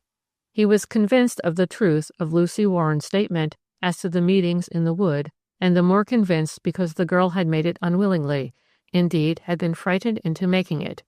Twice he had tried in the last 3 days to get in touch with her again, each time choosing a moment when Miss Prince was out. But Lucy Warren had defied him, and the second time he had seen her, she had said with a shrewdness that surprised him, "I'm not bound to tell you anything now. It was different when you came from the police." Kentworthy was convinced that she had told the truth, and so he accepted it as a fact that Garlett had been in the habit of meeting a woman secretly at night. Further, he believed that the anonymous letters had been written by that unknown woman, and he hoped that her association with Garlett, of whatever nature it might prove to be, would provide a sufficiently strong motive for her to have committed secret murder. With his mind full of these vague and uncertain half-suspicions, the detective came within sight of Bonnie Doon, and then he hastened his steps, for the doctor's motor was already before the door, waiting to start for the police court in Grendon, where Harry Garlett's fate was to be decided today, so far as it was within the power of the local magistrates to decide it. Chapter 16. Early that same afternoon, Miss Prince made her way to the rectory. She felt too anxious, too excited, too restless to stay quietly at home, and she knew that the rector would soon be returning with the news of what had happened. She and the rector's wife, Mrs. Cole Wright, were on terms of armed neutrality rather than friendship, and that though they ran the parish between them. Mrs. Cole Wright was the best-read woman in the neighborhood. In happier circumstances she might have cut a certain figure in the world. As it was, her sarcastic tongue and reputation for cleverness caused her to be avoided by many of her neighbors. She shared to the full the prevailing excitement concerning Harry Garlett, and so, for once, she was glad to see Miss Prince. "The rector is not back yet," she observed, "but you must wait and hear what he has to say. I suppose that unfortunate man has been committed for trial, though I don't quite see what actual evidence they have against him." "How do you mean?" exclaimed the other, surprised. "Surely you don't doubt that poor Emily Garlett was poisoned?" "Of course I don't doubt that," answered Mrs. Colwright impatiently, "but I do ask myself how they will be able to bring the murder home to Harry Garlett unless they can prove that he had arsenic in his possession, or that he bought arsenic for any purpose whatsoever within a comparatively short time of his wife's death." "I think it's almost certain that they did find some arsenic in the thatched house," said Miss Prince, "but we shall soon know." She did not look up as she spoke. She kept her eyes fixed on a worn spot in the rectory drawing-room carpet. Even as she said the words, there came the sound of the front door opening and shutting, and a moment later the rector came hurriedly into the room, almost as eager to tell his news as they were to hear it. "Well, it's gone, as I suppose we all expected it to do," he exclaimed. "Garlett has been committed for trial at the next assizes on the charge of having murdered his wife." "How did he take it?" asked his wife. "Very oddly, to my thinking. The unhappy man addressed the magistrates. Think of that. Why, he himself was sitting on that very magistrate's bench less than a month ago." "What did he say?" exclaimed the two ladies together. "He only spoke for about 3 minutes, but it seemed an hour to me. He declared most solemnly that he was not guilty, and he made a kind of appeal. It made me go hot all over, asking how it was possible that anyone who had ever known him could believe him guilty." And then Miss Prince looked into the rector's kindly, troubled face. "Did they find any arsenic at the thatched house?" she asked in a low voice.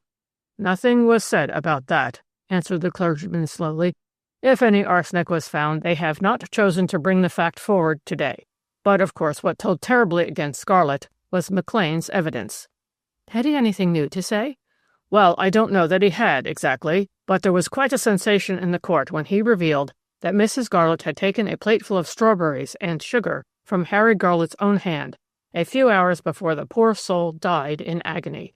One could tell that, according to McLean's theory, the arsenic was administered in the white powdered sugar, which seems to have been thickly sprinkled over the strawberries." "My strawberries!" exclaimed Miss Prince, as if speaking to herself. "My strawberries, alas!" They both turned on her quickly. "Your strawberries, Miss Prince? What do you mean?" "Ever since I was a girl," she answered, "I have grown a few forced strawberries each spring. I thought everyone in Terriford knew that." There came a spot of color into her sallow face. She had never presented the Colwrights with a basket of her forced strawberries, and now she regretted the omission. "Do you mean you grow them in pots in the house?" asked Miss Colwright, a touch of sarcasm in her voice. She had no love of gardening, another peculiarity which tended to make her unpopular with her neighbors. "I grow them there in 2 barrels in which holes have been pierced," answered Miss Prince quickly. "A French governess showed me how to do it when I was little more than a child, and I grow those tiny alpine strawberries that the French call the 4 seasons. On that fateful Saturday last May, hearing that poor Emily Garlett was feeling rather less well than usual, I took her up my first gathering, so to speak. Though the berries were rather white, they were very sweet. To think that they should have helped to kill her." "And it was your sugar, too?" asked the rector abruptly. "Good gracious, no, of course not. I took the strawberries to the thatched house in a little covered basket, which I left with Miss Cheel, and she brought me back the basket that same evening."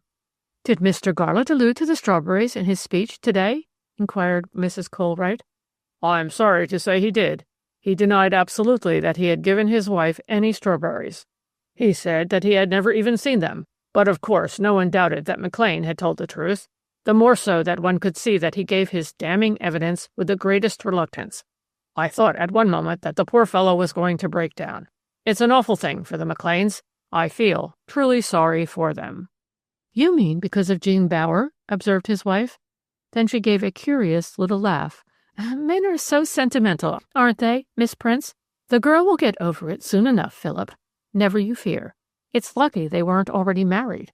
There I admit that Jean Bower and the McLeans have had a lucky escape. But as for the girl, no pity need be wasted over her. Why, she hardly knew Harry Garlett when he came back 4 months ago." "I hope that's true," replied Miss Prince in a singular tone. "What do you mean?" said her hostess eagerly. "I have my doubts as to the terms they were on before Harry went away."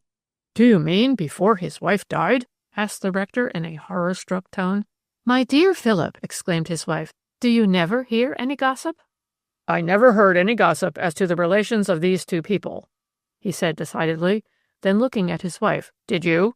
"I can't remember exactly when I first heard a word said, but I do remember that I didn't believe a word of it," answered Mrs. Colwright. "But of course I'll change my mind if Miss Prince has any evidence that they were intimate," and she looked fixedly at her visitor.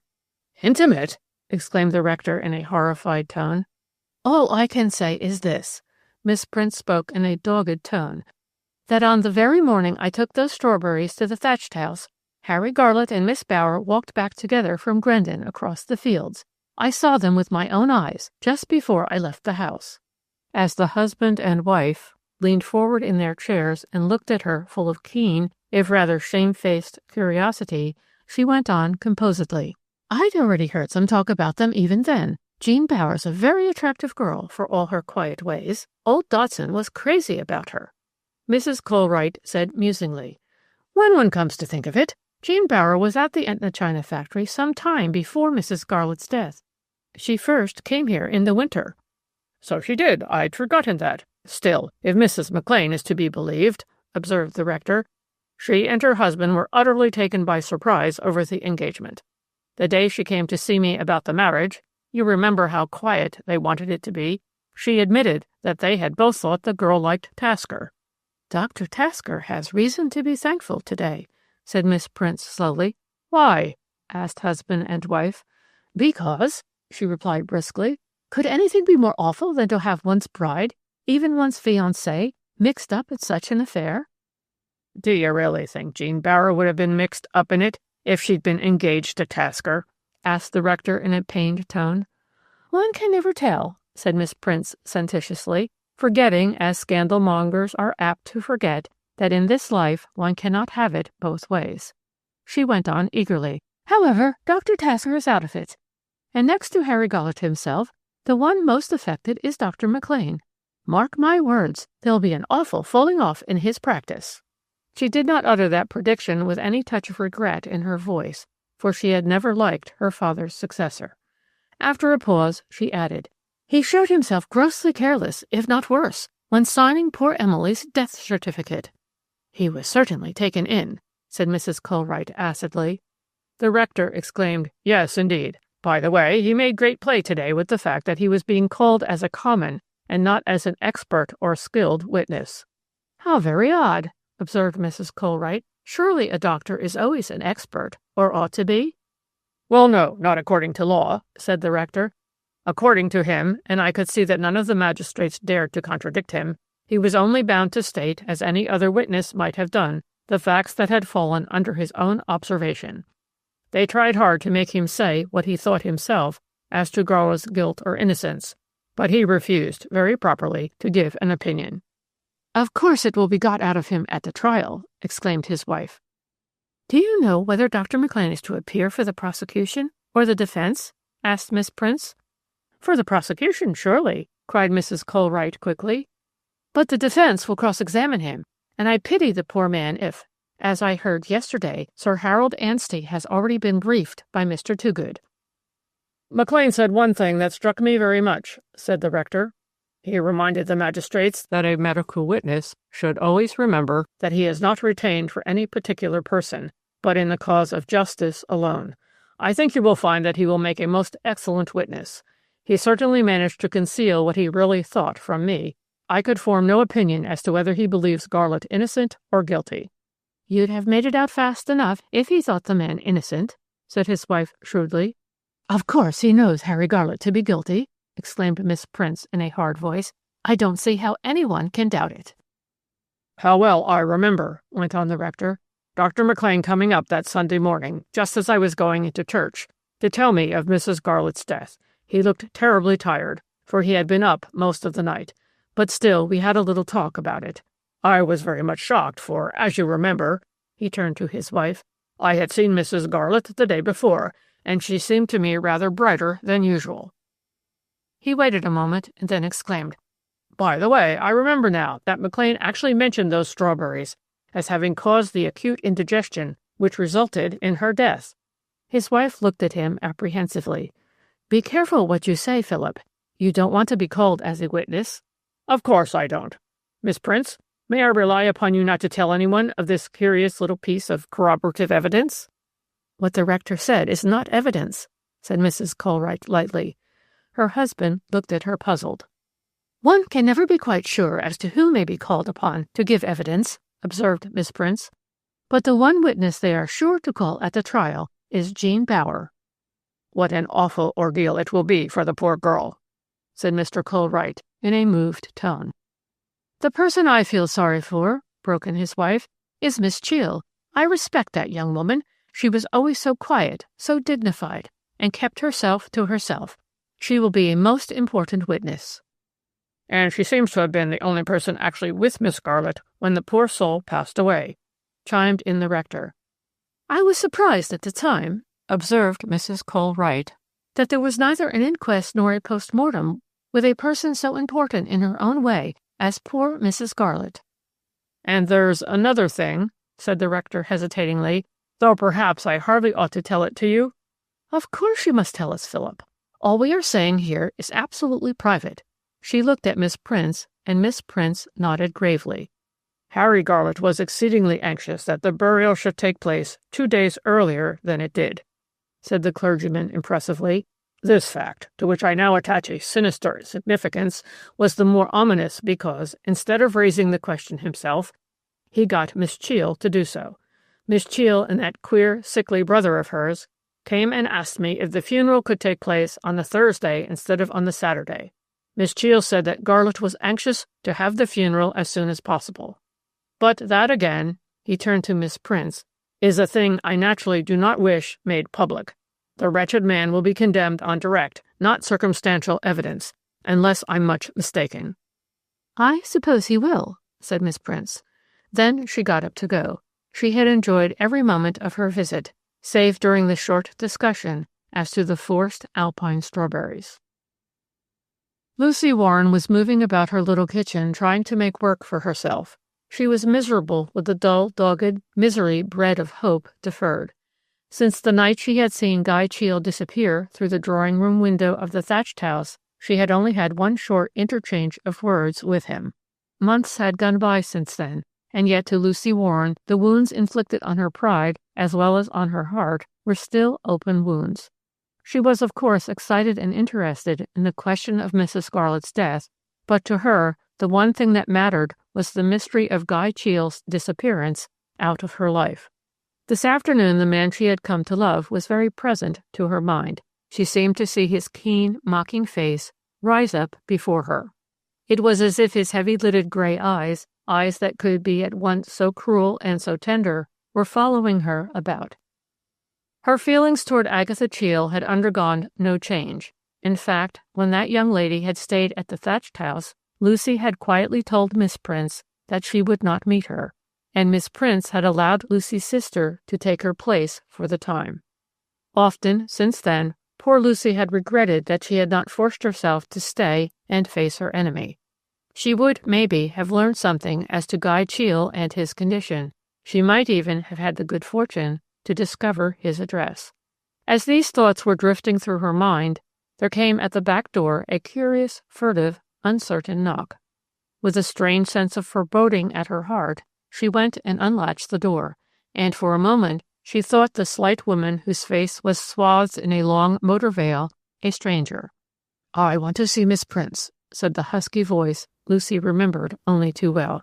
Then came a surprise. "Why, it's Lucy Warren. Tell me, do you know if Mr. Garlett was committed for trial this morning?" Lucy stared at the unexpected visitor, remembering that Miss Cheel was supposed to be too ill to leave London. "I don't know what's happened to Mr. Garlett. I'm expecting Miss Prince back every minute. She'll have found out for sure," said Lucy coldly. "Come in, do. You look perished with cold, miss."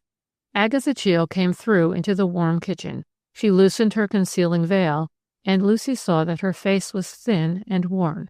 She looked very ill, and though there seemed nothing in common between her and her big, fair brother, yet today Lucy did see a kind of family resemblance which made her heart beat faster and impelled her to do a thing she would have thought herself incapable of doing, even for Miss Prince.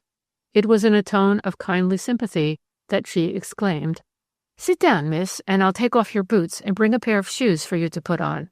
Agatha Cheel sat down wearily.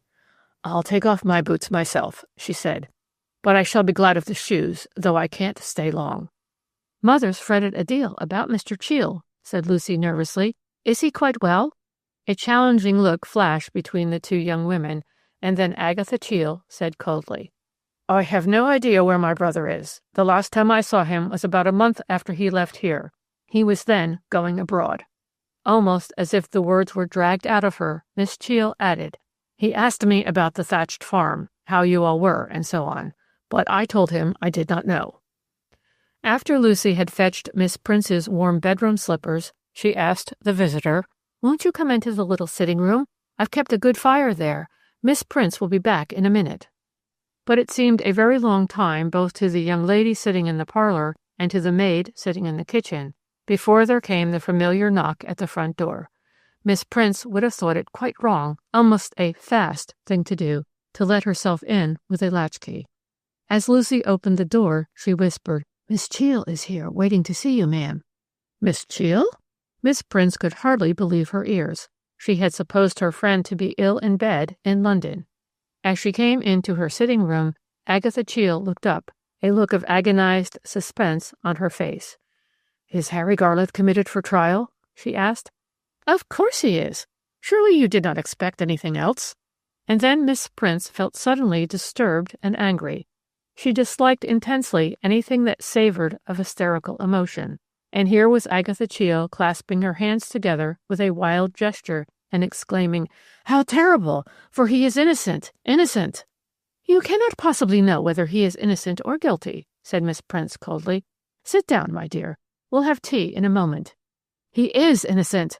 cried the other passionately. "I know Harry Garlett far, far better than I have ever admitted, even to you." Miss Prince's heart seemed to leap in her breast. Was she at last to be positively assured of something which no one but herself had ever suspected, with the one exception, maybe, of Dr. McLane? Agatha Cheel sat staring before her, a look of terrible suffering in her eyes. The older woman at last ventured. "You mean, my dear, that there were love passages between you? I always suspected it." "No!" almost screamed Agatha Cheel, starting up from her chair. "There were no love passages between us. What love there was on my side alone." And then she broke into bitter sobs. "I'm a wicked woman, a wicked woman." "Nonsense, my dear. If there have been no love passages, you are not a wicked woman," said practical Miss Prince. She walked over to where her friend still stood, a dreadful look of rigid misery on her face. "Sit down," she said quietly, taking up the other's hot, nerveless hand. "Sit down, Agatha. You're in a high fever, I do believe." "I have been in bed on and off for nearly 10 days, but I felt I must come down here and learn what had really happened today. Have you seen anyone who was there?" "Yes, I've seen the rector. What told against Harry most was Dr. McLane's evidence. But no arsenic has been traced to his possession." In spite of herself, as she said those last words, Miss Prince's voice altered slightly. "Why should he be suspected, then, more than anyone else who was in the house at that time?" Miss Prince thought this a very silly question. "What is absolutely certain, Agatha, is that poor Emily died, poisoned with an unusually large amount of arsenic." "I know that," said Miss Cheel in a quieter tone, "and yet I dare say you will think me very foolish. Though I do know it's true, somehow I can't believe it. Once or twice I've wondered. You'll think me raving mad." Her voice sank almost to a whisper as she fixed her burning, sunken eyes on Miss Prince's face. "If the analyst, the man who made the examination, could have mixed up poor Mrs. Garlett's remains with those of someone else?" "My dear Agatha."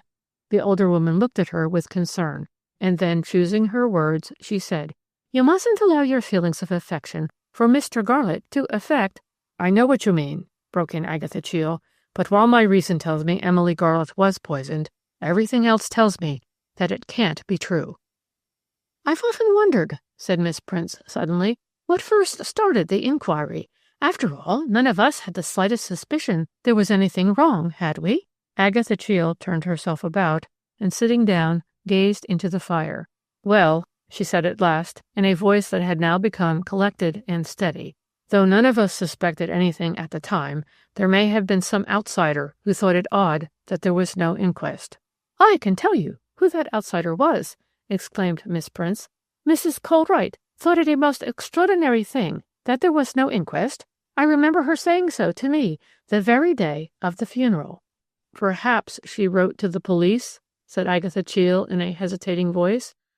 "I'm sure she didn't. She's a cautious woman, and she always liked Harry Garlett. No, it's far more likely that someone who saw Harry carrying on with Jean Bower in the factory wrote to the police." "I suppose they called the girl as a witness?" said Agatha Cheel. There was an acrid bitterness in her voice. "No," said Miss Prince. "They didn't call her, oddly enough. They seem to have decided to do without her. Dr. McLane was most anxious she shouldn't be called. He said she was ill, and after all, he's the medical attendant of every one of the magistrates who were there." "Does she still consider herself engaged to Mr. Garlett?" "She certainly does, though as to that, I can tell you a very curious thing." Agatha Cheel turned round eagerly, her face full of intense, painful curiosity. "Harry Garlett has absolutely refused to see Jean Bower. I mean, since his arrest. Some people say it's nearly broken her heart. She's so pale and thin, you'd hardly believe her to be the pretty girl of a few weeks ago." The other drew a long breath. "So he won't see her? Then he can't have really cared for her." She waited a moment, and then added in an odd tone, "He is a very cold man." Miss Prince was surprised. "I shouldn't call him that." Agatha Cheel turned round and looked straight into the older woman's face. "He is what foreigners call a Joseph," she exclaimed. Miss Prince shrank back, almost as if she had been struck. "My dear Agatha, what a horrid expression!" "It's a true expression," answered Agatha Cheel. "We'll never speak of this again, and I don't want you to have a worse impression of me than you must. But I cared for Harry Garlett, and I did my utmost, to make him care for me. I failed. Let's leave it at that." "Did Emily suspect that you liked him?" "Good God, no!" And again Miss Prince shrank back a little. This was an Agatha Cheel she did not know, a violent, unrestrained human being, laying her soul bare, as few human beings ever have the cruel courage to do. "I hope you got poor Emily's legacy all right?" "Yes, I got it almost at once. It enabled me to send my brother abroad." "How is he?" asked Miss Prince. "I don't know. He never writes to me, unless he wants money," she said bitterly. "I've only cared for two people in my life, my brother and Harry Garlett, and neither of them have cared for me." She got up. "I must be going back. The driver of the car I hired at Dill Junction had a friend in Grendon. I said he could go there for an hour. I was afraid he might go into the village and cause gossip. I think I heard the car come up just now." "I wonder if I ought to let you go away?" said Miss Prince hesitatingly. "You don't look fit to go back to London today, my dear." "I couldn't stay here. If I did, I should get into serious trouble for not having appeared at the police court today." She turned and put her arms around Miss Prince's angular neck. "Goodbye, Mary. You're a good friend," she exclaimed. "Forget all I've said today." "I will," said Miss Prince soberly. "Indeed I will, Agatha. I don't feel as if you are really yourself, my dear." "I'm not myself, in a sense, and yet in another sense I'm quite myself, more myself than you've ever seen me be." The great tide of life flows on steadily, ruthlessly, whatever be the tragedies or comedies being enacted below the swift-moving waters. Dr. McLean had an important consultation early that afternoon with a great London specialist, and though both his wife and his niece were aware that he could not be in to lunch, yet both of them shrank from learning the news as to whether Harry Garlett was a free man or had been committed for trial from anyone but him. After the clock had struck 2, Jean constantly took the little gold watch, which she wore on an old-fashioned gold chain round her neck, out of her belt, and Mrs. McLean felt that they had both come near the breaking point. "Let's put on our things and walk to meet your uncle," she said at last. "You won't mind our seeing people on the road who may stop and speak to us?" "I don't mind anything," she answered listlessly, and soon they were walking quickly in the direction from where they knew Dr. McLean was to come. As they hurried through the biting January wind, a little color came into Jean's face, and she began to look more herself. "It's foolish to feel as I do today," she said at last. "I'm not really in suspense, for of course I know quite well that Harry has been committed for trial. Nothing excepting a miracle happening, I mean the guilty person coming forward, could have prevented it. And yet, Aunt Jenny, I hope against hope." "So do I," said Mrs. McLean in a low voice. At last they saw the familiar little car rolling along very much more quickly than it was apt to do, and as the doctor drove up to them, a glance at his face was enough. "Of course he's committed for trial. Nothing new came out, one way or the other." Then, in a voice which he tried to make colorless, he went on. "I've got a letter for you from Harry, child. I was to give it to you only if he was committed for trial. Would you like us two to drive on, leaving you to read it and walk home alone?" She looked up into his kind, tired face, oh so gratefully, and held out her hand for the envelope. "I think I'll go walking on for a bit by myself. Don't be frightened if I don't come in for an hour or so." She tried to smile, but failed. Mrs. McLean got into the car, and the husband and wife drove off together, their hearts heavy with pity and that most painful of sensations that nothing they could say or do could help the poor girl they both loved so dearly. After a few moments, Mrs. McLean made a restless movement. "Don't look round," said the doctor sharply. "I know what's in the letter I've just given the poor lass. He's not only offered to release her from their engagement, but he begs her strongly to allow it to come to an end. Whatever he may have done, There's something very fine about the chap. Both Toogood and the governor of the prison told me that Jean is never out of his mind, and not selfishly in it, mark you." "She'll never give him up," said Mrs. McLean woefully. "By the way, my dear, I think she'll do anything he asks her to do, and though I haven't seen the letter, I know that he's put it very strongly to her. He's assured her, a splendid lie if ever there was one, that the breaking of their engagement will be to his benefit, I mean during the course of the trial. If he's said that, perhaps she'll do it. The governor had a little talk with me before the proceedings began. He's so much impressed with Garlett's way of taking the whole thing that he half believes him to be innocent. I wish I could believe it." Unconsciously, he was slowing down. "It's no good my pretending that I don't feel very wretched. The more so, I know well enough that if he's hung, it will be my testimony that will hang him." "Were you asked anything about Jean?" asked his wife in a low voice. "Of course I was.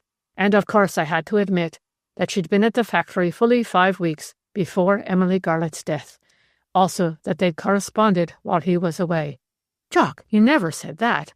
Why, it was only the most formal business correspondence," exclaimed Mrs. McLean, dismayed. "They particularly questioned me about it, and though I tried to make the truth as clear as I could, I don't think they believed me. Then I had to admit that the moment he came back, he and she were always together. Garlett's head foreman was called. I felt sorry for the poor chap. He is obviously attached to Jean, but he had to confess that the factory was humming with talk about them long before they became engaged. That stupid, daft old Sir William Harding asked, 'You mean before Mrs. Garlett's death?' And the foreman was so bewildered that he actually answered, 'I don't seem to remember exactly when the talk about them did begin.'" "And will it all be put in the papers?" "Of course it will." Chapter 17. Jean walked on, Harry Garlett's letter still unopened in her hand, till she came to a little wood which she knew would be almost certainly deserted. Once in the now leafless wilderness, she began walking slowly, her feet sinking into the sodden, fallen leaves, longing and yet dreading to know what Harry had written to her. At last she slowly opened the square, official-looking envelope. Written across the top were the words, quote, "Read and passed by J.C. Brackbury, Governor of H.M. Prison, Grendon," unquote. She was used to that sentence, but somehow today the pain and shame that such a letter as she supposed she was going to read, an intimate love letter, should have been seen by any other eyes than her own, brought a new anguish. She unfolded the big, plain sheet of notepaper, and at once she saw that there was no beginning or end to the letter. The fact that this was so gave her a quick, frightened feeling of foreboding. "If, as Toogood is obviously convinced will be the case, I am committed for trial, then, Jean, I want you to do something for me. You've never failed me, and I trust you to see this thing as I see it myself. I want you, my dear, to release me. By that I mean that it is my wish that our engagement should be at an end. I know you believe I'm an innocent man, but I've gone through hell since I was arrested, knowing that all unwittingly I have brought not only grief, but unutterable shame on you and on those kind good friends of mine, Dr. and Mrs. McLean. I am told that nothing done now can prevent your being called as a witness at my trial. But I'm convinced that if you appear as a simple witness, and not as a woman engaged to me, it will be infinitely better not only for you, but for me also. This is why I ask you most solemnly to allow our engagement to come to an end, and to let the fact be widely advertised. As Toogood has reminded me more than once, we were, after all, only engaged for a very short time. But may I say, Jean, in this, my last letter to you, for I do not intend to write again, and I beg you will not do so, that not only during the last few weeks, but ever since I came home, you have made me as happy as any woman ever made any man. Though in saying so, I'm showing myself to be what every man is, selfish. Yet I like to believe that you will be glad to know that the happy days we spent together before I knew I loved you, the happy days we have shared since we knew we loved one another, have made up, to me at least, for everything that has come to pass. The thankfulness and wonder that one so unworthy as myself should have been blessed with your love will remain with me to the very end, and, I firmly believe, beyond. I know you well enough to feel quite sure that you will not be hurt, still less surprised, to receive none of those last words and messages which only satisfy the morbid, horrible curiosity of a callous, cruel world. And so, goodbye, my own, my only love. Jean Bower put the letter back in its envelope and thrust it in her bosom. She walked through the wood onto the now deserted stretch of downland that had been turned into a golf course by the enterprising municipality of Grendon. Beyond the course there were a few pretty houses which now, in the deepening twilight, were being lighted up, and all at once Jean, in the midst of her agonized and bewildered questionings, remembered that in one of these houses lived Mr. and Mrs. Toogood and their only daughter. She remembered having gone there last August with her aunt to call on Mrs. Toogood. She quickened her steps, and striking across the links, soon reached Mr. Toogood's house. In answer to her ring, a maid opened the door. "Is Mr. Toogood back yet from his office? Could I see him?" asked Jean. "I won't keep him 5 minutes, but it's very urgent." "The master never sees anyone on business out of office hours." Then suddenly the young woman realized who the visitor was, and a thrill of joyful excitement ran through her. "Why, it's Miss Bower, isn't it? I'm sure Mr. Toogood will see you, miss." She led the way to a comfortable-looking library. A big fire was burning, and gratefully Jean sank into an easy-chair. Burning with curiosity and excitement, the girl hurried off to the dining-room, where her master, while enjoying his tea, had been telling his wife and daughter every detail of Harry Garlett's appearance before the magistrates and his committal for trial. The maid was not lacking in a certain dramatic instinct, so when she came into the drawing-room, she shut the door and said demurely, "A young lady to see you, sir." Mr. Toogood looked up sharply. "No one on business, I hope?" "It's Miss Jean Bower," announced the girl in a hissing whisper. "She do look miserable. I thought you'd see her, sir. She only wants to see you for 5 minutes, and says it's very urgent." "Jean Bower!" exclaimed Mrs. Toogood. "And all by herself? You're sure the doctor's not with her?" "Of course I'm sure, ma'am." And then Miss Toogood broke in. "I wonder what she's come to say. I wonder whether she poisoned Mrs. Garlett, and whether she's come to confess it to father. Jimmy Daintree says that they ought to have called her as a witness this morning." "I forbid you to discuss Harry Garlett's affair with young men," interposed her father sharply. He was on his way to the door, and though he too felt excited, he thought he knew what Jean Bower had come to tell him. Indeed, he was sure that she had come to say that her engagement was at an end, and to ask him to make that fact known as widely as possible. He walked into his study and held out his hand. "Well, Miss Bower, I'm glad that you've come here tonight instead of to my office tomorrow morning. Now, that's the very first time I've ever said that to any client of mine, and I feel quite sure I shall never say it again. Sit down, my dear young lady. I think I know the business that has brought you." And his voice became very kindly. "I don't think you can know why I have come," she said in a low voice. "I think I do, because I had a talk with Mr. Garlett just before we went into the police court this morning. He told me he'd written you a letter, which he was going to ask your uncle to deliver in case he was committed for trial. He did not show me the letter, but he told me what was in it." "I've come to ask you a very important question," said Jean in a firm tone.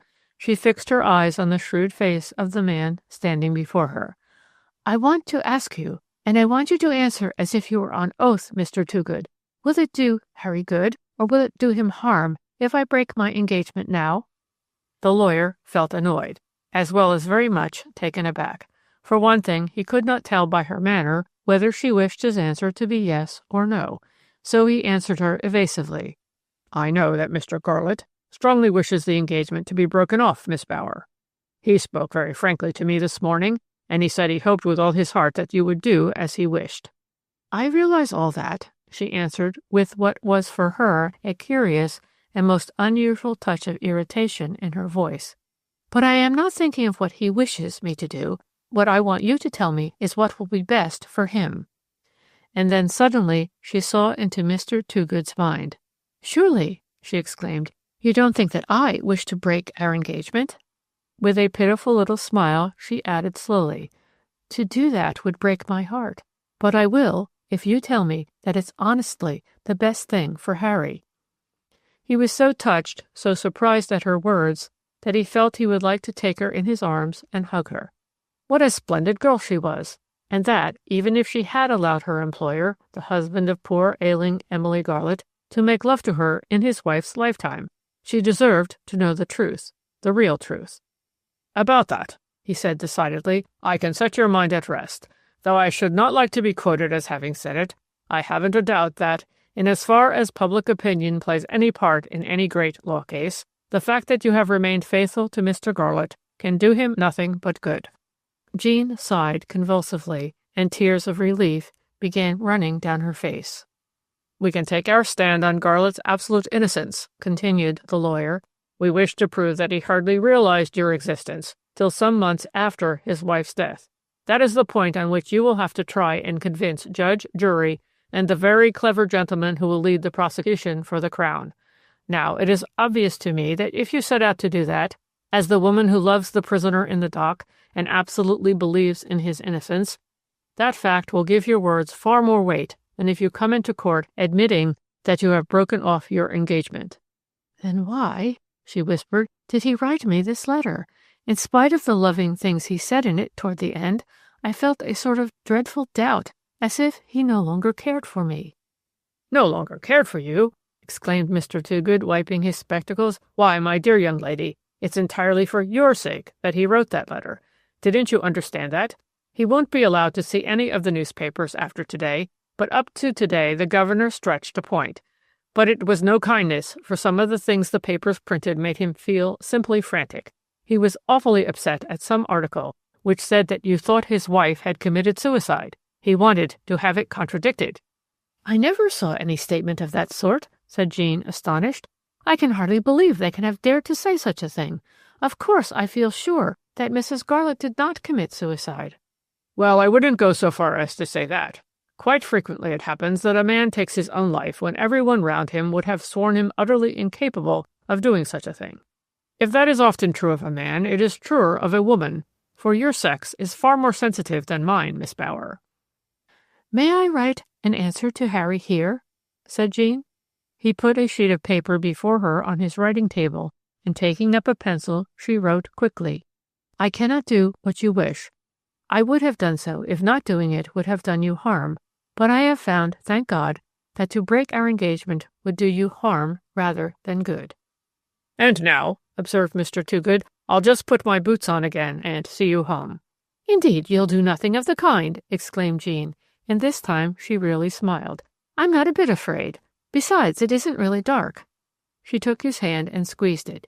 "You've never made anybody happier than you've made me today," she said. When Jean Bower slipped quietly back into Bonny Doon, she amazed them all. Those three kind folk who felt so unhappy and anxious about her uncle, her aunt, and Elsie, by being bright, cheerful, and full of courage and hope. After a few minutes she went up to her bedroom.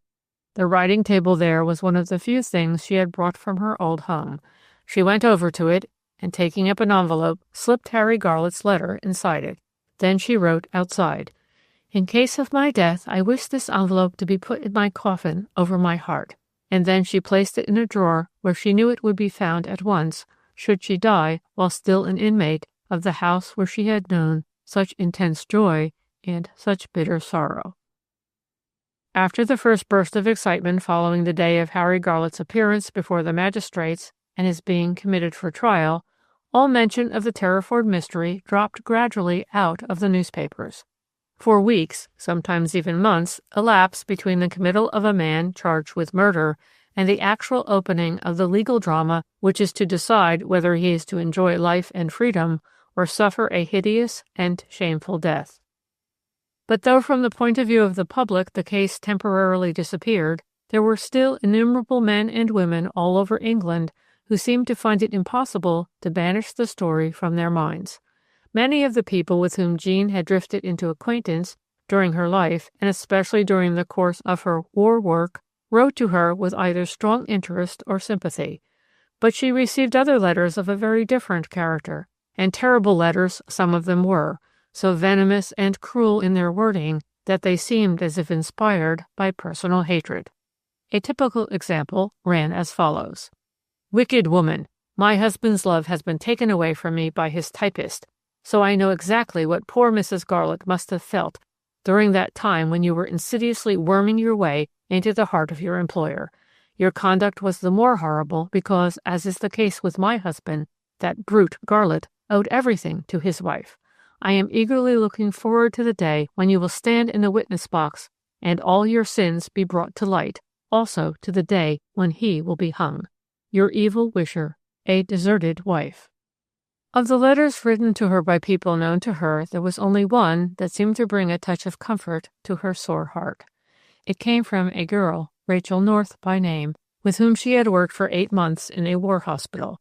They had drifted into something very like close friendship during that time, but as so often happens in life, though they had each made an effort to keep up their friendship by correspondence, the letters had become fewer and fewer on either side, and had now ceased for nearly a year.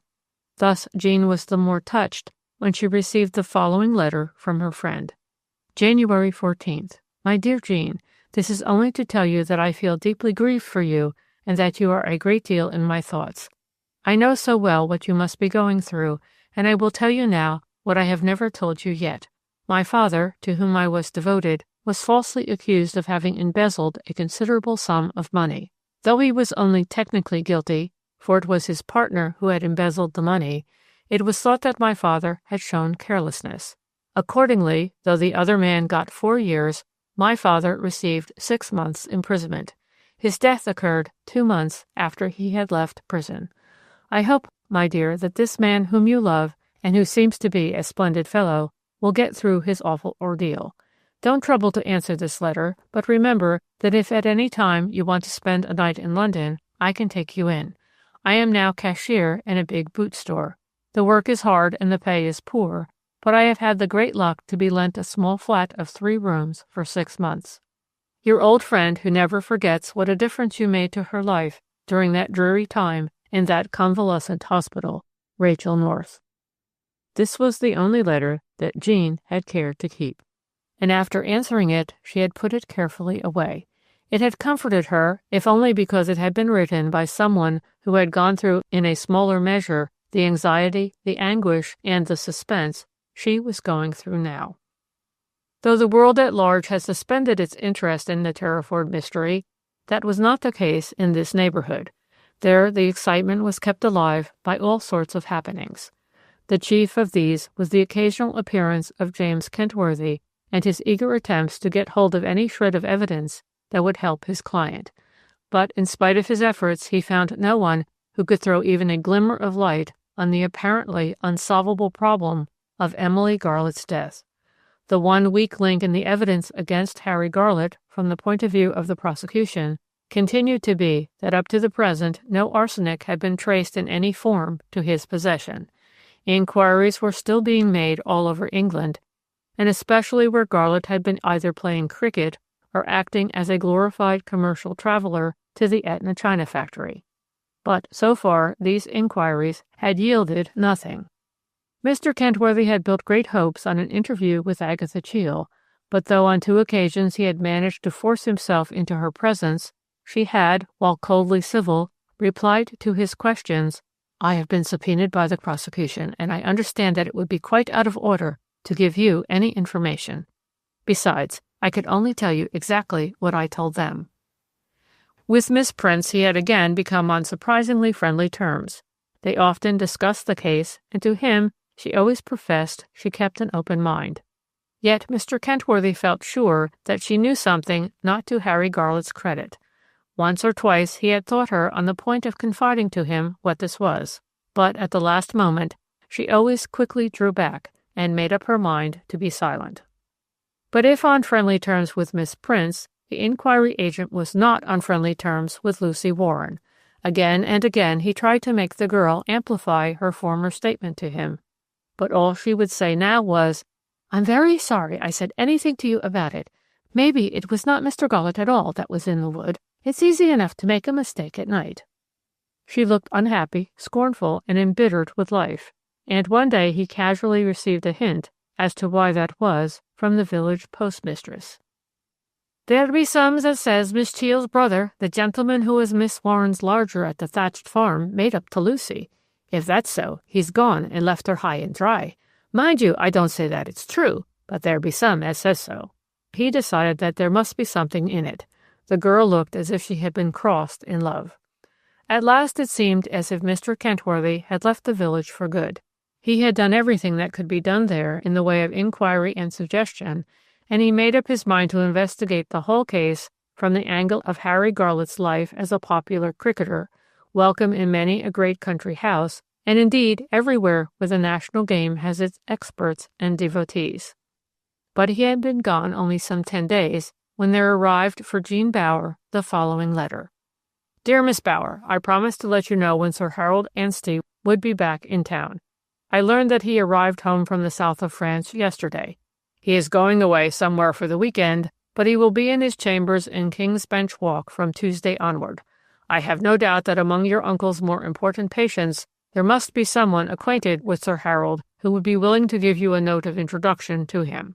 It might, however, be better to call on him and just take your chance.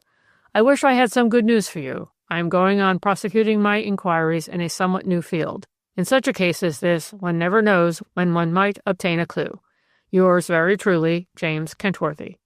P.S. What you have to do with regard to Sir Harold Anstey is to convince him, as fully as you have convinced me, of the truth of your and Mr. Garlett's assertion that you were scarcely acquainted at the time of his wife's death, and that you did not become really friends till close on 5 months later. Do not forget to take with you the facsimiles of you-know-what. Jean made up her mind at once that she would act on Kentworthy's second thoughts. She decided, therefore, to go by herself to London, and without giving him any notice, call at the famous barrister's chambers on the chance of seeing him.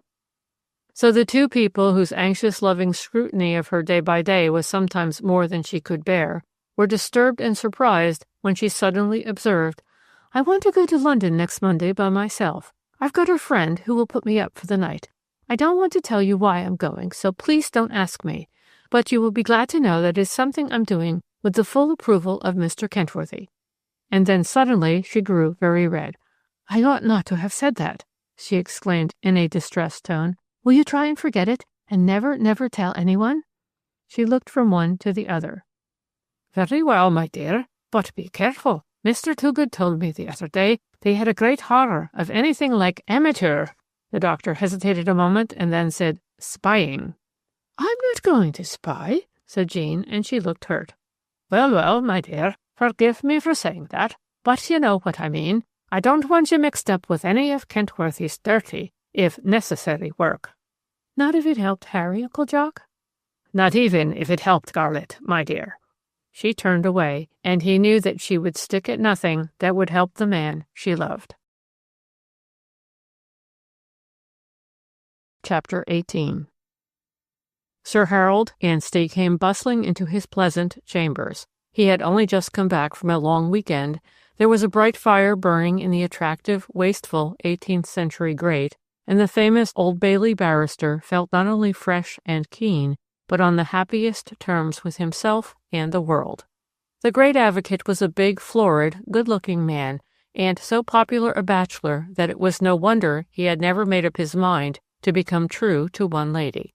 Like most successful men, he attached great importance to the press of his country, and he paid considerable court to those newspaper men with whom he came in contact. So, of the pile of letters opened and unopened on his writing table, Sir Harold first turned to a bulky envelope from his press-cutting agency.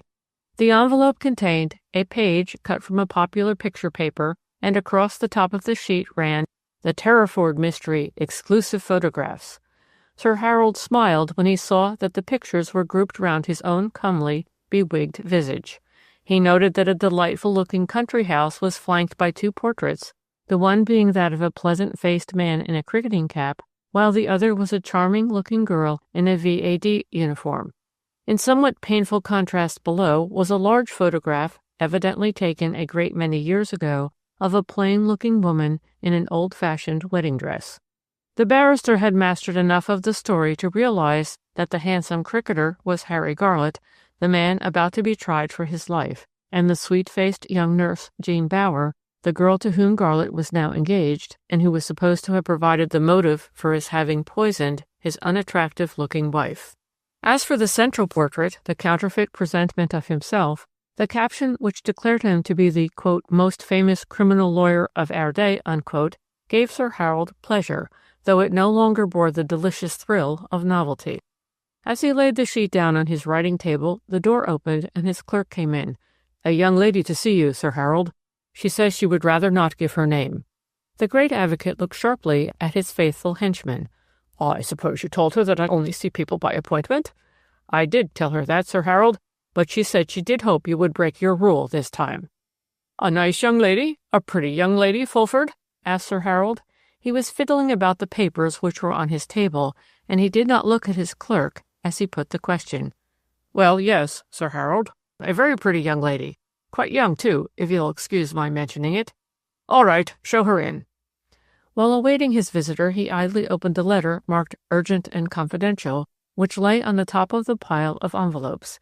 It contained the following words: "It is because there are villains like you in the world ready to defend any rascal, however guilty, that men murder women, trusting to you to get them off." Another tribute to his marvelous gift of advocacy.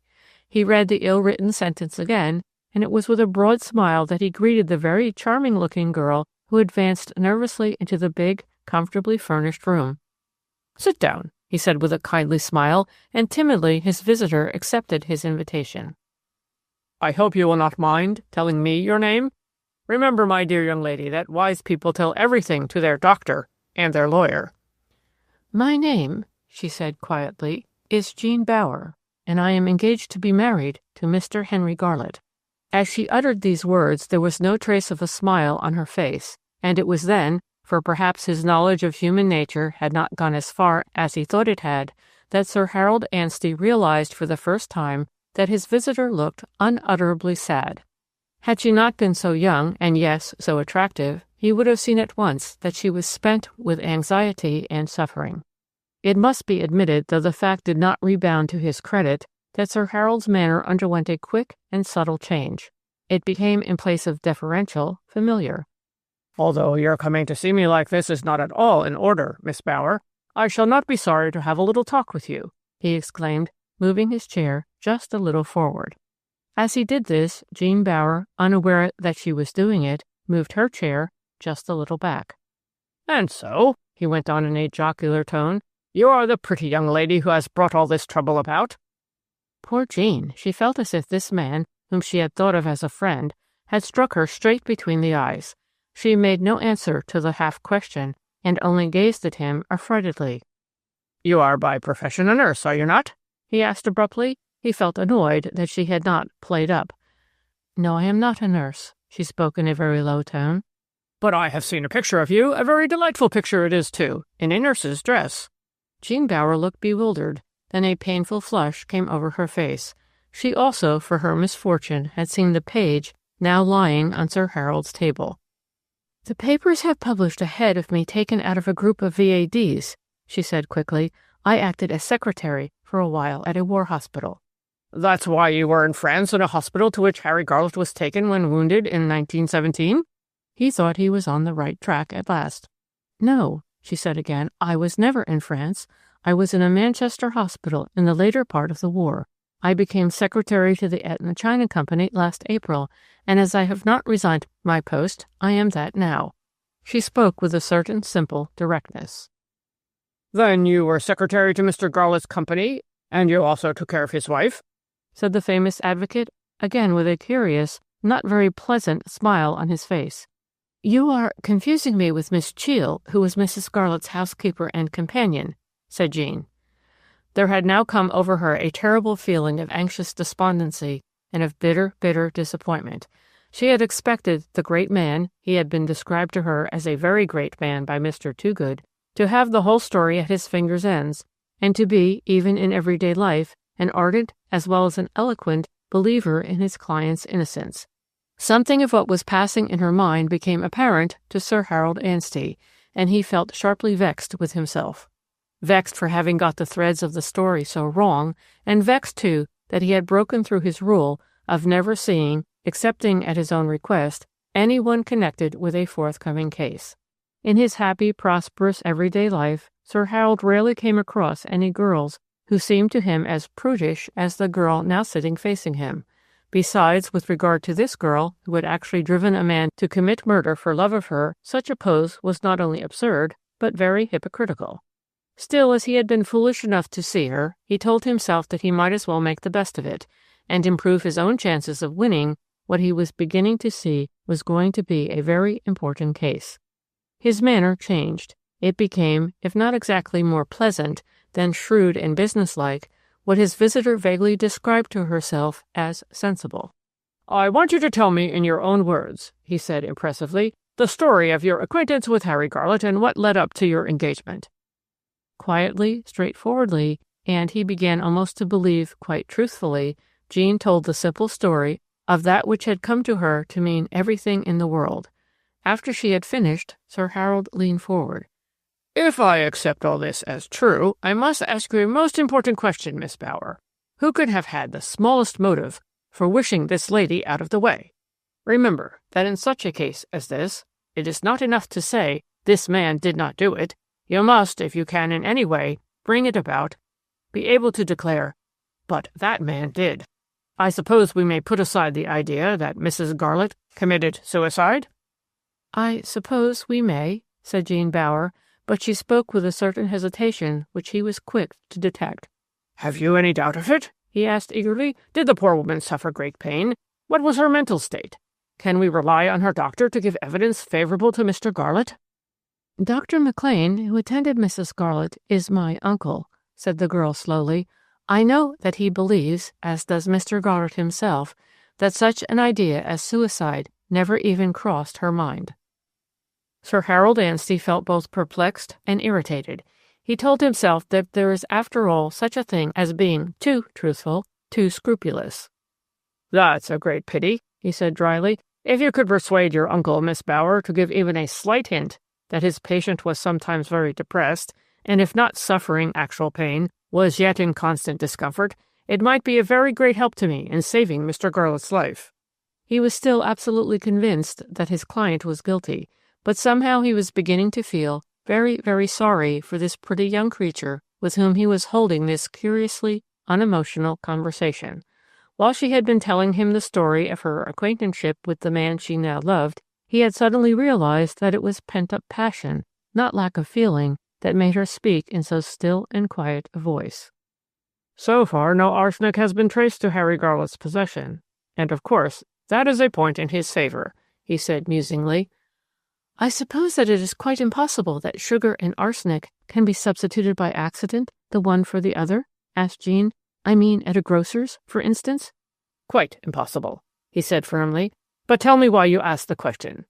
"Because Mrs. Garlett seems to have had some strawberries smothered in white sugar just before her supper." "Did she say the strawberries had made her ill?" Jean knitted her white forehead. "Not that I know of, but Miss Cheel, the lady who was her companion nurse, at first put down her illness to her having eaten them." "Your uncle, I take it, lives close to the thatched house. Does he make up his own medicines?" Jean Bower shook her head. "He did so, I believe, when he first bought the practice, but he gave up doing it years ago." "And I take it that everything connected with the dispensary was swept away?" "A garage has been put up in the place where he used to make up the medicines." "Is there a chemist shop nearby?" "No," said Jean quickly. "But the daughter of my uncle's predecessor, a lady called Miss Prince, keeps certain simple medicines in her house, which she gives to the village people." Sir Harold made a note of the name on his blotting paper. "I suppose we may take it," he observed, "that that lady has no arsenic in her possession?" "If she had, I feel sure she would have said so," said Jean. "As a matter of fact, she is Mr. Garlett's tenant." "How old is Miss Prince?" he asked abruptly. "I should say she must be about 60. "I see. Now, Miss Bower, I must ask you a delicate question. Can you think of any young woman, apart from yourself, who was on friendly terms with Mr. Garlett at the time of his wife's death?"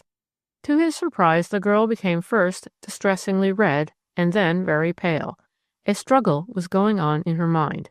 Had the big, florid man sitting opposite to her been just a little other than he was, she would have forced herself to tell him of the curious, as she believed utterly untrue, gossip concerning her lover's meeting with some mysterious young woman in the wood.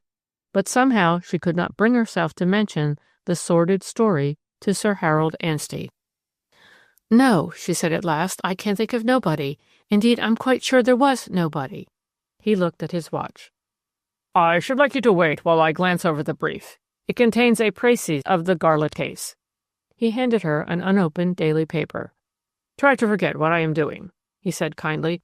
"Switch your mind right off it.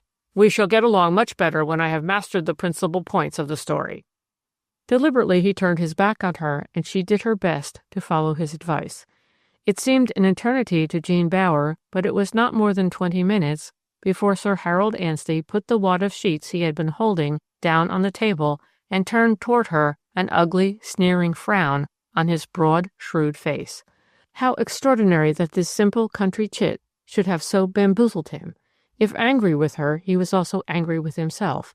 And so, though he did not wish to frighten her, it was in a very cold, cutting voice that he observed, "I see, Miss Bower, that a witness, Lucy Warren by name, will be called by the Crown to prove that before his wife's death you were in the habit of meeting Henry Garlett secretly at night in a wood close to his house." "Lucy Warren!" exclaimed Jean Bower in a tone of utter surprise as well as of dismayed horror. She went on excitedly. "We used to wonder who could have told that wicked lie. No one would tell me, not even Mr. Kentworthy." Her eyes filled with tears. Instinctively she covered her face with her hands. The great advocate told himself that he was not in the least moved by this display of emotion. Your unsuccessful liar, especially if she be a woman, often covers up her confusion at being found out by shedding quite genuine tears. "I am sure you understand," he said firmly, "that this fact, which you very foolishly and dishonorably, if you will forgive my saying so, concealed from me just now, puts a far more serious complexion on our side of the case." "I see what you mean," she said in a low voice, and she looked so unutterably miserable that, in spite of himself, the man's heart softened. After all, she was a very pretty little girl, far more pitiful and appealing, now that she was showing distress and emotion, than she had appeared when so coldly restrained. He told himself that it was rather beastly that he, Harold Anstey, who was so fortunate, so prosperous, and as a rule such a lucky dog with women, should allow himself to be vexed that he had been taken in for once. He suddenly began to feel kindly, protective, generous, as well as again shrewdly alive to the importance of winning what was evidently going to be a very big case. He got up and came and put his big right hand on her slender shoulder. "Now look here, my dear." She shrank back a little, then drying her eyes, she looked up at him fearlessly and bravely. "I am going to do my very best to save your lover's life, but you, on your side, must make up your mind to be absolutely truthful with me, eh?" "I will be, Sir Harold. Indeed, I will be." "Well, we may take it, I suppose, that it was a case of love at first sight, that Mr. Garlett was taken with you from the first, as well he might be. And then he did persuade you wrongly, I admit, to meet him at night in this wood. When I say night, I am well aware that it was not really night. From what this young servant says, she had to be in by 10, so that fixes the time. Can you give me any kind of reason why you should have met him? Any reason you can think of, or even, invent, will be of value. I realize that you were working with Mr. Garlett, and that you had plenty to talk about of a, well, ordinary, straightforward kind." Jean Bower got up from her chair so suddenly that he felt startled. "I don't know if anything I say will convince you that I am telling the truth," she said desperately, "but I swear to you most solemnly before God that I never met Mr. Garlett, either before his wife's death or since, secretly at night, in that wood or anywhere else. What is more, I am convinced that he never did such a thing, and I can't believe that Lucy Warren thinks that he did." He was impressed in spite of himself. "What sort of a girl is Lucy Warren? Do you know her?" he asked abruptly. "I know her quite well. In fact, the day before Mrs. Garlett's death I was actually present when, as a result of something she had done, she was given notice to leave the thatched house." "I admit," said Sir Harold slowly, "that does provide, from our point of view, a useful complication. The evidence of a dismissed servant is always regarded as tainted." He looked, for the first time, really puzzled and ill at ease. "Let me see," he said. "Kentworthy, who was for so many years employed by the Home Office, is the detective we are employing, isn't he?" Jean Bower came up closer to him. Somehow she no longer felt afraid of this big, to her, singularly unattractive-looking man. "We all like Mr. Kentworthy, and I am sure he is honest. But oh, he is not a clever man, Sir Harold. The only thing that makes me happy to be with him," tears came into her voice, "is that even now he does believe Harry to be innocent. He really does. I do wish you believed it, too." He was taken aback, touched and rather amused by her frankness. "How dare you accuse me of not believing in the innocence of a man I'm going to defend?" he exclaimed half-jokingly. "Of course I believe my client to be innocent, until he is proven guilty." "Sir Harold," she said piteously, "tell me if I can help Harry in any way. Is there nothing that I can do? I would do anything." "Sit down," he said briefly. She sat down, and he began walking up and down the room. Though she did not know it, that was a good sign. It showed that he was becoming really interested, putting his powerful mind to the solution of a problem that was not, after all, as simple as he had believed it to be. If this girl told the truth, if her relations with this man she now passionately loved had been what she had just sworn them to have been before his wife's death, then what could have been Garlett's motive in poisoning the poor woman? He was also impressed by the detective Kentworthy's belief in Garlett's innocence. Sir Harold Anstey had had a great deal to do with Kentworthy in another murder mystery case, and it had been Kentworthy's passionless, honest, clear evidence in the box which had hanged Anstey's guilty client. Kentworthy might not be a clever man, not the Sherlock Holmes every young lady expects a detective to be, but his opinion, especially when it was in favor of a man actually under arrest on a charge of murder, was of great value in the famous barrister's eyes. "This is going to be a very difficult, complicated, and anxious case," he said at last. "All the more difficult because it appears so absolutely simple." He saw a look of astonishment flash across Jean Bower's flushed face. "To you," he exclaimed, "who believe this man to be innocent, the case is perfectly simple. But if we can produce nothing better than what we have now got, Miss Bower, judge, jury, in fact," he hesitated and then went on firmly, "everyone in the case will believe that Harry Garlett undoubtedly poisoned his late wife." She answered in a low voice, "I do understand that." And though she did not flinch, a sensation of numb despair took possession of her heart. "It follows that we must produce something, anything, that will shake the belief of those on whose opinion, Miss Bower, your lover's life will hang as by a thread." She stared at him, fascinated. The real power of the man was beginning to impress her, to make her feel a kind of confidence in him. He stopped in his pacing and gazed fixedly down into her troubled, quivering, upturned face. "Will you give me your word of honor that you will never reveal to anybody the fact that I gave you, personally, any advice concerning your own association with the case?" "I give you my word of honor," she said quietly. "It is because I believe you will keep it," he said seriously, "that I am going to tell you how I think you can help your lover." She waited silently till he spoke again. "I am one of the few people in my line of life who believe in the amateur detective, and especially in the woman amateur detective. Not for nothing were the most dangerous spies in the Great War women." A look of pain came into Jean Bower's face. Unheeding of that, he went on, weighing his words. "Kentworthy can be trusted thoroughly to get up a case of the straightforward, normal kind. But for this sort of delicate, difficult, dangerous work, I fear he is of little use." He wheeled round and once more began walking up and down the room. "And now I'm going to assume that you are right, Miss Bower, that Henry Garlett is absolutely innocent."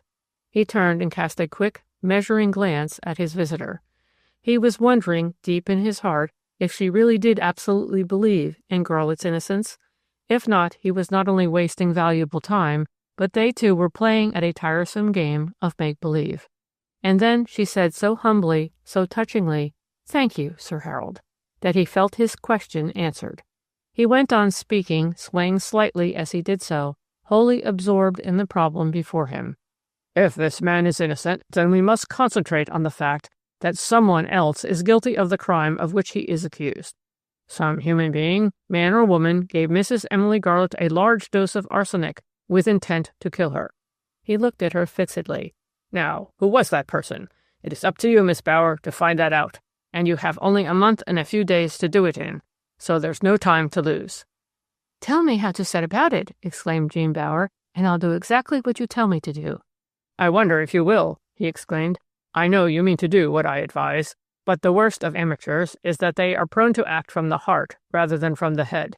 You won't like the first job I am going to put you to." "I will do anything," she said firmly. "Wait till you hear what it is. The moment you get back to Terriford, get an order to see Mr. Garlett alone or within sight, but not within hearing, of a warder. And then, however disagreeable the job, you must get out of him whether or not this Lucy Warren told the truth concerning his mysterious interviews with some woman in the wood near his house." "I am absolutely sure it is a lie." Sir Harold shook his head. "This won't do at all. If you begin by assuring him that you are sure he never did such a thing, then he will find it impossible to admit that he did do it. What you must say is that you can see no reason in the world why he shouldn't have met and walked with some young lady." "How can I do that when I feel sure he never did do it?" He looked at her kindly. "Forgive me, Miss Bower. I was a fool to think that you could bring yourself to act the part of even the most amateur of detectives. Put the idea out of your mind, and rest assured that I will do everything in my power to save your lover's life." Jean rose from her chair. "No, no, no," she cried. "Of course I'll do exactly what you advise. I'll tell Harry that his meeting a girl in that way and in that place was not so very strange. Nay, more, I'll try and force myself to believe it." "That's right," he said heartily. "Now you're acting like a brave, sensible girl, and not like a foolish, obstinate woman." "But supposing he says it was all an invention of Lucy Warren's?" She looked at him anxiously. "Then I suppose I must get Lucy Warren to say she told a lie?" "Yes, that will be the next step, and if you fail, I shall succeed when I have got her in the witness box," he said grimly. "That is supposing she did tell a lie. But, Miss Bower—" "Yes?" "Suppose that Garlett admits that he did meet a lady in the wood. What then?" He answered his own question. "You have, then, what we are looking for, a second human being with an interest in Mrs. Garlett's death. I suppose," he said suddenly, "that it has not occurred to you that the young woman may have been no other than Lucy Warren herself?" "There are things, Sir Harold, which I suppose even you would admit are impossible," she said quietly. He looked at her and remained silent. How make this girl understand that innumerable men of a superior social caste have made love, will make love, are making love all the time to girls like Lucy Warren?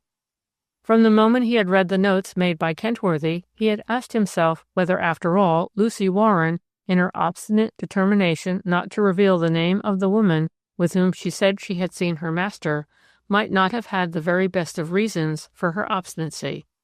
"We will suppose," he went on, measuring his words, "that Mr. Garlett, while admitting he was in the wood, refuses to give up the name of his companion. Well, if you fail to extract that information from Lucy Warren, you must try and think of some other way of discovering who the woman was. To do that, you must, if you will forgive the expression, stick at nothing." She said timidly, "I suppose you've seen the anonymous letters, the letters which started the whole trouble?" "The anonymous letters?" he exclaimed. "There isn't a word about them here." Sir Harold Anstey went over to his writing table and sat down. "Have you copies of these letters in your possession?" he asked. "Yes, I have them here," she said in a low voice. "But I don't want to get Mr. Kentworthy into trouble, Sir Harold. I'm afraid he ought not to have kept these facsimiles." "Thank God he did! Show them to me at once." He spoke in a peremptory tone. Jean Bower opened her bag and silently laid the 3 sheets of paper before him. He bent over them for what seemed to her a very long time, but at last he looked up. "It's a monstrous thing," he exclaimed, "that these were not put in among the exhibits connected with the case." "So Mr. Kentworthy says," observed Jean. "He thinks them an integral part of the story. That was his expression." "Miss Bower," he turned and faced her squarely, "find the human being who wrote these dastardly letters, and I will undertake to save your lover's life." Chapter 19. As she walked away from the great advocate's chambers, Jean Bower felt happier than she had felt since the terrible morning when Harry Garlett had been arrested in her presence on the charge of murder. Though she felt certain that her forthcoming interview with Garlett would not bring the result Sir Harold evidently expected it to do, yet, deep in her heart, she was full of joy at the thought of seeing the man she loved. Her heart had hungered for him, and nothing but the knowledge that he shrank from seeing her in the shameful place where he was now strictly confined had prevented her making an effort to see him. It was an infinite comfort to feel that it was now her duty to do so. She had deliberately sent no word of her approaching return to Bonny Doon, and when she went out of Grendon Station, where she had always been met by either her uncle or her aunt, even by Elsie if neither of them could come, there swept over her a curious feeling that henceforth she must live her life alone, if only because of her promise to the man on whose instructions she was now acting. Quickly she walked away from the station, intent on seeing Mr. Toogood, so that her interview with Harry Garland should be arranged as soon as possible. But when she turned into the high street of the busy country town, she became aware that she had been recognized by certain of the people who had passed her, and by the time she had reached the lawyer's office, some 10 to 20 men and women were dogging her footsteps. She began to feel like a hunted thing, and the relief of finding herself in the hall of the house where she had come with her uncle on the day her lover had been arrested. This time Jane was shown straight into the room where Mr. Toogood, the last time she was here, had remained closeted with her uncle for so long. She went, as was her nature, straight to the point. "I have made up my mind to ask for an order to see Mr. Garland," she said quietly, "and I should be grateful if you would tell him, Mr. Toogood, that it is because I have to speak to him on a matter of importance that I am doing what I know he does not wish me to do." "I've always thought his attitude as to that quite unreasonable," said the lawyer in a decided tone. "How would you like Mrs. Toogood or your daughter to see you in prison?" asked Jean in a low voice. "There's something in that, especially as I suppose you realize, Miss Bower, that you won't see Mr. Garland alone." "I thought, perhaps, that as I want to see him on private business, I would be granted the privilege of seeing him alone." He shook his head. "There is no country in the world, Miss Bower, where such privileges are extended to a prisoner under remand. I, as Mr. Garland's legal adviser, have free private access to him, but you cannot expect the same privilege. Whatever you have to say to him will be said in the presence of 2 warders." He saw that this was a great surprise to her, and she looked deeply troubled. "I'll tell you what I'll do," he exclaimed. "I'll put the case to the governor. I suppose you've met him?" "I remember that he was in the cricket pavilion at that big match last May, and I even had a talk with him, but I don't suppose he'll remember me." "You do yourself an injustice," exclaimed the old lawyer gallantly. "I expect Colonel Brackbury remembers you very well indeed. In any case, I will put the matter to him personally. I take it, Miss Bower," he looked at her hard, "that you really require to see Mr. Garland on business?" "I would willingly tell you why I wish to see him, but I have given my word to tell no one." She hesitated, and then, "I have been asked to put a certain question to him." "Kentworthy making the poor girl do his dirty work," thought Mr. Toogood. Aloud, he observed, "Well, my dear young lady, I'll see what can be done. I know the governor will stretch a point if he can. He is on very cordial terms with your uncle, and I seem to remember that he's a regular cricket maniac. Funny, isn't it, that such things should make any difference? But they do. I've found out that the lawyer who doesn't allow for the oddities of human nature makes a great mistake. I mean professionally. I hope you've left everyone quite well at home, eh? I mean at Bonny Doon." "I've been in London," she answered, "so I haven't seen them since the day before yesterday." "That fixes it," said the lawyer to himself. "I wonder what Kentworthy wants that poor girl to get out of Garland. Surely he's never told her to find out who was in the wood with him. That would be hard on her. Yet he may be beginning to see what I've always seen, that Garland's one hope is to bring some other woman into the case." They both got up. He strolled across to his window and saw with dismay that a crowd had gathered below on the broad pavement, waiting for the heroine of the Terriford Mystery to appear. "Haven't you got a car?" he asked, surprised. "I thought of walking home." "No need to do that," he said kindly. "I'll telephone and ask my daughter to bring our car along. She'll get you to Bonny Doon in no time. Meanwhile, will you go into the other room for a minute? I have a private message to give her." Slightly surprised, Jean did as he asked her. Then, when he had got through to his house, he said, "Is that you, Kitty?" "Yes, Father." "I want you to run the car along here. Are you listening?" "Listening hard, Father." "Good. Now don't come through the high street. You've got to make your way somehow into Juniper Alley, to the back of this house. There's a crowd gathered at the front door waiting for that poor child, Jean Bower, to come out. I want to get her away without anyone seeing her. You'll only have to drive her to Bonny Doon. It won't take you long." Then he brought his young visitor back to his room. "Now look here, my dear, we've got about 10 minutes before my daughter can be here, and I haven't had an opportunity of seeing you alone since we met. You remember when? I want to tell you to be of good heart. It's a tremendously important point on your side. I wonder if you realize how important, that no arsenic has been traced to Harry Garlett's possession. What's more, poor Mrs. Garlett was poisoned with white arsenic. We've got one of the biggest poison experts in the world ready to go into the box and swear that Mrs. Garlett was poisoned with pure arsenic, not arsenic extracted from some article in common use." She looked at him gratefully, but remained silent. "Then there's another point," he went on. "A great deal has been made of those strawberries which were eaten by Mrs. Garlett on the fatal evening. As a matter of fact, no one saw her eat them, and no one has the slightest idea who brought them into her room. It's very unfortunate that your uncle conveyed the impression, as he certainly did, that he knew as a fact that Mrs. Garlett received those strawberries from her husband's hand. He knew nothing of the kind." "I've never been able to understand the question of the strawberries and why so much importance has been attached to them," said Jean Bower in a low voice. "Importance has been attached to them," said the lawyer decidedly, "because they seem to have been the only vehicle by which the poison could have been administered.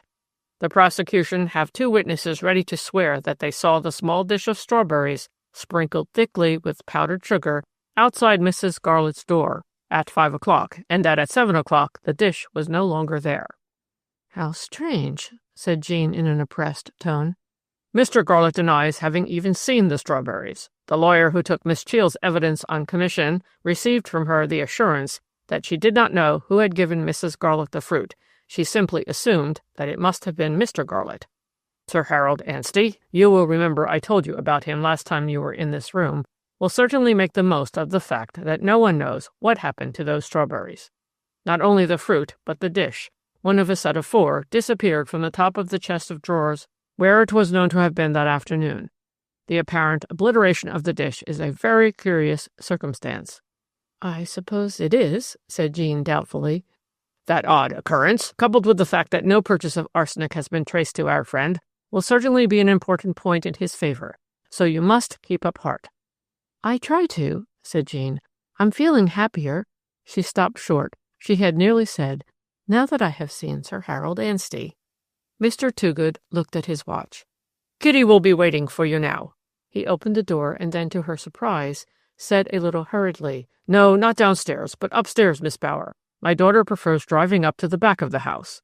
As he uttered these lying words, he was leading her up the staircase, she bewildered but obedient.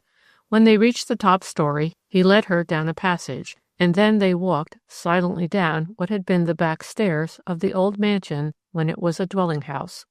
Once on the ground floor, he took her rapidly through a small paved court into a kind of little alley where the car stood waiting. "Goodbye, Miss Jean. I'll see if I can catch the governor today, and then your interview will take place, if it can be managed, tomorrow morning." It was not often that Mr. Toogood felt a pang of curiosity. As a rule, lawyers know too much, not too little, of their clients' affairs. But he did wonder very much what it was that Kentworthy had asked Jean Bower to find out. He felt sure that she would fail in her task. Harry Garlett was the last man to be persuaded to say anything he did not wish to say, and if he had indeed been holding clandestine meetings in the wood with some woman whose name he alone knew, he would certainly not give the lady away. Mr. Toogood chuckled a little as he found his way back to his room, remembering that his good friend, Colonel Brackbury, governor of His Majesty's prison at Grendon, had said to him only 2 days before, "I feel interested in Jean Bower. I thought her a most attractive girl. We had quite a talk at that cricket match last spring. I should very much like to see her again."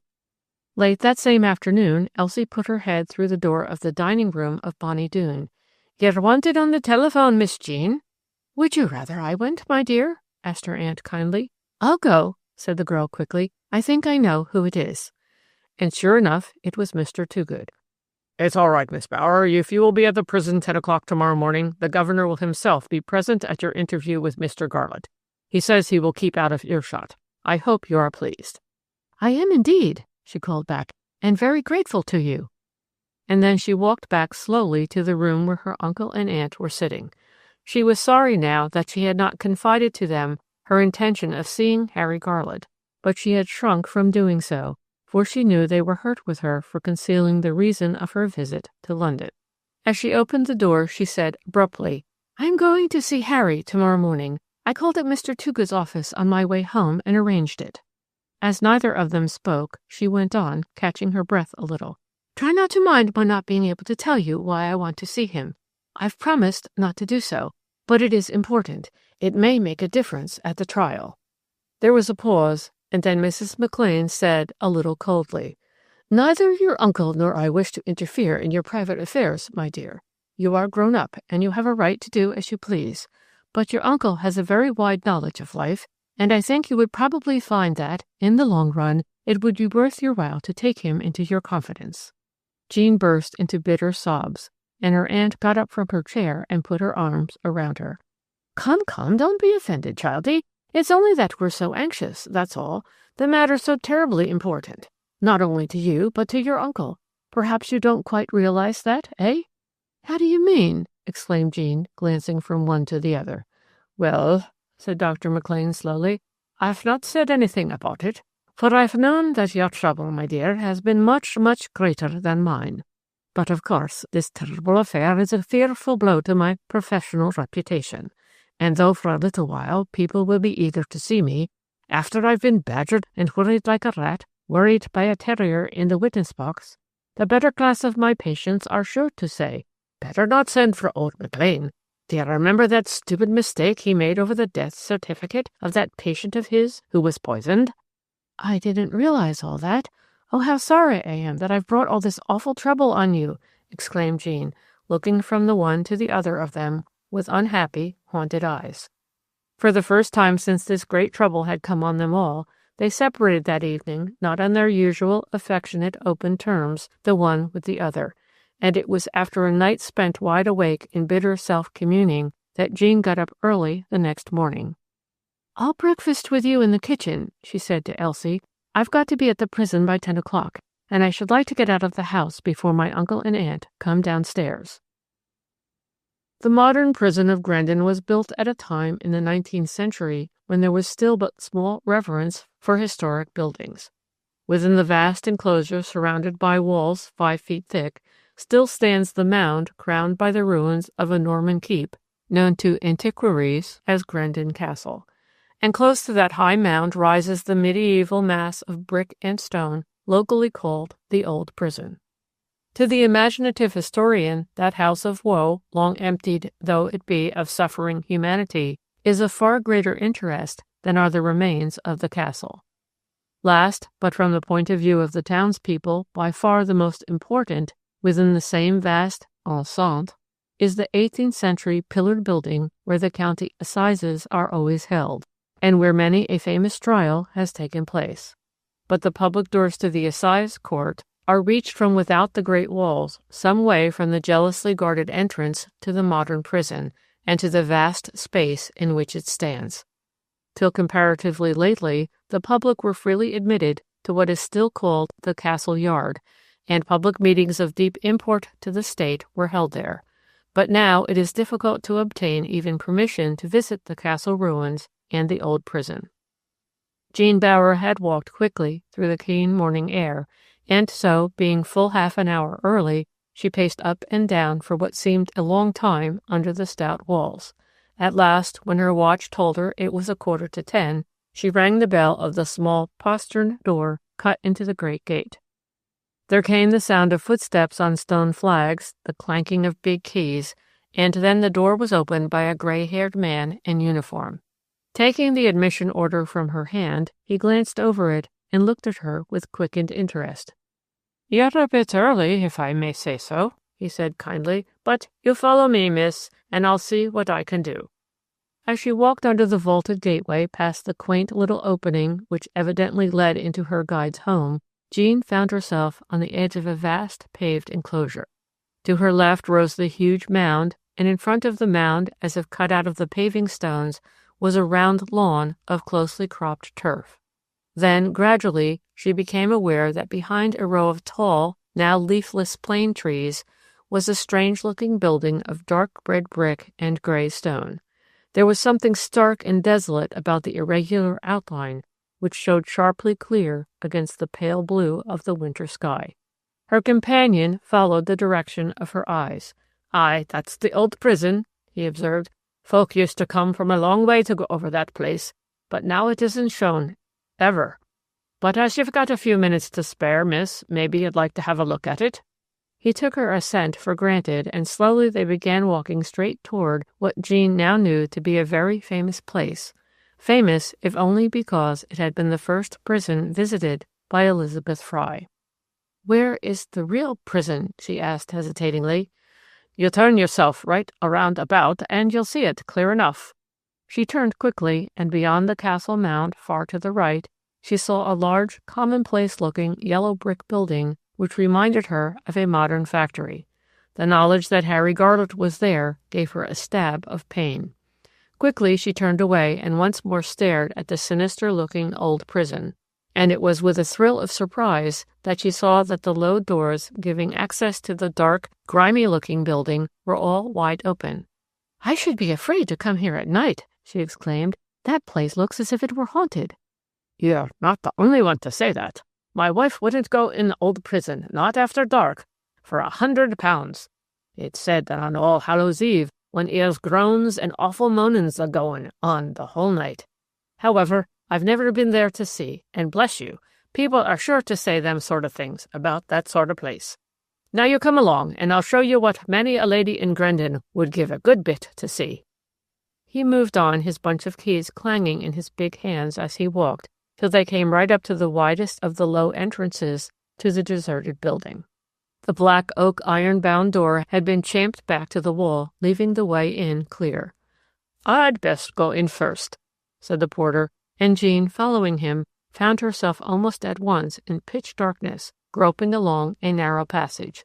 Suddenly he took out of his pocket and turned on an electric torch, but that only seemed to make more dense the thick-feeling blackness, though it enabled Jean to see what on each side of the passage were tiny, windowless cells. Was it possible that human beings had ever been confined in such holes as that? They walked on and on along the lightless, airless burrows, and once the girl stumbled badly on the uneven earthen floor. At last the porter stayed his steps and held up his hand. She saw it gleaming redly against the bright white light cast by his torch. "This is the place folk most wants to come and gloat over," he observed in a half-joking tone. They were on the threshold of a low vaulted chamber, and a moment later he and Jean were standing in the middle of the otherwise empty, windowless, crypt-like room, by what looked like an enormous kitchen table, excepting that it was made of stone. Jean skied through the light of his torch right onto the gray, stained surface, and she saw that into the stone 2 deep ruts had been cut, one each way. "Folk were drawn and quartered on this 'ere table," he explained, "and not so very long ago, missy. The last lot done here was a batch of what they called the rebels, the Scotchies, who reckoned they wanted another king. Just before my time they used to keep here, careless-like on the table, the big knife and fork with which they quartered the poor wretches. But now they're put away in what's called Grendon Museum." As if talking to himself, he went on musingly. "England's a sight more merciful than the old ways they had of doing men and women to death. That I always will maintain. But England's a gruesome sight. Maybe we'll have time for me to take you just round to see the gallows. Leastways, you won't see much. Only a kind of platform, you know. That's where they're turned off. It's just off the new prison." And then the good man felt considerably startled, for the girl he had supposed to be at his side, staring down at the stone table, had disappeared. He flashed his torchlight round the stone walls, and with relief perceived that she was leaning up against the side of the arched entrance which gave into the black passageway. Her face was drawn and very pale, and all at once he remembered her relation with the man who, it was confidently expected by most of the people connected with Grendon Prison, would be the next poor wretch to be turned off. "Bless my soul!" he exclaimed. "I oughtn't to have said that. I clean forgot about your friend, missy. What a fool I am, to be sure." There was a tone of deep dismay and regret in the voice in which he uttered these words. "I'm all right now," Jean said faintly. "I suddenly felt queer. I think the air must be very bad in this place." "Of course it is," he agreed. "No draught through." And then he went on, this time in a very serious voice. "As I've said so much, miss, I'll say just one more thing to ye." "Yes?" she said questioningly, standing away from the door. She had no idea what he was going to say, and yet somehow she felt horribly afraid. "Hanging, as now practised," he observed, "is a very merciful form of death. It isn't hanging at all, so to speak. They just breaks the poor chap's neck, and it's all over in a second. You don't know it's happening till it has happened, if you take my meaning." She took his meaning only too well, and with a wild wish to escape from her now torturing thoughts, she turned out of that awful room of death and almost ran along the cavernous way and so out into the fresh air. Her guide followed, uncertain whether he had been right or wrong in saying what he had last said to her.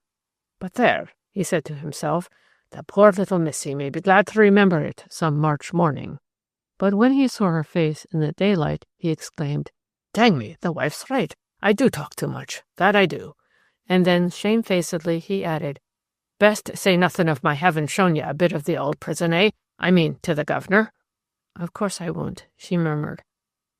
Soon they reached the great gate, and then the man took hold of Jean Bower's arm. "Marianne!" he called out.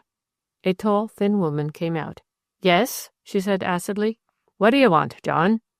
"Give this young lady a drop of that brandy I've got in the cupboard. Give it to her neat, no water, Marianne. That old prison of ours has turned her over queer." The woman gave a quick look at Jean, and then she ran indoors. A moment later she came back, a small glass in her hand. Hardly knowing what she was doing, the girl gulped down the brandy. Almost at once she felt better, and the color came back into her face. Chapter 20. Jean Bower sat in the waiting room of what was called the new prison. Though she was clad in a warm fur cloak, which had just been given her by her uncle and aunt, she felt dreadfully cold. She was miserably anxious and uneasy as to her coming interview with Harry Garlett. How could she ask the man she loved so degrading a question? How make him understand the great importance all those concerned with his defense attached to what she took to be a lying bit of low gossip? The door of the waiting room opened, and Colonel Brackbury walked in. "Miss Bower, I had the pleasure of meeting you early last May." And then he shook hands with her warmly. But although he was touched at his visitor's look of deep sadness and at the pallor of her young face, he hardened himself to say that which he knew must be said. "I have stretched a great point in assenting to your wish for what practically amounts to a private interview with Henry Garlett. I must ask you to give me your solemn word of honor that you will not hand him or try to convey to him anything surreptitiously. Also, that you will not make the slightest attempt to approach him." "To approach him?" echoed Jean uncertainly. "There will be a table between Mr. Garlett and yourself. You must not stretch across it and try to shake hands with him, for instance." "I quite understand, and I promise to do what you ask." "Some time ago a lady was allowed to see her husband, who, like Mr. Garlett, was as yet untried. Although a warder was present at the interview, she managed, unseen by the warder, to roll along the floor toward her husband a small ball containing a dose of prussic acid." He looked at her significantly, but Jean made no comment. It was to her as if she were living through some awful nightmare. "I understand that you desire to see Henry Garlett with reference to some matter concerning his defense," she answered in a strangled tone. "But for that I should not have asked to see him." "I should like you to know," he said kindly, "that we are doing everything we can to make Mr. Garlett comfortable. In our country, a man is accounted absolutely innocent until he is adjudged guilty. Apart from the irksomeness of the confinement and the not being able to see his friends freely, Mr. Garlett is leading much the same life as he would lead outside, were he, what of course he is not, a recluse. I am taking special pains to see that he has good and nourishing food." And then, rather to his surprise, for he really knew very little about human nature, Jean Bower began to cry. "Come, come," he said dismayed, "this won't do. You must do your best to hearten him up, you know." "I will," she whispered. "I will, indeed." And then she added a pathetic word. "I didn't think you would be so kind." "I'm not kind," he exclaimed testily. "I'm only doing my duty. There, That's right," for she was trying to smile. And then they started walking down what seemed to the girl interminable cold, clean, bare passages. But at last they passed through a baize door into what had once been the governor's official residence before the pleasant villa which the Brackburys occupied had been built, and where were now situated the prison offices. The governor opened the door of a large room and courteously stood aside to allow her to pass in, and then suddenly Jean, through a mist of blinding tears, saw Harry Garlett. He was standing close to the wall behind a long, narrow table to her left. For a moment she thought him unchanged, and then she saw that all the healthy, outdoor man look had gone, and that there was an awful air of strain in the eyes, which seemed the only thing alive in his pale, set face. A fire was burning at the other end of the room, but it was very cold, and the atmosphere was full of the musty feeling of an uninhabited room. Colonel Brackbury brought over a chair for Jean to sit upon. Then, looking from the girl to his prisoner, he said, "And now I will leave you to your talk, Miss Bower. You see that door over there? I shall be close to it, reading my paper, and I shall not be able to hear anything you say unless you raise your voices." He walked quickly down the long room, and Jean sat down on the chair he had provided for her. For a few moments neither of them said anything. She sat with downcast eyes, trying to repress the tears which would come in spite of her effort to keep them back, while he, poor wretch, gazed at her, all his soul in his sunken eyes, remembering. At last she whispered, "You don't mind my having come? There is a real reason, Harry, or I would not have done it." "It was only because I didn't feel I could bear the thought of your coming to such a place that I wrote as I did," he answered in a low voice. "But oh, how glad I am to see you now." Sinking his voice yet further, he whispered, "My darling, darling love." She felt as if the sobs she must repress would strangle her utterance, but at last she managed to say, "I have come to ask you to tell me something." She stopped, not knowing how to word her stupid, her unnecessary, her insulting question. "Yes?" he said eagerly. "Ask me anything in the world, Jean." And then, as she at last looked up and he saw the lines that pain and acute suspense had written on her face, he gave a low groan. "Oh, my God!" he exclaimed. "I can't bear your looking like this, Jean. Mrs. McLean told me you were quite well." She said quietly, "I am quite well, but I lay awake last night thinking of today. I'm so afraid." She waited and then began again.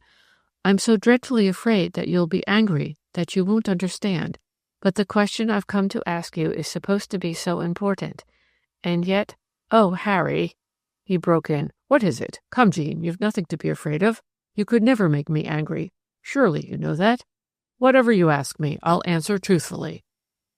"The other side have a witness," she murmured in a low, strained voice, "who will swear that she saw you at night in the wood which joins part of your garden with a young woman." Instead of the quick, contemptuous denial she had felt so absolutely certain would come, Harry Garlett remained silent for what seemed a long time. Then he asked, "Who is the witness?" "Lucy Warren." His face had turned a dull red, and as if not knowing what he was doing, his hands began nervously drumming on the table before him. "Lucy Warren says the person you were with was a stranger to her," added Jean slowly, and she saw a look of intense relief flash over his worn face. "Well, my dear," he said gently, "what is it you wish to ask me?" "I want to know," she said in a trembling voice, "whether what she says is true." Before he spoke, she knew from the look on his face what his answer, if he spoke the truth, must be, and her heart was contracted for the first time in her life with a passion of anguished jealousy. She looked at him fixedly, and something of what she was feeling showed in her set face and wide-open eyes.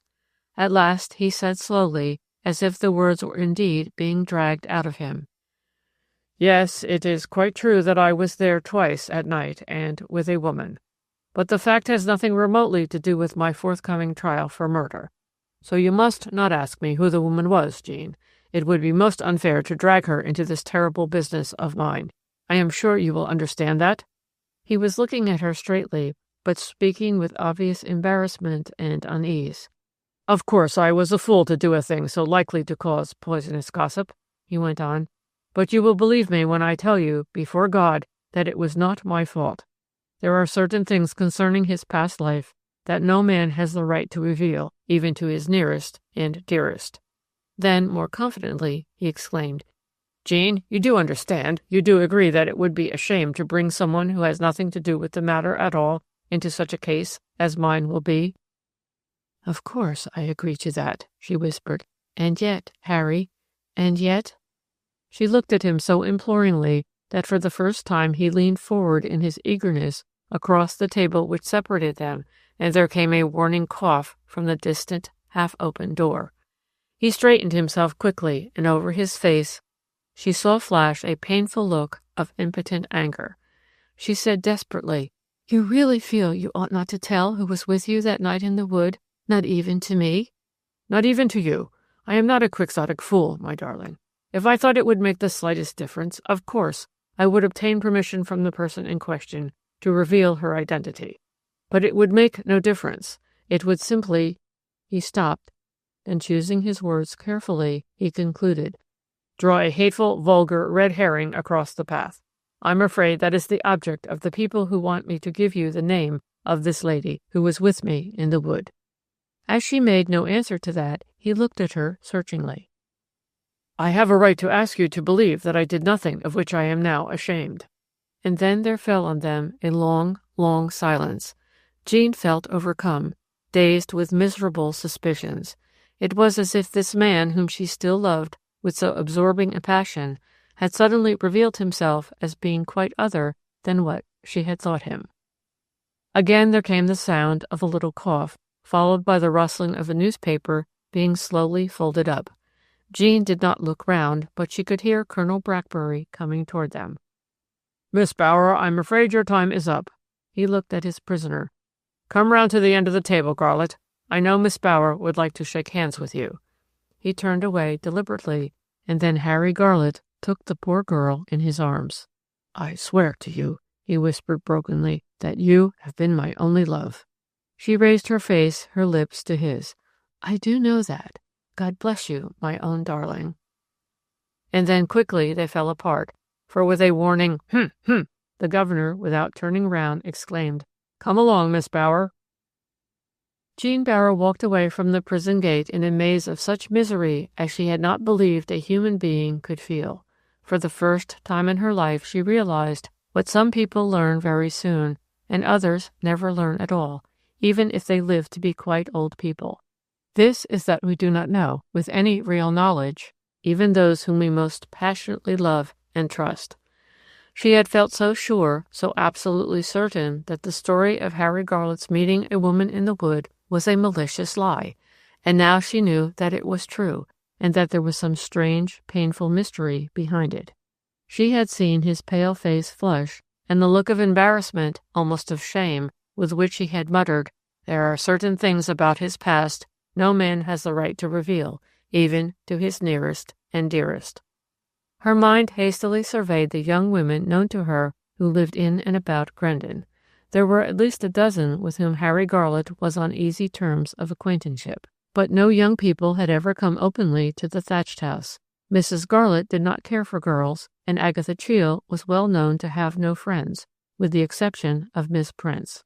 She walked on, threading her way as if blindly through mean and shabby streets, and as she looked furtively to the right and left, she knew that in every one of those little houses there were people who were honestly convinced that Harry Garlett had poisoned his wife for love of her. Small wonder that she hurried on till at last she was in the open country, with not a creature in sight.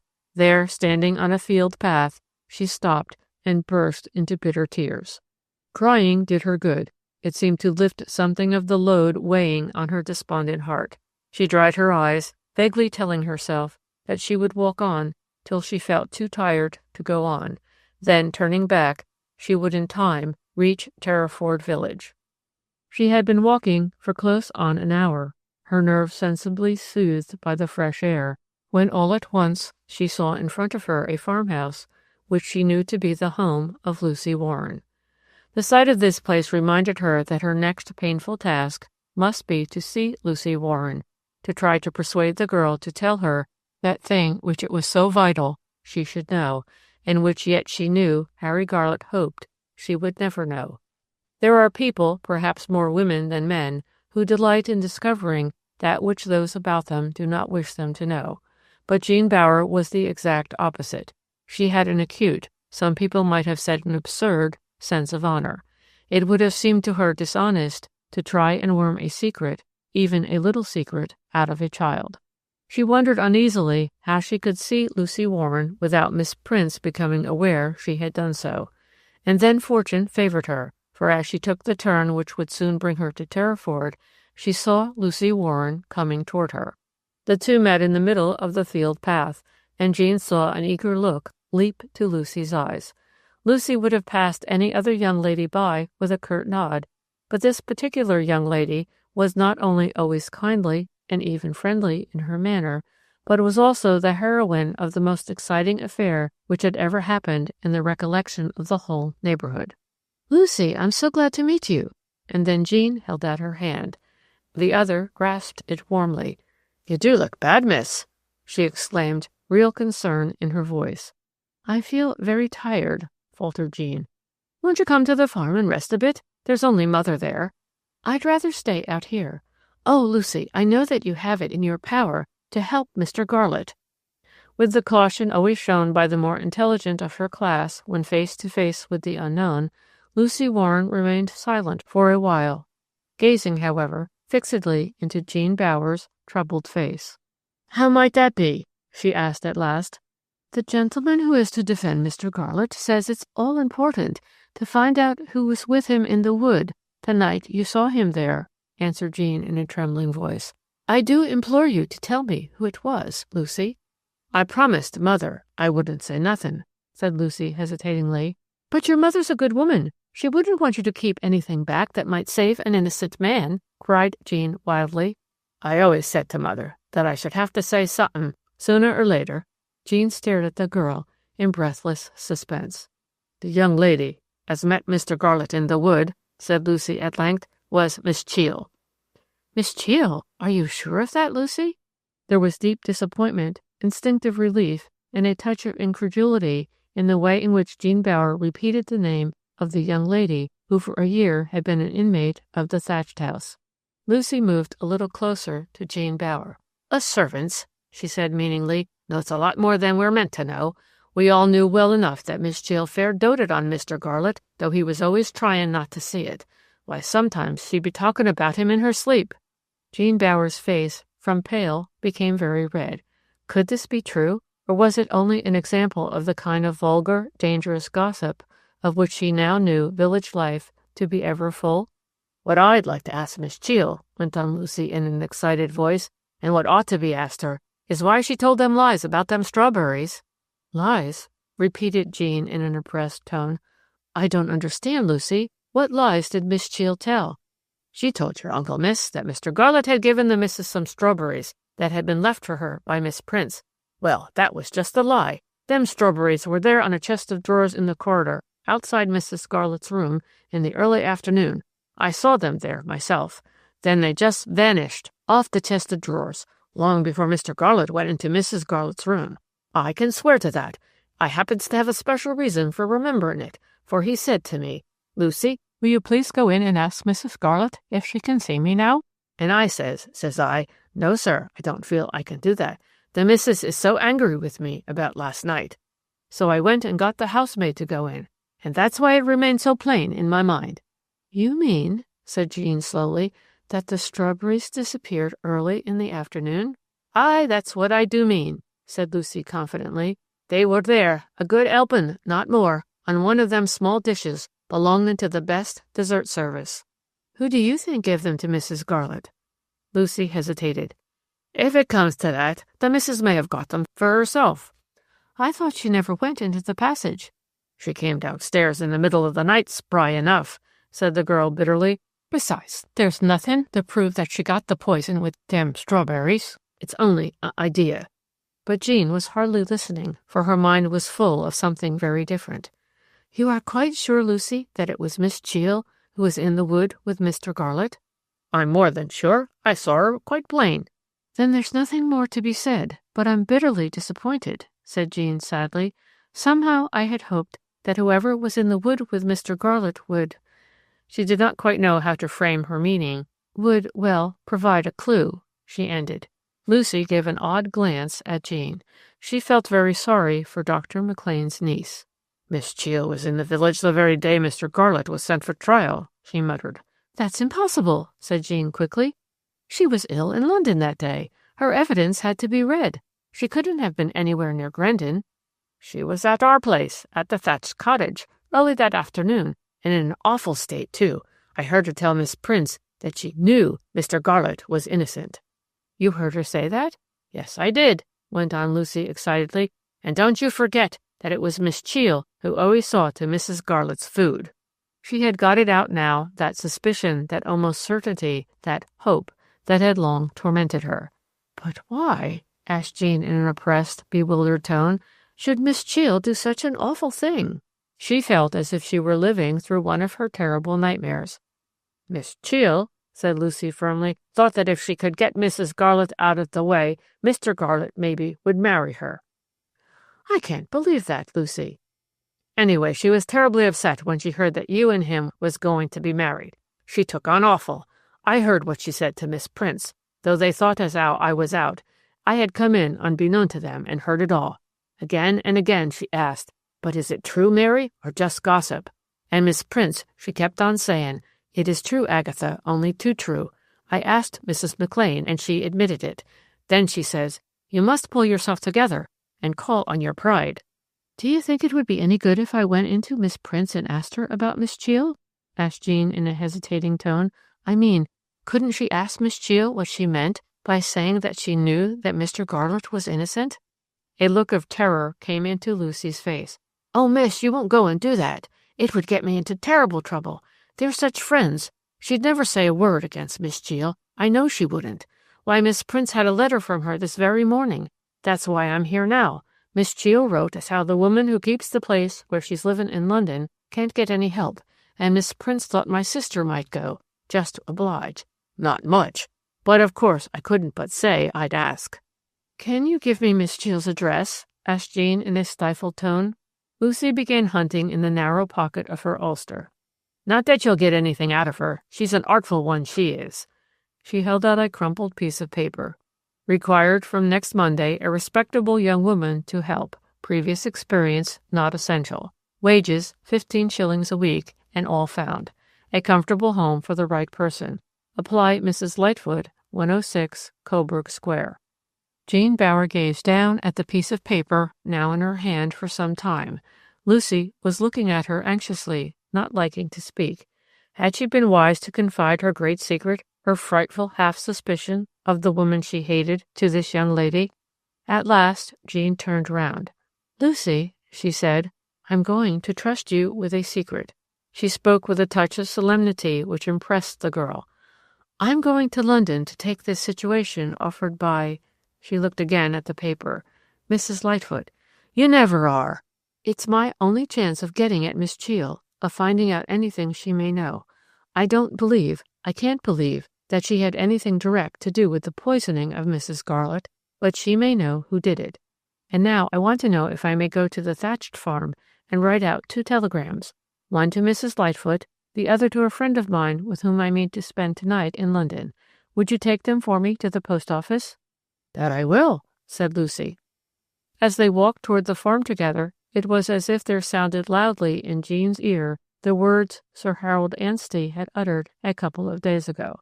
"Find the man or woman who wrote those anonymous letters, and I promise to save your lover's life." Jean Bower now felt that she knew who had written those letters. Chapter 21. To Jean Bower, it was an extraordinary stroke of good fortune that today, for the first time for many weeks, Dr. McLean had persuaded his wife to accept an invitation to luncheon.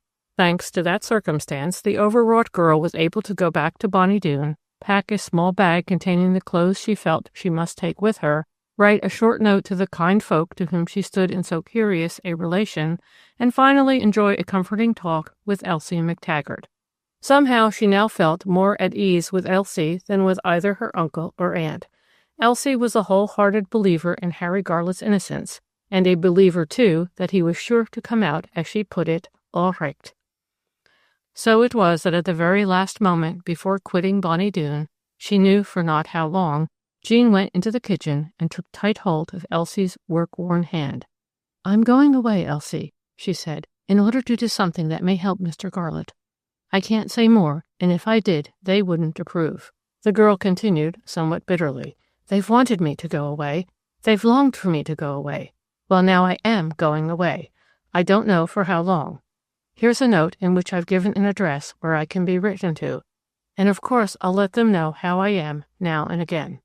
Then, as she heard the sound of a motor, the color rushed to her face. "They can't be back yet," she exclaimed in a dismayed tone. Elsie smiled.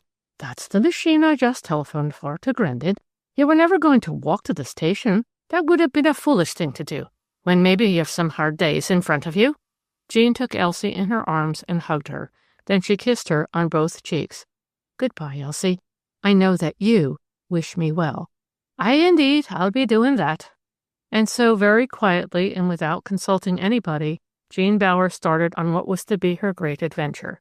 It was such a comfort to feel that, to Rachel North at least, she owed no explanations that she did not choose to give, no duty of any sort, only gratitude for present kindness done. It was also soothing to know that in London she would be but one of millions of people intent on their own business and not on hers. How different from a place where she could hardly walk a few steps in the daylight without knowing that even the village children were pointing her out to each other. Cuthbert Street, Belgravia? The address sounded grand to her country ears, but she knew that Rachel North in faraway days had had a large circle of friends. Perhaps it was some kindly survivor of those distant days who had lent her a flat. On and on her taxi took her through the dark streets, for it was a late Saturday afternoon, and to Jean, looking out of the windows, the long dreary streets seemed to grow shabbier and shabbier. At last it turned into a thoroughfare which seemed interminable, and of which the houses had that depressing, almost terrible look of having seen better days. The plaster was peeling off the stucco walls, and here and there a window was broken. There was a look of indescribable grime and dirt, even on the pavements. At last the driver drew up opposite the very last house in the street, one that overlooked a railway bridge. "I reckon it's here," he said, looking round dubiously. Jean told herself that there must be some mistake. The house looked even more forlorn than did its neighbors, and while she was glancing up at the gray, crusted walls and dirty windows, she heard the shriek of a train, and a moment later there came a deafening roar. "Come, miss, this is 200 Cuthbert Street right enough. You give me my fare and let me go off," said the man rather roughly. "I'm on another job in a few minutes, and this is such an out-of-the-way part." She paid him the big sum marked on the taximeter, took her hold-all out of the cab, and with a slight sensation of fear, as well as of deep surprise, she pressed the top one of the 4 knobs which seemed to indicate that the house had 4 occupiers. For what seemed a considerable while, nothing happened, and she pressed the second knob. Then at last, a slatternly-looking woman opened the door and looked at her disagreeably. "You're not wanting Mrs. Strafford?" she asked. "Does Rachel North live here? I've come to stay with her," said Jean, trembling a little. "As I've had the trouble of opening the door to you, you can walk up. It's the top floor. But you'd no business to press my bell." I'm sorry," faltered Jean. "We're not allowed to put our names outside the door, and it's a shame that it is. I'm always coming up from my basement just to open the door to some other lady's visitors." The woman turned round, leaving the front door open. Jean shut it and began slowly walking up the narrow, dark staircase. The house looked more than dirty. It looked degraded. On and on she went, past frowsy-looking landings, till she reached the top floor. There, a change indeed. A piece of linoleum, scrupulously clean, was on the landing, and as she moved cautiously forward and knocked on the door opposite the top of the staircase, a voice which had once been very familiar called out, "Come in!" She turned the handle and saw before her a plainly furnished but pleasant little sitting room, and a girl who she knew was Rachel North, rose from a low chair by the fire and came forward. "Why, Jean, I didn't expect you for another hour. I looked out the trains from Grendon. You must have come by a slow one." "I did," she answered rather breathlessly. "I was in such a hurry to get away." "I know, to get busy," said the other, nodding her head. She was a reserved girl, and she did not kiss Jean Bower. Instead, she took both her visitor's hands, held them firmly, and gazed into her face. "I won't say much," she exclaimed, "but I should like you to know that I do understand what you are feeling, what you are going through, and I'll do everything in my power to help you.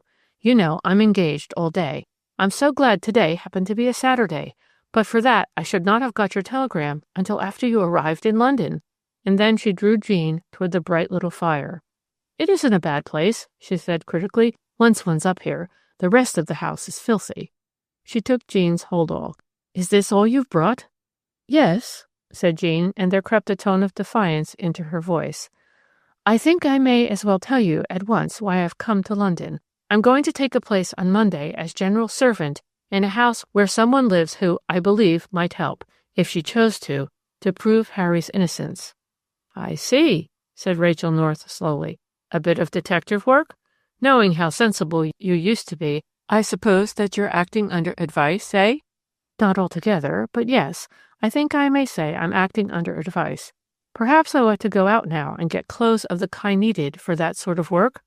There came a troubled look into her face, and the older girl felt touched, even a little amused. "Don't you worry about clothes," she exclaimed. "I came very low down in the world at one time, and I've kept the things I wore then. They're awfully shabby, but they're quite clean. I don't know why I kept them. It was a sort of superstitious feeling. I felt that if I gave them away, I might want them again. But now, well, my dear, you know, I've all sorts of queer ideas. Now I think I was probably intended to keep them, that I might help you." That this question should be settled so easily and so well was more of a relief than perhaps Jean would have admitted even to herself. She had given the matter of her outfit for 106 Coburg Square a good deal of anxious thought on her railway journey. She realized that the whole of her scheme would fail if the woman to whose employment she was going suspected that she was playing a part. She was too sensible to suppose that she would be able to pass herself off as a simple country girl of the working class, but she did hope that she would be able to make her employer believe that she was out to earn an honest living, in however humble a capacity. And then, after they had enjoyed their cold supper, and while Jean was lying back in an extraordinarily comfortable couch, which yet looked oddly big for the little room, her friend exclaimed, "Perhaps I'd better tell you now that you're really on what's going to be your bed. I've thought it over, and though I should have been delighted to give you my bedroom and have slept in here, I somehow felt that you'd far rather sleep here and leave me my bedroom, eh?" "Indeed, indeed I would," exclaimed Jean. "I know," the other nodded. "I once went to stay with a friend, and I can't tell you what I felt when I discovered the next day that she turned out of her room and slept in the kitchen." Jean Bower awoke to find her friend smiling down at her. There was a cup of tea in her hand. "Now then, you just drink this up. Then I'll light the fire, and after I've done that, I'll bring you those clothes I told you about. I've just had a look at them. They're old-fashioned and ugly, but I don't know that that really matters. After all, your object is to look the part." Jean sat up and drank the tea thirstily. Oh, how restful to be here with this quiet, reserved young woman, who, while obviously sympathizing with her, was not in the least inquisitive. She caught Rachel North's hand and pulled her down. "You know I'm grateful to you without my saying so," she whispered. "I shall never forget how good you've been." "I've not been more good to you than 2 or 3 women were to me in my deep trouble, but I took my trouble in a way I hope you will never do, Jean," replied the other girl. "I cut myself off from everybody after my father's death. I was wrong in that. I see it now. But I was so unhappy." Her face altered. It became convulsed with feeling, and she turned quickly away, busying herself in making and lighting the fire. Then she went off into her room and came back with a curious little heap of garments in her arms. There was a brown serge coat and skirt, the skirt unfashionably full, while the coat was short and skimpy. Then there were 2 clean, washed-out-looking flannel blouses. "This, I take it, is the sort of thing you want? But I strongly advise you to buy some thick woolen underwear. After all, the woman won't see what you're wearing underneath your coat and skirt." "How clever you are, Rachel. I should never have thought of that," said Jean admiringly. You don't want to go and fall ill the first day you're there, especially as you'll have need of an alert mind. I'm afraid you'll have very nasty food." "I don't mind that," said Jean quickly. "Oh, don't you? Well, you wait a bit. It's easy to talk like that. I've come to think that nice food is one of the most important things in the world. If I were you, I should take some malted milk or cod liver oil and malt in your trunk." "Trunk?" queried Jean doubtfully. "A good, big, deep suitcase rather than a wooden box. The woman who's going to employ you won't think you're bringing such a thing queer at all. In fact, I think she'd think it odd if you came with practically nothing but a hold-all." "I suppose that's true," said Jean. "All right, I put myself in your hands. You shall tell me what to do." Rachel North smiled. She was one of those women who love power and, given the chance, exercise it wisely. "If you don't mind getting up a bit early on Monday morning, there's a place close by here, a great big cheap store where all the working girls go. We'll get some kind of suitcase there, and we'll buy 2 sets of their best warm underclothing. If your employer should see them by any chance, you can say they were given you by a kind lady." And then they both burst into peals of girlish laughter. Jean had not laughed so heartily as that for many a long day. "By the way, have you chosen a good name to call yourself by?" "I'm going as Elizabeth the Chart, my mother's maiden name." And the laughter died out of her eyes. Suddenly, Rachel said, "I must go out and get my Sunday papers. When one is leading a lonely life, one does depend tremendously on reading, and I'm not ashamed to say it, on newspaper reading. Papers are my only luxury, and on Sundays I have a regular debauch." Jean was staring into the fire. "I suppose you've read everything that's been printed about, and then she said rather defiantly, "about Harry and me? I know there must have been horrid things, for Uncle Jock made me promise not to look at the papers, not even at the paper they take in at Bonnie Doon." "Yes," said Rachel North reluctantly. "I have seen a good deal about you, Jean, but everything so far about you has been kind." And then Jean jumped up from her chair. "I hate that," she exclaimed. "I'd far rather they said horrible things, as I know they do about Harry." "They have to be careful," said Rachel North in a detached tone. "No paper is allowed to prejudge a case." "Yet they do prejudge it," exclaimed Jean Bower excitedly. "Well, yes, in a sense, I'm afraid they do." When Rachel North came back, she handed the bundle of papers to Jean and began bustling in and out of her tiny kitchen, getting dinner ready. A delicate little bit of undercut which was to be served French fashion with fried potatoes and some salad. Jean began looking at one of the papers listlessly. Then all at once she realized that in the middle of the big sheet was a square space, and within it, running ribbon-wise across the top, ran, "The Terriford Mystery, an exciting development. Exclusive to the Sunday Critic. The Sunday Critic learns, on absolutely reliable authority, that the prosecution believe that they are at last on the track of the one missing link in the Terriford Mystery. That Mrs. Emily Garlett died from a large dose of white arsenic is certain, but till 2 days ago there was no clue as to where the murderer, the murderess, or the murderers had obtained the poison. This doubt, so we are credibly informed, is on the point of being solved. The discovery has not changed the present situation, and no further arrests are contemplated."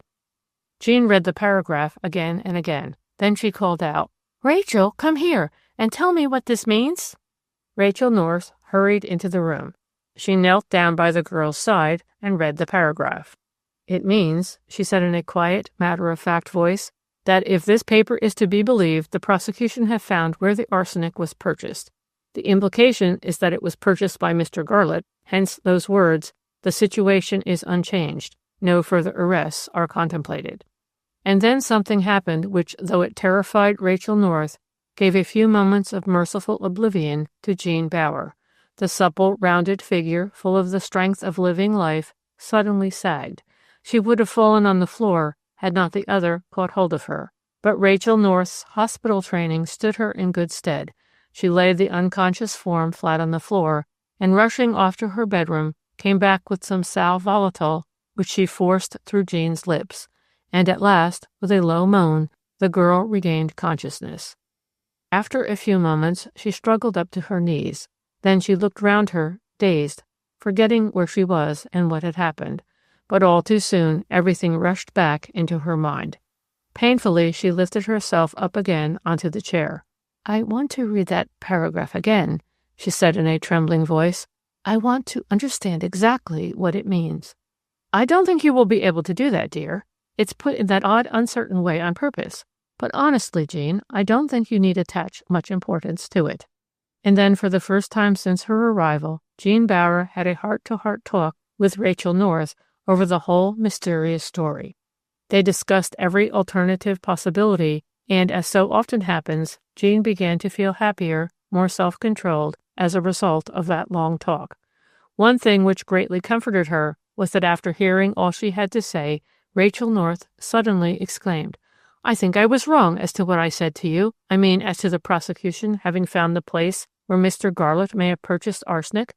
What I think has happened is that they have found something in the thatched house from which arsenic can be extracted. Now, apparently, arsenic can be extracted from almost anything. That being so, it would be strange indeed if nothing of the sort had been found." "That's true," said Jean, "and yet—" her face clouded over. "And yet, Rachel, they've left no stone unturned. One might say that literally, to find arsenic in the thatched house." Rachel North took her friend's hand. "You will want all your wits about you during this experiment that you are going to try. If you allow yourself to be unnerved by what has been published by that paper, then I'm afraid you'll injure your chance of success. From all you tell me, I agree with you that that woman, Agatha Cheel, knows far more than she has chosen to tell. Her behavior after Mr. Garlett was committed for trial, I mean her behavior in coming down to see Miss Prince, is to my mind almost an indication that she knows something she is unwilling to reveal. Now I wonder, perhaps you'll be shocked at what I'm going to say, Jean, I wonder if Miss Cheel, well, to put it plainly, was fond of Mr. Garlett?" Jean looked at Rachel. "Yes," she said slowly, "I'm afraid Miss Cheel did care for Harry, and it's because I can't help suspecting that she had something to do with the writing of those anonymous letters that I am going to the house where she is living. She's only seen me twice in her life. I feel sure she won't know me again, and as I've already told you, Sir Howard Anstey thinks it's all important that I should find out who wrote those letters." "I agree," said Rachel quickly. "Whoever wrote those letters was either instigated by the most fiendish spite and simply wanted to make Mr. Garlett miserable for nothing, or else he or she must have known that if an exhumation should take place, arsenic would certainly be found in Mrs. Garlett's body." "I think Agatha Cheel wrote those letters to make Harry wretched, to punish him for not having loved her. If I thought she knew Mrs. Garlett was poisoned, then I should regard her as—" She broke off in what she was going to say, and the other exclaimed, "A murderess? Yes, that's the only logical conclusion." Chapter 22. "Can you tell me the shortest way to Coburg Square?" "It's round by the Foundling Hospital. I'm going that way myself, so you'd best come along with me." The man peered through the dark, fog-laden air into the young, pale face, looking up at him from under the brim of a singularly unbecoming, plain brown straw hat. He was an old bachelor who never, if he could help it, spoke to a woman, but he had been mollified by the sweetness of her voice. The Foundling Hospital? It was a comfort to her in her present forlorn condition to think of all that that great house of human pity and sympathy had done for innumerable deserted and friendless orphans. For the first time in her life she was assailed by that most unnerving of companions, Little Devil Doubt. What she was about to do was surely a terrible risk. If she failed, as she might well fail, and her desperate enterprise were to become known, would she not be universally condemned? Might it not even get into the papers? Harry Garlett's betrothed taking a place as a servant for his sake? She could almost picture the terrible headlines. She felt so nervous, so excited, that when the deep voice of her conductor suddenly interrupted her anxious self-questioning, she stumbled and would have fallen had not he put out his hand. "If you just turn down to the left here," said the man, "and then turn sharp to the right, the house you want will be within 3 or 4 of the corner of the square." In response to her word of thanks, he took off his hat and went his way. Jean then walked on slowly, and now and again she stopped.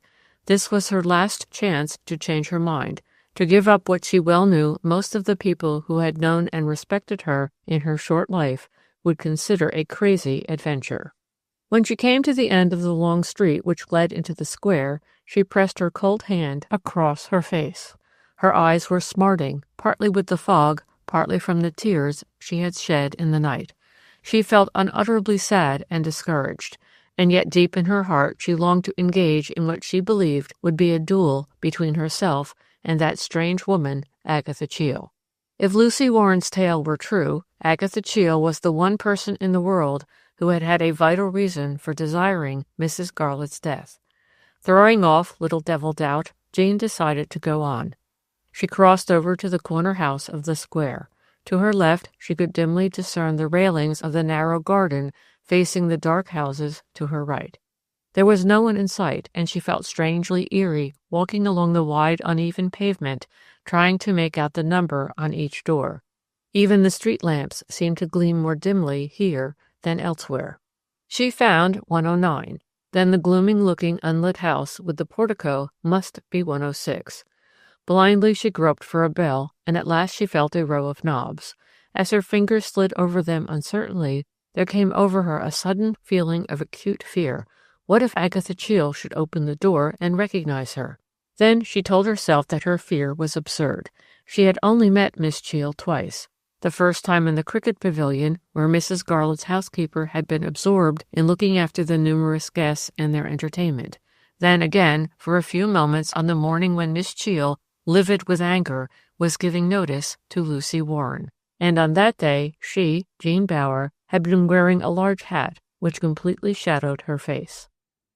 And then, with intense relief, she reminded herself that, of course, her way of entrance should be by the back door. Creeping out from under the dark portico, she felt along the iron railings. Yes, here was the area gate, and luckily it was unlatched. She pushed it open and found that it led to a steep stone staircase. Down she went, feeling her way from one worn step to the next, till she reached the bottom. She was now in a small pit-like yard, and to her right, from behind what was evidently the kitchen window of the cavernous old house, there shone a bright light. As she could see no door, she knocked at last timidly on the window. A moment later, a narrow door was opened wide, and she walked through into a stone passage lighted by a gas jet, while a not unkindly voice exclaimed, "You're Elizabeth Chart, I take it? Didn't think you'd come for another hour, my dear. Come into my kitchen, do, and I'll have some tea ready for you in a jiffy." The speaker was a gray-haired, red-faced woman, immensely stout and dressed in an old-fashioned alpaca dress. She wore a paisley shawl neatly pinned across her vast breast with a cameo brooch. "Elizabeth's a mouthful, so if you don't mind, I'll call you Bet." "I'll like that," faltered the girl. "Now then, Bet, you go right into my kitchen and get warm. 'Twill be a great relief to me, I reckon, having a country girl after them London sluts. I was that pleased when I got the telegram saying you was comin' this afternoon that I could 'a' danced." It was a homely-looking kitchen with a big red fire in the old-fashioned, wasteful grate. The bright light the girl had seen from outside came from a chandelier hanging in the middle of the ceiling. Under the light, the two faced one another, Mrs. Lightfoot, the housekeeper, and Bet Chart, the new servant. With thankfulness, Bet noticed that her employer had a shrewd, good-humored face, and in spite of her huge girth, a brisk, cheerful way of moving about. "'Tain't no good taking you upstairs yet. You can just pop your things off in my room. This way, please." She led the way into what had evidently once been the butler's pantry in the stately old house. "I'd a like to have had you near me, my dear, but I wouldn't keep a dog's kennel in any of the other rooms in this here basement. They're that damp and dark." A fire was burning in the room they were now in, and by its light Jean saw a big bed and some nice old-fashioned furniture. "This room and next door to it is my own," said Mrs. Lightfoot with pride. "You'll sleep under the roof. I goes up and down as little as I can, for though I used to live up to my husband's name, I can't do with stairs. Still, I can move about quick, as you'll soon see. Like to wash your hands? You can do it in my basin as a treat today, but henceforth you'll have to wash them at the sink." A few moments later, Jean came back into the kitchen. She felt very strange and odd in her full brown skirt, her flannel blouse, and the neat, Quaker-like little white muslin cap she and Rachel North had bought that morning. "That's right," exclaimed Mrs. Lightfoot. "Not ashamed to wear a cap, as was our last fine lady. A little treasure you're setting out to be. The last hussy I had here, she's got a job as a demonstrator, putting rouge on her lips and whitening her face. I reckon that'll suit her ladyship for the present, till she moves on to— I won't demean myself by saying where." She had set out bread, butter, and jam on the kitchen table.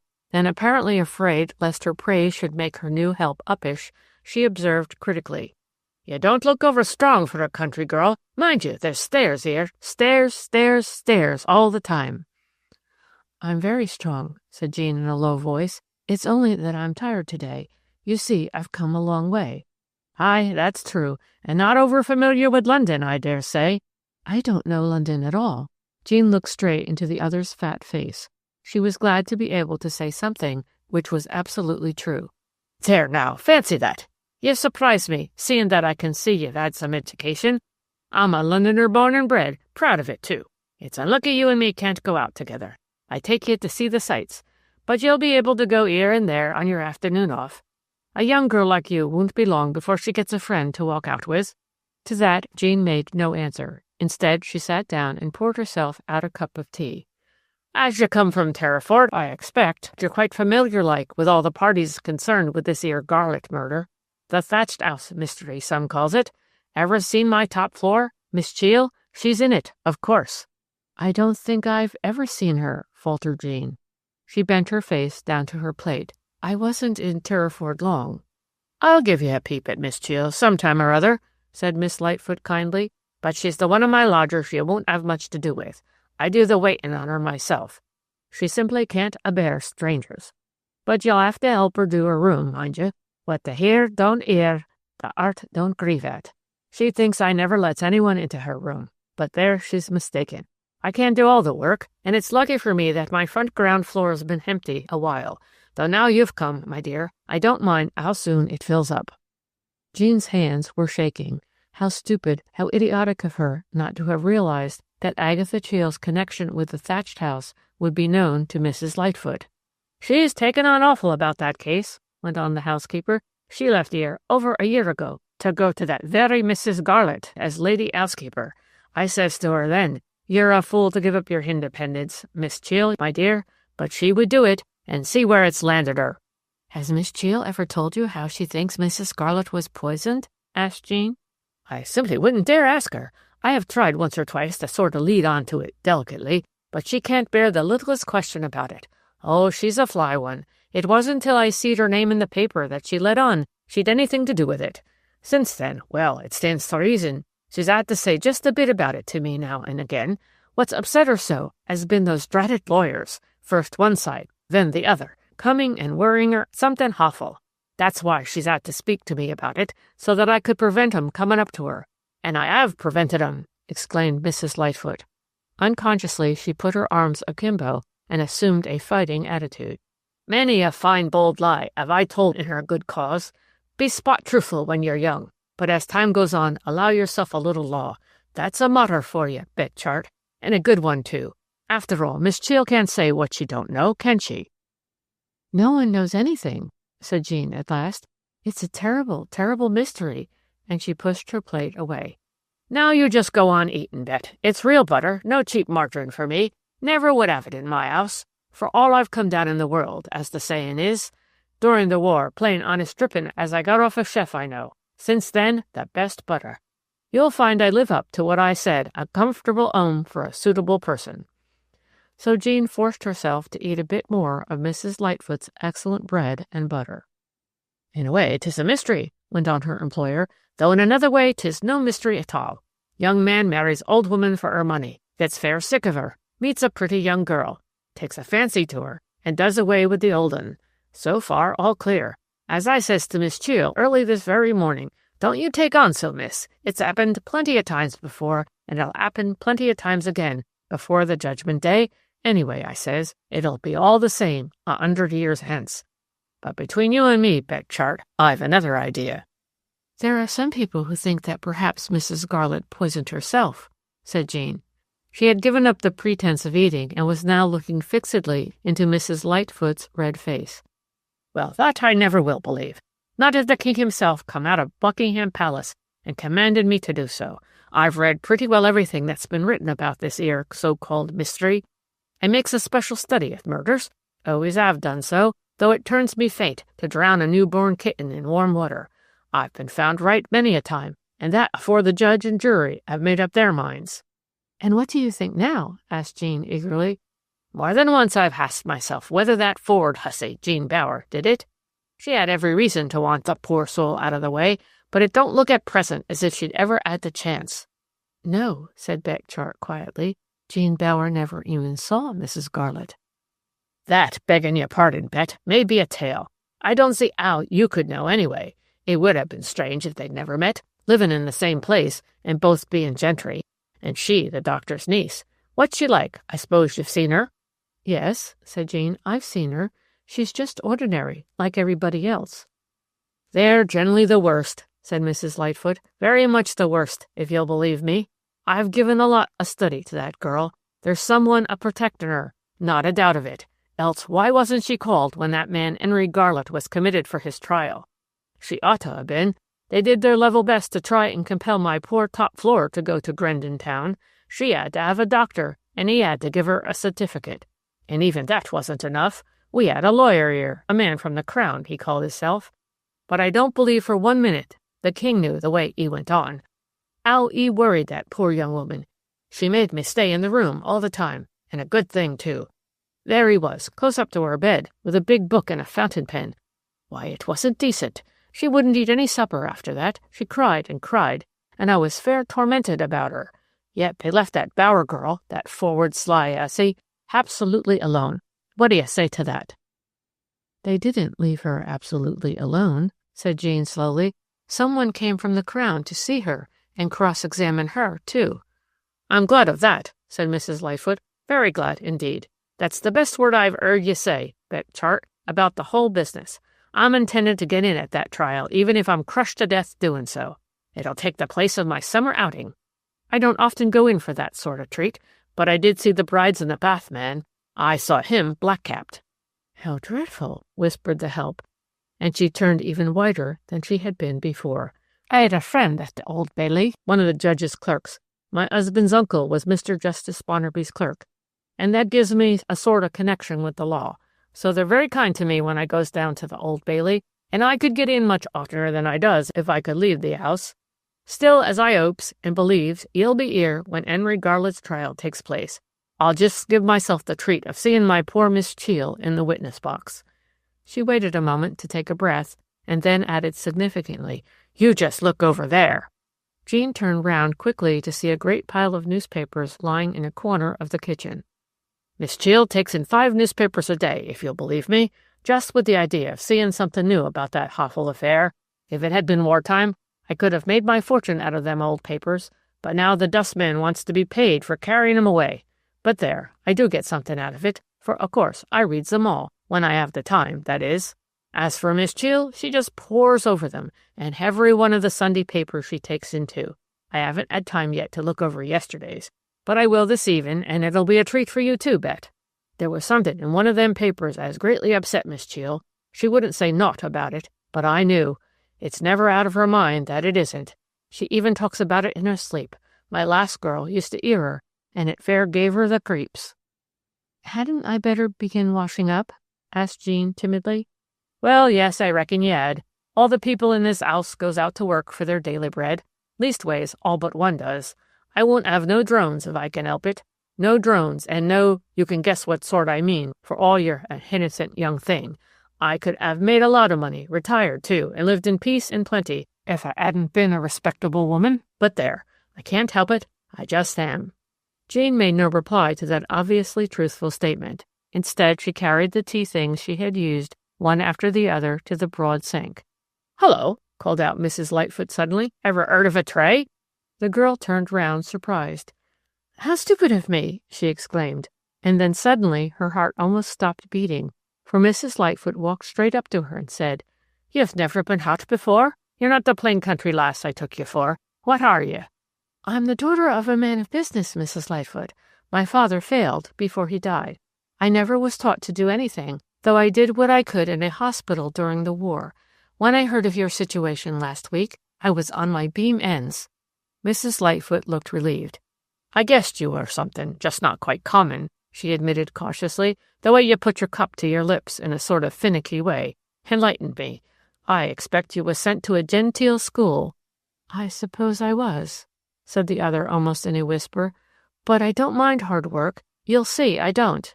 And then suddenly she began to cry. I've "I've been so unhappy," she gasped, "since my father died." There, you'll be happy here. Don't you worry, and don't you go and think, as many a silly young girl supposes nowadays, that all the good chaps were killed in the war. If there's only one left, you'll find him right enough, and if not, I'll find him for you. There's some good elderly gents about, too, just now. Better be an old man's darling than a young man's slave.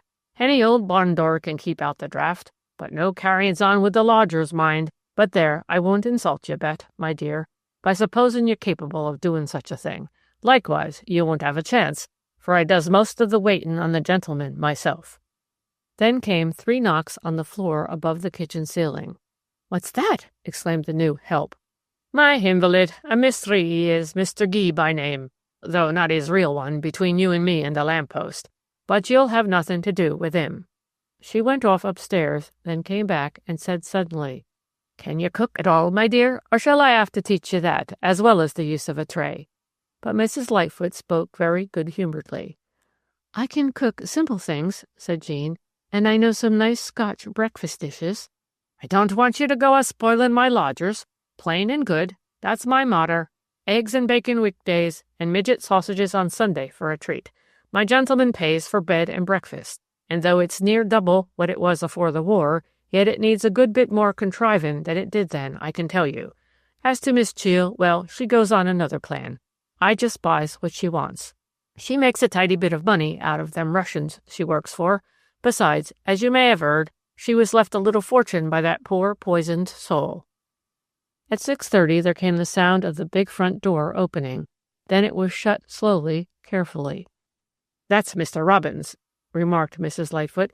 "He's a very careful gentleman. Always the first to come in, for the reason he works near here at the British Museum.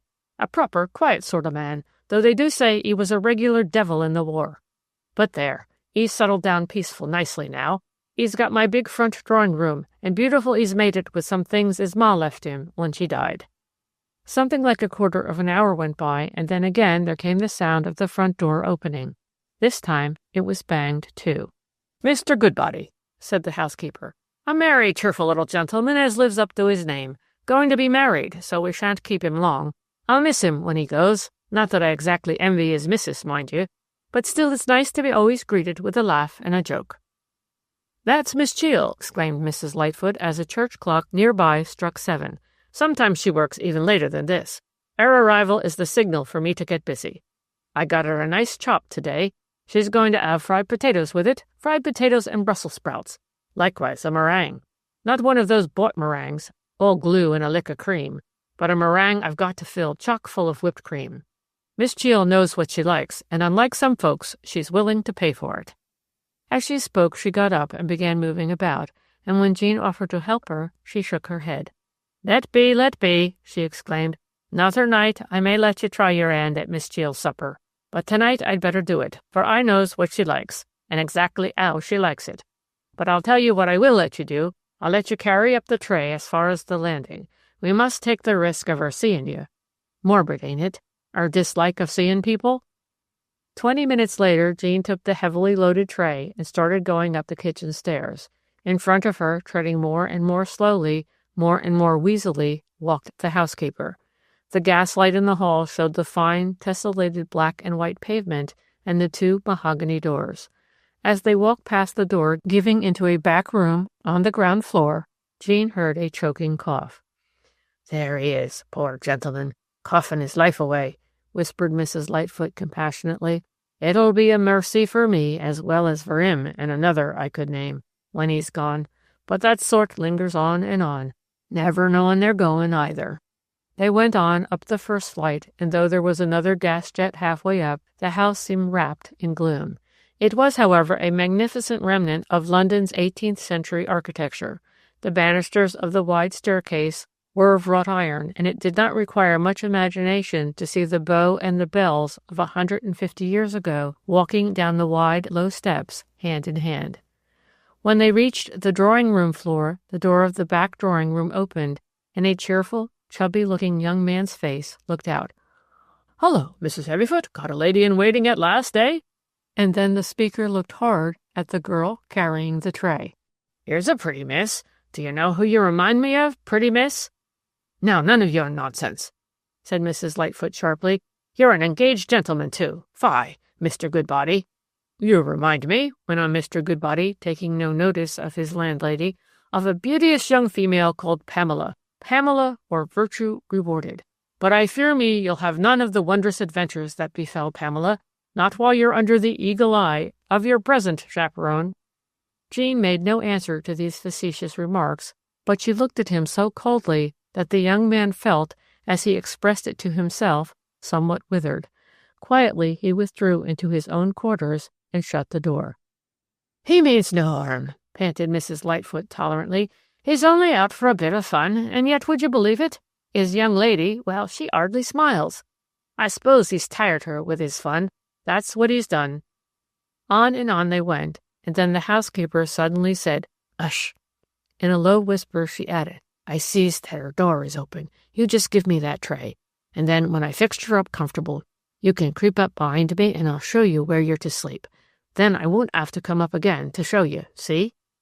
And there on the dark staircase the girl waited. It seemed to her for a long time, while murmurs of conversation came from behind the now shut door of Miss Cheel's sitting room. She felt extraordinarily strung up and excited at the thought that there, within a few feet of her, was the woman who claimed to have the key to the mystery of Mrs. Garlett's death. At last Mrs. Lightfoot came out of the brightly lit room and beckoned her to help, and Jean, hurrying on to the landing, saw a narrow, ladder-like staircase. "No need for me to go up. You can't make no mistake, Bet, for only one of the two garrets up there has any furniture in it. I don't say you'll find it very comfortable, but 'tain't as if 'twas terrible cold just now. You can move about, too, for all you're just over Miss Cheel's bedroom.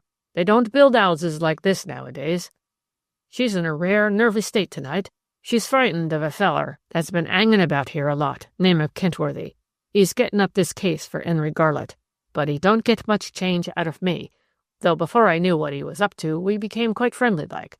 Oh, he's an artful one, but he won't get over Jemima Lightfoot, and I told him so flat. Only once did he force his way into this house, and that was when I wasn't in it." Chapter 23. With a loud cry of, "What is it? What's the matter?" Jean, in the pitch darkness, sat up in her narrow pallet bed and listened. For a moment or two she didn't know where she was, and fear clutched at her heart. And then, though memory soon came back, it was accompanied by icy waves of terror, and it was with a trembling hand that she lit a candle. It was now quite still and quiet up there under the roof of the huge old house. Then, all at once, the sounds that had awakened her began again.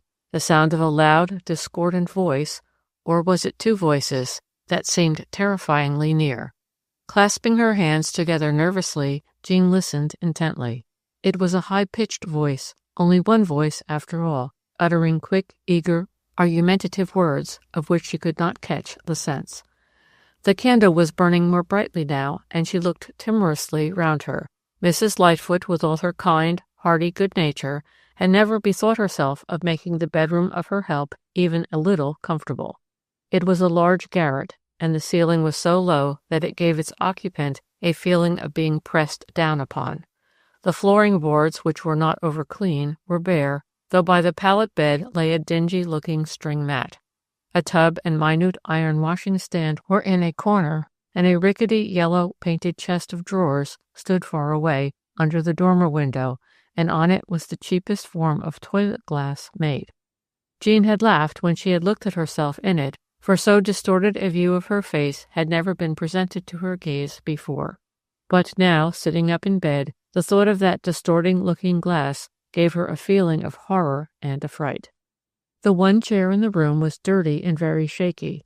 On it there now stood her light, cheap, almost empty suitcase. There were 3 hooks screwed into the door, but she had put her clothes on the bed, for in spite of Mrs. Lightfoot's remark, she had felt very cold. All at once she realized that the voice she heard was Miss Cheel's voice. Leaping out of bed, she caught up her outdoor jacket and put it on. Then, after listening intently, she opened her door, leaving the candle alight. For a moment the darkness baffled her. Then she felt along the wall and at last found the cord which ran down along the side of the dangerous ladder-like stairs.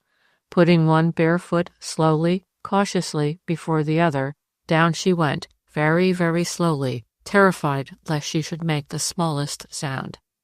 At last her feet rested on the landing out of which opened Miss Cheel's sitting room and bedroom, and as she stood there, the voice suddenly stopped. Was it possible that Agatha Cheel had heard the stuffless sounds which she had made while treading with her bare feet down the wooden stairs? Then, to her mingled fright and relief, she heard the voice begin again, speaking now loudly, now almost in a whisper. Tiptoeing across the lobby, she crouched down outside the closed bedroom door, and there at last she heard quite clearly the words that seemed tumbling out one after another, as if the lips that uttered them could not get them out quickly enough. And yet those words, those sentences, were punctuated with strange pauses. It was as if the speaker were taking part in an eager, sometimes embittered argument with an unseen opponent. "I am speaking up. I have nothing to conceal. A tall, dark man. I think I should. It is a broad corridor. No, I did not think of it. I thought him a workman. I did not know I was free to speak sooner." The staccato sentences were uttered with extraordinary energy. Then, with a complete change of voice, came the quiet words, "I always liked Mrs. Garlett very much. Yes, she was invariably most kind to me. Of course, Mr. Garlett was also kind and considerate, but I saw very little of him. I was naturally with Mrs. Garlett very much more. Undoubtedly. As long, that is, as Mr. and Mrs. Garlett wished me to stay. £300 is not an exceptional salary. No communication with Mr. Garlett. Once, just after the war." Then, with sudden passion, "You have no right to say that." There came an appeal in the voice. "My lord, am I compelled to answer that question? They were forced strawberries given by a lady who will, if necessary, confirm what I say. Miss Prince, my lord." And then at last, as if telling a story, and in a much more composed, quiet voice, Agatha Cheel continued. "I put the strawberries on one side, partly because I had before me the disagreeable task of giving notice to a servant. I forgot about the strawberries till early afternoon.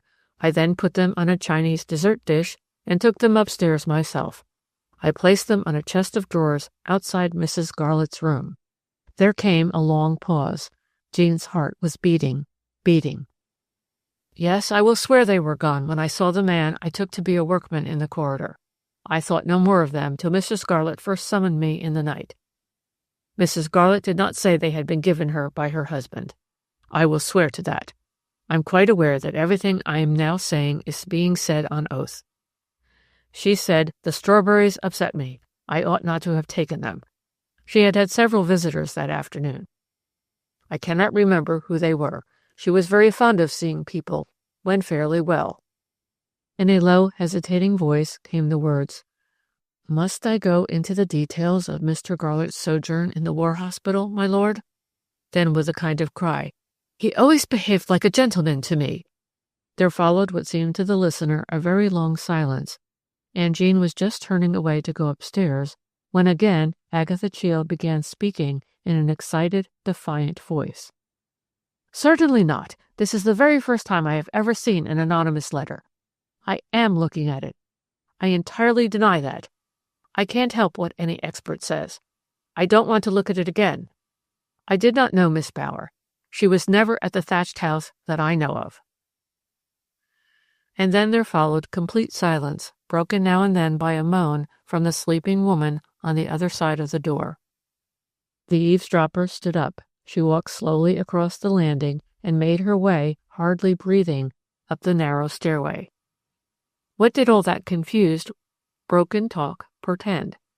She tried to piece the sentences together to make sense of them, but the whole formed a hopeless jumble in her weary brain, and when she reached her comfortless bedchamber, she poured a small dose of sleeping draught into a medicine glass, and, lying down, soon fell into a troubled sleep. At 6 o'clock her alarm rang out. She jumped out of bed and went over to the bathtub. Oh, how cold the water was, and how cold she felt with this sorry substitute for the comfortable bathroom at Bonny Doon. But a good rub with a rough towel made her feel a good deal warmer.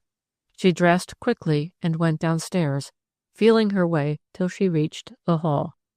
There was a thin line of light under the invalid lodger's door, and as she passed it, Jean heard his stifled, painful cough. Going into the kitchen, she laid and lit the fire. Then, acting on impulse, at 7, she boiled a little water and took Mrs. Lightfoot a cup of nice hot tea.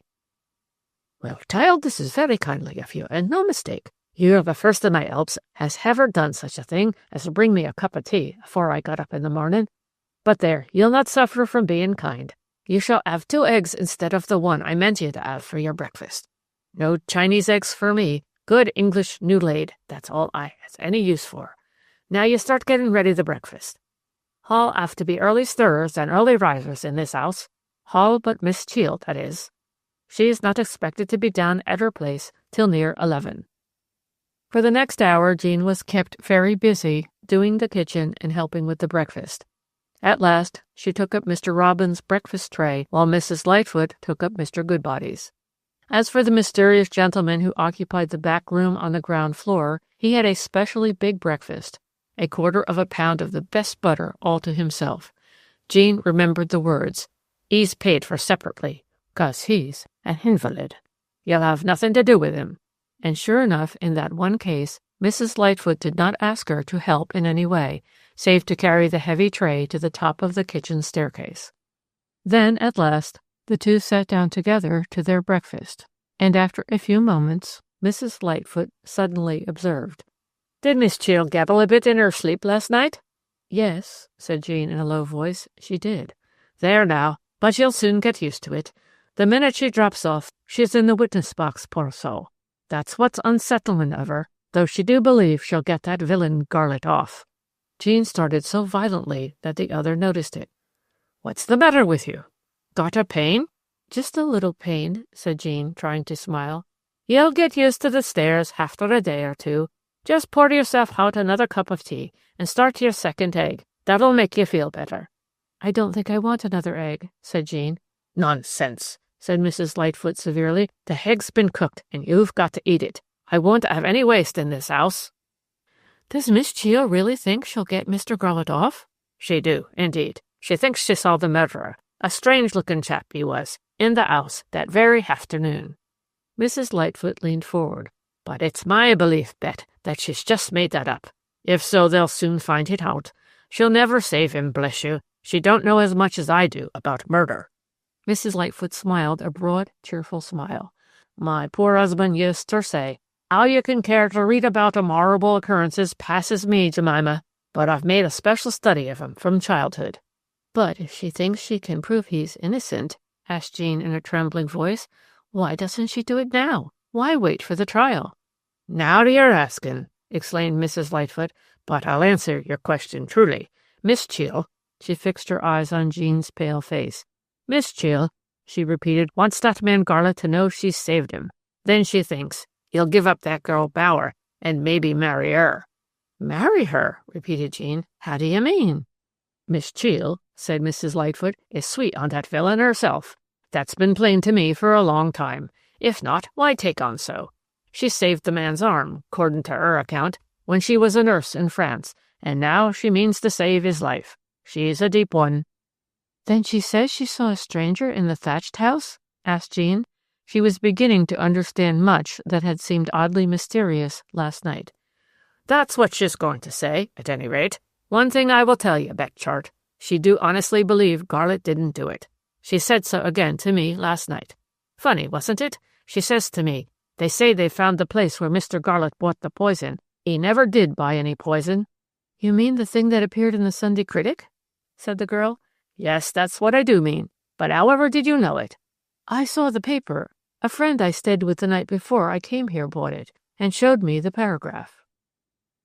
Night and day the hidden drama went on, with the vast, dark, melancholy old house as background. From the moment she went up to bed, Jean Bower became intensely herself, that is, the unhappy, agonizingly anxious girl who was engaged to a man whom the whole world regarded as a murderer. And then, sometimes earlier, sometimes later, she would be awakened by the now familiar sounds of Agatha Cheel talking in her sleep, and after a short battle with herself, she would creep down to the floor below and listen to the unseen speaker rehearsing the evidence she meant to give when in the witness box at Harry Garlett's trial for his life. But what to the secret listener was so strange, as well as bitterly disappointing, was that Agatha Cheel's monologue scarcely altered at all from night to night. The suggestions, assertions, indignant denials, and admissions would be repeated again and again in almost exactly the same form of words. Indeed, as night followed night, there came a maddening monotony about Jean Bower's furtive eavesdropping expeditions down to the dark landing.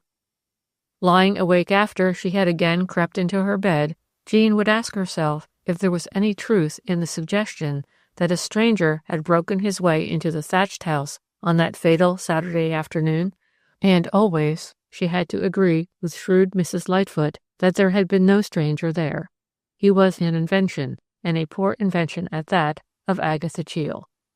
From 7 each morning, Jean Bower turned into bed chart, help to the poor-natured, talkative, monstrously fat woman of whom the poor girl found herself getting fond, in a sort of way.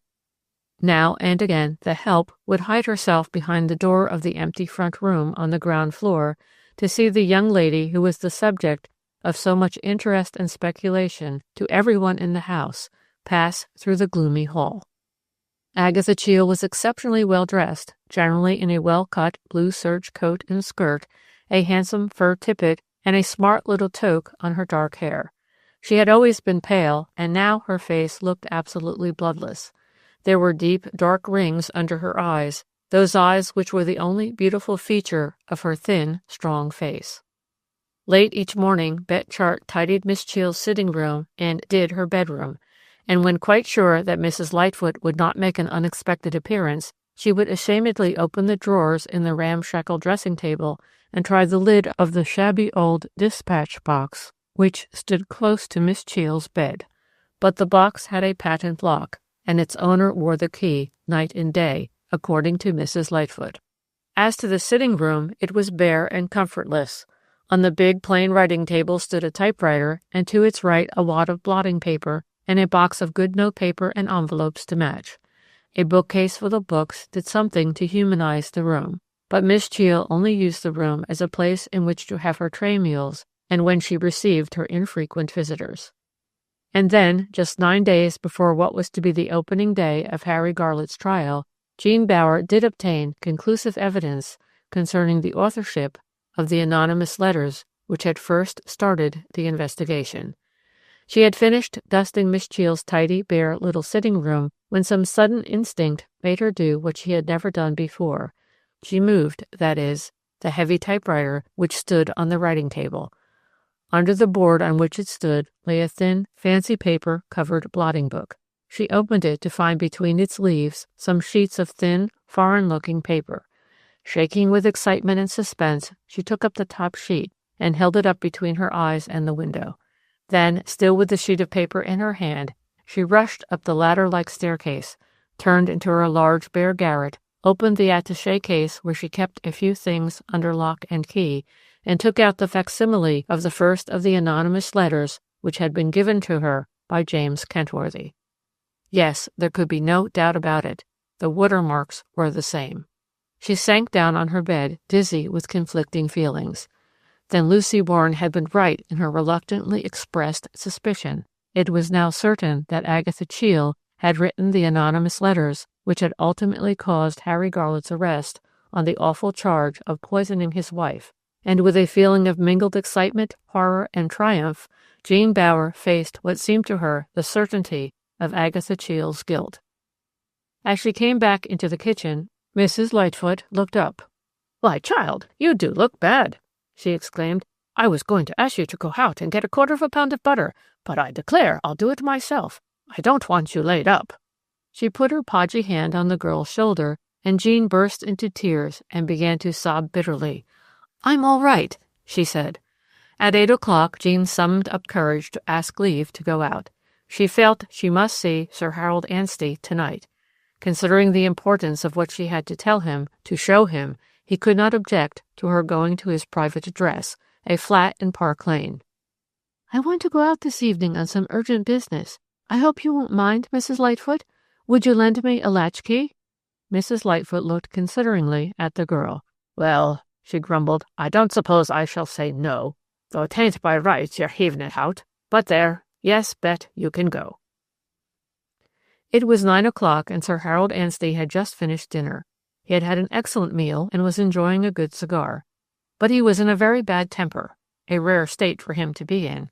But a lady had been going to dine with Sir Harold tonight, and at the very last moment she had chucked him.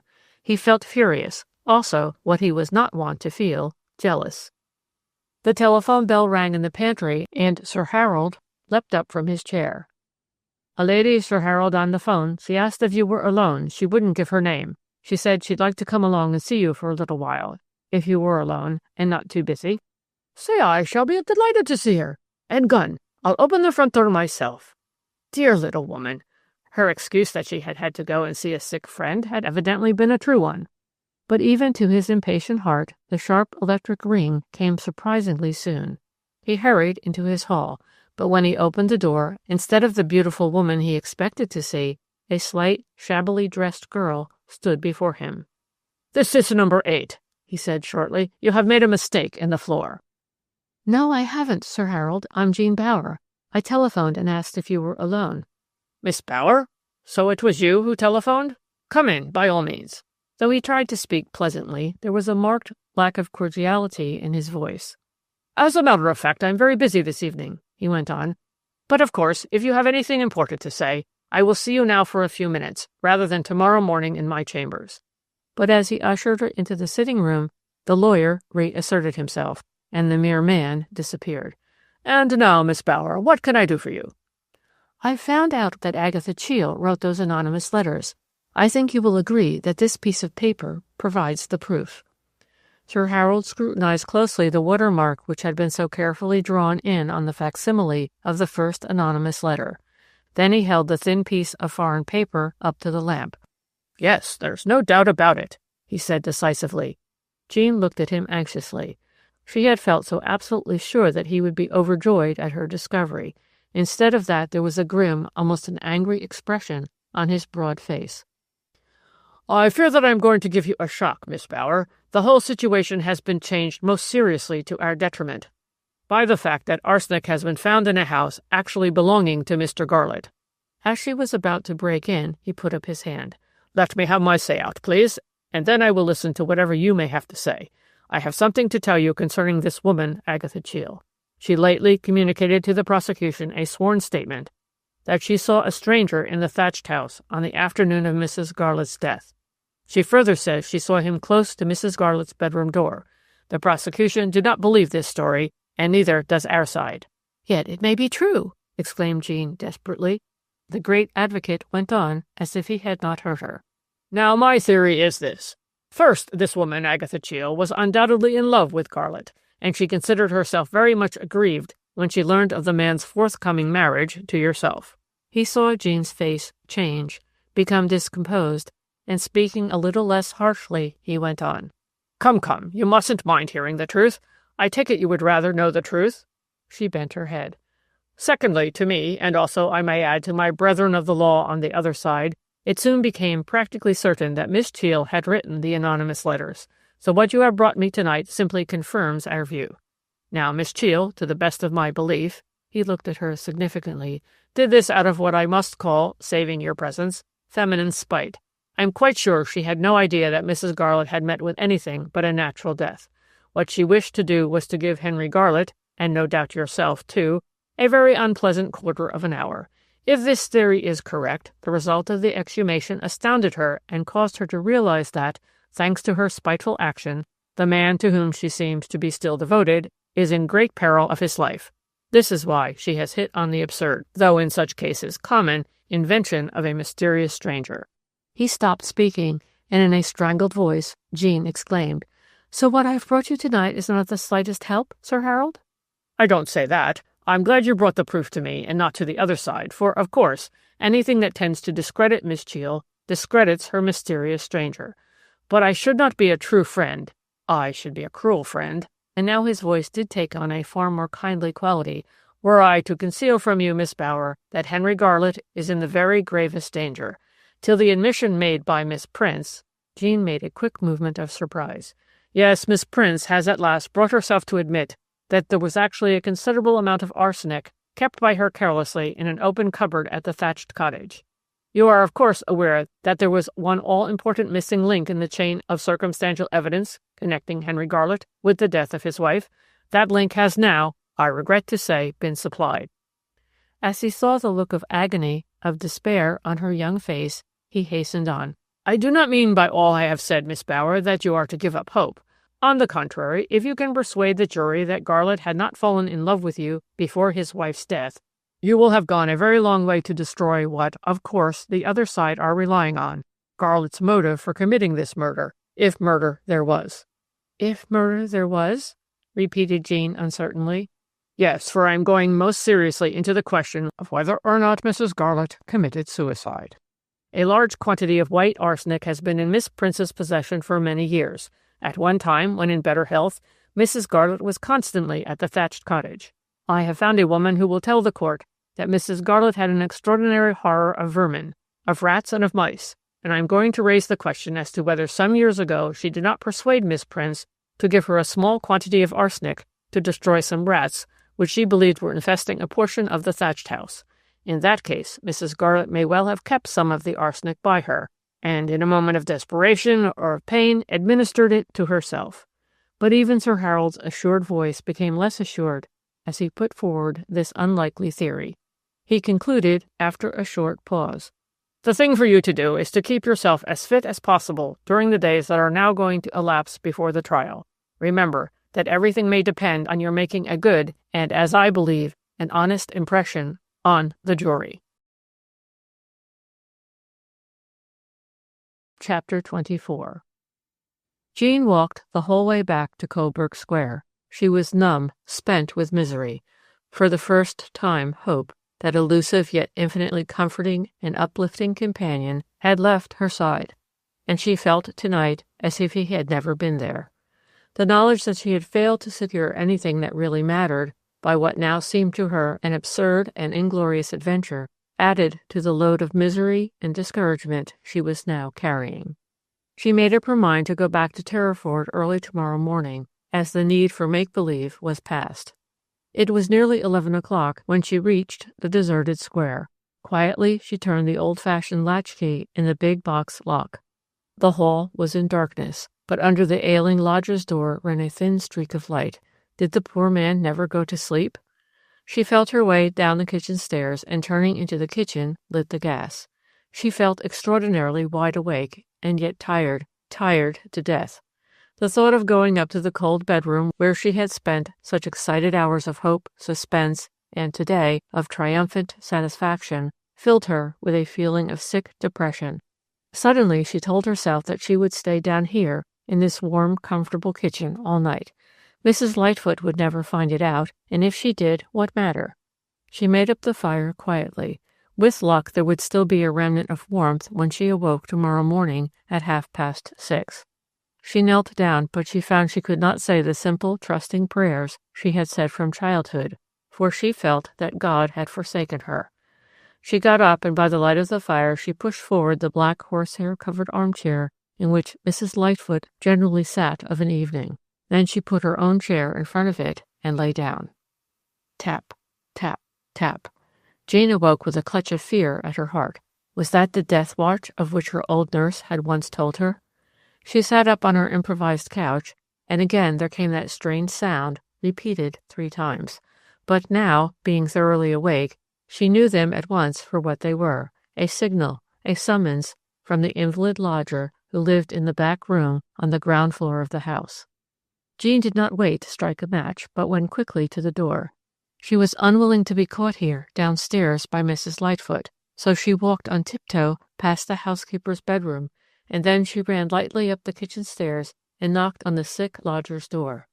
"Come in," called out a clear, well-modulated voice.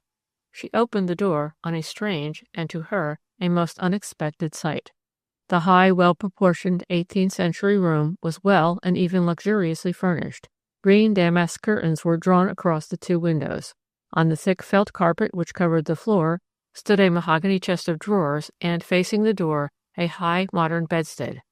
By the bed was a table bearing a reading lamp, which, though shaded, lit up the finely shaped head and thin, bony face of the man lying in the bed. His head was covered with a thick thatch of fair hair, and he was propped up on 3 or 4 pillows placed at his back. To Jean's pitying eyes, he appeared to be dying. And as she stood there, still close to the door outside the circle of light cast by the lamp, she gradually took in other, minor details.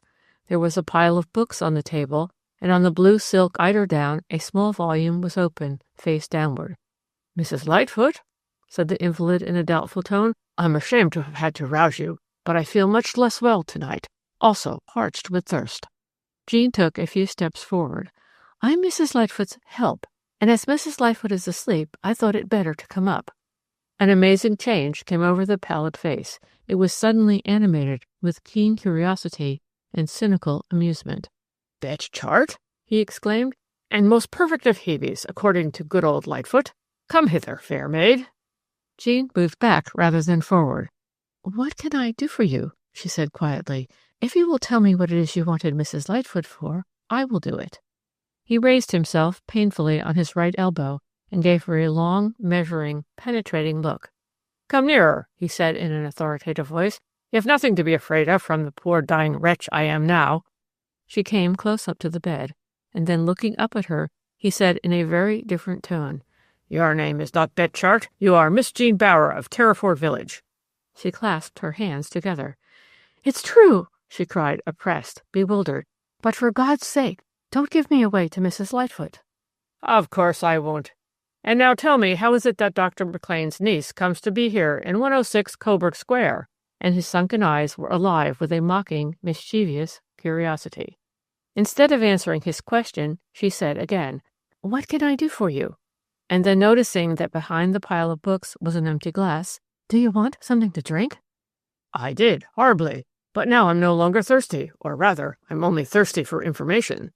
It was amazing to see how he had changed in the last few minutes, and yet the long outlines of his body under the eiderdown looked like those of a skeleton. Jean Bower looked round. "The milk and soda water are over there, quite out of my reach. You may have already observed that Mrs. Lightfoot has nothing in common with Florence Nightingale."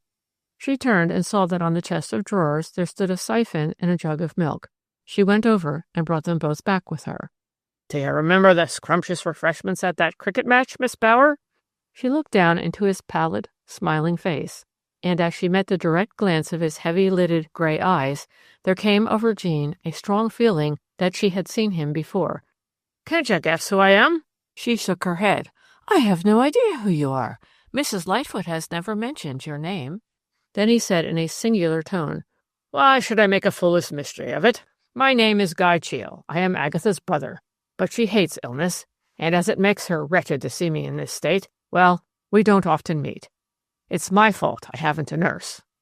And then all at once his hand shot out, his bony left hand, and took hold of her dress. "I know why you're here," he exclaimed. "How stupid of me not to guess it. You've come to spy on Agatha. But believe me, Miss Bower, you're on the wrong track. You're not going to help your friend that way." "I know that now," she whispered.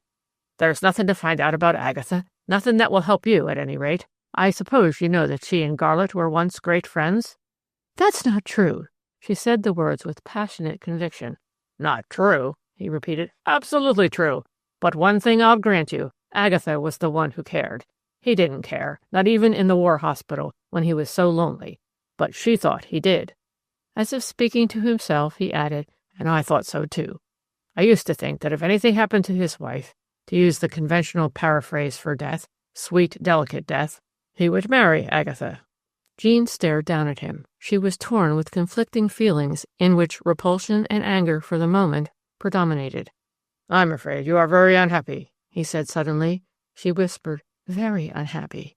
And yet, though what he had said about his sister and Harry Garlett both disturbed and offended her, it was an astonishing relief to find herself with someone with whom she could be herself. "Bring up that chair," he said in a low voice, "and let us talk it over." She brought the chair close to the bed. "Ask yourself, what use was Mrs. Garlett's life, even to herself, and imagine, for the purposes of our argument, that your worthy rector, Mr. Colwright, having in him a secret strain of what some people call madness, but what I should term supernormal sense, told himself that it would be a duty, I will not say a pleasure, but a duty, to send this poor woman to the heaven in which both he and she absolutely believe. Is that an utterly unreasonable supposition? Yes, said Jean in a low voice, utterly unreasonable. A sensation of mingled excitement, pain, and indignation filled her heart. She felt she was doing wrong in staying with this strange, sinister, cruel-natured man a moment longer than was absolutely necessary. Yet he exercised a certain fascination over her, and again she felt what a real relief it was to be talking to someone with whom she need not pretend. Don't be hurt, Miss Jean, at my teasing you, for of course I am teasing you. I quite realize that in our present state of civilization, the putting away of a human being is a serious thing, and not to be encouraged. Doctors alone are licensed by public opinion, as well as by decrees passed by themselves, to commit what other people call murder. She remained silent, and after a long pause, during which his eyes seemed to hold hers in fee, he asked abruptly, When is Harry Garlett's trial coming on? In 9 days. That's very near, he muttered. Nearer than I thought. Are you dreading the witness box? My sister is horribly afraid of it. I know that much about her. She made no answer to that, and he muttered, Poor little girl. Poor, pretty little girl. Too bad. Too bad. And again Jean Bower felt sure they had met. Nay, even more, that he had uttered pitying, familiar words to her before. But as to when and where, memory supplied no clue. Guy Cheel lay back on his pillows. He closed his eyes, and Jean felt a pang of sick fear. Ought she to call his sister and Mrs. Lightfoot? Suddenly he opened his eyes. Your guardian angel surely brought you here tonight. Why? She asked. In order that I might cheer you up by telling you that Harry Garlett is sure to be acquitted, to be given, as it were, the benefit of the doubt. What makes you say that? Asked Jean in a trembling tone. She was sobbing now, bitterly.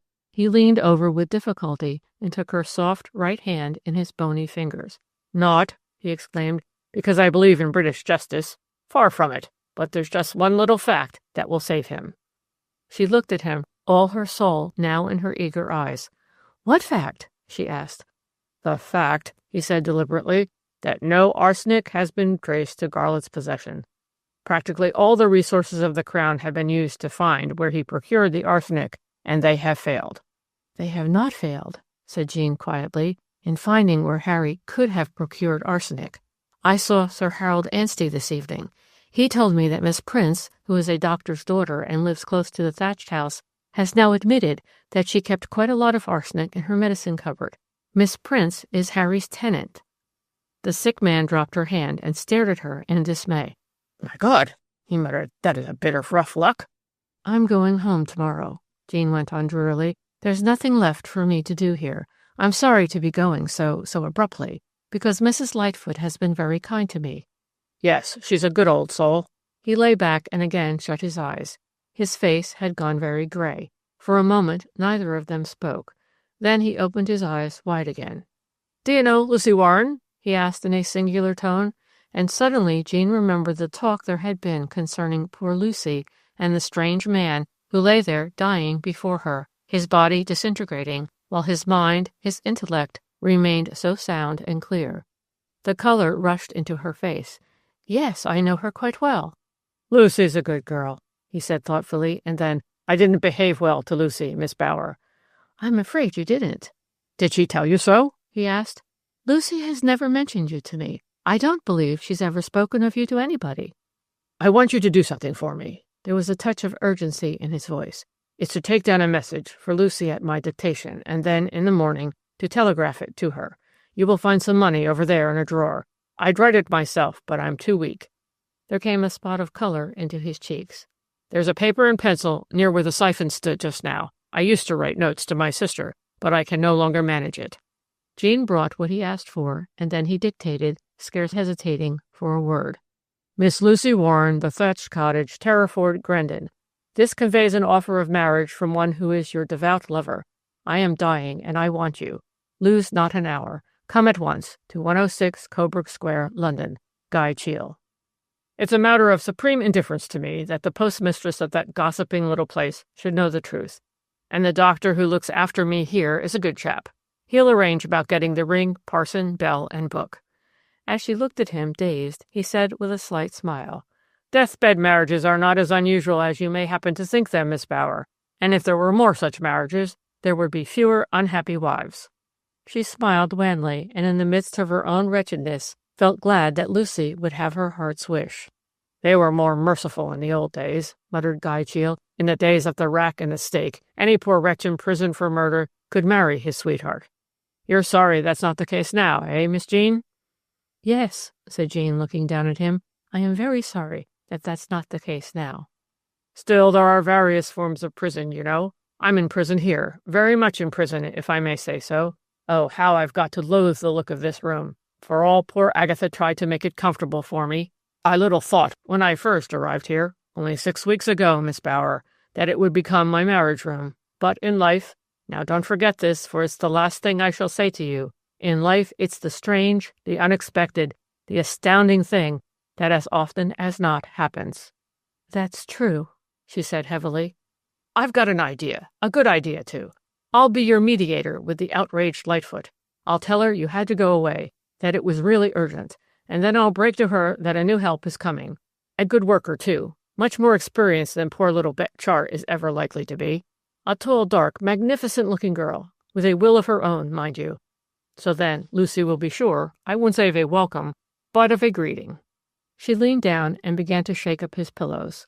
"Give Mrs. Lightfoot her cup of tea before you steal away," he said, and as he caught a look of surprise in her face, "Mrs. Lightfoot is my only friend. If it wasn't that she is such a good, kindly-natured human creature, God knows what I should have done with myself.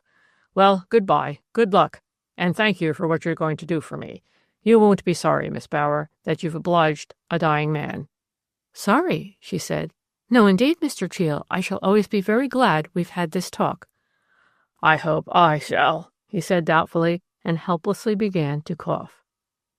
She stood quietly by his side till the painful paroxysm was over, and then, "Good-bye," she said, torn between a feeling of intense pity and almost equally intense repulsion. "Good luck," he exclaimed, "and remember that in this country we are taught to believe that no innocent man is ever wrongly convicted." A queer, mocking smile came over his face, and then once more he began to cough, and again she waited till the painful sounds ceased. After giving Mrs. Lightfoot a cup of tea, she wrote a note of what she felt to be lame apology, and leaving it on the kitchen table, crept out and went to the nearest post office. The young woman who accepted the strangely worded telegram for transmission looked very hard at Jean Bower. "This is a practical joke, or what?" she asked suspiciously. Jean answered soberly, "No, it's not a joke. It's exactly what it pretends to be, an offer of marriage from a dying man." "Some girls seem to have all the luck. 41 words." Jean was so tired that she slept away the journey which would otherwise have been so full of disappointed, bitter thoughts, and she felt as if she had been away months instead of days when she came out into the big station yard of Grendon and saw her Uncle Jock's familiar two-seater with him at the wheel waiting for her. He had not come on to the platform to greet her, and for that she was grateful, for she was shrinkingly aware that there were prying eyes and listening ears everywhere, that is, where she was recognized as the heroine of the Terriford Mystery. Dr. McLean said very little while he drove his niece to Bonny Doon. It was not till after she had taken off her things and come downstairs, feeling so strange, so little at home there, that it seemed almost impossible to believe she had been so short a time away, that her aunt suddenly asked, "I suppose Kentworthy has told you about Miss Prince?" Jean answered slowly, "I've seen Sir Harold Anstey, and he told me." "She came and told me, of all people in the world," said the doctor ruefully. "Let me see. It must have been 2 days before he went away. It gave me an awful shock. I could think of nothing else, and yet of course I was bound, professionally, to keep the fact to myself." He hit the table with his hand. "I've always disliked that woman." He turned to his wife. "You can bear me out in that, Jenny, eh?" "Aye," she said, "and sometimes I did not think you were quite reasonable about it, Jock. But now I see how right you were. Miss Prince must have had enough poison in that medicine cupboard of hers to have killed every man, woman, and child in the place." And then Jean suddenly got up. "I think I would like to go a walk by myself," she said. "I didn't get half walking enough while I was in London." After she had shut the door behind her, husband and wife looked at one another. "I can't be but glad that she doesn't yet realize that Garlett's as good as hanged already," said the doctor somberly. "I think she does realize it," said Mrs. McLean pitifully. "You weren't watching her face when we spoke of Miss Prince. Fancy her having got into touch with Sir Harold Anstey." "That was a bit of a surprise to me," admitted the doctor. "But not all the Ansteys in the world could get off yon man Garlett now." Epilogue 1.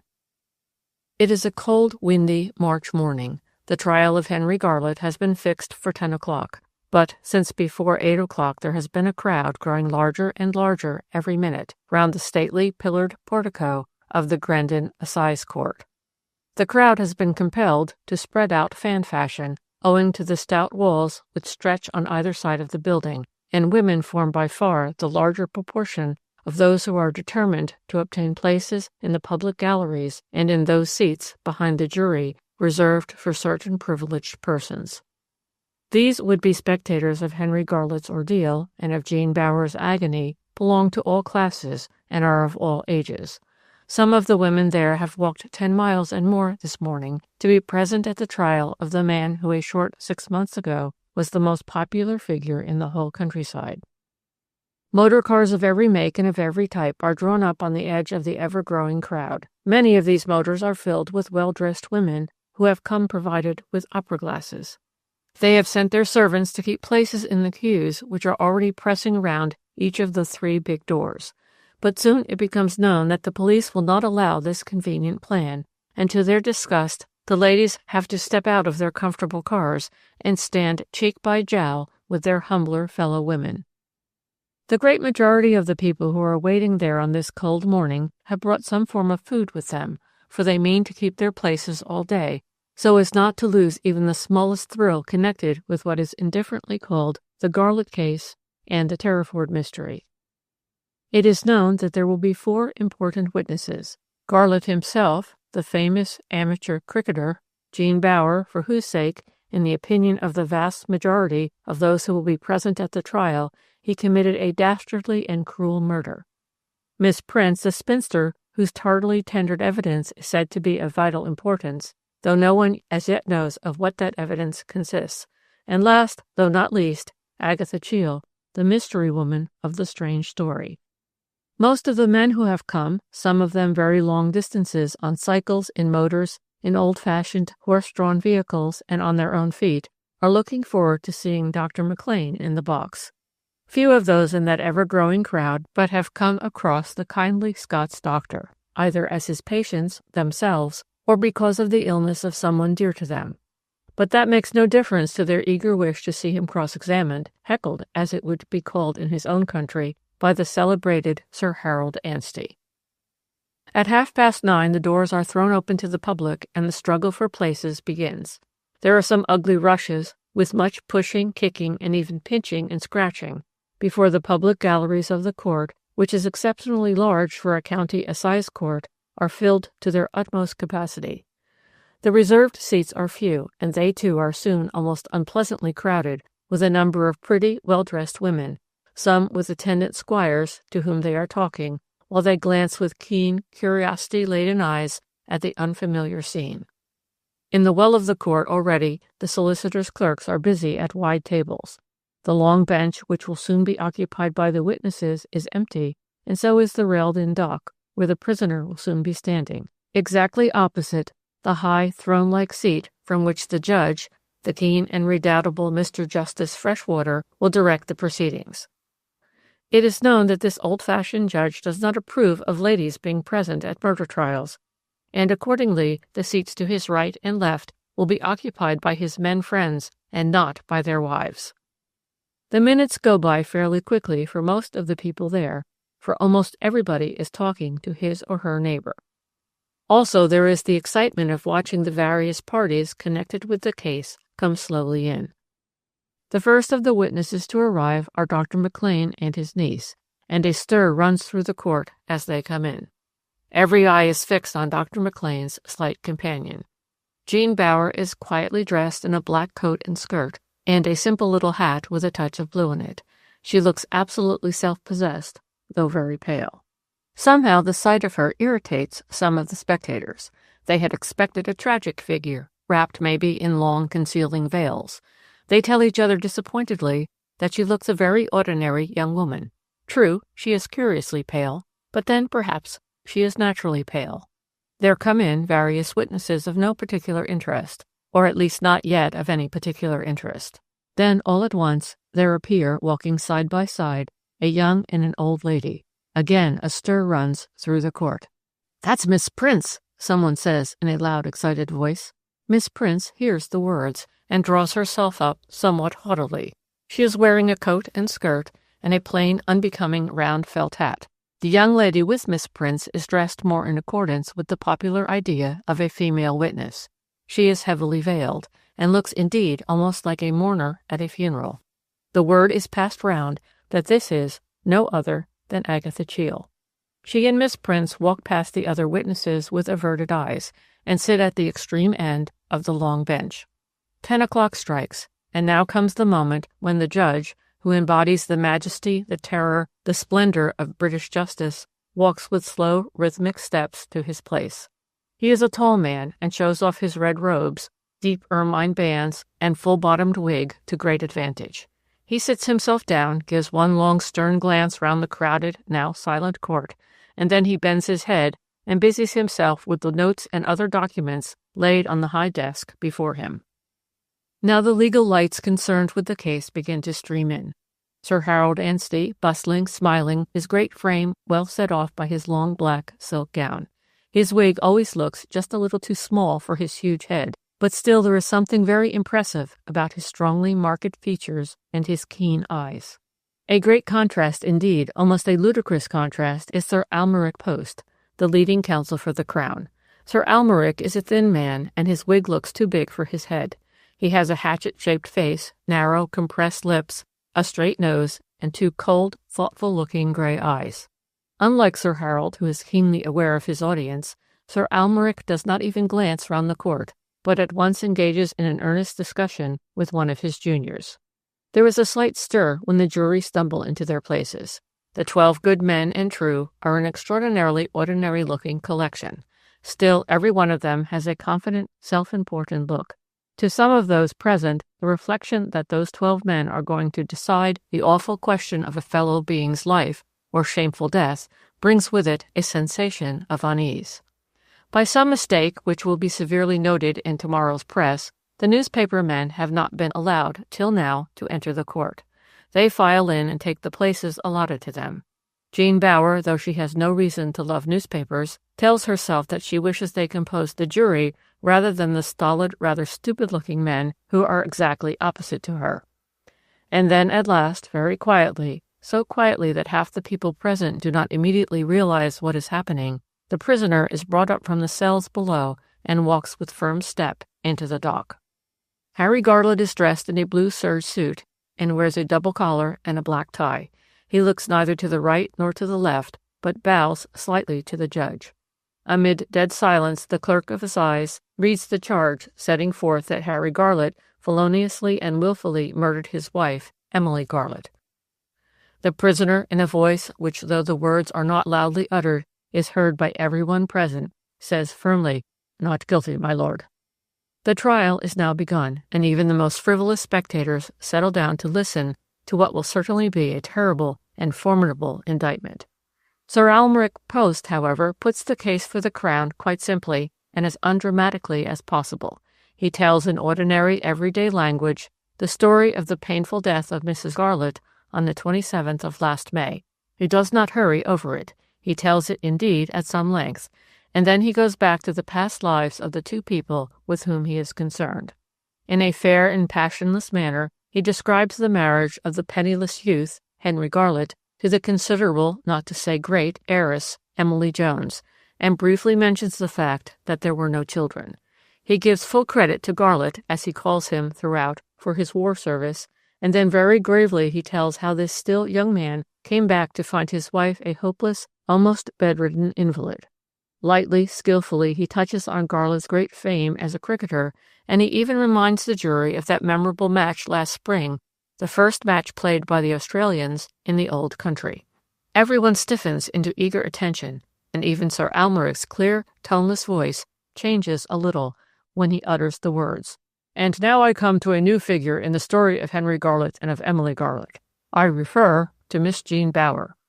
For the first time he glances down at the paper covered with penciled notes, which he holds in his left hand, and then he gives the precise date of the arrival of the pretty young girl in Terriford village. He explains, incidentally, that her home with Dr. and Mrs. McLean is only some 10 minutes to a quarter of an hour's walk from the thatched house. There follows an account of how Garlot had given Jean Bower the position of official secretary to the limited company of which he, Garlot, was managing director. And just because Sir Almeric tells his tale in so simple and almost bald a manner, most of those present somehow realize very vividly how much may lie unsaid behind his measured words. He does not propose, he says, to call much evidence as to the relations of these two people, but he will call 3 witnesses who saw them coming home together by the field path from Grandon to Terriford on the day which preceded Mrs. Garlot's death. Both this man and this woman affirm, he observes in a considering voice, that they were scarcely acquainted at that time, and yet they were sufficiently acquainted to walk something like 2 miles in each other's company, and Harry Garlot brought Jean Bower through his own garden, which perhaps I ought in fairness to add is something of a shortcut to Bonny Doon, where she was then living with her uncle and aunt. All too quickly for some of the ghouls in the public gallery, and in the reserved seats, Sir Almeric sketches lightly but firmly what happened immediately after the return of the apparently disconsolate widower to the thatched house. It is admitted by everybody concerned that from then onward Henry Garlot, the managing director of the Etna China Works, and Jean Bower, official secretary of the company, became inseparable. Soon all the factory hands were commenting, though in no disagreeable way, or so I am informed, on their close friendship. I will bring to your notice the fact that Garlot, though besieged with invitations from old friends and acquaintances, scarcely ever went away during those autumn weeks. Now and again he took a Saturday to Monday off, but on the whole he stuck close to his work. Sir Almeric waits a few moments, and a glass of water is handed to him. And now, gentlemen, we come to a number of significant occurrences. Early in November, these two people became betrothed. I cannot tell you the exact date of the engagement, which was kept more or less private by the wish of Dr. McLean and his wife, but it is admitted that by early December this so-called private engagement was known to the whole of Terriford, and, as a matter of fact, the date of the marriage was actually fixed for December 19th. Sir Almeric ends his opening for the prosecution with a strange dramatic suddenness, and calls in quick succession 6 witnesses, of whom by far the most important is Dr. McLean. The worthy physician's ordeal does not last as long as was expected. He is taken through Mrs. Garlot's long illness and describes in very clear language her condition just before the night of her fatal illness. Then he is made to narrate at length the circumstances of Mrs. Garlot's death, how he was fetched by the sick woman's husband, such a thing having never happened before, how Garlot showed a strange unwillingness to go upstairs, and how the witness then, proceeding alone through the sleeping house, suddenly encountered the parlour-maid, Lucy Warren. Finally, how, after a short colloquy with Miss Cheel, he turned his attention to the sick woman and discovered that she was dead. The doctor makes it clear that, to the best of his belief, Mrs. Garlot was already dead when he arrived at the house, and then he explains somewhat haltingly why it was that he then made up his mind that his patient had died from heart failure. In the course of his evidence, Dr. McLean has naturally mentioned Agatha Cheel several times, and so, at the end of the doctor's cross-examination and re-examination, the judge leans forward and asks Sir Almeric, "Are you going to call Miss Cheel now?" And Sir Almeric says no, he is not going to call Miss Cheel yet. He would prefer to call certain witnesses who will testify as to the relations between the prisoner and Miss Bower, both before and after Mrs. Garlot's death. 5 people then follow one after the other into the box, 3 men and 2 women. The 2 women each declare that they thought it very strange that a pretty young lady should be made secretary of the company, and one of them, a forewoman, identifies a letter she had written to her sister containing the strangely prophetic sentence, "If anything was to happen to the missus, I should never be surprised if Miss B became his second." An overseer at the factory swears that as early as October 1st, he remembers the date because it was his birthday, he told his wife that he hadn't a doubt that, quote, "the boss was sweet on Miss Bower," unquote. But he asserts that he had also expressed surprise because he had never noticed anything of the kind before Mr. Garlett went away. That fact is eagerly taken hold of by Sir Harold Anstey, and there follows a keen cross-examination. The great advocate makes some facetious remarks on love and on love-making generally, and the court for the first time enjoys what perhaps Sir Harold would describe as a little fun. Twitters even come from the witnesses' bench, but Miss Prince looks severe, almost disgusted, and as for Jean Bower, the girl becomes even paler than she was before. The prisoner in the dock looks straight before him while all this goes on. He might have been carved in stone. "Call Miss Agatha Cheall." The words ring through the court, and a thickly veiled figure walks quickly round to the steps leading to the witness box. But as she puts her second foot upon the ladder-like steps, she trips, and would have fallen but for one of the court officials, who seizes her arm and pulls her to her feet again. Miss Cheall is sworn and throws back her veil at the judge's bidding. She, too, is then taken through the story of the death night. To the surprise of many of those present, she speaks in a composed, almost mincing voice. She is asked what happened the afternoon before Mrs. Garlett's sudden death, and in reply she says what has come to be called the strawberry story. That is, she explains how the strawberries were left by Miss Prince, how she put them on a plate outside Mrs. Garlett's door immediately after luncheon, and then how, late in the afternoon, having occasion to go upstairs, she distinctly saw a strange man making his way down the passage. She adds a detail of considerable interest. This is that she noticed that the plateful of strawberries had disappeared. She adds that this fact was noticed by her quite half an hour before Mr. Garlett went up to his wife's room. Sir Harold Anstey, when cross-examining Agatha Cheall, naturally plays up to the story she has told. His object now is to increase, not diminish, the witness's credit. He draws out of her very high opinion of both Mr. and Mrs. Garlett. She tells the court what a devoted couple they were, and how excellent a husband Mr. Garlett was. In fact, she can't speak too well of them. Then Miss Cheall has a few unpleasant moments to live through while she is re-examined by Sir Almeric. He presses her very hard, very ruthlessly, about her mysterious stranger. Does she really believe that the stranger she saw hastening down the passage committed the murder? She answers emphatically that yes, she does believe it. Has she anything that could account for such a monstrous and motiveless crime on an unknown man's part? She replies that there is a type of criminally minded human being who does commit motiveless crimes. Criminal lunatic asylums are full of them. 2. Call Miss Prince. There is a look of tense excitement on almost every face in the crowded courthouse when the tall, angular figure of Miss Prince steps up, composedly, into the witness box. Even the dullest witted of the spectators present is aware by now that her evidence will be crucial, one way or the other, to the prisoner. While she is being sworn, the man in the dock, Henry Garlett, looks at her with a long, steady, rather sad look.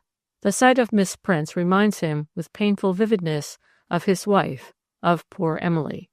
He is the one person in court who does not realize the fearful import of the evidence she is about to tender.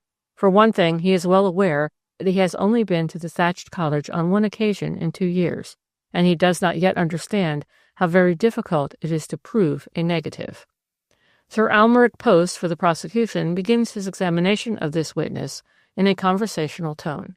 It is almost as if he were calling on Miss Prince in her own house and asking her a number of not very important questions, and she also answers in a clear, decided voice, the voice that some of the people of Terriford know only too well. It is the voice of the admonitory Miss Prince, not that of Miss Prince, the eager gossip. Briefly, she admits she is the daughter of the late Dr. William Prince, that she helped her father in his dispensary, and that when there came the breakup of her home and the sale of the practice to Dr. McLean, she thought it within her right to take with her to the thatched cottage what drugs were left in her father's dispensary. And then there comes a sharp quickening of the public interest, and even the judge leans forward. Sir Almeric puts solemnly the question, "And among those drugs I understand that there was a considerable quantity of arsenic in a stoppered glass jar?" "There was," she answers in a clear voice. "Is it also a fact that the jar, marked with the word arsenic printed on a blue label, stood open to view of all those who were in a position to glance up into your medicine cupboard when it was open?" "That is so," said Miss Prince in a lower tone. "And now I want you to cast your mind back to last spring." Miss Prince makes no answer. She simply looks quietly, thoughtfully, at her questioner. "Can you do that?" I think so, though of course it's difficult for me to swear to anything that may have happened on any special day. You do, however, remember a late April storm which caused the gutters of your house to overflow and which did damage to the ceiling of a servant's bedroom on the top floor of your house? Miss Prince admits that she remembers the circumstance. Now tell us in your own words what followed. I wrote to Mr. Garlett, my landlord, and asked him if he would personally come over to my house and see the damage which had been done. We had never had a lawyer's agreement. I was an old friend, almost the oldest friend of Mrs. Garlett, and I was well aware that at any moment the thatched cottage could have been let for a considerably larger sum than the rent I was paying. On the other hand, I felt that Mr. Garlett would not mind my asking him to have the gutters of the house attended to. The expense, considerable to me, would be, I felt, small to him. Also, I should like to say that he was known to me as an exceptionally generous man. There was a stir through the court. The judge leans forward. Will you kindly keep to the matter in hand, madam? Miss Prince does not look in the least disturbed by this rebuke. She answers quietly, Would you prefer, my lord, that Sir Almeric should ask questions and I give answers? Miss Prince had once stayed in the company of Sir Almeric at a country house many years ago, and she feels quite at ease with him. No, says the judge sharply. Go on with your story, but keep to the matter in hand. Mr. Garlett sent me a note saying that he would try and make time to come and see the damage. Another bustle in court. Is that note among the exhibits? There was a hurried looking over of the papers scattered on the table where sit the Crown lawyers, in pleasant amity with the prisoner's solicitor, Mr. Toogood. Yes, the letter is here. Sir Almeric holds it up before Miss Prince. Is this the letter? Yes, I certify that that is the letter. As a matter of fact, Miss Prince, you did not actually receive a visit from Mr. Garlett, but you think it almost certain that he came in one day when you happened to be out? Miss Prince hesitates. I cannot say that I consider it almost certain, Sir Almeric says quickly. We have a witness who will swear that you told her you regarded it as practically certain that Mr. Garlett did visit your home to look at the gutters. Miss Prince, for the first time, shows some discomfort. I may have said that, she answers in a low voice, but now that I am speaking on oath, I wish to reassert the fact that I am not certain Mr. Garlett ever came to my house. The only certain thing is that he sent in his builder, and that the gutters were cleaned out and repaired. Is it or is it not a fact that your medicine cupboard was often left open, the door of it, that is, unlocked? Sir Almeric's voice now takes a somewhat unpleasant edge. He had understood that Miss Prince would be a very willing witness against Henry Garlett. I am sorry to say that is true. The key did not work properly, and as I am constantly taking things out of my medicine cupboard, cough mixture, and so on, for the village folk who come to consult me, I did get into the bad habit of leaving the cupboard door unlocked. It is also a fact, is it not, Miss Prince, that you are constantly in and out of your house, in other words, in and out of Terriford village? That is so. And during the month of April you were constantly in attendance on a dying woman who had been, or so I understand, for many years in your father's service. Now, who looked after the house while you were out? During some of the time, says Miss Prince hesitatingly, I only had a woman from the village to come in and do for me. Therefore the house was frequently left empty. But when that was the case, one of Mr. Garlett's gardeners was generally about the place. Still, the house was often empty? Do you always lock your back door and your garden door as well when you leave home, or are they sometimes left open? Be careful, Miss Prince, as to your answer to this question. Miss Prince hesitates, but only for a moment. She knows only too well what her answer must be. I always locked the back door, that giving access to the kitchen when I left the house empty, she says in a low voice. The garden door, which only communicates with the garden of the thatched house, was generally left open. There follows a long, pregnant silence, and then there runs a strange convulsive sigh through the court, for the majority of those present realize that by the admission she has just made, Miss Prince has gone far to sign Henry Garlett's death warrant. That means, goes on Sir Almeric in the same quiet, emotionless tone, that anyone last May could gain access to the thatched cottage, and of course to your medicine room, so long as he or she came through the grounds of the thatched house. It is it not a fact that this entrance to your house, I mean the garden door entrance, is more or less concealed by an evergreen hedge? That is so, says Miss Prince. To presume, nothing would have been easier for Mr. Garlett than to go to your back premises, open the garden door, and go upstairs to view the damage done by the rain in the gutters?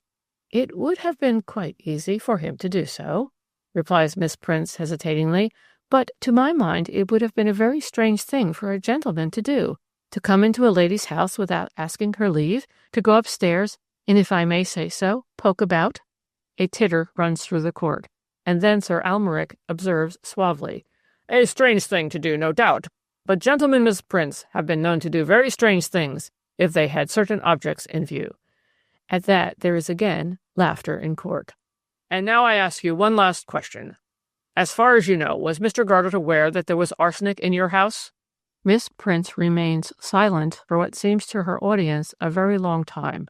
Once or twice the judge glances down at her rather sharply, and then, just as he is about to ask her if she has understood the question put to her, she answers reluctantly, "Yes, I think Mr. Garnet was probably aware of that fact. He cut his finger very badly about 2 years ago, and came down to the thatched cottage to ask me to bind it up for him. I took him up to my medicine room, for of course I keep lint and bandages there. I remember—" and then Miss Prince stops short. "You remember, Miss Prince?" says Sir Almeric encouragingly. Miss Prince turns to the judge. "Am I compelled to answer, my lord, what it is that I remember?" Up leaps Sir Harold Anstey, and there follows between the two great barristers a sharp interchange of words. But at last the judge decides in favor of the prosecution, and Miss Prince is instructed that she must state what it was that she remembers. And then for the first time the witness becomes obviously very nervous. In a low voice she very hesitatingly admits, "I remember that the door to my medicine cupboard happened that day to be wide open, and that Mr. Garnet and I had a talk about poisons. But I do not remember that we mentioned arsenic." Again there comes that curious stir through the court. "That will do, Miss Prince." And indeed everyone feels that Miss Prince has indeed done for Harry Garnet. And then Sir Harold Anstey takes the place left vacant by the Crown Counsel. "You told Sir Almeric, Miss Prince," he begins, "that though you could cast your mind back to late April, it would be impossible for you to remember what happened on any special day at so great a distance of time. Yet during the last few minutes you have shown yourself possessed of a remarkable memory." "You must remember," replies Miss Prince quickly, "that when I learned what had been the cause of my friend Mrs. Garlet's death, I realized at once that the only place in Terriford where arsenic could have been procured was in my house." "You did not, however, see fit to reveal that very important fact till quite lately. Even then you did not reveal it to the proper authorities. You told it to Dr. Maclean, thus putting him in a very painful position." "I deeply regret now that I did not write to the prosecution direct. But the Garlets had been my nearest neighbors and friends, and I hoped against hope that my arsenic had not been in question. I tried in a quiet way to find out if Mr. Garlet had ever been seen in my house, and I found that, as far as anybody knew, he never had been in my house, with the one exception when he came to see me about his cut finger, for 2 years or more." "I put it to you, Miss Prince," Sir Harold looks at her fixedly, "that anyone, by walking from the road into the grounds of the thatched house, could obtain access to your house through the garden door?" "That is so," asserts Miss Prince eagerly. "Were any of your friends in the habit of using that door?" "Yes, my friend Miss Agatha Cheel, Mrs. Garlet's housekeeper, always came into my house that way. So of course did any servant bringing a message or note from the thatched house to the thatched cottage. But you must remember that there was the back door, used by the tradesmen each morning, also the front door. I should like to repeat my conviction that Mr. Garlet would not naturally have thought of coming into my house by the garden door. The time he came to see me after cutting his finger, he came to the front door." Sir Harold makes a note of this fact, and it is in a pleasant voice that he asks, "As far as you know, and I gather you had many opportunities of knowing, Mr. and Mrs. Garlet were on very good terms the one with the other?" "Excellent terms," says Miss Prince emphatically.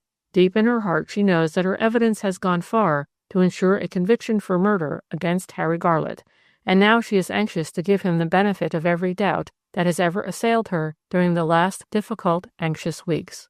And then Sir Harold makes one of the few mistakes of his brilliant professional life. "You are acquainted," he says, "with Miss Jean Bower.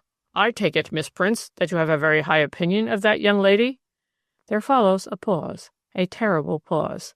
It is as if all in the crowded courthouse are holding their breath. "I know very little of Miss Jean Bower," answers Miss Prince coldly. Alas, that gives Sir Almeric his chance when re-examining Miss Prince, and he draws out of her with infinite skill not only that she does not think well of the unhappy girl who will so soon stand where she is standing, that is, in the witness box, but that on the very day which preceded Mrs. Garlett's sudden and terrible death, she actually saw Jean Bower and Henry Garlett walking home together from the Etna china factory. Miss Prince has proved a most damaging witness. Sir Harold looks grim, preoccupied, and what his enemies call sour. To the surprise of the court, the next witness is Mr. Garlett's builder. He is only a short time in the witness box, and what he says is regarded on the whole as bearing against his employer. While he declares that, as far as he can remember, Mr. Garlett had said nothing to him implying that he had actually seen the gutters, he admits that Mr. Garlett had shown a remarkable knowledge of the nature and extent of the damage. When Sir Harold re-examines, he points out to the man that the letter written by Miss Prince had given the most detailed description of the havoc the rain and storm had caused. Even so, on the whole, the general impression of the court is that the builder unwillingly believes that Mr. Garlett had been to the house and seen the damage. Everyone is tired and just a little cross by now. Whatever happens, people must eat, and it is long past 1 o'clock. The prisoner is taken below. Judge, jury, and lawyers leave the court, and those spectators who are determined not to lose their places take out their little packets of sandwiches. There is a buzz of conversation. Bets are freely offered and taken as to how long the trial will last. Only one man present bets on an acquittal. He is a widower and takes the milk round Terriford village, and though some years younger than Elsie MacTaggart, is supposed to be sweet on her. 3. At last the judge comes up and the officials stream in. Call Jean Bower. What all the people there have been waiting for with almost savage longing is now about to take place, and every eye in court, save the prisoners, fastened on Jean Bower. The slight girlish figure ascends the steps into the witness box. She is painfully pale, her pallor enhanced by her plain black coat and skirt. Yet, strange to say, Jean Bower does not make a pleasant impression. She is too quiet, too self-possessed. It is difficult to visualize her as the heroine of a criminal love drama. After she has been sworn, Sir Almeric takes her through the story, which is now almost tiresomely familiar to most of those present. She sticks firmly to the unlikely tale that till the return of Henry Garlett, 4 months after his wife's death, he and she had been on terms of formal acquaintance, nothing more. And then at last there comes the thrill for which all these men and women who crowd the public galleries to suffocation have been waiting. I suppose I may assume that after his return this last autumn, you became deeply attached to Mr. Garlett? There follows a long pause. Twice Jean Bower opens her pale lips, but no answer comes from them. Then slowly she bends her head. Do you still love him? The question is asked in a hard, unemotional voice, but it seems to galvanize the witness into eager, passionate, palpitating life. She cries out strongly, almost triumphantly, "With all my heart and soul!" The advocate for the crown turns away. He has scored a great point. The jury have doubtless been moved by that cry of love and faith, but he, Sir Almeric Post, will soon show them, with the pitiless logic for which he is famed, that the very fact of this overwhelming passion discredits the whole of the evidence Jean Bower has just tendered in so lifeless and composed a manner. The entire crux of the case turns on what were the real relations of Henry Garlett and Jean Bower before Mrs. Garlett's death. Were the girl to admit even warm, innocent friendship on her employer's part, she would be helping to prove the case for the crown. And now, who with any knowledge of feminine human nature can doubt that she has lied, splendide mendax, as the old Latin tag puts it, a splendid lie, but a lie all the same? Thank you, Miss Bower, that will do, he says suavely. As Sir Harold Anstey is taking the place of his brother advocate in order to re-examine the unhappy girl who all unwittingly has done his client such a fatal mischief by that cry of devoted love, there is an unwonted stir, even a struggle, at one of the doors. Across the now silent court ring out the words, "I must speak now! I must speak now!" The judge leans forward and Sir Harold turns round, a frown on his face. For the moment, public attention is diverted from the slight figure in the witness box. Sir Harold, after a whispered word with the Crown Counsel, observes, "One of the female witnesses has only just arrived, my lord, and she seems to have become hysterical." Again the loud wailing, The unrestrained voice is heard. "I must speak! I must speak now!" Hastily, Sir Almeric takes a hand. "The young woman who desires so urgently to be heard, my lord, was formerly parlour-maid at the Thatched House. I doubt, however, if she is in a fit condition to go into the witness-box today at all. I understand she has just come from her husband's deathbed." The judge leans forward. "Do you regard her as an important witness, Sir Almeric?" "No, my lord. She was moving about the house during the night of Mrs. Garlett's death. Also, she has evidence to tender concerning the secret meetings which took place between Henry Garlett and some unnamed young woman in a wood before Mrs. Garlett's death." Again there rises that strange, unnatural cry, loud, defiant. "I demand to be heard now! I have the right to be heard now!" The judge frowns. He peers forward till he thinks he distinguishes the hysterical young woman who has been making such an unseemly disturbance, and then he says, slowly, distinctly, and severely, "You will be heard when I direct you to be heard, and I now direct that your evidence shall be taken after the rest of the witnesses for the prosecution have been examined, cross-examined, and re-examined." During this long altercation, Jean Bower, standing in the witness box, is growing paler and paler. She clutches convulsively the ledge before her, and Sir Harold looks at her with concern. He does not wish her to faint before she has answered his questions. On the other hand, he tells himself that the sight of a fainting young woman always touches your more sentimental jurymen. The great advocate happens to be, however, a far more imaginative man than is Sir Almeric Post, and he realizes that Jean Bower's ordeal has lasted long enough.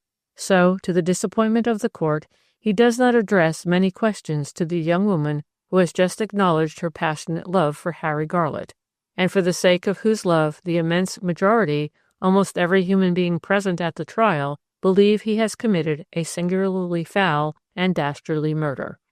Sir Almeric does not trouble to re-examine the witness.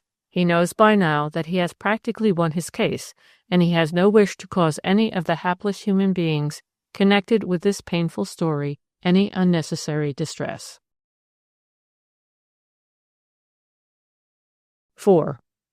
Till comparatively lately, a British prisoner could not give evidence in his own defense. But that is no longer so, and Henry Garlett is, as is known, eager to go into the witness box. At once, when he is facing the court with a strained, tense look, it becomes clear that Sir Almeric does not intend to play with the wretched man as a cat plays with a mouse. He leaves those methods to Sir Harold Anstey.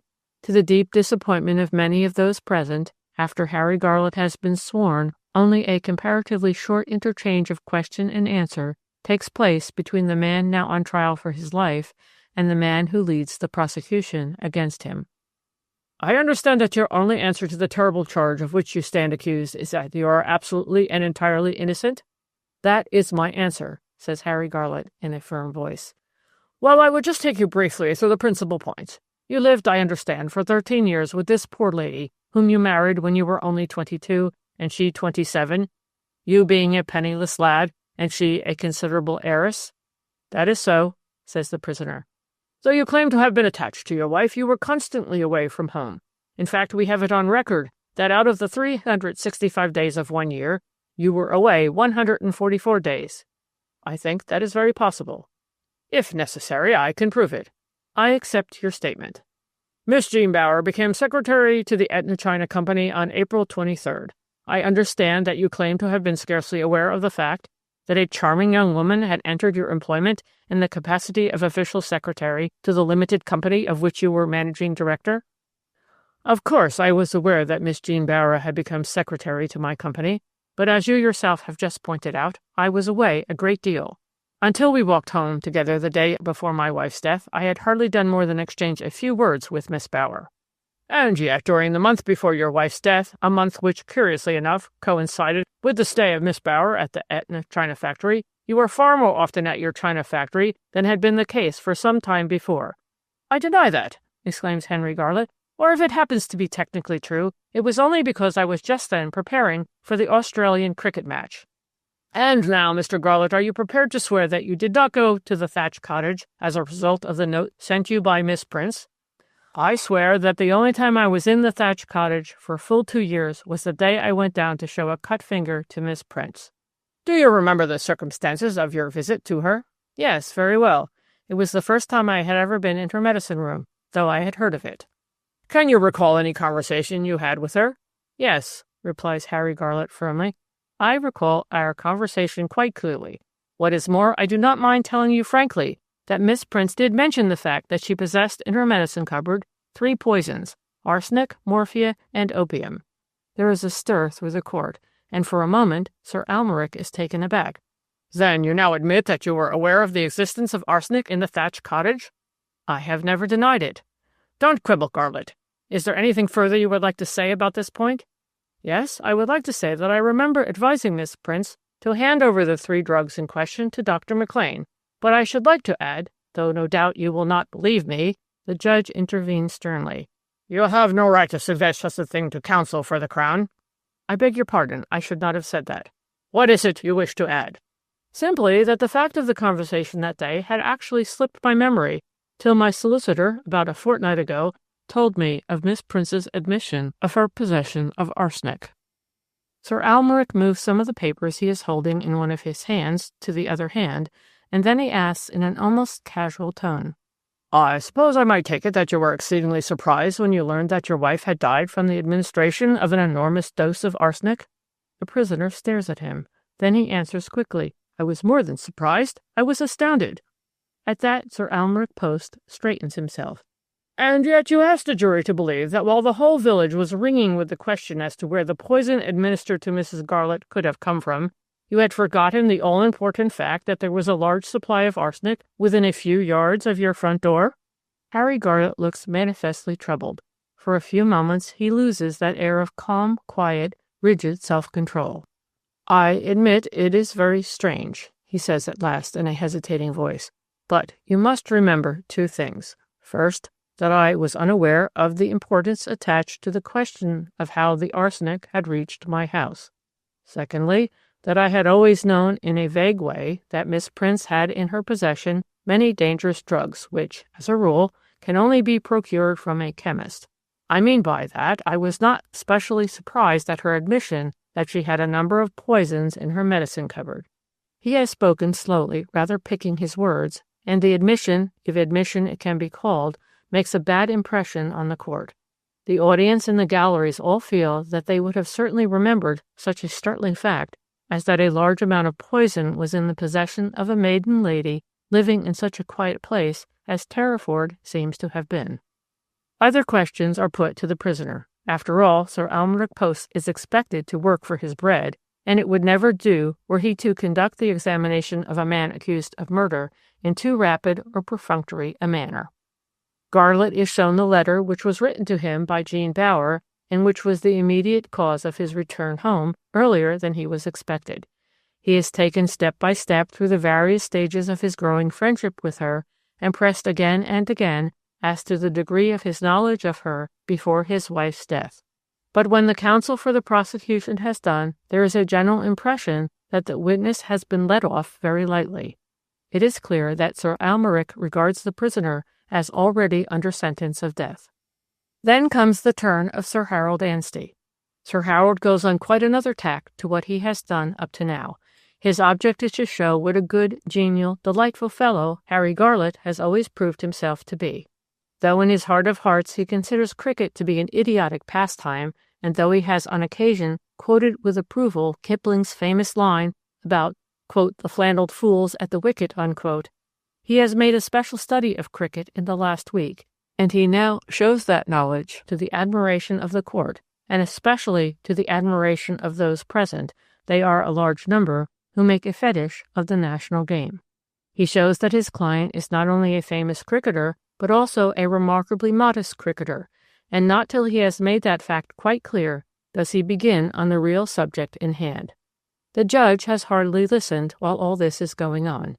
In fact, he has been leaning back, for the first time, a slight ironic smile on his face. But after all, this is a cause célèbre. Sir Harold Anstey is a popular figure, and must be allowed a fair run for his money. The judge reflects that fortunately for Sir Harold, the money will be forthcoming this time, for unlike the majority of murderers, Harry Garlett is a man of substance. At last, however, Sir Harold gets down to real business. In an almost cooing voice, he asks his client something as to his happy married life. But there he is not quite as successful as he had hoped to be, or Harry Garlett is curiously unwilling to make any play with that side of his past. He answers yes or no to the probing questions, though at one moment he is obviously so painfully moved that some few people begin to believe that perhaps he did really care for his first wife. However, Sir Harold, who is nothing if not tactful when dealing with a difficult witness, now turns to the question of the Etna China Works. He draws from his client an account of all that has been done in the last 10 years, and especially since the war, for the benefit of the workers. He makes it clear what a happy family they all were, and then with light, skillful touches, he brings out how important was Miss Bower's share in promoting harmony and comfort at the factory.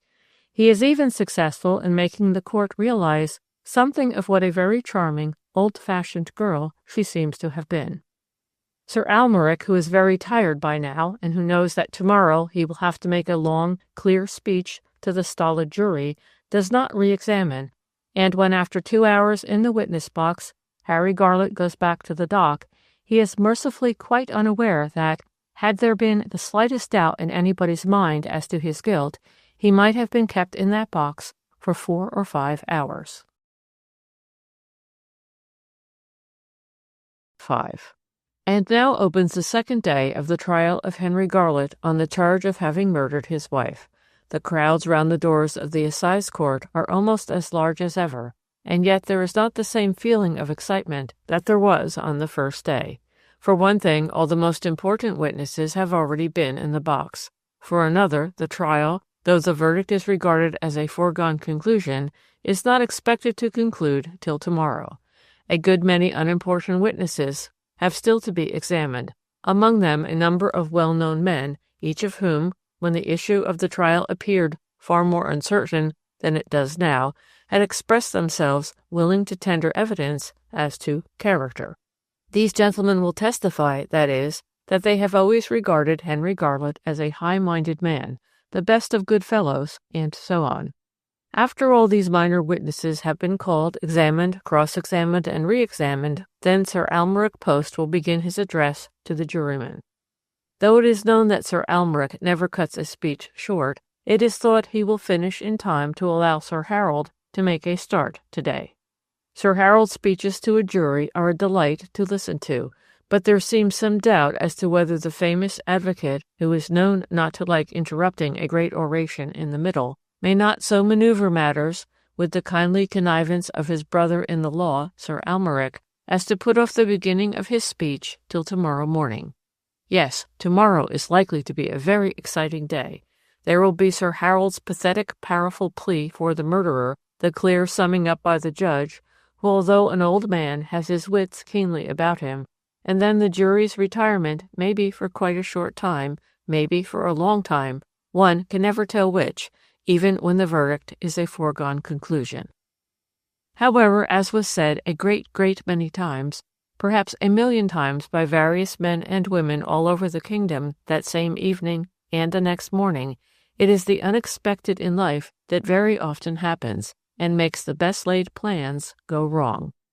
Behold the court assembled, the galleries full to bursting, but the ladies in the reserved seats are not all of them quite so distinguished-looking as those who graced the first day of the trial. On the other hand, 2 noted novelists, one a man, the other a woman, have come down from London to be present at the closing scenes. The judge has just taken his seat, but the prisoner has not yet been brought up from below into the dock, when Sir Harold Anstey rises and asks to be heard. "I have received, my lord, a very important communication," he says, in a tone of such marked gravity that everyone stiffens into attention. And then, was it by some mistake, or in the natural course of events, the prisoner is brought up between 2 warders to take his usual place. He looks tired, dispirited, and for the first time his eyes seem to seek out hungrily, thirstily, the figure of Jean Bower, sitting below him on the witness's bench. As if drawn by some magnetic influence, she turns her head round at last, and they exchange a long, piteous look. In answer to Sir Harold, the judge observes in a slow, unimpassioned tone, "I, too, have received what is no doubt a copy of what you term an important communication, Sir Harold. I am exceedingly surprised that the parties in question should have waited till this morning, in fact, till just half an hour ago, to put this communication before me. I have already taken certain steps, and I have no doubt you have done the same, to test, shall we say, the value of this communication. I understand that both the solicitors for the Crown and Mr. Toogood, the prisoner's solicitor, are even now in telephonic communication with London." The judge's words are listened to in absolute silence, and no one can make head or tail of what they mean. But it is plain that both Mr. Justice Freshwater and those two great protagonists, Sir Almeric Post and Sir Harold Anstey, are very much disturbed. All kinds of wild rumors are current, but the low murmur of conversation is stilled by the loud voices of the ushers ordering "Silence! Silence in the court!" Every ear is strained to miss not a word as Sir Almeric takes up the ball in this mysterious legal game. He says in a very low voice, "In all the circumstances, my lord, I have arranged with Sir Harold Anstey that he shall call Mrs. Cheall, formerly Lucy Warren, as his witness, not mine. He proposes, with your leave, to put her at once into the box." A feeling of intense relief sweeps through the court. Then everything is going on according to plan. True, those with sharper ears than the others have caught the name of Mrs. Cheall, but most of the eager listeners suppose that it is Miss Agatha Cheall who is going to be re-examined. Into just a few minds there darts a sudden, lightning suspicion. Agatha Cheall had always been something of a dark horse. Has she any revelation to make which she studiously concealed while in the witness box yesterday? Here and there some expert in criminology asked himself or herself whether, after all, Agatha Cheall was not in some way in it, an accomplice, maybe, of Henry Garlett. But curiosity will have to wait, for all at once, and strange to say without her name being called out in the usual way, a tall young woman is seen almost running up the steps of the witness box. She wears what, to the expert feminine eyes now insistently fastened on her, are obviously cheap, ready-made, badly cut morning clothes, a rusty black serge coat and skirt, and a curious-looking little black bonnet of the kind which some of the older people in court can remember having been worn when they were young. A princess bonnet, it used to be called. This particular princess bonnet has a queer wispy veil hanging down behind. In fact, the young woman, she is not only a young but a very good-looking woman, so all the men in court notice, looks like a widow of the humblest working class. Instead of being ordered to stand down, in order that Agatha Cheall may be called, to the general surprise, the stranger is sworn.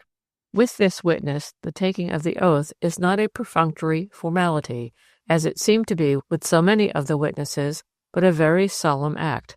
And while she is being sworn, she looks at the judge as if he were the only person in that crowded court. Sir Harold rises to his feet, and then the witness suddenly cries out, "May I speak now?" The judge leans forward. "No, madam, you may not speak now. You are here to answer questions put to you by counsel." She is obviously cowed by those quiet, firm, cold tones, and clasps her hands nervously together on the ledge of the witness box as she stares distrustfully at the tall, stout gentleman who is now going to put to her those questions to which alone she may make answer. "Your name," begins Sir Harold in a very kindly, conversational tone, "is Lucy Cheall." Most of the general public in court are surprised. What an odd mistake for the great advocate to have made. But of course he is tired and worried, no doubt, by that important communication concerning which he and the judge have just had that curious little mysterious interchange of words. He goes on quickly. "You were Lucy Warren?" Now he has corrected himself. So think all those who have not noted that little word "were." "Yes, sir, and I—" "Stop. Allow me to put my question. It will be far quicker in the end. I mean by that, Mrs. Cheall—" "Hullo, Mrs. Cheall, what is happening to Sir Harold? The quick, the bold, the resourceful, the man whose astonishing memory is almost proverbial? Another thing happens which is extraordinarily unusual with him. That is, a piece of paper is handed to him by his junior, and from it he reads the following questions. and in each case without waiting for an answer. You are the daughter of Mrs. Warren of the thatched farm. Your age is now 24. Till 10 days ago you were in the employment of Miss Prince at the thatched cottage. Before that you were for a considerable time head parlour-maid at the thatched house.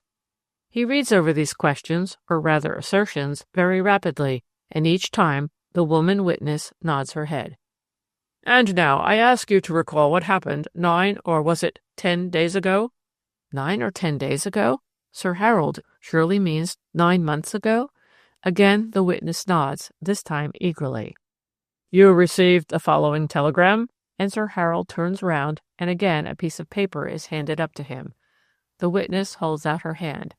No, the jury must hear the telegram, so I will read it out. In clear tones, Sir Harold, turning to face the jury, reads out slowly the address. Miss Lucy Warren, the Thatched Cottage, Terriford. Then he pauses dramatically and goes on. This conveys an offer of marriage from one who is your devout lover. I am dying, and I want you. Lose not an hour. Come at once to 106 Coburg Square, London. Guy Cheel. Guy Cheel? Who on earth is he? There is great excitement in court, and again the ushers have to command, Silence! Here is a rare slice of human nature with a vengeance, though what all this can have to do with Henry Garlett is a complete mystery. Many of the spectators, in their eagerness, rise from their seats in order to get a better view of the young woman who has inspired so strange, so pathetic, so desperate an offer of marriage. One or two stupid people ask themselves whether, when a witness has married in the interval between the commission of a crime and the trial of the criminal, he or she has to explain how and why the marriage came about. Sir Harold looks at his witness with his kindest, most benignant expression, as he asks in a soft tone, and yet one which is heard throughout all the court. I take it that you are deeply attached to this man, Guy Cheel, that you and he had some kind of an understanding? Her head drops. She whispers inaudibly, Yes, I loved him dearly. The great advocate repeats for the benefit of those who had not heard the whispered words, You loved him dearly, and so, without even waiting to ask your mistress's permission, you left a note on the kitchen table, went to the village post office, and drew out some money from the savings bank, and went straight off to London? Again there comes an almost inaudible, Yes. And now, Mrs. Cheel, we come to a very important part of your evidence. You realize that you are on oath?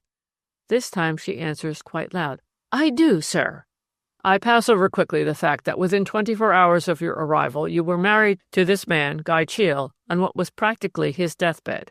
But even before the marriage he made to you a certain communication? She bends her head. Now, tell his lordship and the jury in your own words what that communication was. The witness straightens herself, and the judge, leaning forward, looks at her keenly. I must ask you, he says, but in no unkind tone, to speak up, madam. Otherwise the jury will not hear you. He might have added, and I myself am a little hard of hearing. The witness begins in a loud voice. Mr. Cheel told me that before we were married he had something to tell me about himself. She stops short. Everyone is staring at her. What is all this about? Who is Mr. Cheel? By this time everyone in court realizes that he must be related to Agatha Cheel, as Cheel is such an odd name. Also, a good many people know that Agatha Cheel has a brother. Is it conceivable that he gave his sister away? Can it be that Agatha Cheel committed the murder? Almost alone of all those present, the man in the dock looks uninterested in what is going on. He has become so tired, so utterly weary. But there is one person in court. Nobody is looking at her, who is almost fainting with excitement and suspense. That person is Jean Bower. Her head is thrown back. She is gazing up into the troubled face of the woman who is in the box just above her. He asked me, goes on the witness, her voice gathering strength, if I would mind marrying a murderer. There is an extraordinary stir, by far the greatest stir that has yet been in that court. I answered him prompt, no, not if he was the murderer. One or two women giggle hysterically, and there comes a stern silence from the judge himself. He then went on to tell me that it was he who had poisoned Mrs. Garlett. A strange sound, a kind of strangled half-sigh, half-groan, issues from the man in the dock. He slips down and is seen through the railings of the dock lying in a heap on the floor. One of the warders, after stooping down, stands up and says stolidly, "The prisoner has fainted, my lord. Shall we take him below?" "Yes, and do not bring him back till I direct you to do so." But this occurrence, which would have made such an impression at any other time, is scarcely noticed. Sir Harold addresses the witness encouragingly. "I understand you to say that Guy Cheel, your late husband, confessed to you before the marriage took place that he had poisoned Mrs. Garlett. Did he tell you what motive inspired him to commit this crime?" For the first time, the witness falters. She turns to the judge. "Have I got to answer that, your worship?" The judge hesitates. "No," he says at last, "I do not direct you to answer that question." Sir Harold, now frowning a little, turns again to his witness. "What happened after this conversation with Guy Cheel?" "I got him to let me send for the doctor because I thought he was going to die right then." "But to the best of your belief, this is a very important point, Mrs. Cheel, he was absolutely in his right mind when he made this strange communication to you?" "Yes, absolutely in his right mind, sir. In fact, he wanted me to have in somebody to take down the statement he had just made to me. But I was frightened. I thought he would be taken to prison. Cruel things are done, sir, sometimes to us poor folk, even when we're dying." Sir Harold, in a moved tone, says, "I fear that is so, though I would fain hope not, Mrs. Cheel." He waits a moment. He is so obviously, so genuinely moved that everyone in court feels a sudden wave of liking for him. "Very well," he says, recovering himself. "Now, tell me what happened next." "We was married then, sir. He'd fixed it all up before I came." Her face suddenly relaxes. It becomes almost cheerful as she adds, "Of course he'd known all along that nothing he'd done would make any difference to me." Sir Harold goes on in a matter-of-fact tone. "The moment the marriage had been solemnized, he insisted, I understand, on your sending for what I may call an unofficial witness?" "Yes, sir. The minute the clergyman and all that was gone, he made me call the landlady of the place where he was living. Mrs. Lightfoot's her name. She had got quite fond of him before I came. She was the marriage witness, leastways one of them. He says to her, 'Mrs. Lightfoot, I've got something to tell you. It's very grave. You've got to remember it. Maybe you'll be sworn and asked about it.' Then he told to her what he had told me." "You mean he repeated to her the statement that he had poisoned Mrs. Emily Garlett?" The witness again became almost inaudible, but it was evident that she had answered, "Yes, sir." "I understand, Mrs. Cheel, that it was not till the day before his death that he succeeded in persuading you to send for a commissioner for oaths?" She answers in a low, halting voice. "When the doctor told me he couldn't last out the night, I didn't think it mattered what happened. Besides, I knew they couldn't do much till the next day, and I believed that the next day he would be dead, and so he was." "The commissioner for oaths," Sir Harold looked at one of the papers in his hand, "is Mr. Theophilus Jones." There runs a nervous laugh through the court. The judge looks very stern. Sir Harold goes on, "Of 15 London Wall. That gentleman, or so I understand, has influenza. That is why he is not here today." The witness answers, "Yes, sir, I'm afraid he caught cold coming out to see my husband at night time." There is another titter, which is quickly suppressed. "You see, sir, I didn't know what to do. And then Mrs. Lightfoot, she says to me, 'There's a gentleman as is a commissioner for oaths living in this very square. It was him as had to do with the lease of this house.' So I went round to his home, sir, and I just told him the truth, that my dear husband was dying and wanted to make a confession to him. He's an old gentleman, and he was very kind to me. He said it wasn't in order, but that he'd come. And he did, sir. My husband had made me put down, he was too weak to write himself, what he wanted said, and the old gentleman, Mr. Jones, he read it over to him, and then my husband swore it was all true." At this point, Mr. Toogood is seen entering the court, and a memorandum is handed up to the judge. Meanwhile, the witness remains standing quite still in the box, staring before her as if hardly knowing where she is. Sir Harold reads a note from the judge, and then he goes on with his examination of the witness. "Your husband, I understand, died within 5 hours of making this statement?" "That is so, sir." "That was early yesterday morning?" "Yes, sir."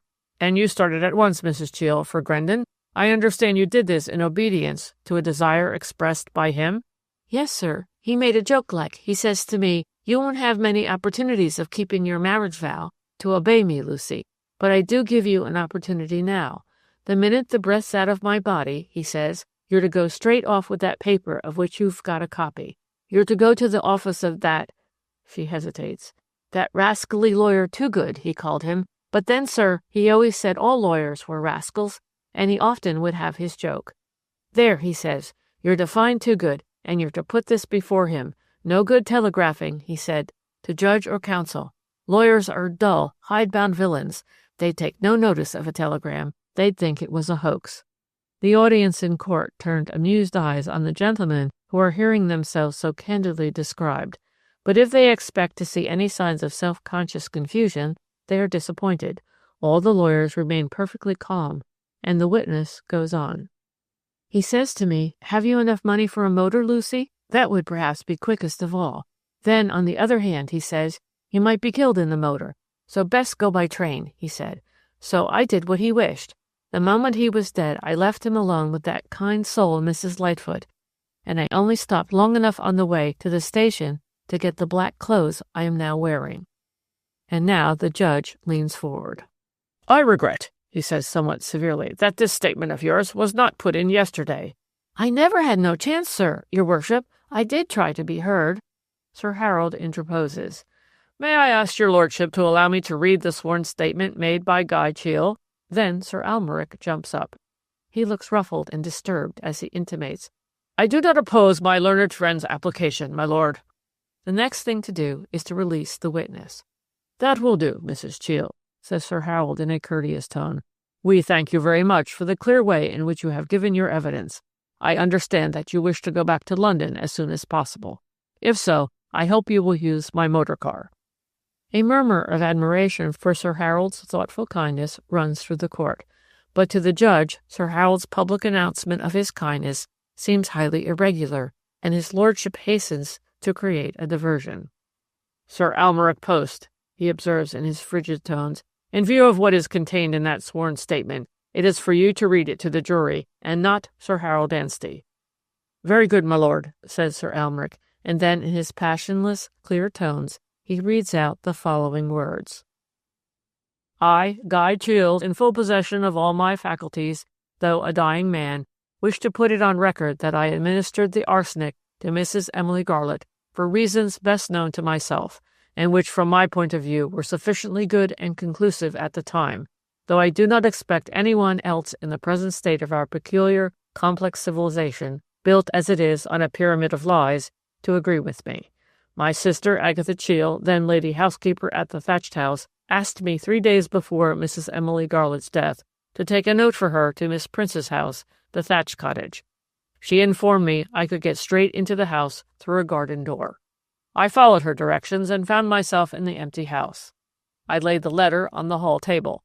I then bethought myself that I would go upstairs, as I'd heard Miss Prince had a curious collection of medicaments, and I have always been much interested in drugs. I found the room in which they were kept with no difficulty.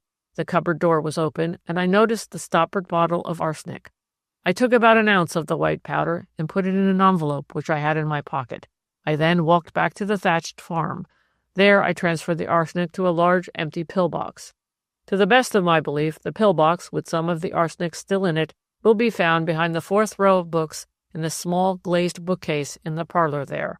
I ought here to add that when in the medicine room of Miss Prince's house, I turned up the entry arsenic in a medical work on her table. I thus discovered the right dose for an adult.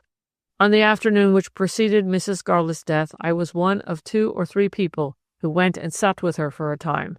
In a sense, I may say I acted on a sudden impulse, for when I saw the small plateful of strawberries outside her door, with the sugar sifter close to it, I thought it an ideal opportunity for the accomplishment of my purpose.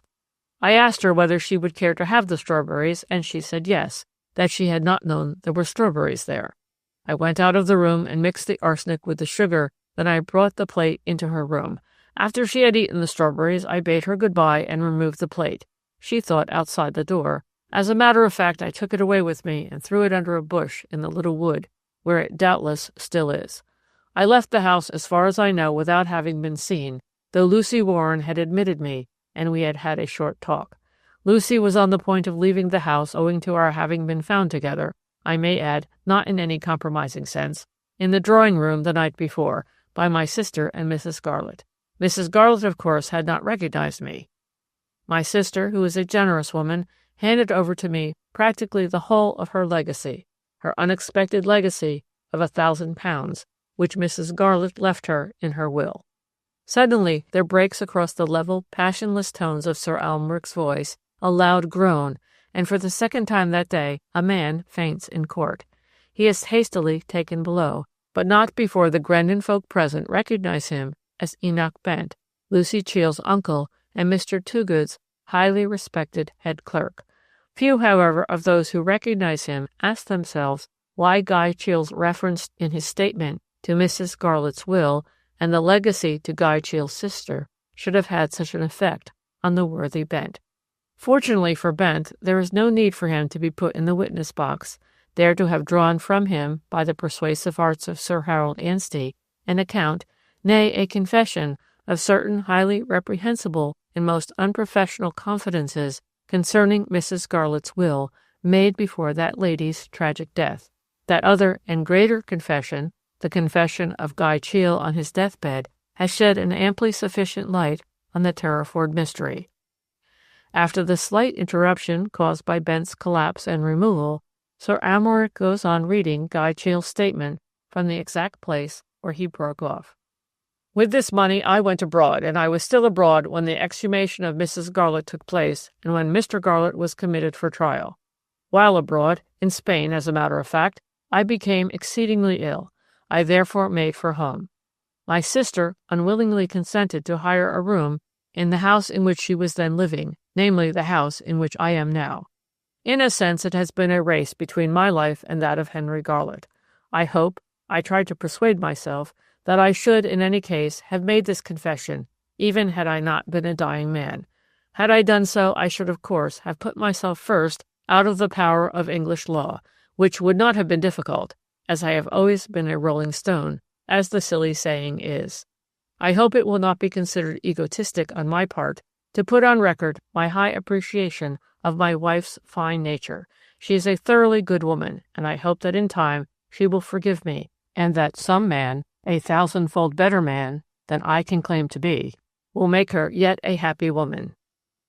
And what is happening meantime in the cold, rather dark cell where so many unhappy prisoners have sat, waiting to be taken upstairs to hear the verdict? By special leave of the judge, Jean Bower has been allowed to go below and join her lover, who will not now be a prisoner for long. Together again at last, Henry Garlett and Jean Bower are sitting on a hard wooden bench, hand in hand. They are not alone. 2 warders are watching them with stolid faces, and they are still feeling bewildered, oppressed by this wonderful thing that has happened to them. Harry Garlett is saying to himself, Guy Cheel? Guy Cheel! Why, Emily liked him. She liked him. The door opens. Mr. Garlett, says a kind voice, the voice of the governor of Grendon Jail. Will you and Miss Bower come upstairs to hear the verdict? They get up. Still hand in hand, they mount the dark stairs. Then the prisoner, he is still a prisoner, raises Jean's hand and kisses it. They emerge into the crowded court, all eyes upon them, and he goes on up into the dock for the last time, while she walks round to the witness bench, where Dr. McLean has preceded her. The jury are all in their places. They have evidently had no difficulty in arriving at their verdict. Then the clerk of the court calls out, How say you, gentlemen, guilty or not guilty? The foreman of the jury, looking very pale, answers in a firm voice, Not guilty. End of the Terriford Mystery by Marie Belloc Lowndes.